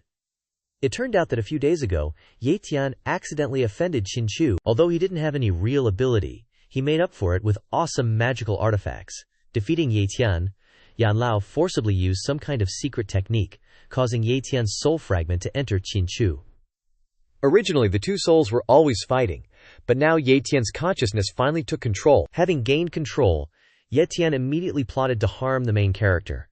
Meanwhile, our main character was thinking about how to defeat the demonic creatures. Every time the Blood Moon Day comes, it is the biggest loophole in the demonic defense line. At that time, he can lead the army to attack and occupy it. While he was deep in thought, the beautiful woman's axe suddenly flew over and attacked non-stop. Seeing this, the cat dodged. "I don't look," which means I don't see. "I don't hear," which means I don't know. The beautiful woman opened a space and appeared in front of the main character, scolding him, telling him that she told the main character to go to the demonic cave.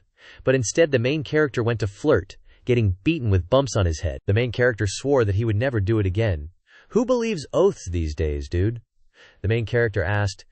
Did the beautiful woman appear because you missed me? Hearing that, the beautiful woman hit him a few more times. You're not worthy for this goddess to miss. If there is a next time, I won't miss a single hit. The lynx didn't dare to move at the sight of this.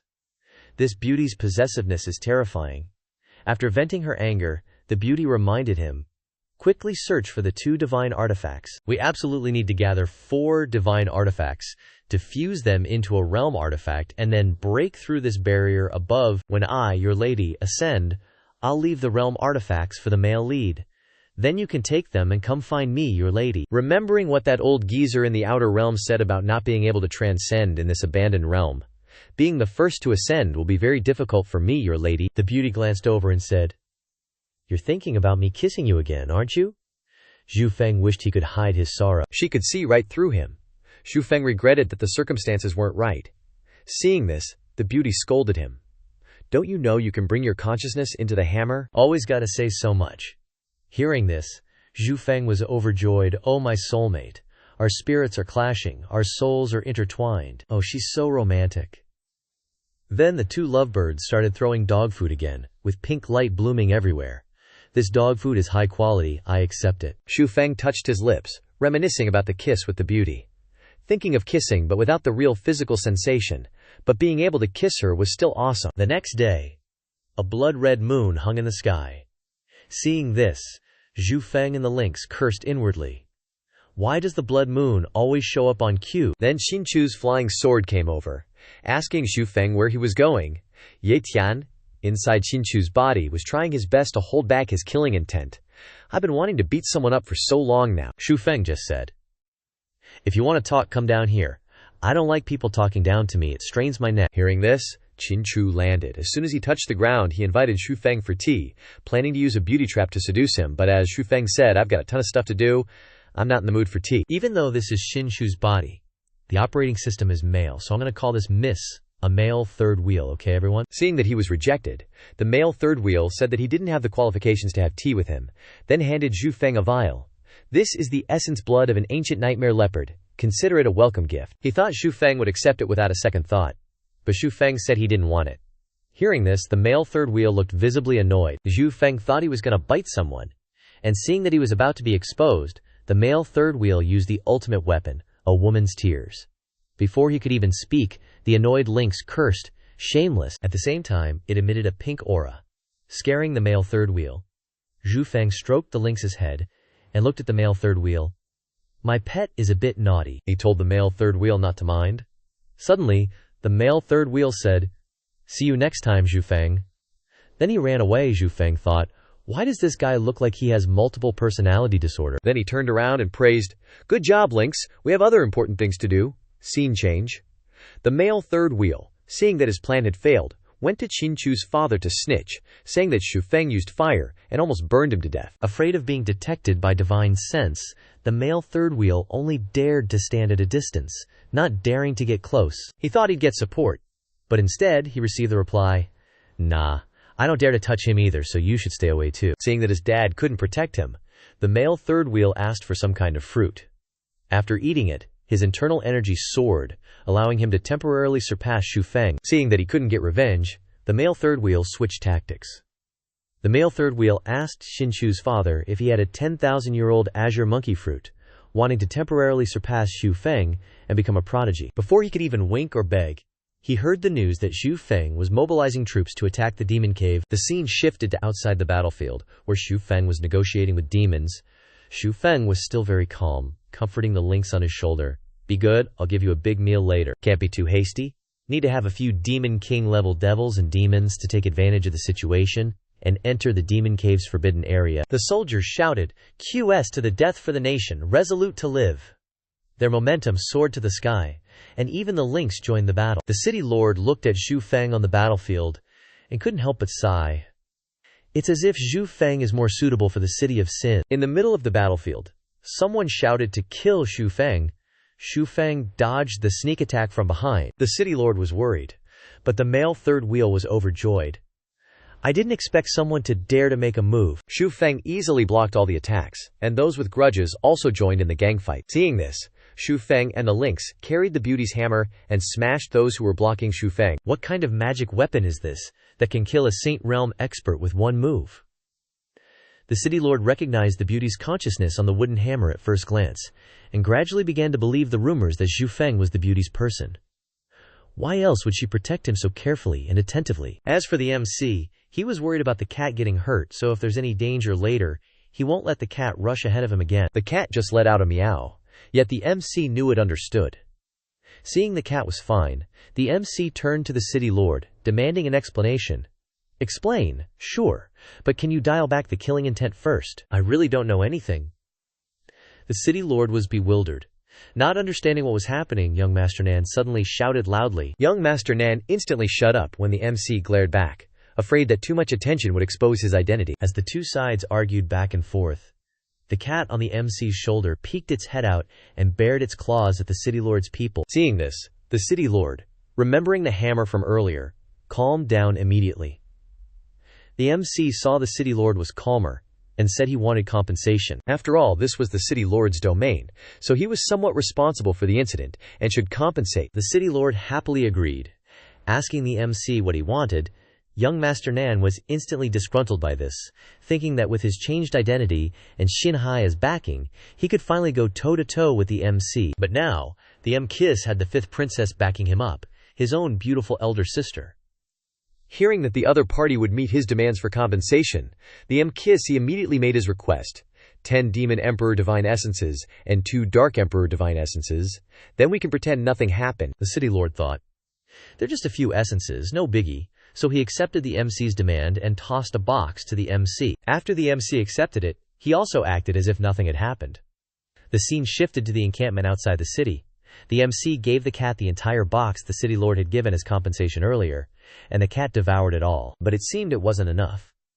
When the MC asked how much, the cat replied, it didn't know either. 3 parts helpless, 7 parts doting, the MC picked up the cat, preparing to go raid the demon den. The MC led his badass troops to raid the demon den, not forgetting to tell the cat on his shoulder, be good, I'll take you for some good grub later. The city lord and his son stood on the city wall, young Master Nan said. Whether he lives or dies, once he's left the city, it's none of our business anymore. Hearing this, the city lord immediately scolded him. Is that fifth fiend someone who listens to reason?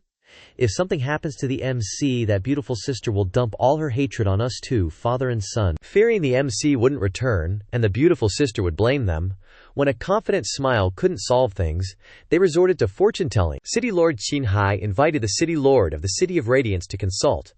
But when City Lord Yinggong was about to read the fortune, he said he couldn't divine for the MC. City Lord Xinhai said that even half-step supremes like him wouldn't dare to step into the Forbidden Zone.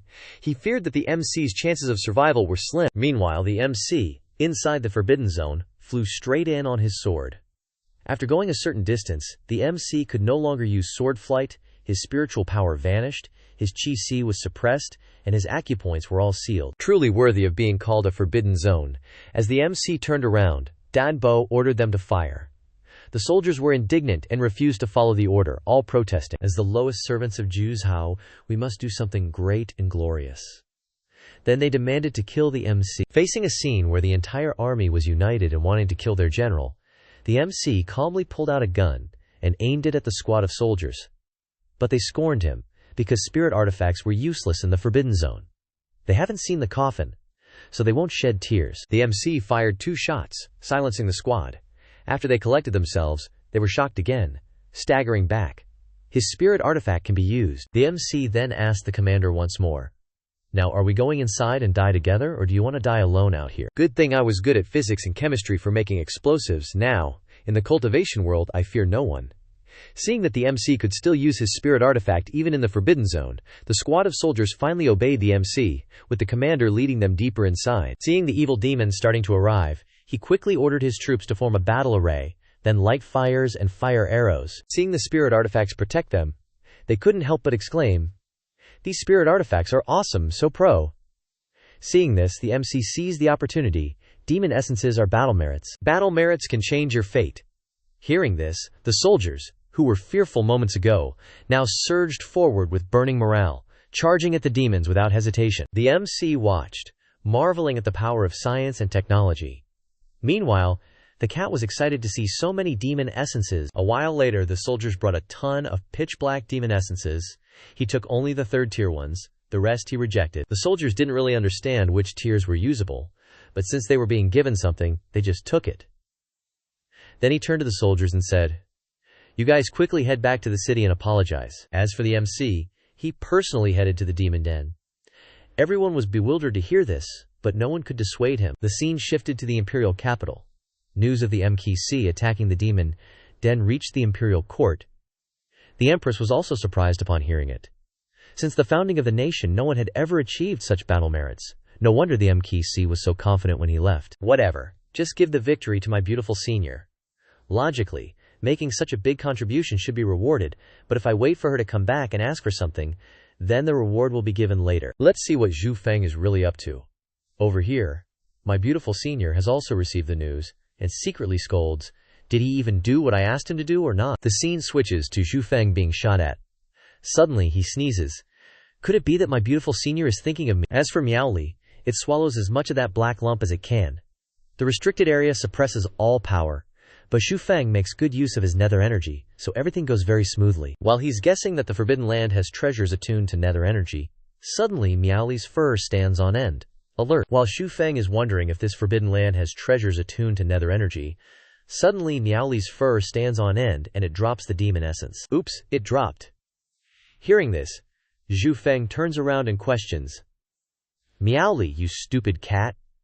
Hearing that, Miaoli immediately replies, "Miaoli, not stupid." Seeing that Miaoli can talk, Xu Feng is overjoyed. "Oh, Miaoli, I don't have to struggle to learn cat language to understand what cats are saying anymore." But its voice is kinda sweet. Miaoli takes the opportunity to demand Xu Feng kiss it, hug it, and lift it up high, but he says, "Not until you can transform." Nope. Hearing that, Miaoli immediately loses all desire to ask for anything. Xu Feng puts Miaoli down. "Go away and let me work." He guesses that this Forbidden Land can suppress power, so it must be related to a treasure. While he's thinking, the cat says again, "My beautiful senior always peeks at you when you shower." Xu Feng is half believing, half doubting. Miaoli even proudly boasts that it knows many other things too. Oh, this traitorous cat, once it knows how to talk, it becomes so gossipy. Miaoli recounts that when Xu Feng is asleep, my beautiful senior stands by his bedside watching him sleep, and even steps on his face with her foot. Hearing this, Xu Feng is secretly pleased. My beautiful senior's possessiveness is so extreme it's almost perverted. But what can he do? He likes it. Could it be that my beautiful senior wants to mark him like she's addicted? Miaoli says again. My beautiful senior is so mean, she only knows how to torment Xu Feng all day long, only it loves Xu Feng. So the homewrecker is rising up to be the main wife. Xu Feng doesn't hesitate to throw cold water on Miaoli, saying, "Do you have perfect legs? Or 36 C's like my beautiful senior? Or the cold, noble aura and the unintentional gentleness? If you don't even have those basic things, what good is it for you to love Xu Feng?" He says. "Anyway, I prefer being stepped on my face by my beautiful senior." Hearing that, Miaoli curses him. "You degenerate." Xu Feng just laughs and says, "Let's get to business. Tell Miaoli to spit fire to light up the place." Miaoli also knows how to seize the opportunity. If you want it to spit fire, then you have to like it the most, and you can't abandon it no matter what. Xu Feng happily agrees. "I like my beautiful senior the most, Miaoli second." Hearing that, Miaoli says, "It must always be second place, don't go down in rank or else I'll smack you." It even wants to do a pinky promise. How exactly do you do a pinky promise with a cat? Xu Feng happily does a cat-style pinky promise, thinking that this stupid cat probably has the mindset of a teenage girl. After that, Miaoli spits out a fireball, and as soon as it spits it out, it wants to be praised by Xu Feng. Xu Feng obliges and praises Miaoli as the best. Going deeper inside, he wonders if he should ask Miaoli to release more demon essence again. Just as he's about to turn around and ask, he sees a tree of luck growing on Miaoli's head. Miaoli thinks Xu Feng is looking at it, and asks, "What's wrong? You're attracted to this cat's beauty now, aren't you?" But Xu Feng is only focused on the tree of luck. Before, only my beautiful senior and Miaoli weren't from this area, so they couldn't see the Tower of Luck. Now Miaoli can evolve a tree of luck. He's encountered a similar situation before, but it only had over 20 leaves. But Miaoli has over 99 leaves. My Miaoli is too awesome. Being a heavenly cat makes people jealous. It's a pity he can't see my beautiful senior's tree of luck, but it definitely won't have fewer leaves than Miaoli. After looking, Xu Feng feels a little hurt. A family of 3, and he's the weakest. Miaoli has been stared at by him all this time, and is so scared that it's sweating, so it pushes Xu Feng away. Don't scare this cat. Me? Could there be some kind of accident? Xu Feng sighs. It's nothing. Before Miaoli can relax, it's suddenly stared at by Xu Feng again. He thinks, if Miaoli's luck doesn't encounter any opportunities along the way, will its cloud of luck have no effect in the 9 provinces and want to transcend to the outer realms? Could its luck possibly change? Am I going to get a golden aura on my luck stat, stumble upon elixirs, and have immortal herbs fall into my lap from the sky? Man, I'm tripping balls. While I'm daydreaming, Mao Lei keeps yelling in my ear, "What the heck is wrong with you?" The MC snaps out of his dream and looks at Mao Lei. Nothing. I was just stunned by how cute you are, Mao Lei. Whatever. Let's go find some divine artifacts. They haven't walked more than a few steps when the MC senses a familiar aura. He tells Mao Lei, let's go watch the fun, who knows? We might even stumble upon some fortuitous encounter. Meanwhile, in the city of Sin, Nansan frowns at the MC's spoils. Does he want to scalp these things? As he's pondering, a young man comes up to him. Nansan thinks for a moment and remembers him. The MC's helper. But Nansan still greets him politely. They exchange polite words. But their hearts are not so civil. Man, people's hearts are hard to read. Nansan thinks of how the young man begged the MC for his life. Plus all the IOUs he has with the MC that he can't pay back. It's all because of these guys. Hearing Nansan say he wants to take him to meet his father, the young man gets excited. He thinks, am I already meeting the parents? The guy and the girl are a match made in heaven, praising each other's looks and wit. While secretly plotting 1,000 schemes, the young man wants to use Nansan to become the city lord's son-in-law. But our Nansan is only focused on eliminating obstacles, regardless of the consequences. Gotta eliminate them first. Right now, Nansan is trying to figure out how to lure the young man to a secluded spot and make a move, so he won't be suspected. No sooner said than done. Nansan says, I don't like smooth talkers, and runs off. The young man chases after him. The two run to a deserted place, and Nansan calls the young man over. Not sure what the young man is thinking, but he says, I've fallen head over heels for you at first sight. I don't know what's so special about me, but I'll try my best to make Nansan the happiest person. But little do they know, the MC is behind them, listening to everything. This little cricket thinks he's hot stuff, falling for someone new every day. If I wasn't looking for a fortuitous encounter, who would bother watching you flirt?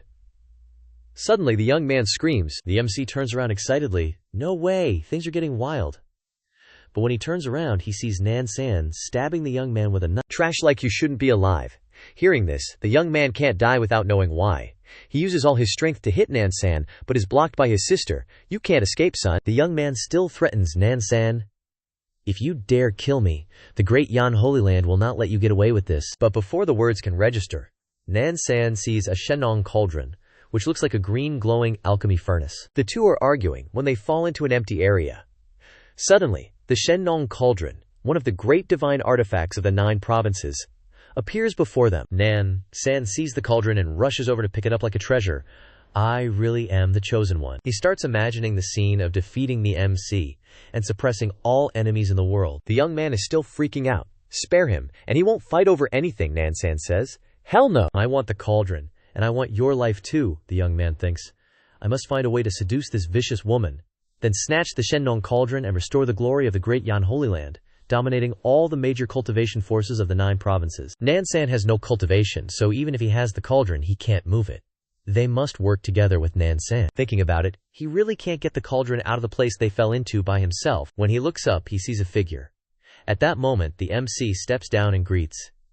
Isn't that Zhao Laodi? Why are you here? Nansan asks as soon as he sees him. You're not dead, you bastard. The young man thinks, oh crap, if Xu this guy joins in, I'm screwed today. The MC looks at Nansan. I didn't offend you, why do you hate me so much? Mao Lei on his shoulder raises a paw in warning. One more word and I'll smack you. Nansan pretends to be weak now that his identity is exposed. The MC looks at the Shenong cauldron and smiles. You really have good luck, stumbling upon it by chance. That's 50% of my quest done, thanks to my big sis. People often say that when people are driven into adversity, they are often of one mind. The two who were pointing knives at each other just now want to join forces to deal with the MC. The MC simply says, kneel down, don't challenge my patience, then shoots both of them in the legs. The badass MC raises his gun, kneel or not, last chance to decide. Seeing that, they both obediently kneel down. Life's too precious to die here. The MC tells Miao Liao on his shoulder, keep an eye on these two. If either of them twitches, Waste M. Miao Liao grabs the gun and says, "Hands on your heads, face the wall." Then remembers the times he got the same punishment. The MC stands before the Shenong cauldron, figuring out how to move it and studying how to lift the cauldron. Then he sees a lamp inside. When he picks it up, a wave of energy surrounds him. Nether energy. Definitely nether energy. When the MC turns to Miao Liao, he sees Nansan gathering energy toward Miao Liao. Miao Liao flinches, closes his eyes, and pulls the trigger. The bullet hits Nansan's stomach, doesn't even faze him. Turns out Nansan's power is fully restored, and he can even use magic. Nansan quickly captures Miao Liao, using him to threaten the MC, thinking Miao Liao is the MC's precious baby, so it'll definitely work. The MC's face turns serious, and a murderous aura surrounds him. Seeing the MC hesitate, Miao Liao says, "I've got 9 lives, this doesn't even tickle. Get the cauldron out here first."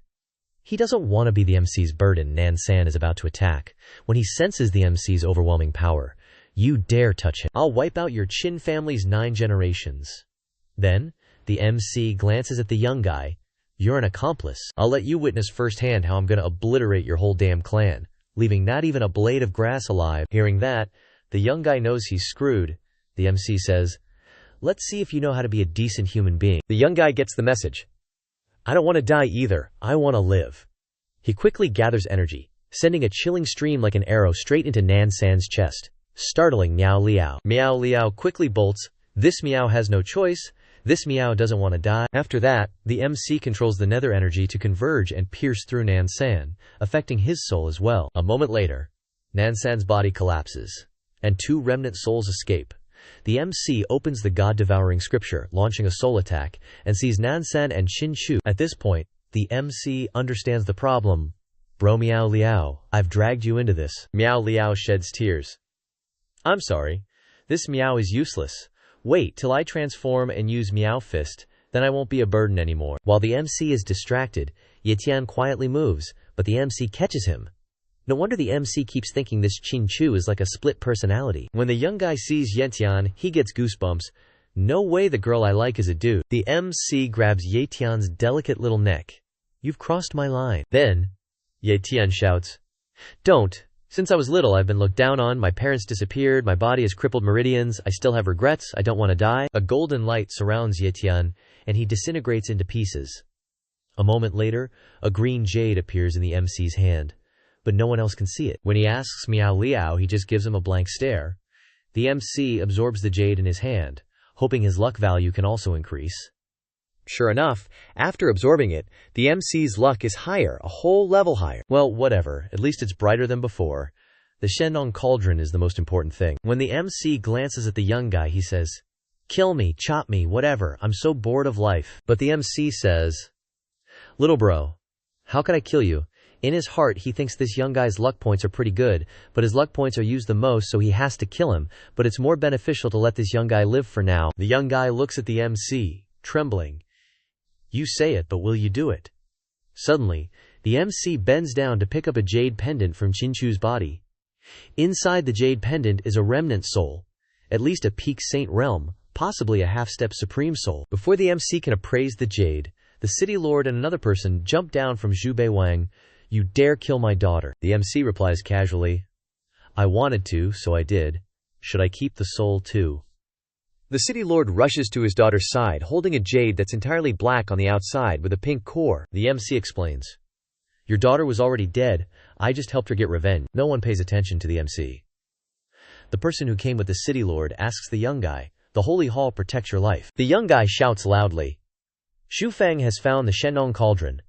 Upon hearing about the Shenong cauldron, everyone marvels at Xu Feng's good luck, and wonders if Xu Feng is the legendary chosen one. The 2 city lords immediately start fighting to bring Xu Feng back to their city, but Xu Feng just crosses his arms and watches them argue. Suddenly, out of nowhere, a beautiful older sister appears, whose identity is half-step supreme Hua NV, and she starts flirting with the male lead as soon as she arrives. The 2 city lords were shocked, wondering where this pink nuisance came from. Miao Li on the male lead's shoulder bristled with disgust. "Ugly woman." The male lead soothes Miao Li. "Calm down, you don't stand a chance against her right now." Hua Envy quickly approaches, and soon manages to lightly touch the male lead's shoulder. Then the 3-eyed bro waves his fan with a sly smile. Hua Nv, that 1,000-year-old hag, still looking the same. Everyone was shocked to hear that. Hua Nv, upon hearing this, said, "Age doesn't matter. As long as the male lead is willing, I'll do anything." The male lead then says that the big shot ran away recently, and a few more people appeared out of nowhere, surrounding the male lead. The male lead guesses they probably didn't just come for the Shenong cauldron, but perhaps also for the nether chi. The male lead is planning to quickly absorb the nether chi, but because the power is so great, he can't absorb it quickly. The male lead quickly jumps upwards, but above, there's a demon waiting with a cloud of black energy. The male lead thinks to himself, looking at this demonic energy, it's likely a demon emperor and demon god. Can't act rashly. But unexpectedly, that demon wants to demand treasures. But divine artifacts have minimal effect on evil beings. Then the group begins to suspect that the male lead may have found something good. Standing between the threat of evil beings and the suspicion of the surrounding people, the male lead finally has to use his trump card. That is, he shouts loudly, "Your Highness, save me!" As soon as he finished speaking, a beautiful older sister and blue energy appeared in the air, to the surprise of everyone present. Seeing the beautiful older sister appear, the male lead, standing behind her, looks at the group that had been cornering him. "Are you lonely?" Upon arriving, the beautiful older sister questions Hua Nv, and then she unleashes her energy, striking straight at Hua Nv. Hua Nv retaliates, but she basically can't fight back and is seriously injured. The two city lords, seeing this, don't dare to act rashly either. The beautiful older sister hit Hua Nv first, because that bitch dared to touch her man. The male lead hugs Miao Le and runs to the beautiful older sister. The beautiful older sister only glances at Miao Le, scaring it witless, and it secretly vows to never touch the male lead again. After Miao Le jumps out of the male lead's arms, the beautiful older sister says, "Take it out." The male lead quickly understands, and takes out the lamp from the Shenong cauldron. At this moment, everyone realizes that what the male lead was hiding was the aura of life, an extremely precious item. No matter how precious, it's not your turn. The beautiful older sister is the best. Whatever falls into my hands is all hers. The beautiful older sister coldly turns around and says, "If you want it, you can try to snatch it." The crowd turns pale upon hearing this. Who would dare? But that evil being doesn't know his own strength, and wants to rush over to fight the beautiful older sister. The male lead says from the side, "There are many of them." The beautiful older sister only replies lightly, "Devour them all." Seeing that the male lead doesn't seem to understand, the beautiful older sister explains, "This is the heart of an ancient god. The ancient god only needs one breath to destroy these abandoned realms of Juju." The male lead breaks out in a cold sweat upon hearing this. Just one breath to destroy a world. So, OP. The male lead absorbs while speculating about its origins. The others don't stand idly by, they all rush forward to stop the male lead, including the evil beings. But with the beautiful older sister here, it's not easy to approach the male lead. The evil being, with a hole blown in him by the beautiful older sister, is furious, absorbs the demon soldiers, and continues to charge in. The beautiful older sister watches like an outsider, thinking to herself, "Fifth demon overlord, let's see what else you can do." The four evil beings transform and attack the beautiful older sister. The beautiful older sister draws a talisman to block the evil beings. From the sky, a tortoise shell flies over again. The people who had been watching all this time seize the opportunity, taking advantage of the beautiful older sister dealing with the evil beings, and advance towards the male lead to snatch the treasure. Seeing this, the beautiful older sister won't allow it. She releases a large amount of energy and condenses it, attracting all things around. The guys who were about to rush in are now scattering in chaos. Even demons give way to the beautiful lady, who quickly stands in front of the male lead. OPC. The male lead absorbs the treasure, and suddenly a large golden light surrounds him. Right now, even if he wanted to, he couldn't move, and black energy kept pouring into his body. The beautiful lady is still holding her own against the group of people and demons. The wind blows hard, and thunder rumbles in the sky. The black energy from before has gradually entered the male lead's body. What the male lead is absorbing is something that the heavens cannot tolerate. The crowd rushes forward to prevent the male lead from successfully cultivating. He actually refined a supreme treasure, and even triggered a heavenly tribulation. But no matter how strong the beautiful lady was, she was only one person after all. The beautiful lady was fighting a whole group of people, and one evil guy by herself. Although Caddy helped, it only had one mouth, so it couldn't help much. The beautiful lady remains silent, stalling for time so the male lead can finish absorbing the treasure. After a struggle with the group, the male lead has returned, now stronger than before, his eyes serious and badass, saying, "Your Highness, please step back. Leave the rest to me." Hearing the male lead wants to handle it, the beautiful lady, who's been silent throughout the fight, finally speaks. "You're in such a state that you're not even worth a scallion. What are you whining about?" The group smirks, thinking the beautiful lady can't hold out much longer. The male lead stands next to the beautiful lady, saying, "I want to protect the beautiful lady." The beautiful lady frowns, thinking, "Does he want to protect me now?" The male lead steps forward, his body overflowing with power. "I'm afraid if he doesn't release it all, his life might be in danger." The city lords worry about what the male lead's strength has become after absorbing and refining it. The demon is still unaware of the situation, still as arrogant as ever. The male lead gathers his energy. "You dare lay a hand on Her Highness." The group still looks down on him. He really doesn't know his own strength. No wonder he's talking so big when the beautiful lady is protecting him. The male lead arrives in front of the demon, still radiating golden light. The previously arrogant demon receives a punch from the male lead, and after getting a hole punched through him, gradually dissipates. Seeing this, the group panics. The demon is dead. Then they see the male lead rushing towards the demon's main body, facing him head-on. The group turns pale. He's challenging the entire demon cave. After a gust of wind, the red light weakens, and an old man with youthful eyebrows appears. The old man with youthful eyebrows thinks, "If I didn't step in, one punch from the male lead would have shattered the demon cave's source power. More than half the world would have been destroyed as a result. What a pain. I'm old, but I can't retire. I still have to shoulder the burden of all these witnesses." Then he grinds his teeth in anger. "Xu Feng, one punch can annihilate 1,000,000 demon soldiers. You're truly blessed by the gods." But that's still not all. The male lead looks at the group, sweating cold bullets. He's not planning on taking out the whole group, is he? But the male lead only showed a little bit, and this group is already so scared. After absorbing the treasure, our male lead has realized some truths. That the body is a vessel, limited by cultivation and strength. His physical body's suppressed power has now been released. Asking the male lead to fight like before is probably impossible, especially since the beautiful lady put in so much effort to protect him. Having gained new power, the male lead wants to show off a little to her. The beautiful lady smiles slightly, then coldly says, "You're sure you want to talk to this queen, is that so?" The male lead immediately backs down. Bullying gets to be shown.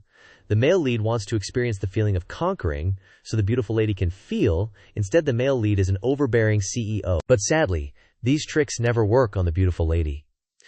The people who were clamoring for the male lead and the beautiful lady's lives are now worried about being hunted down. While the male lead is talking to the beautiful lady, steps suddenly appear, with an opening door at the top. Everyone panics. The male lead is about to ascend. Images of the male lead's impending ascension appear everywhere. The first martial artist to ascend in Zhu. So, ascension really exists. The heavenly queen at home grinds her teeth. "I don't understand what's happening. I sent him to destroy the demon cave, not to ascend." The male lead radiates golden energy around him. Hua Yang, who's been fixing sandals, once said that transcendence isn't just about cultivation but also about strength. As long as you can possess power beyond the limits of the Diachi realm, you can ascend. The male lead's punch just now has proven that his strength has surpassed the limits of this world. The old man with the youthful eyebrows urges, "Ascend quickly." Originally, the old man thought that Ye Tian or the beautiful lady would ascend, but unexpectedly, it was the male lead. It doesn't matter who it is. As long as someone ascends in the Dianchi realm, he'll have completed his mission and can return to the outer realms. Xu Feng comes up to the beauty. "I'll head over first and wait for you on the other side." But the beauty replies, "Wait for who? If you want to get chomped by the veil of the realm, then go ahead and ascend." Xu Feng, not understanding, still thinks ascension is just a hurdle to jump over, and says, "Don't go." Though ascending, Xu Feng's cultivation is too low. I'm afraid he can't handle it in the outer realms. The young-faced old man with long eyebrows urges Xu Feng to hurry up and go. The beauty unleashes killing intent, glaring at the old man. "Shut your mouth, what's with you? Don't think you can do whatever you want just 'cause you're pretty. Doesn't know what respect your elders means. I don't believe that guy would miss such a great opportunity." Seeing the beauty like this, Xu Feng hesitates. First the young-faced old man with long eyebrows, and now the crowd are telling Xu Feng to ascend quickly and become an immortal. In Xu Feng's heart, he's worried about the beauty staying behind. Faced with the opportunity to ascend or stay and wait for the beauty to go together, the young-faced old man with long eyebrows is getting anxious and is about to approach when the beauty stops him. "One more step closer, and you're dead." Xu Feng is still at a loss about what to do. If he doesn't go this time, will he have another chance later? Seeing Xu Feng still hesitating, the beauty says, "Your cultivation isn't high enough. If you ascend now, you'll be crushed by the veil. If you don't believe me, I won't stop you." because if Xu Feng ascends with low cultivation, he'll be considered low class. When I ascend, it'll be very difficult to meet Xu Feng, or maybe never again. Although with Xu Feng's luck, he can still live a happy and healthy life.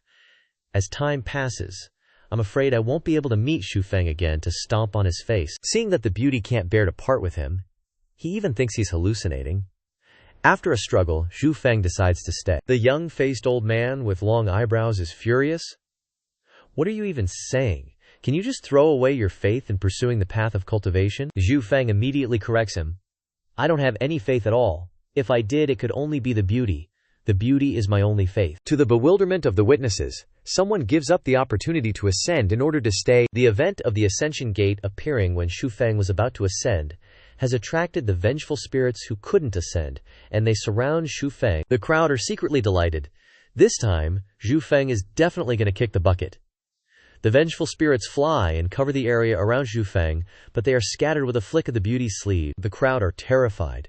Just now we were working together to fight the beauty, but now evil demons are killed, and vengeful spirits are nothing to her. So they run away together.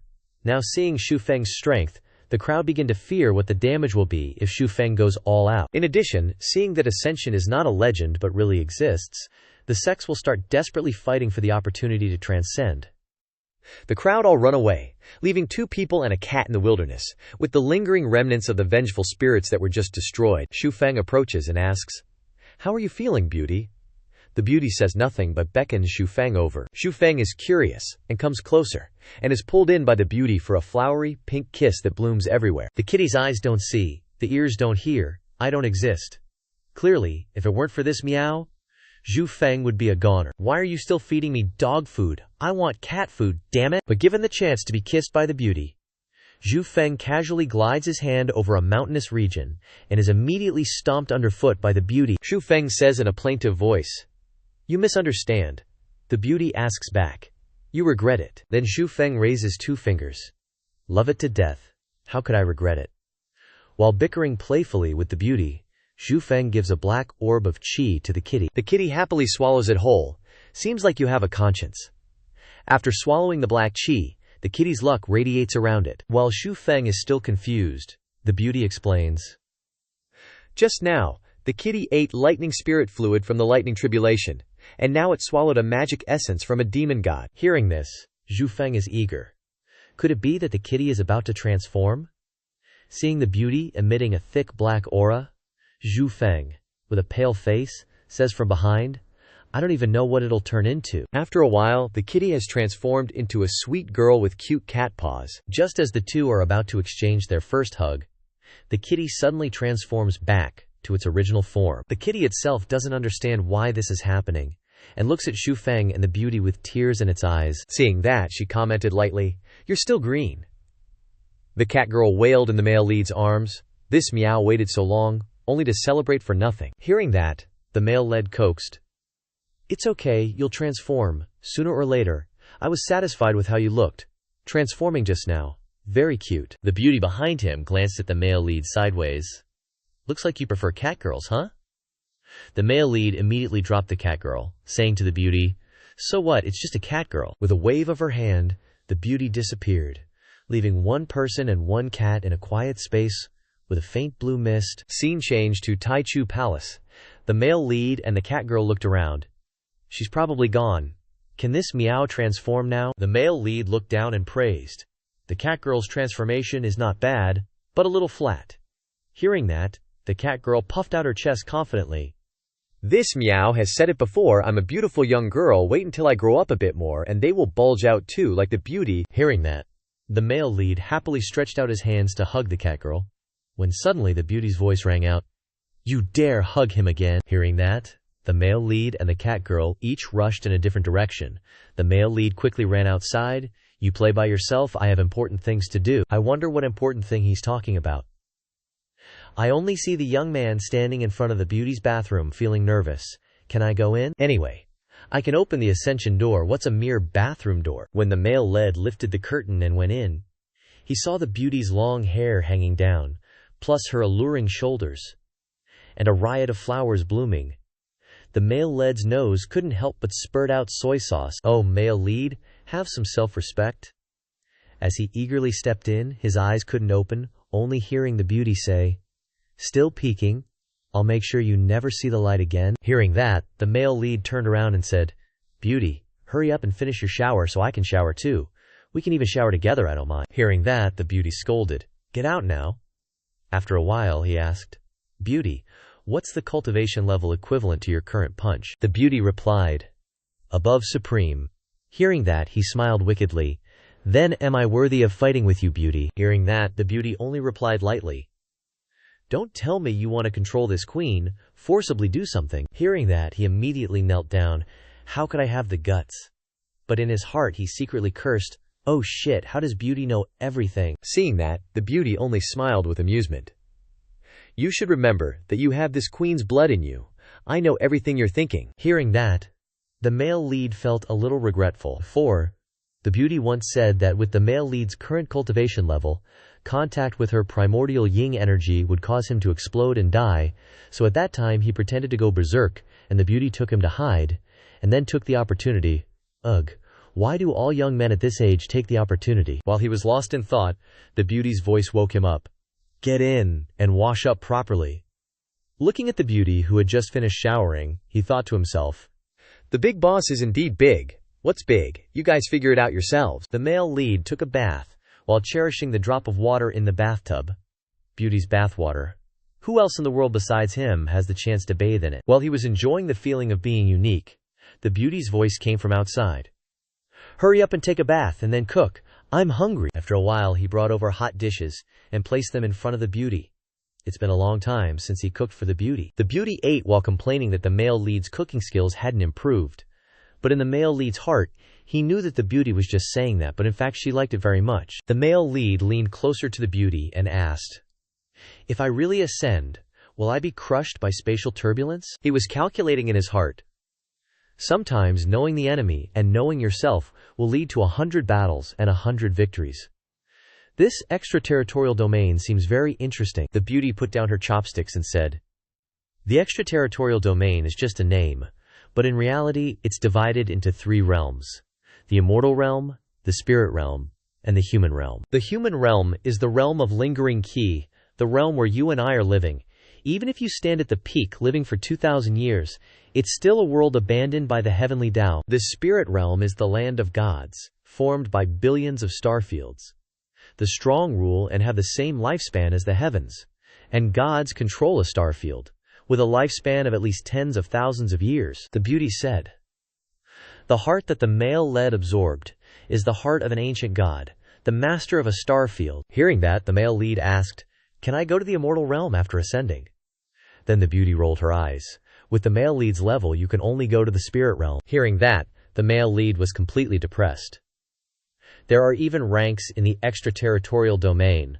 On the dining table, the beauty leisurely enjoyed the delicious food, while the male lead was disheartened. Alas, leaks are just leaks no matter where they go. Damn, after all that hard work, I only made it to the spirit realm. From one shithole to the next, when will I ever catch a break? The MC looks up and asks the beauty, "So, beauty, what realm have you reached?" The beauty replies, "The immortal realm." Suddenly, Meow Leo jumps out and says, "This meow too."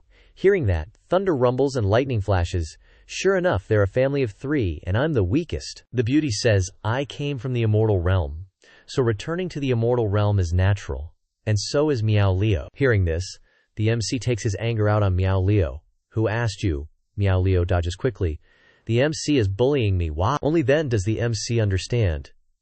If I don't cling to the beauty's big thighs, how am I supposed to cultivate and improve my cultivation so quickly? Without the beauty, where am I supposed to go after I die? Even if I make it to the spirit realm, what chance do I have of finding her? Seeing the MC's anxiety, the beauty says, "The MC will definitely enter the gate leading to the spirit realm, but the MC also has the ancient god's body within him. As long as his strength reaches the supreme level, he can ascend to the immortal realm." Hearing that there's a chance to go to the immortal realm with the beauty, he excitedly asks, "Really?" The beauty frowns. "You dare doubt this, Empress?" He kneels beside the beauty's legs. "How would I dare, beauty?" The beauty strokes his head. As expected of the son of destiny, he even found the ancient god's heart in the abandoned realm. Although she knew the MC had good luck, she didn't expect it to be this good. The MC thinks, Although I'm not the son of the heavenly Tao, the heavenly Tao is giving gifts to its son and I'm just snatching them. Does that count as being close? He asks the beauty, if I didn't have the ancient god's heart, what would happen to me? Because he thinks the ancient god's heart must be useful to the beauty, but she gave it to him, and moreover, the beauty doesn't seem worried about him going to the spirit realm. The beauty answers him with another question. Have you forgotten about Tian Jilao Ren? He committed a major offense in the immortal realm, so he was punished to be the realm guardian in the abandoned realm. As long as you devour his primordial spirit, the MC can possess some immortal power and ascend to the immortal realm. Hearing this, the MC is a little hesitant. After all, he's an old man who's survived for tens of thousands of years, and his cultivation is unfathomable. Seeing the MC hesitate, the beauty gets angry. Worthless thing. What are you afraid of? The MC hugs the beauty's big thighs again. I'm not afraid, I'm just too moved. He didn't expect the beauty to think of him to this extent. His eyes turn sharp, and he looks at the beauty and asks, should we off some scrubs who are just starting out now? The beauty says, in a while I'll take you to block those half-step supremes. The MC thinks to himself, those scrubs who dare fight with the beauty are training too hard. Wouldn't it be faster to just rob them? Scene change. The MC massages the beauty's legs, unable to resist, asking, can I have a kiss? Seeing the beauty give permission, he kisses her once. Then he asks the beauty, where's my reward? The beauty says sternly, reward for what? I'm beautiful, but I'm not easy with you. What reward is there if your mission failed? The MC doesn't give up. At least I completed half of it. The beauty denies it. When Luo doesn't count.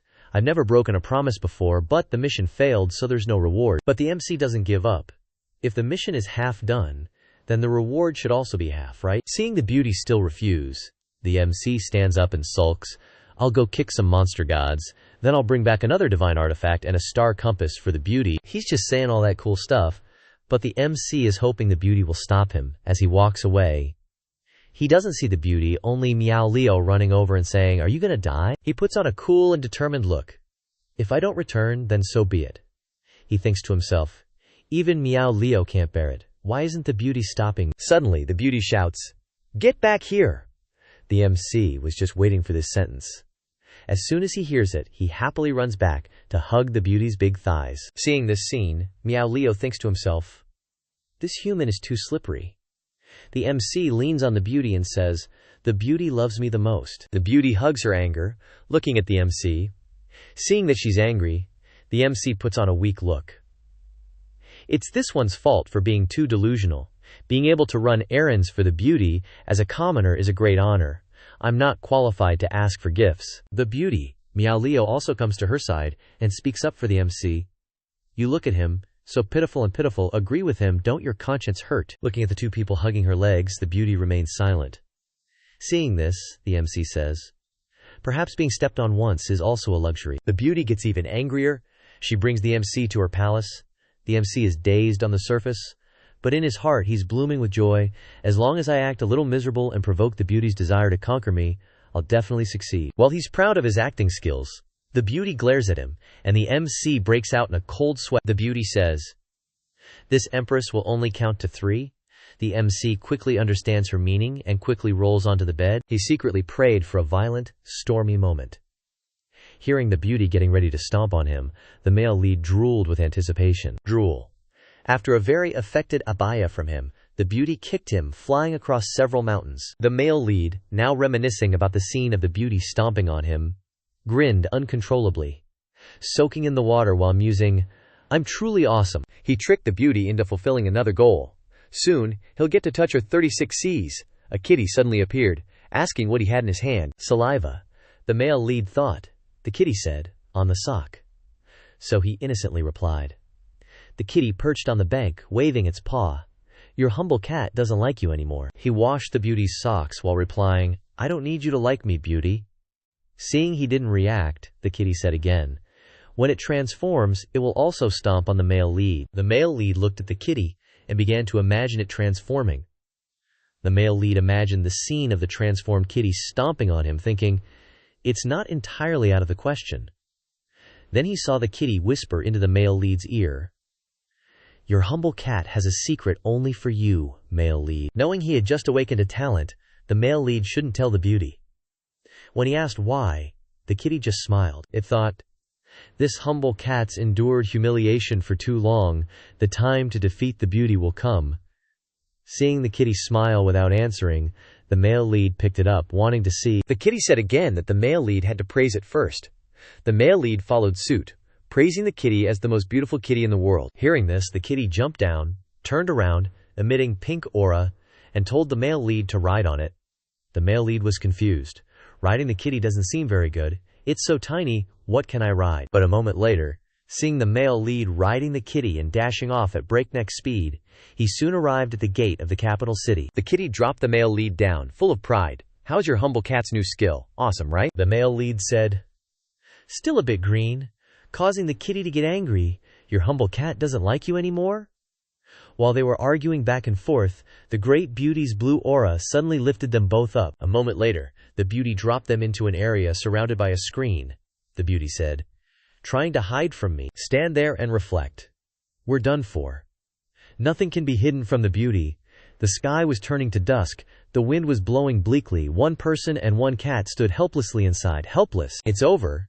DJ Bay is still angry. At this moment, the male lead had the idea to coax the beauty. A moment later, he knelt in the courtyard, holding a cool glass of strawberry drink, saying, I've recently researched a new drink. Please enjoy it, beauty. At this moment, the beauty appeared in front of him.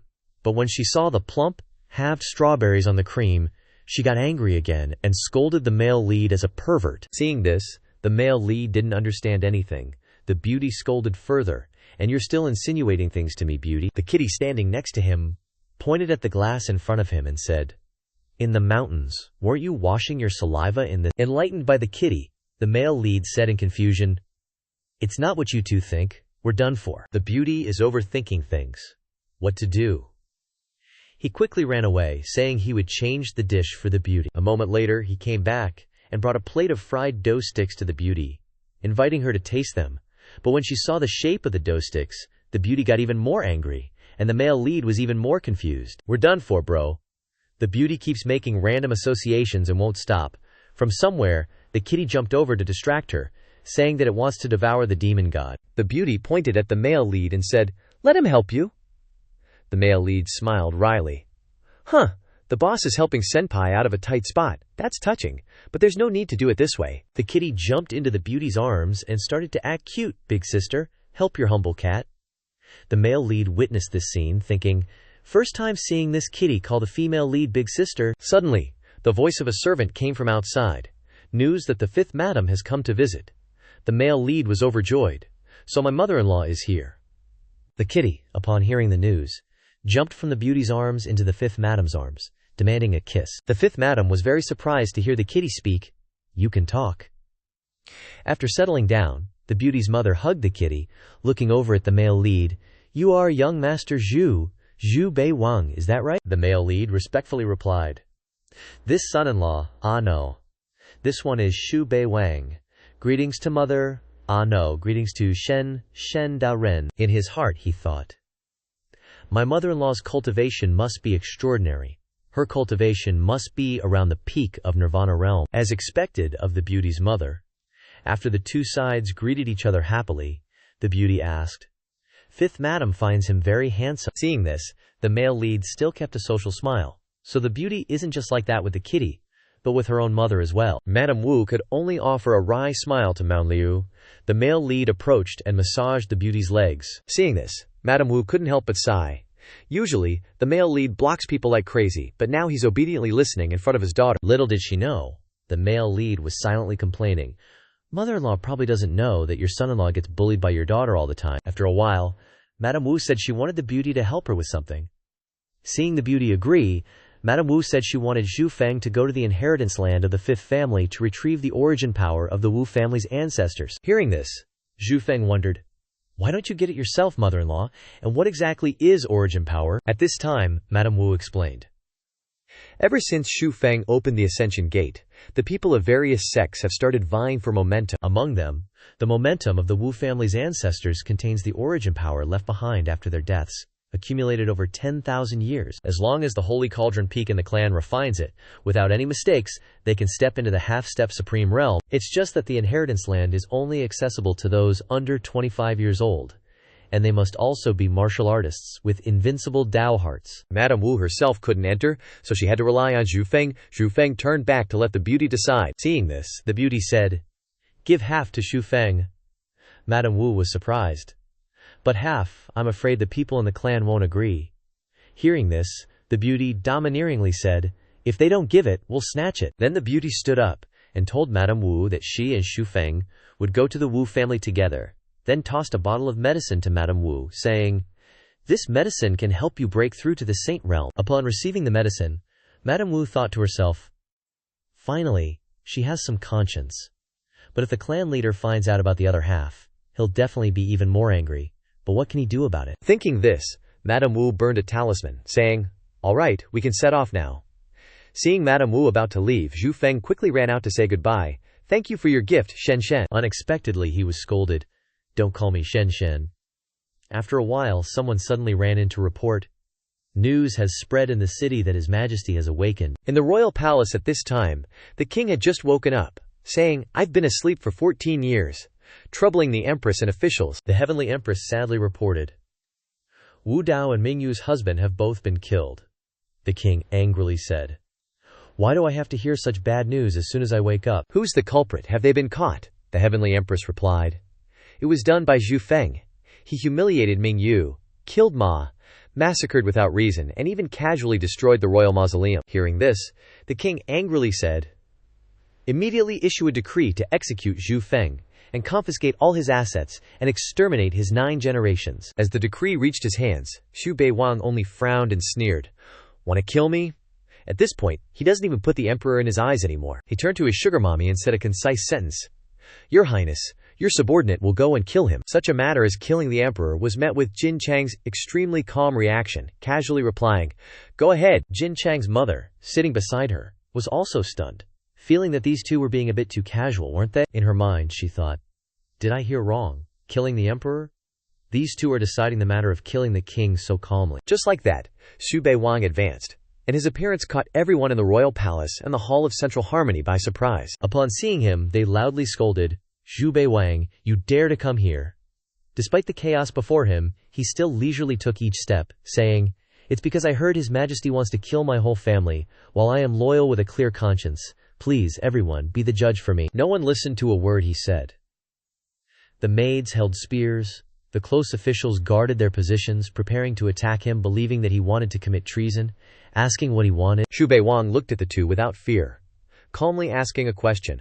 "Where is His Majesty?" His smug attitude made the emperor unable to bear it any longer, appearing in front of the throne and shouting, "You wicked brat, do you know your crime?" Facing the emperor's questioning, he only smiled lightly, seemingly having prepared a countermeasure beforehand, and put on a serious face, asking in return, "Your Majesty, do you know your crime?" It was the first time anyone had seen someone so arrogant, daring to step forward and accuse the king of a country to his face. The emperor angrily scolded him, "Impudent!"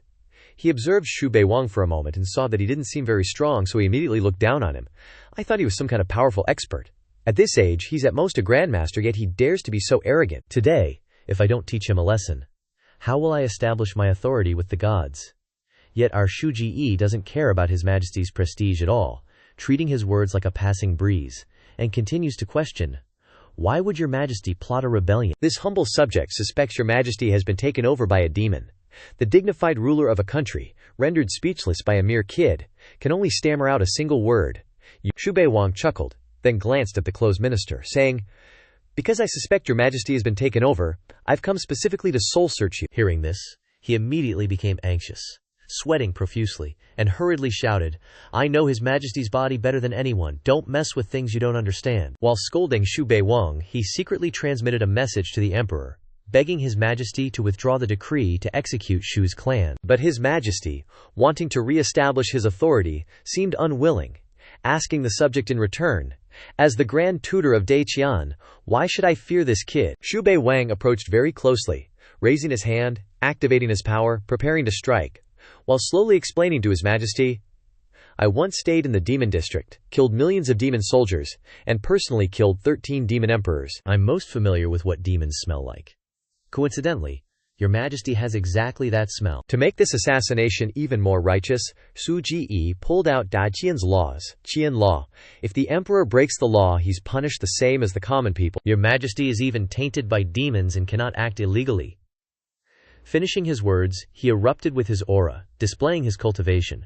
Shocking the emperor, I didn't expect this kid to have such cultivation. Seeing the situation was bad, the old Grand Tutor quickly rushed out to block in front of His Majesty, forming hand seals and unleashing his power. Xu Bei Wang, you're audacious, daring to kill the emperor. Gods and men alike are furious, and the heavens and earth will not tolerate you. So what? He was extremely calm, completely disregarding everyone, one hand already able to unleash overwhelming power against the Grand Tutor of Daqian. Seeing this, the Daqian emperor was filled with shock. I only slept for 14 years. What happened to the world? Could it be that spiritual energy has recovered, and the cultivation speed of martial artists is so fast? With His Majesty's life in danger, his maidservant couldn't stand by any longer. She slammed her spear into the ground and began to unleash her techniques. A stream of energy swirled around the spear's base. And the next second, countless chains appeared, tightly wrapping around Xu Bei Wang's body, completely sealing his movements. The dog emperor saw this and chuckled smugly. Did you think I had no one under me?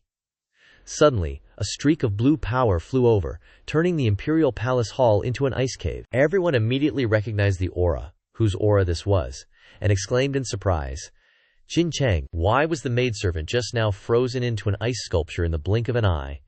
His Majesty now felt anxious and uneasy, grinding his teeth and frowning as he shouted, Protect me! Protect me!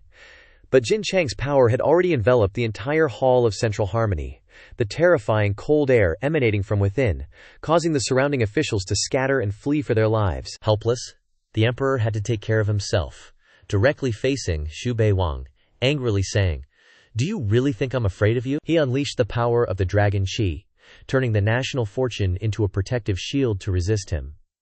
But the power in his hand also changed from gold to a black, mixed with the color of blood. The close ministers below had limited strength and could only helplessly watch as Xu Bei Wang attacked the emperor. Nether energy wrapped around him. Even the protective dragon Qi couldn't last for more than a few seconds before being completely devoured. With nothing left to resist, the emperor's death could no longer be stopped. The Grand Tutor, standing to the side, only had time to shout, No! But what awaited him was only a dried-up corpse wearing a dragon robe. This terrifying scene was deeply engraved in the minds of the lower officials, causing them extreme fear. On the side of the person who had just killed the king of a country, all he was thinking was, His Majesty only woke up after sleeping for 14 years and is already completely dead. It would have been better to just sleep forever so things wouldn't have turned out like this. This little old boy's dragon Qi actually turned into Ming Qi. Can't be wasted. Thinking this, he directly sucked all the Ming Qi dry. The officials in the Hall of Central Harmony saw him kill the emperor, and yet remained so calm. On the contrary, they praised him, worthy of being a heavenly genius, summoning a reception portal to even treat the emperor like nothing. The empress had 1,000 plans and 10,000 calculations, but she didn't calculate that this kid, Xu Bei Wang, was so strong. Because she didn't want the old emperor to control Daqian again, she deliberately provoked him, infuriating Xu Bei Wang, hoping to use the knife to kill someone, causing both sides to be severely injured, while she sat back and reaped the benefits. Unexpectedly, the dignified Daqian emperor was killed like a dog. A trace of fear flashed across the empress's face as she glanced at Xu Bei Wang, fearing that one day she would die in his hands like that too. And he also glanced back at her, chuckling triumphantly. His gaze seemed to be saying to her, You're too inexperienced to try and scheme against me. Only then did he pretend to say, I killed the wrong person.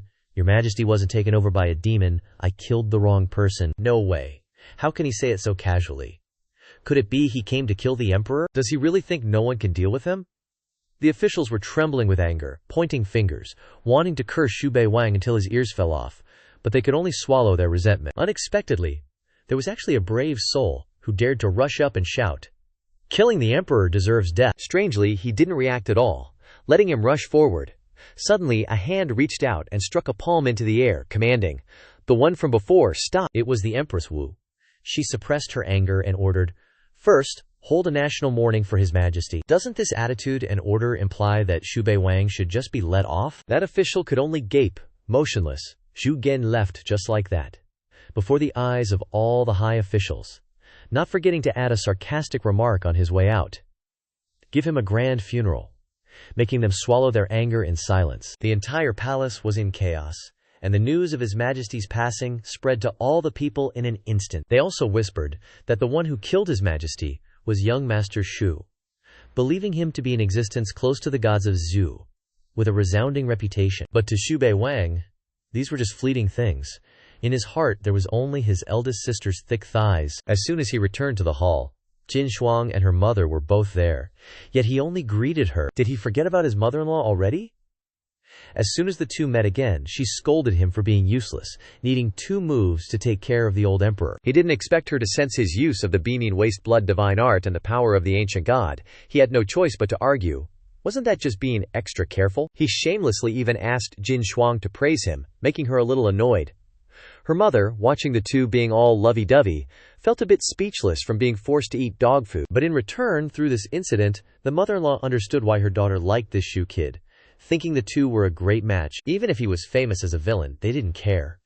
Such a wicked style, and such a face to boot. The next second, she saw Jin Shuang directly kick Xu Bei Wang away, then turn to her and say, "Now we can go to the 5th lineage." She really didn't understand what kind of love her daughter had. In Tiangling, the ancestral land of the 5th lineage, where the land of inheritance appeared, many talents from all over gathered. Xu Bei Wang couldn't help but sigh. "Not a few people have come," the mother-in-law explained. "The 5th lineage spent a lot of money to invite them to help retrieve the source power, but unfortunately, none succeeded." Little Wang asked curiously, "It has to be retrieved?" He received the answer. Initially, the ancestors were here to give their descendants an opportunity, but unfortunately, the later generations were useless and couldn't pass the gate of the demonic heart. Now that the gate of guidance has appeared, the 5th lineage must produce a half-step supreme. From this answer, Little Wang also guessed that his eldest sister didn't seem to care about the 5th lineage's survival. At this time, Ponytail from behind recognized Xu Bei Wang and came forward to greet him. "Brother Xu, you've come to—" He turned back and coldly replied, "Long time no see, your cultivation has improved." From the side, a woman approached him. It was Little Hong. She happily ran over and called out, "Young Master Xu!" The familiar voice startled him, and before he could remember Little Hong's name, a sharp gaze pinned straight at the two of them. The eldest sister is jealous again. This jealous aura directly silenced Little Wang, and Little Hong even burst into tears. He immediately ran back to her side, leaving Little Hong behind with a pitiful, aggrieved face, thinking, "I'm not some beast. I just like you. Did I do something wrong?" Ignoring the aggrieved little girl behind him, Xu Bei Wang focused on the main issue and immediately reported to Jin Shuang, "Your Highness, this subordinate will depart immediately." She had high expectations for him, so she made a request. Half an incense stick's time. He understood his eldest sister's intentions and happily agreed, "Yes." The crowd looked at each other with suspicion, then looked at Xu Bei Wang stepping onto the stairs leading to the land of inheritance. They thought about how many people here hadn't succeeded, and to obtain the source power, one had to pass through a river forged with complex rules, with each step the Dao heart enduring destruction. This Xu guy, let's see how arrogant you can be. Let's see if you have the ability. Inside the land of inheritance, the scenery was like paradise, with majestic mountains. Bei Wang looked around for a while and couldn't help but praise. As expected of eldest sister's family, they have spirit. But could the source power be in the tomb? Suddenly, a voice guided him. "Enter the mountain to find the river. The source power lies on the shore." After getting the news, Xu Bei Wang stepped into the void and glided in the wind towards the indicated location.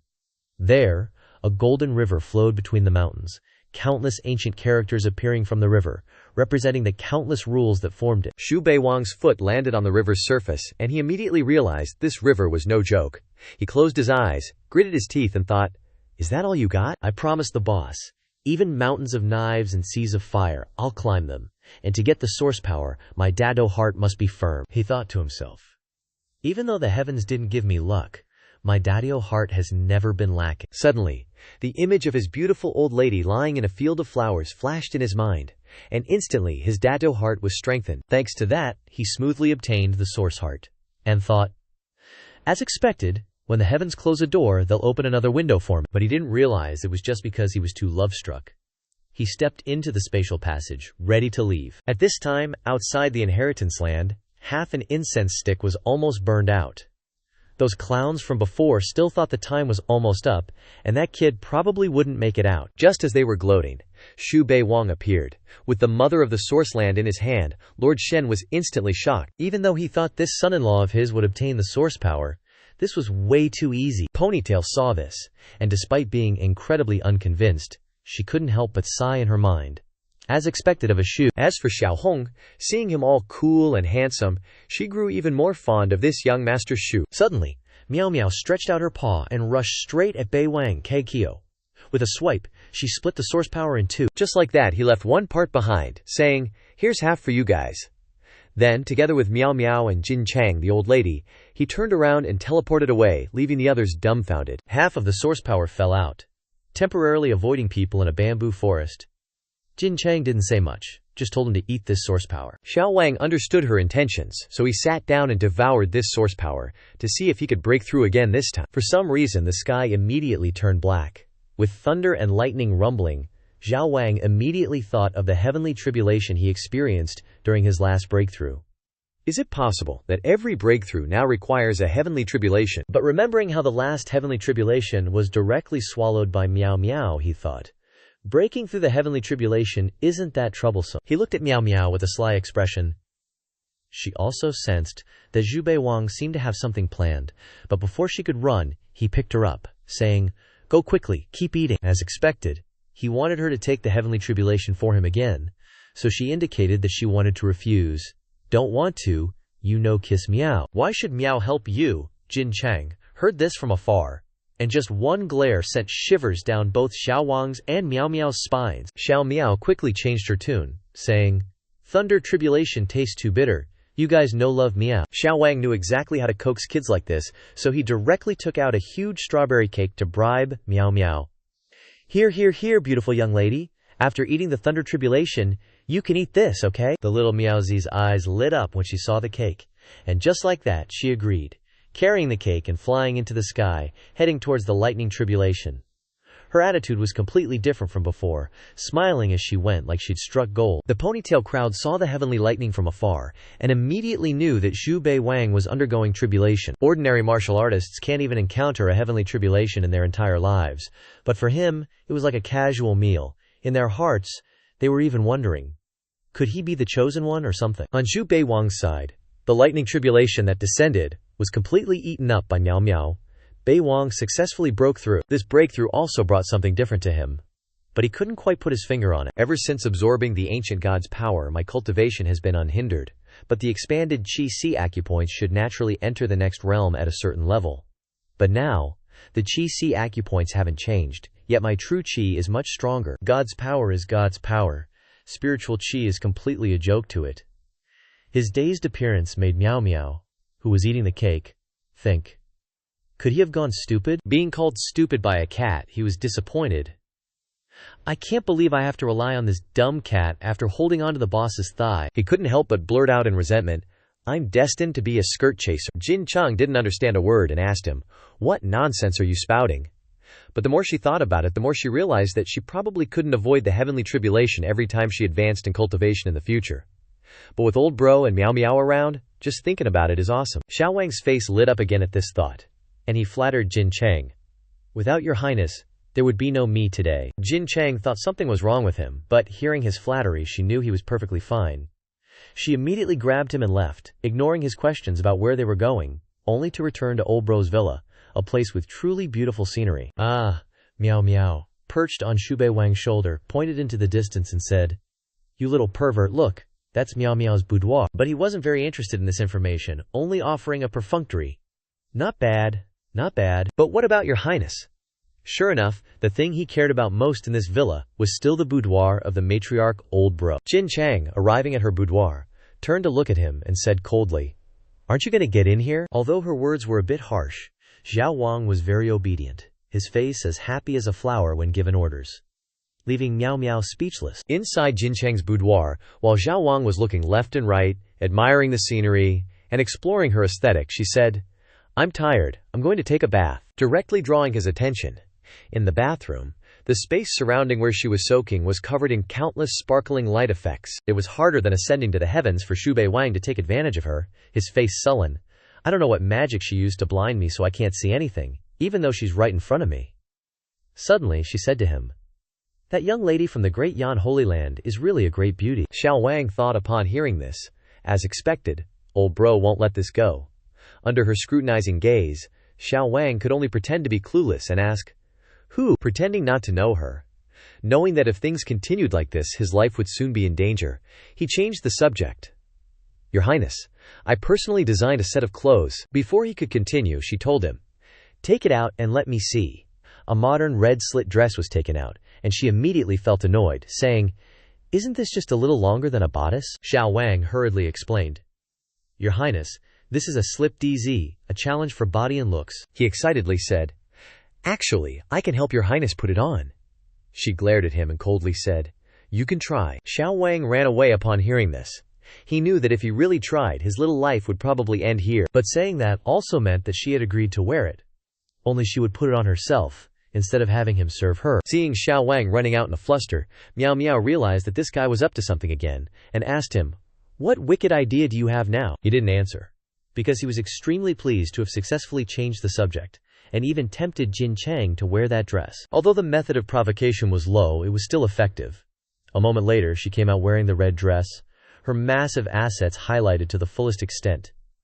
The moment Xiao Wang saw her, blood spurted directly from his nostrils, and he couldn't help but praise in his mind, "So beautiful." Having witnessed the cold matriarch old bro wearing a modern dress, Xiao Wang was so happy that his soul left his body, and he praised incessantly in his thoughts, "It's me who was narrow-minded. Forget about big feet and career lines. Old bro's collarbone is the ultimate."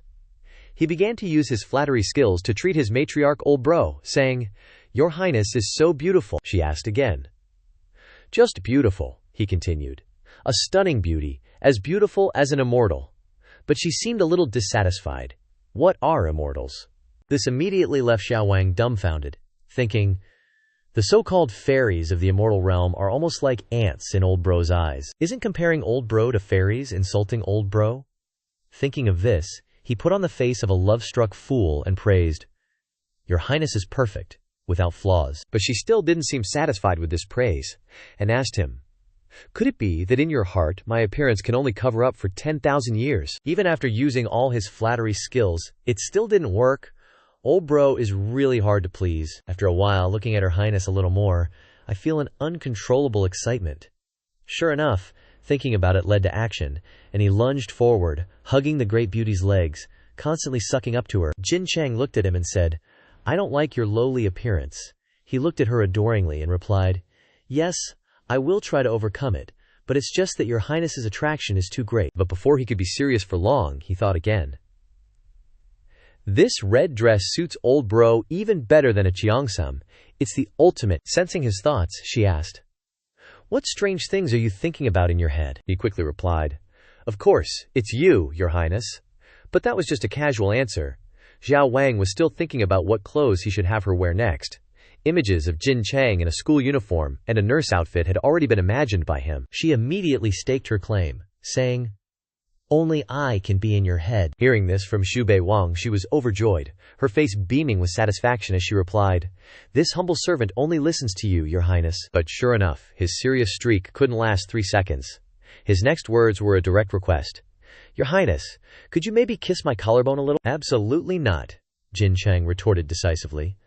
The dazed Xu Bei Wang then put on a disappointed and regretful face, holding up one finger as he pleaded, "Just one little kiss isn't allowed." Seeing how sincere he was, she softened and said, "Considering your meritorious service in gifting me clothing, I'll temporarily grant your request." Seizing this opportunity before she could change her mind, Zhao Wangzi quickly embraced her and kissed her collarbone, causing her to reveal a blissful expression. Xu Bei Wang seemed to have discovered an earth-shattering secret. No way, no way. Could it be that the collarbone is Lao Day's sensitive spot?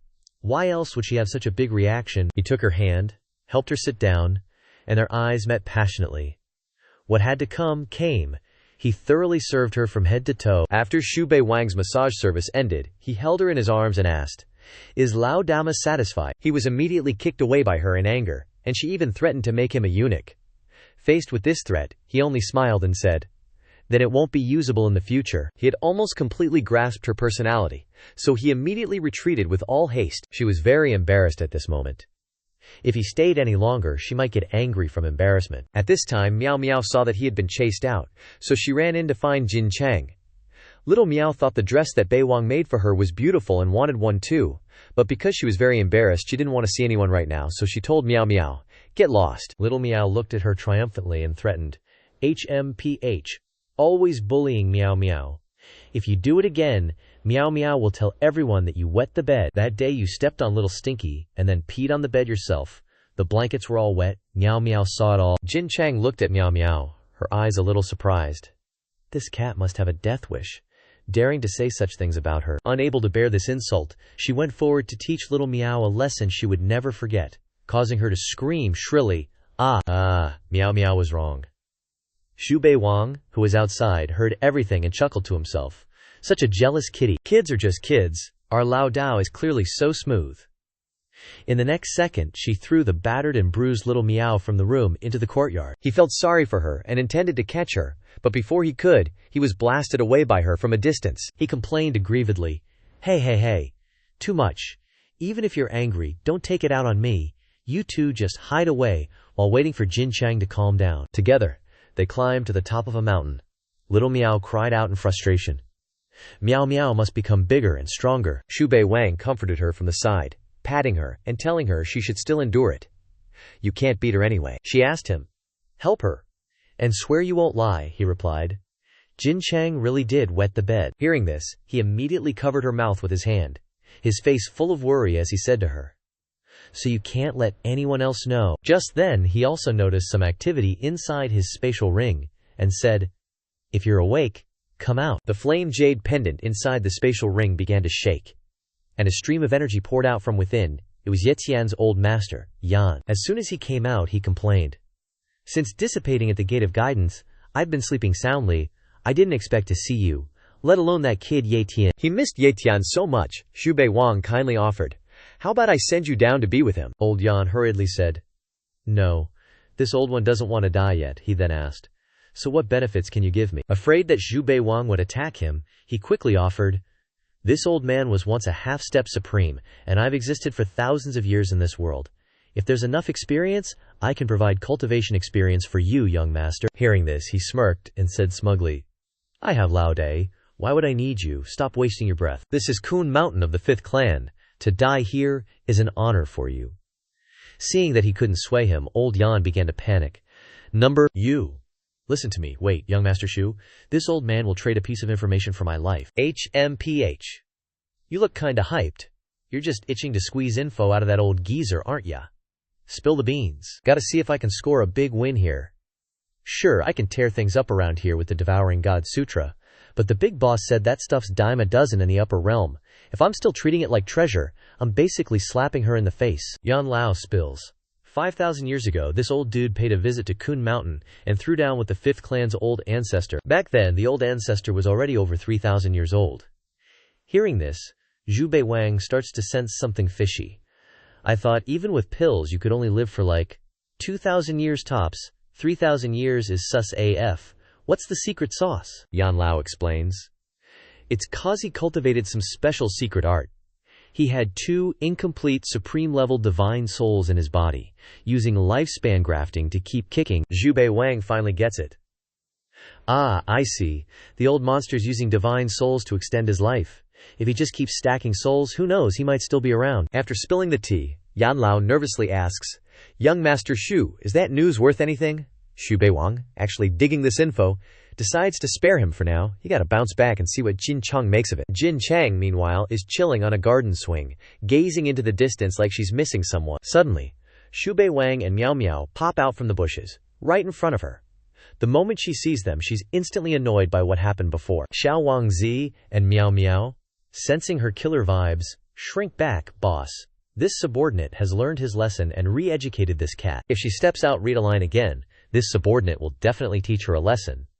Meow Meow, scared, also pipes up to apologize to Big Sis, saying she'll take any punishment. But deep down, she's not happy about it. After Xiao Wangzi and Meow Meow soothe her rage, he creeps closer. "Boss, this subordinate has something important to report. Earlier, I found a remnant soul of an incomplete supreme, he said. But before he can finish, she tells him to get the lantern. Even though he has no clue what she's planning, he obediently pulls out the lantern, wondering what made the boss think of this thing. She swings forward, knocking Xu Wang over, and explains. For you, all the divine souls in the world aren't worth a single strand of this lantern. Even the heart of an ancient god can't compare. Xu Bei Wang is totally stunned by her answer, eyeing the lantern with suspicion. But the lantern just looks normal, nothing special. Seriously, it's stronger than the heart of an ancient god. She asks, where's the divine soul you found? Toss it in the lantern. Xu Bei Wang pulls out the jade pendant containing Yan Lao's remnant soul and chucks it into the lantern, just like Jin Chang said. Remembering their earlier deal, he figures he only promised to spare him temporarily. Plus, he was Yantian's master, he was already dead in his past life. After tossing Yan Lao's remnant soul into the lantern, it spews out super pure nether energy, leaving Xu Bei Wang pleasantly surprised. Tian Qua is out hunting for nether energy. I found an ancient 1,000-year-old corpse, and even faced Huang Ling. It was so hard to break through to the 5th level of my cultivation, I thought I had no chance. Who knew a lucky surprise would be right next to me? He stares at the lantern, marveling, toss a divine soul in, and it spits out nether energy that's straight up broken. He admires her even more for spotting the special sauce, and starts massaging her legs, asking, Your Highness, how'd you know? She doesn't hide anything, telling him, it's called the Nether Lamp, a prototype from the Myriad Realms, ranked 17th. Hearing Myriad Realms, Zhao Wangzi starts to grasp just how insane this Nether Lamp is. Billions and billions of endless star realms, filled with countless gods. If it can rank in the top 20 after tens of thousands of years, it's gotta be one terrifying tool. He happily hugs her leg, exclaiming, this subordinate's luck is off the charts. He keeps thanking those 2 treasure-sniffing rats in his head. If I hadn't followed them, I would have missed this treasure. Talk about stumbling upon gold. To find a divine artifact like this in this relic realm, she sees his smug face and thinks to herself, even if your luck's heaven-defying, you still gotta listen to me. Whatever I tell you to do, you gotta do it, no questions asked. But she still reminds him, keep in mind, divine souls weaker than an incomplete supreme have a tiny effect. Xiao Wangzi nods happily, saying, Boss, you're way too good to this subordinate. I'm yours for life. He wraps his arms around her waist, nuzzling against her, grinning like a fool. He remembers thinking that, back in the cursed demonic land, the boss was just going crazy to stand up for him so no one could mess with him. Turns out, the boss really does so much for him. His happy expression gets to her, but just then, Meow Meow comes to report. Mother's here. Jin Chang blushes like crazy, kicks him away, and tells him, scram and cook me some grub. Xu Bei Wang cooks up a feast to treat his future mother-in-law. He tells her, don't laugh if my cooking isn't up to par, but seeing the lavish spread, how could she complain? Instead, she says, you two sure know how to live it up. He grins, and explains that Her Highness has high standards, and for the past month, only the dishes she likes are allowed to be made. Having a son-in-law like this makes the madam very happy. He's good at fighting, and, at crucial moments, can make Jin Chang, whose mood is as fickle as the weather, happy and tireless. Speak of the devil. And there she is. It's just that I didn't expect her to be wearing the dress that Xu Bei Wang just gave her. She knew at a glance that this dress was special. But she was surprised that these two were going so big already. Why does it feel like the madam's thoughts are written all over her face? Jin Chang uncomfortably told her. What are you looking at? Let's eat. Zhao Wang next to her was also embarrassed by this and had to pick up food for her to salvage this awkward situation. Who knew that she would be covered in dark aura, glaring at him with sharp eyes, scolding? Does she not have hands that you have to pick up food for her? The boss is even jealous of the madam. As the mother of such a fiercely independent daughter, she has no other choice but to reluctantly laugh it off, telling Xiao Wang to let her get her own food. Although the madam is a guest, he can only make her feel a bit wrong. Running to the boss lady's side, he fawns over her every step of the way, hoping she can cool down a bit. He helped her sit down and picked up each dish for her. This is the dish your highness likes the most, right? Then your highness, please try this dish. After the meal, the madam picked up Zhao Miao to play with, and said to the two sisters, I didn't expect Xu Gongzi's cooking skills to be so amazing. You two sisters are truly blessed. Jin Cheng's attitude was still as cold as ever, only Zhao Miao, this child, was full of emotion, happily replying to the madam. Seeing that the boss's face wasn't looking good, Xiao Wang asked, Does your highness's back still hurt? This servant will massage your back for you. The madam saw that the two were about to start throwing dog food again, so she didn't want to stay and bother them anymore. She picked up Meow Meow to wash the dishes, which also gave the two of them some time to be alone together. In the kitchen, when the madam was washing the dishes, Miao Miao took the opportunity when Jin Chang wasn't around and started telling her the secret. Miao Miao will tell Mom a secret. She was extremely excited after hearing it. She didn't expect her cold daughter to have such a cute side. Even a little unbelievable, she asked Xiao Miao, "Is it true or false?" Xiao Miao affirmed firmly, "Of course it's true. Don't let her know that Miao Miao told you. Otherwise she will kill Miao Miao to silence me." Miao Miao was also very smug after telling this secret. "Who told you to bully Miao Miao? Telling your embarrassing secret to Mom?" Hearing this secret of Jin Chang's, she felt happy and elated, and even ran to find Zhao Wang. Seeing that his mother-in-law was looking for him, he thought she needed help with something, so he opened his mouth. After all, he just wanted to make tea for your highness. She really needed his help, but it was to answer a question, so she transmitted her voice to him. "Bei Wang, I want to ask you something." He immediately understood that this matter must not be known to Jin Chang, so he also used voice transmission to reply to her. "Auntie, ask away. Have you and Jin Chang slept together?" Hearing this, he jumped in fright, frantically denying, "Of course not. We are all decent people." Without him needing to waste any more words to explain, she said, "That stupid cat has already told me everything. I just want to ask you guys, is Jin Chang on top or on bottom? Does she moan?" Facing this question, Xiao Wang was a little flustered, not knowing what to say for a moment. The madam was unexpectedly so interested in this matter, constantly putting pressure on him, telling him, "What is there to be shy about?" In his heart he was extremely panicked. How could this kind of thing be told? "The madam is really nosy," she continued to share. "Although I haven't eaten pork, I've seen pigs run. I've also seen a H manga. In the H manga, women moan. Jin Chang's personality is cold if it's in bed."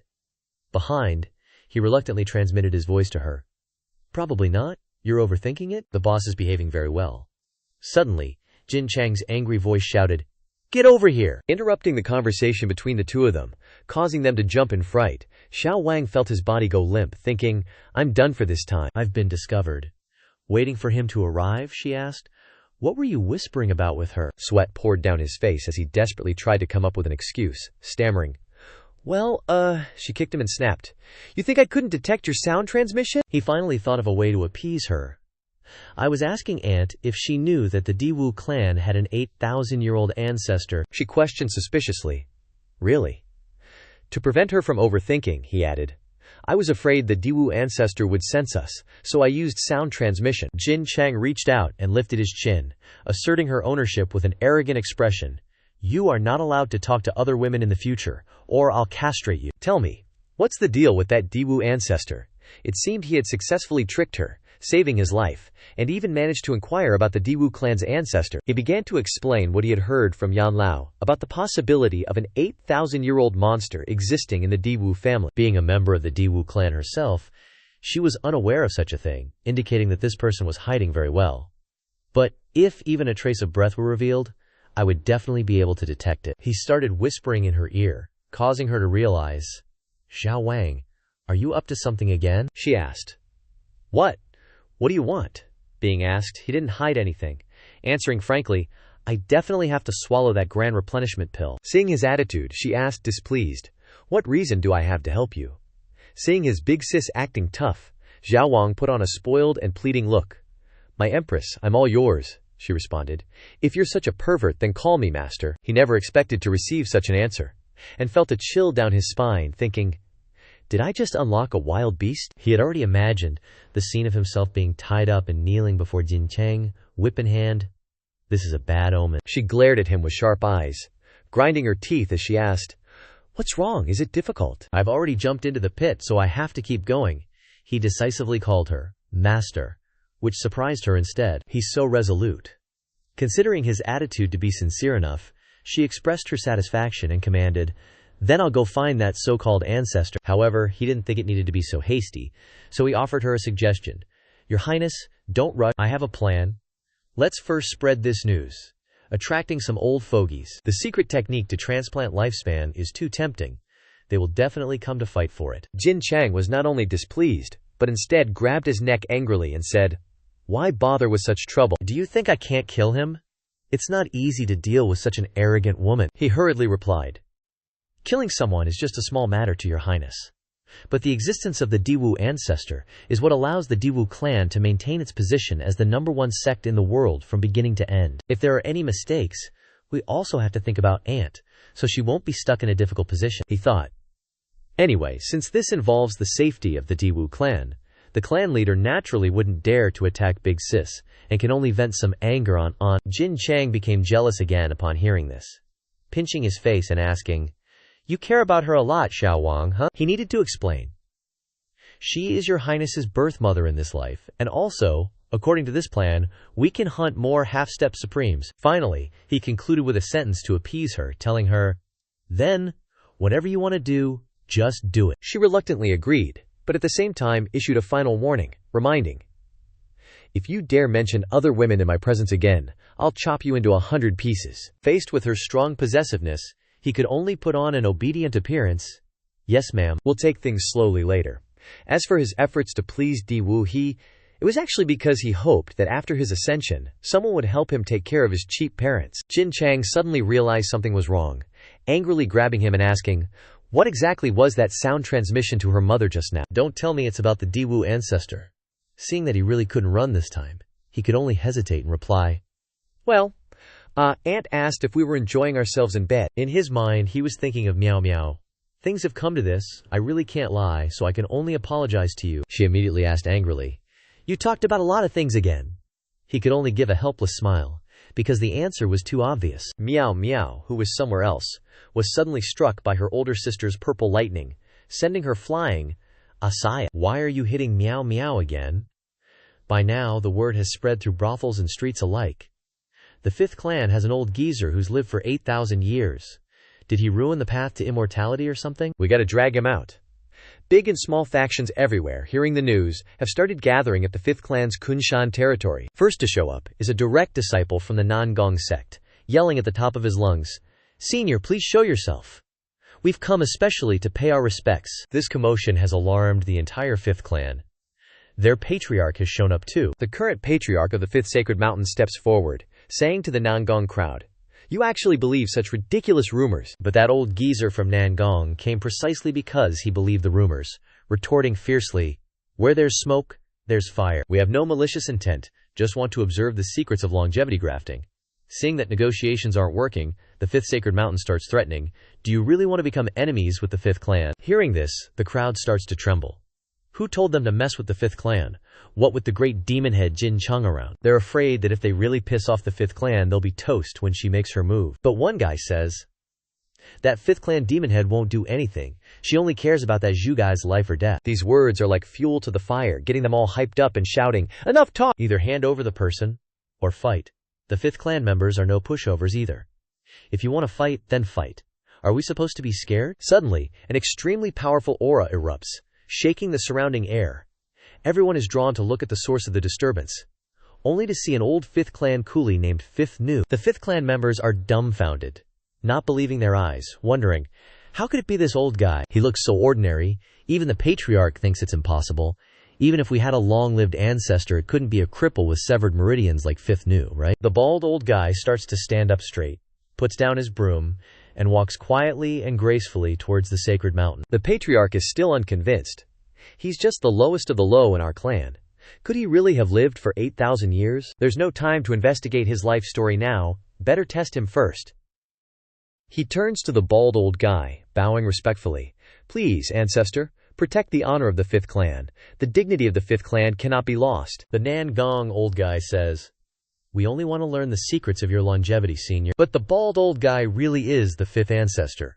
Without a word, he unleashes his power, preparing to attack the crowd, because there's no secret technique at all. He just found a seed in the Heaven's End iniquity and planted it in his body long ago. The two sides clash, fighting back and forth. The sky changes color due to their battle, filled with thunder and lightning. This is a half-step, supreme-level fight that the patriarch and others below can't even participate in. They can only watch the situation first, before making a move, their hearts filled with anxiety, afraid that the ancestor isn't a match for the crowd. If that's the case, then the 5th clan is in danger today. Suddenly, a cyan blue phoenix flies over. It's Jin Chang. She's making a move, and loudly transmits her voice, "How dare you, bullying us on the 5th clan's turf." The 5th sacred mountain knew that Jin Chang would never care about this kind of thing, so he shouts loudly, "Your Highness, Princess!" Is she helping us? Or, making things worse, Xu Bei Wang, who doesn't know when he arrived, puts his hand on his shoulder and says, "Patriarch, let it go." With Her Highness making a move, the advantage is on our side. From above the dark clouds, screams of panic can be heard. But in just a moment, no one can escape. Everyone is locked down by an invisible force, dragged down. Even the 5th clan's ancestor is captured. This scene makes the sacred mountain shout in disbelief. How can this be? Seeing the ancestor fall to the ground, completely immobile, the patriarch feels that the 5th clan is doomed. Jin Chang rides on the phoenix, coldly looking down, subtly signaling Xu Bei Wang with her eyes. He understood, and immediately reassured the 5th clan leader. Rest assured, Her Highness will definitely not let them off the hook. I stand with Her Highness, through thick and thin. Finishing his words, he charged towards the enemy, his aura surging, smashing them to pieces. Seeing the two of them standing side by side, the remnants of the Nangong clan fled without a fight, directly removing one annoyance. Jin Chang took out the soul lantern, collecting the nascent souls of those unlucky semi-supreme beings. Seeing this from behind, Xu Bei Wang was moved, and gently embraced her, saying, "Your Highness, thank you." But his gentleness was immediately noticed by her as unusual. This attitude seems different from before. He began to explain to her. Just now, in a flash, this humble servant actually saw the 5th ancestor's Tower of Providence. That old coot actually has a Tower of Providence as high as 97. Such a number one son of destiny, even if he lives for 8,000 years, it would still be difficult to break through the shackles. If I hadn't met Your Highness, I wouldn't be much better than him. She pointed her finger and lifted his chin, coldly saying, "It's good that you know." Hurry up and devour it. He took the soul lantern that was spewing out spiritual energy, constantly absorbing it, thinking that as long as he devoured the 5th ancestor's ray of providence, he would no longer have that bit of providence left. But his Tower of Providence remained the same, only a meager 10 points. In the sky, the heavenly tribulation arrived again. Still the same old script. Miao Miao came again to eat the lightning tribulation, while Xu Bei Wang continued to smoothly break through the northern darkness blood-devouring divine art to the 6th level. Miao Miao happily ran over to demand a reward for his effort in blocking the heavenly lightning for him. But before he could answer, Jin Cheng, the old lady, angrily flung little Miao away. Xiao Wang stood behind, helpless and speechless. He looked at her, then looked at the towering Tower of Providence that had transformed into a golden, glittering tree above her head, and couldn't help but think, feeling wronged. A family of 3. I really do love myself the most. His disappointment instantly crushed him to the point that his mood showed on his face, and then his old lady saw it and asked him with pity, "Why do you look like you're about to cry?" Thinking about something, he instantly perked up, determined not to let his leader see that he was insecure. He raised his hand, intending to hug her, starting to put on his previous flippant appearance, and flattered, "It's nothing. It's just that Your Highness is too good to this humble servant." To his request for a kiss, she didn't refuse at all. Perhaps seeing him just pondering, she pointed it out to him, a simple request to call her master. He happily called her master twice, then gave her a passionate kiss. The surrounding atmosphere seemed to be filled with flowers at this moment. After receiving his reward, he remembered what happened earlier and asked her, "The death of the 5th ancestor, although we did it very cleanly, there were so many people after all. What if someone suspects?" She happily replied, "With the cultivation of those mortals, they can't even perceive the battlefield. How could they detect this empress's actions? At most, from now on, this empress will take care of the 5th clan." Hearing that she agreed to take care of the 5th clan for his sake, he happily hugged her.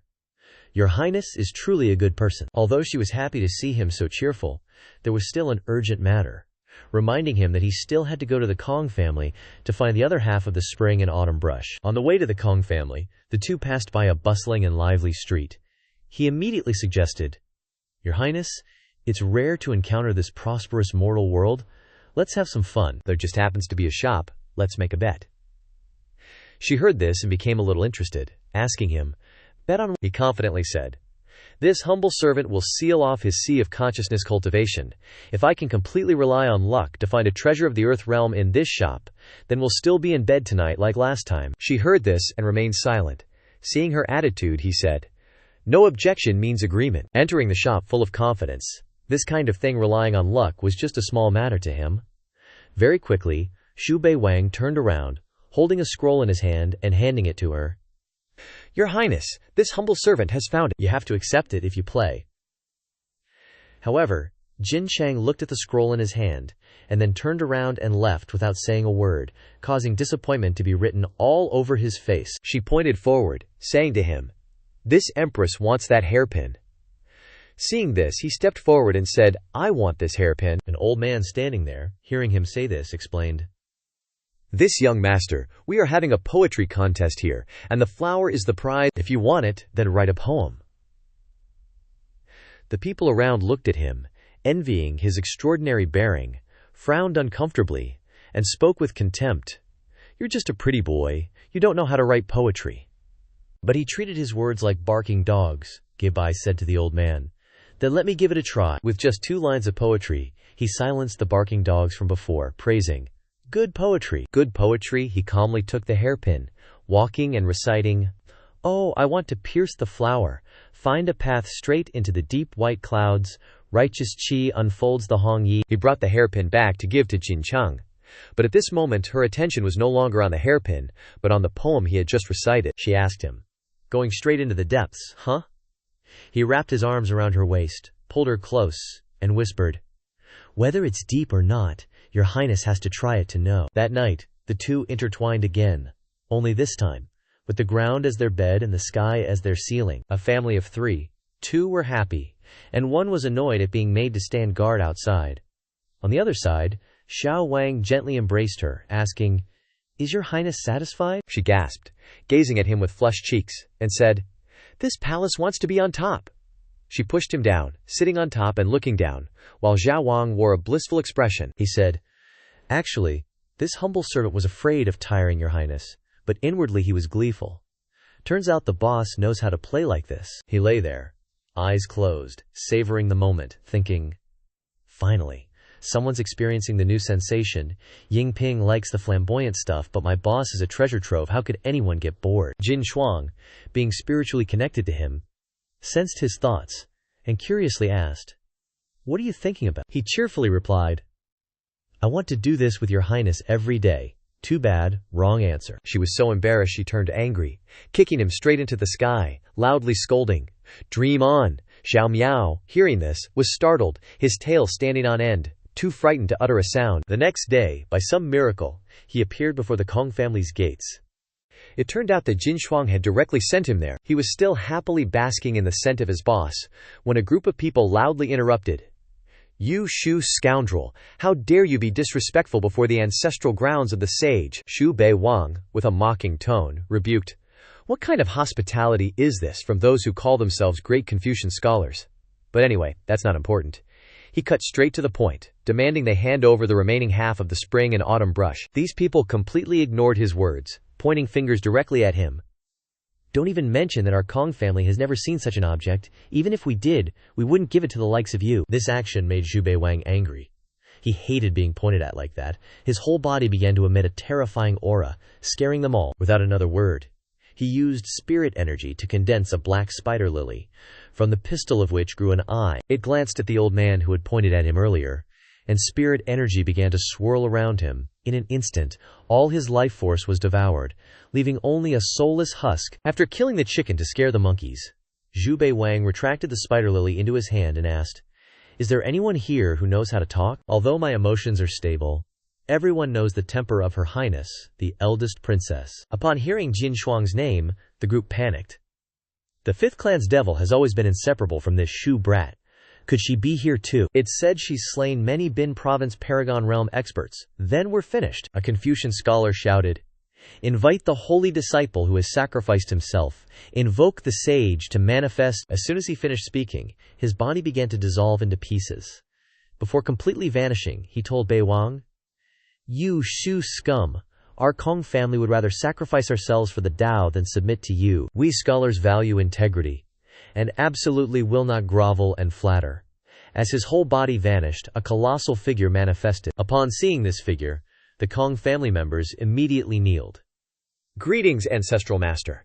The Confucian lineage is in danger of extinction. We, your unworthy descendants, beg you to eliminate the enemy." The colossal figure spoke. "You Shu scum, why don't you just die?"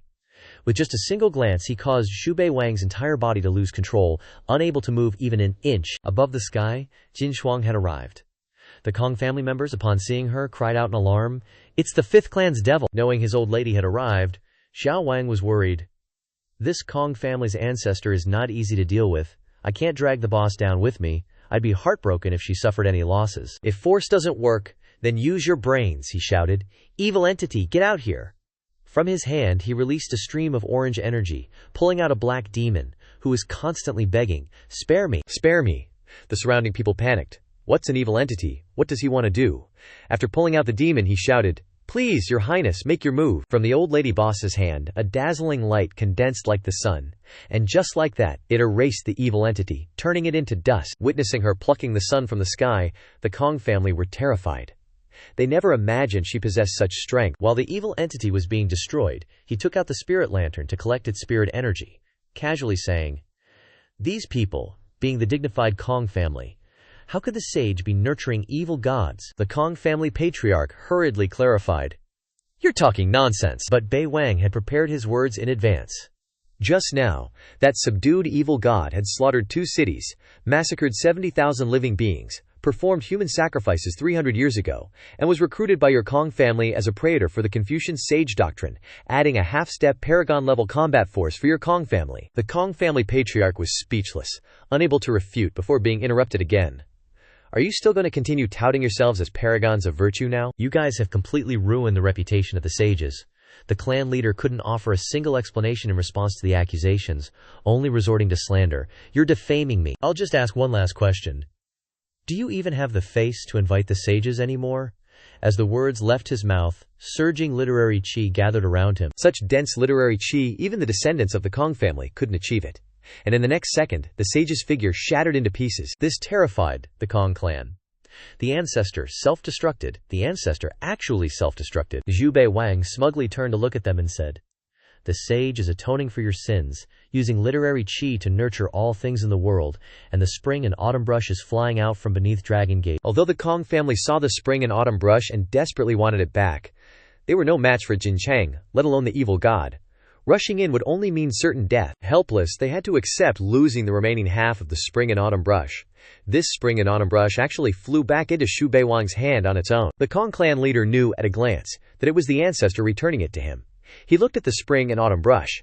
I knew from the start, if it remained in the Kong family and wasn't discovered, then 80% of the time it was hidden in a place related to the sage, and sure enough, although with my current cultivation, I could ascend by slaughtering the divine souls of half-step supreme beings one by one to devour their nether energy. This literary chi isn't really that useful, but it's better than nothing. With the spring and autumn brush in hand, there's no reason to linger here, so he turned and left. And after reaching a secluded place, Meow Meow finally asked him, "Did you bring that evil god here?" Then she clicked her tongue and cursed him. Shameless, thick-faced bastard. On the contrary, Jin Chang greatly admired him, praising his quick thinking and sharp tongue. After hearing this, he leaned in close, whispering in her ear. "Does your highness want to test how sharp it is?" she asked. "Test how?" Then he slowly embraced her, beginning to demonstrate his verbal skills on her neck. Meow Meow, clinging to his shoulder, was unaccustomed to seeing this scene, and stammered, "What are you doing?" Meow Meow was pushed aside, crying miserably, "You're bullying me. Are you even coming back?" But despite the little cat's nagging, the two of them only had eyes for each other at this moment. At this time, a couple appeared in the sky above the Shu manor. Unexpectedly, it was Ye Tian's parents, Ye Shi Long Shui Zhan Shen, and his wife, Qin Ling. He looked down from above and announced to the entire Shu family, "My son Ye Tian was murdered by Xu Bei Wang. Today I will make your Shu manor pay with your lives." Empress Wu Zhao, sitting in her palanquin, immediately recognized the two people, Ye Shi and Qin Ling. This man once ascended to the heavenly region and obtained the blood of a true dragon, changing his entire bloodline. 500 years ago, he and his wife, Qin Ling, went into hiding. I never knew these two actually had a son, who died at the hands of Xu Bei Wang. She looked at Ye Shi wielding lightning, gnashing her teeth in anger, preparing to strike, but wondered, is the Shu manor about to be destroyed? The lightning unleashed by Ye Shi was aimed directly at the Shu family couple, and they embraced each other, fearfully thinking they were about to die. Fortunately, the formation left behind by Jin Chang blocked this attack from Ye Shi, but he raised his hand and created a giant lightning fist. The formation of the fifth devil. Do you think it can protect these people? No one can stop me. With that, he brought down the giant fist, and upon impact, a raging storm erupted. Large cracks appeared continuously in the magic formation, and, in a matter of seconds, the formation shattered into pieces. But as the formation shattered, several magical treasures flew out from within, forming a 5-pointed star, crushing the giant fist into pieces. The Empress, witnessing this from afar, immediately recognized those things as the magical treasures of the Fifth Lord. She actually arranged these things in the Zhu manner as a shield. They truly are a couple with Xu Bei Wang. Ye Shi furiously summoned all of his true power, turning it into several tornadoes, and roared, "You lowly talents! Let's see what other tricks you have up your sleeve." Faced with this situation, the Empress immediately thought of the day Xu Bei Wang, although not confronting her, ultimately didn't turn against her in the heavenly region, and even spared Xuanya. If we can resolve this conflict peacefully, it'll be beneficial for me when I strike against the Xu residents. Once again, Wu Zhao jumped out of her sedan, flew up to fight him, deciding to side with Xu Bei Wang, helping the Xu family through this calamity, hoping to trade it for a favor from him. However, the difference in strength between her and Ye Shi is too great. I really don't know how long she can hold out. Just need to stall until Fifth Lord arrives. Can only bet on this one time, old thief Ye Shi, seeing that it was her, asked, "Heavenly Empress, do you want to help Xu?" Wu Zhao, already tired of the cycle of revenge with Xu Bei Wang, replied, "When will this cycle of vengeance end?" Hearing her words, he angrily shouted, "Don't advise others to be kind if you haven't experienced their pain. My husband and I have already lost our son." Xin Ling seemed to realize her intentions, telling her to save her breath. "You don't want to delay for Fifth Devil to come here, do you?" Her old husband also realized it, quickly rushed over to finish her off and eliminate the Xu family to avoid complications. But man proposes, heaven disposes. A force suddenly appeared in space, piercing through the void, and turbulent Hong space storms poured out. The next moment, Xu Bei Wang appeared in front of the couple Ye Wuxi. He offered the complete spring and autumn brush, activated its power, combined with the 5-pointed star formation from the 5 types of treasures that Jin Chang left behind earlier, suppressing the two of them. With the situation unfavorable, Ye Shi had no choice but to take out his trump card. His eyes turned blood red. Dragon blood streaks began to appear under the corners of his eyes. In an instant he transformed into a giant black dragon, breaking free from Xu Bei Wang's encirclement. But before he could do anything, Jin Chang knocked him on the head, using a move that condensed the sun, blasting him into a corner. Taking advantage of the couple being separated, Xu Bei Wang used his nether energy to summon the one-eyed black mandala, throwing it towards Xin Ling. Ye Shi now realized his wife was in danger, but it was too late. The one-eyed mandala devoured her completely from top to bottom in just a few seconds. He roared in pain. Why, with my cultivation, could I still not protect Tian'er? Not even Ling Jie either. Before he could mourn for his wife and children, Jin Chang harvested a son in her hand and sent him straight to the underworld. His body and nascent soul dissipated into nether energy for Xu Bei Wang to absorb. The storm passed just like that, and he didn't forget to say to Wu Zhao, "Thank you, sorry for the trouble, Heavenly Empress. I will bear the cost from the losses of the capital." Wu Zhao, watching the recently come couple so neatly deal with such strong enemies in such a short time, breathed a sigh of relief in her mind. Seems like this bet was the right one. When everything was over, Xiao Wang hugged Jin Chang tightly.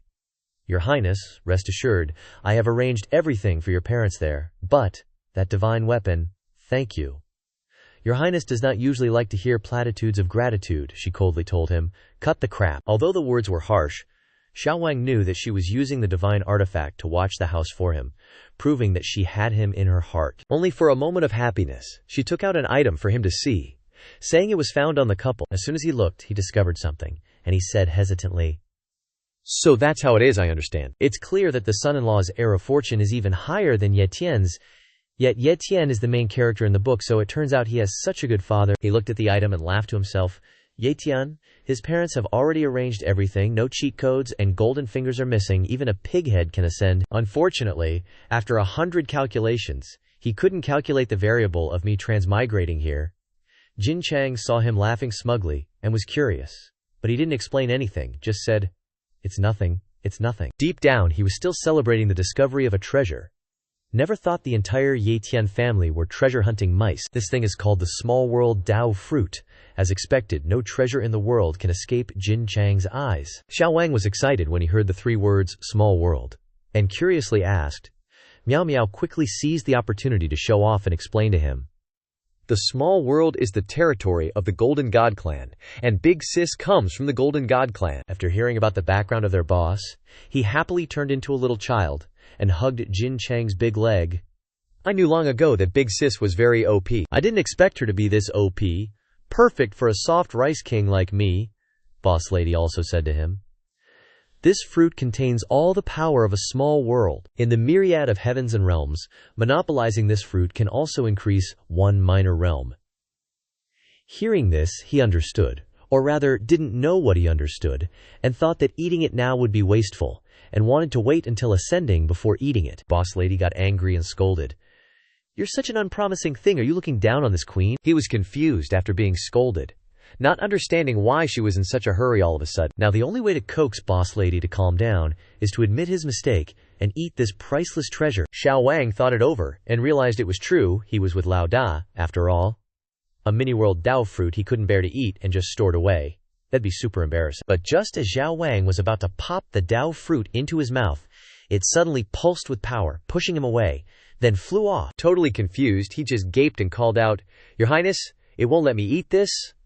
He turned around only to see his Lao Da and Miao Miao laughing their heads off. And seriously, forget Lao Da, even that little cat had the nerve to call him a dumbass. This fruit isn't ripe yet. Crimson with embarrassment and nowhere to hide, he awkwardly chuckled. Wasn't I just playing around a bit? His own Lao Da was messing with him like this. He never expected her to have a funny bone now. But what about this fruit? Lao Da then explained. This mini-world Dao fruit was simply obtained by mortals in the Ji Yi Qi. My ancestors have passed. Ye Tian's parents have always been kept in the Shaowang Sea, and the only special thing about them is Ye Shi Dao's dragon blood. Hearing that, he instantly recalled an ancient legend. When a Xuan Wu's lifespan was nearing its end, its divine beast blood would permeate the entire ocean. Could it be that the Huangjin Shenzhou cultivated this mini-world Dao fruit? Jin Shuang confirmed his guess was correct, even secretly praising him. To be able to get a Dao fruit like that, you really are my loyal dog. The next problem was how to solve this tough puzzle. Ripening it required divine beast blood, and who knew how long that would take? But isn't there a divine beast right here, Meow? Meow smirked deviously. Xiao Wang, claiming he'd be gentle, raised his hand high. This cat actually wanted to show off to him. He feigned doubt to provoke it, asking, can you even do it?" Hearing that, Meow Meow was so pissed it wanted to claw him a few times.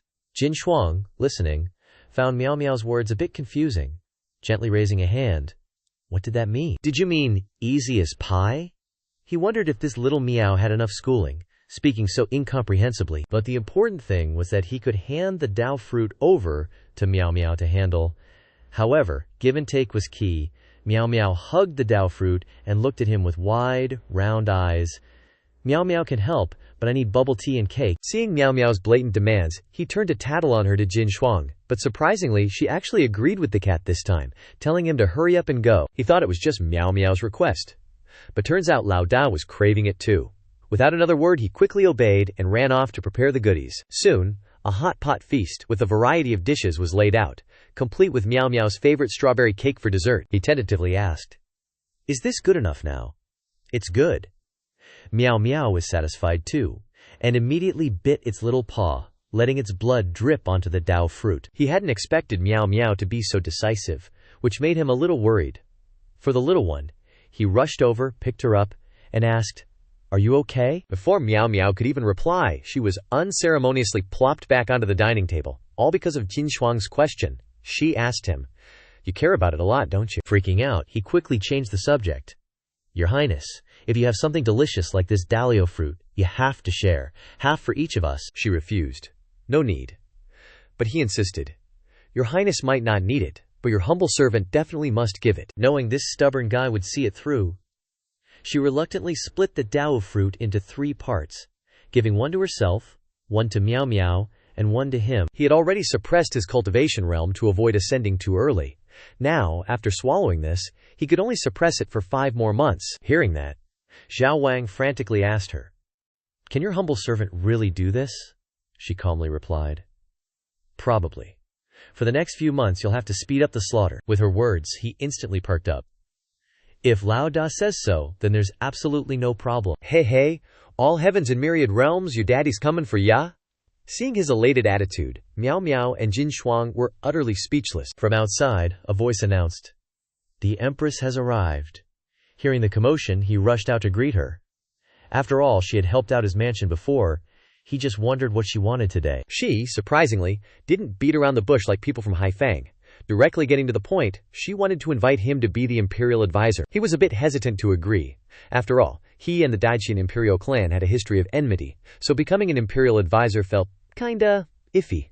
But if the Empress made such a decision, he couldn't help but ask her, "Could it be that you wish to change dynasties?" She replied, This empress is determined to ascend the throne. He also didn't want to make an enemy of her anymore. Anyway, his cultivation power was strong. Now he didn't need her power of the masses to ascend. Thinking this, he cheerfully agreed. Alright then, let's make this a happy decision. Also, I hope to meet the Empress again in the all heavens and myriad realms in the future. Hearing this, Empress Wu couldn't help but break out in a cold sweat. The myriad realms of the heavens. Does he know my plan to ascend? Forget it.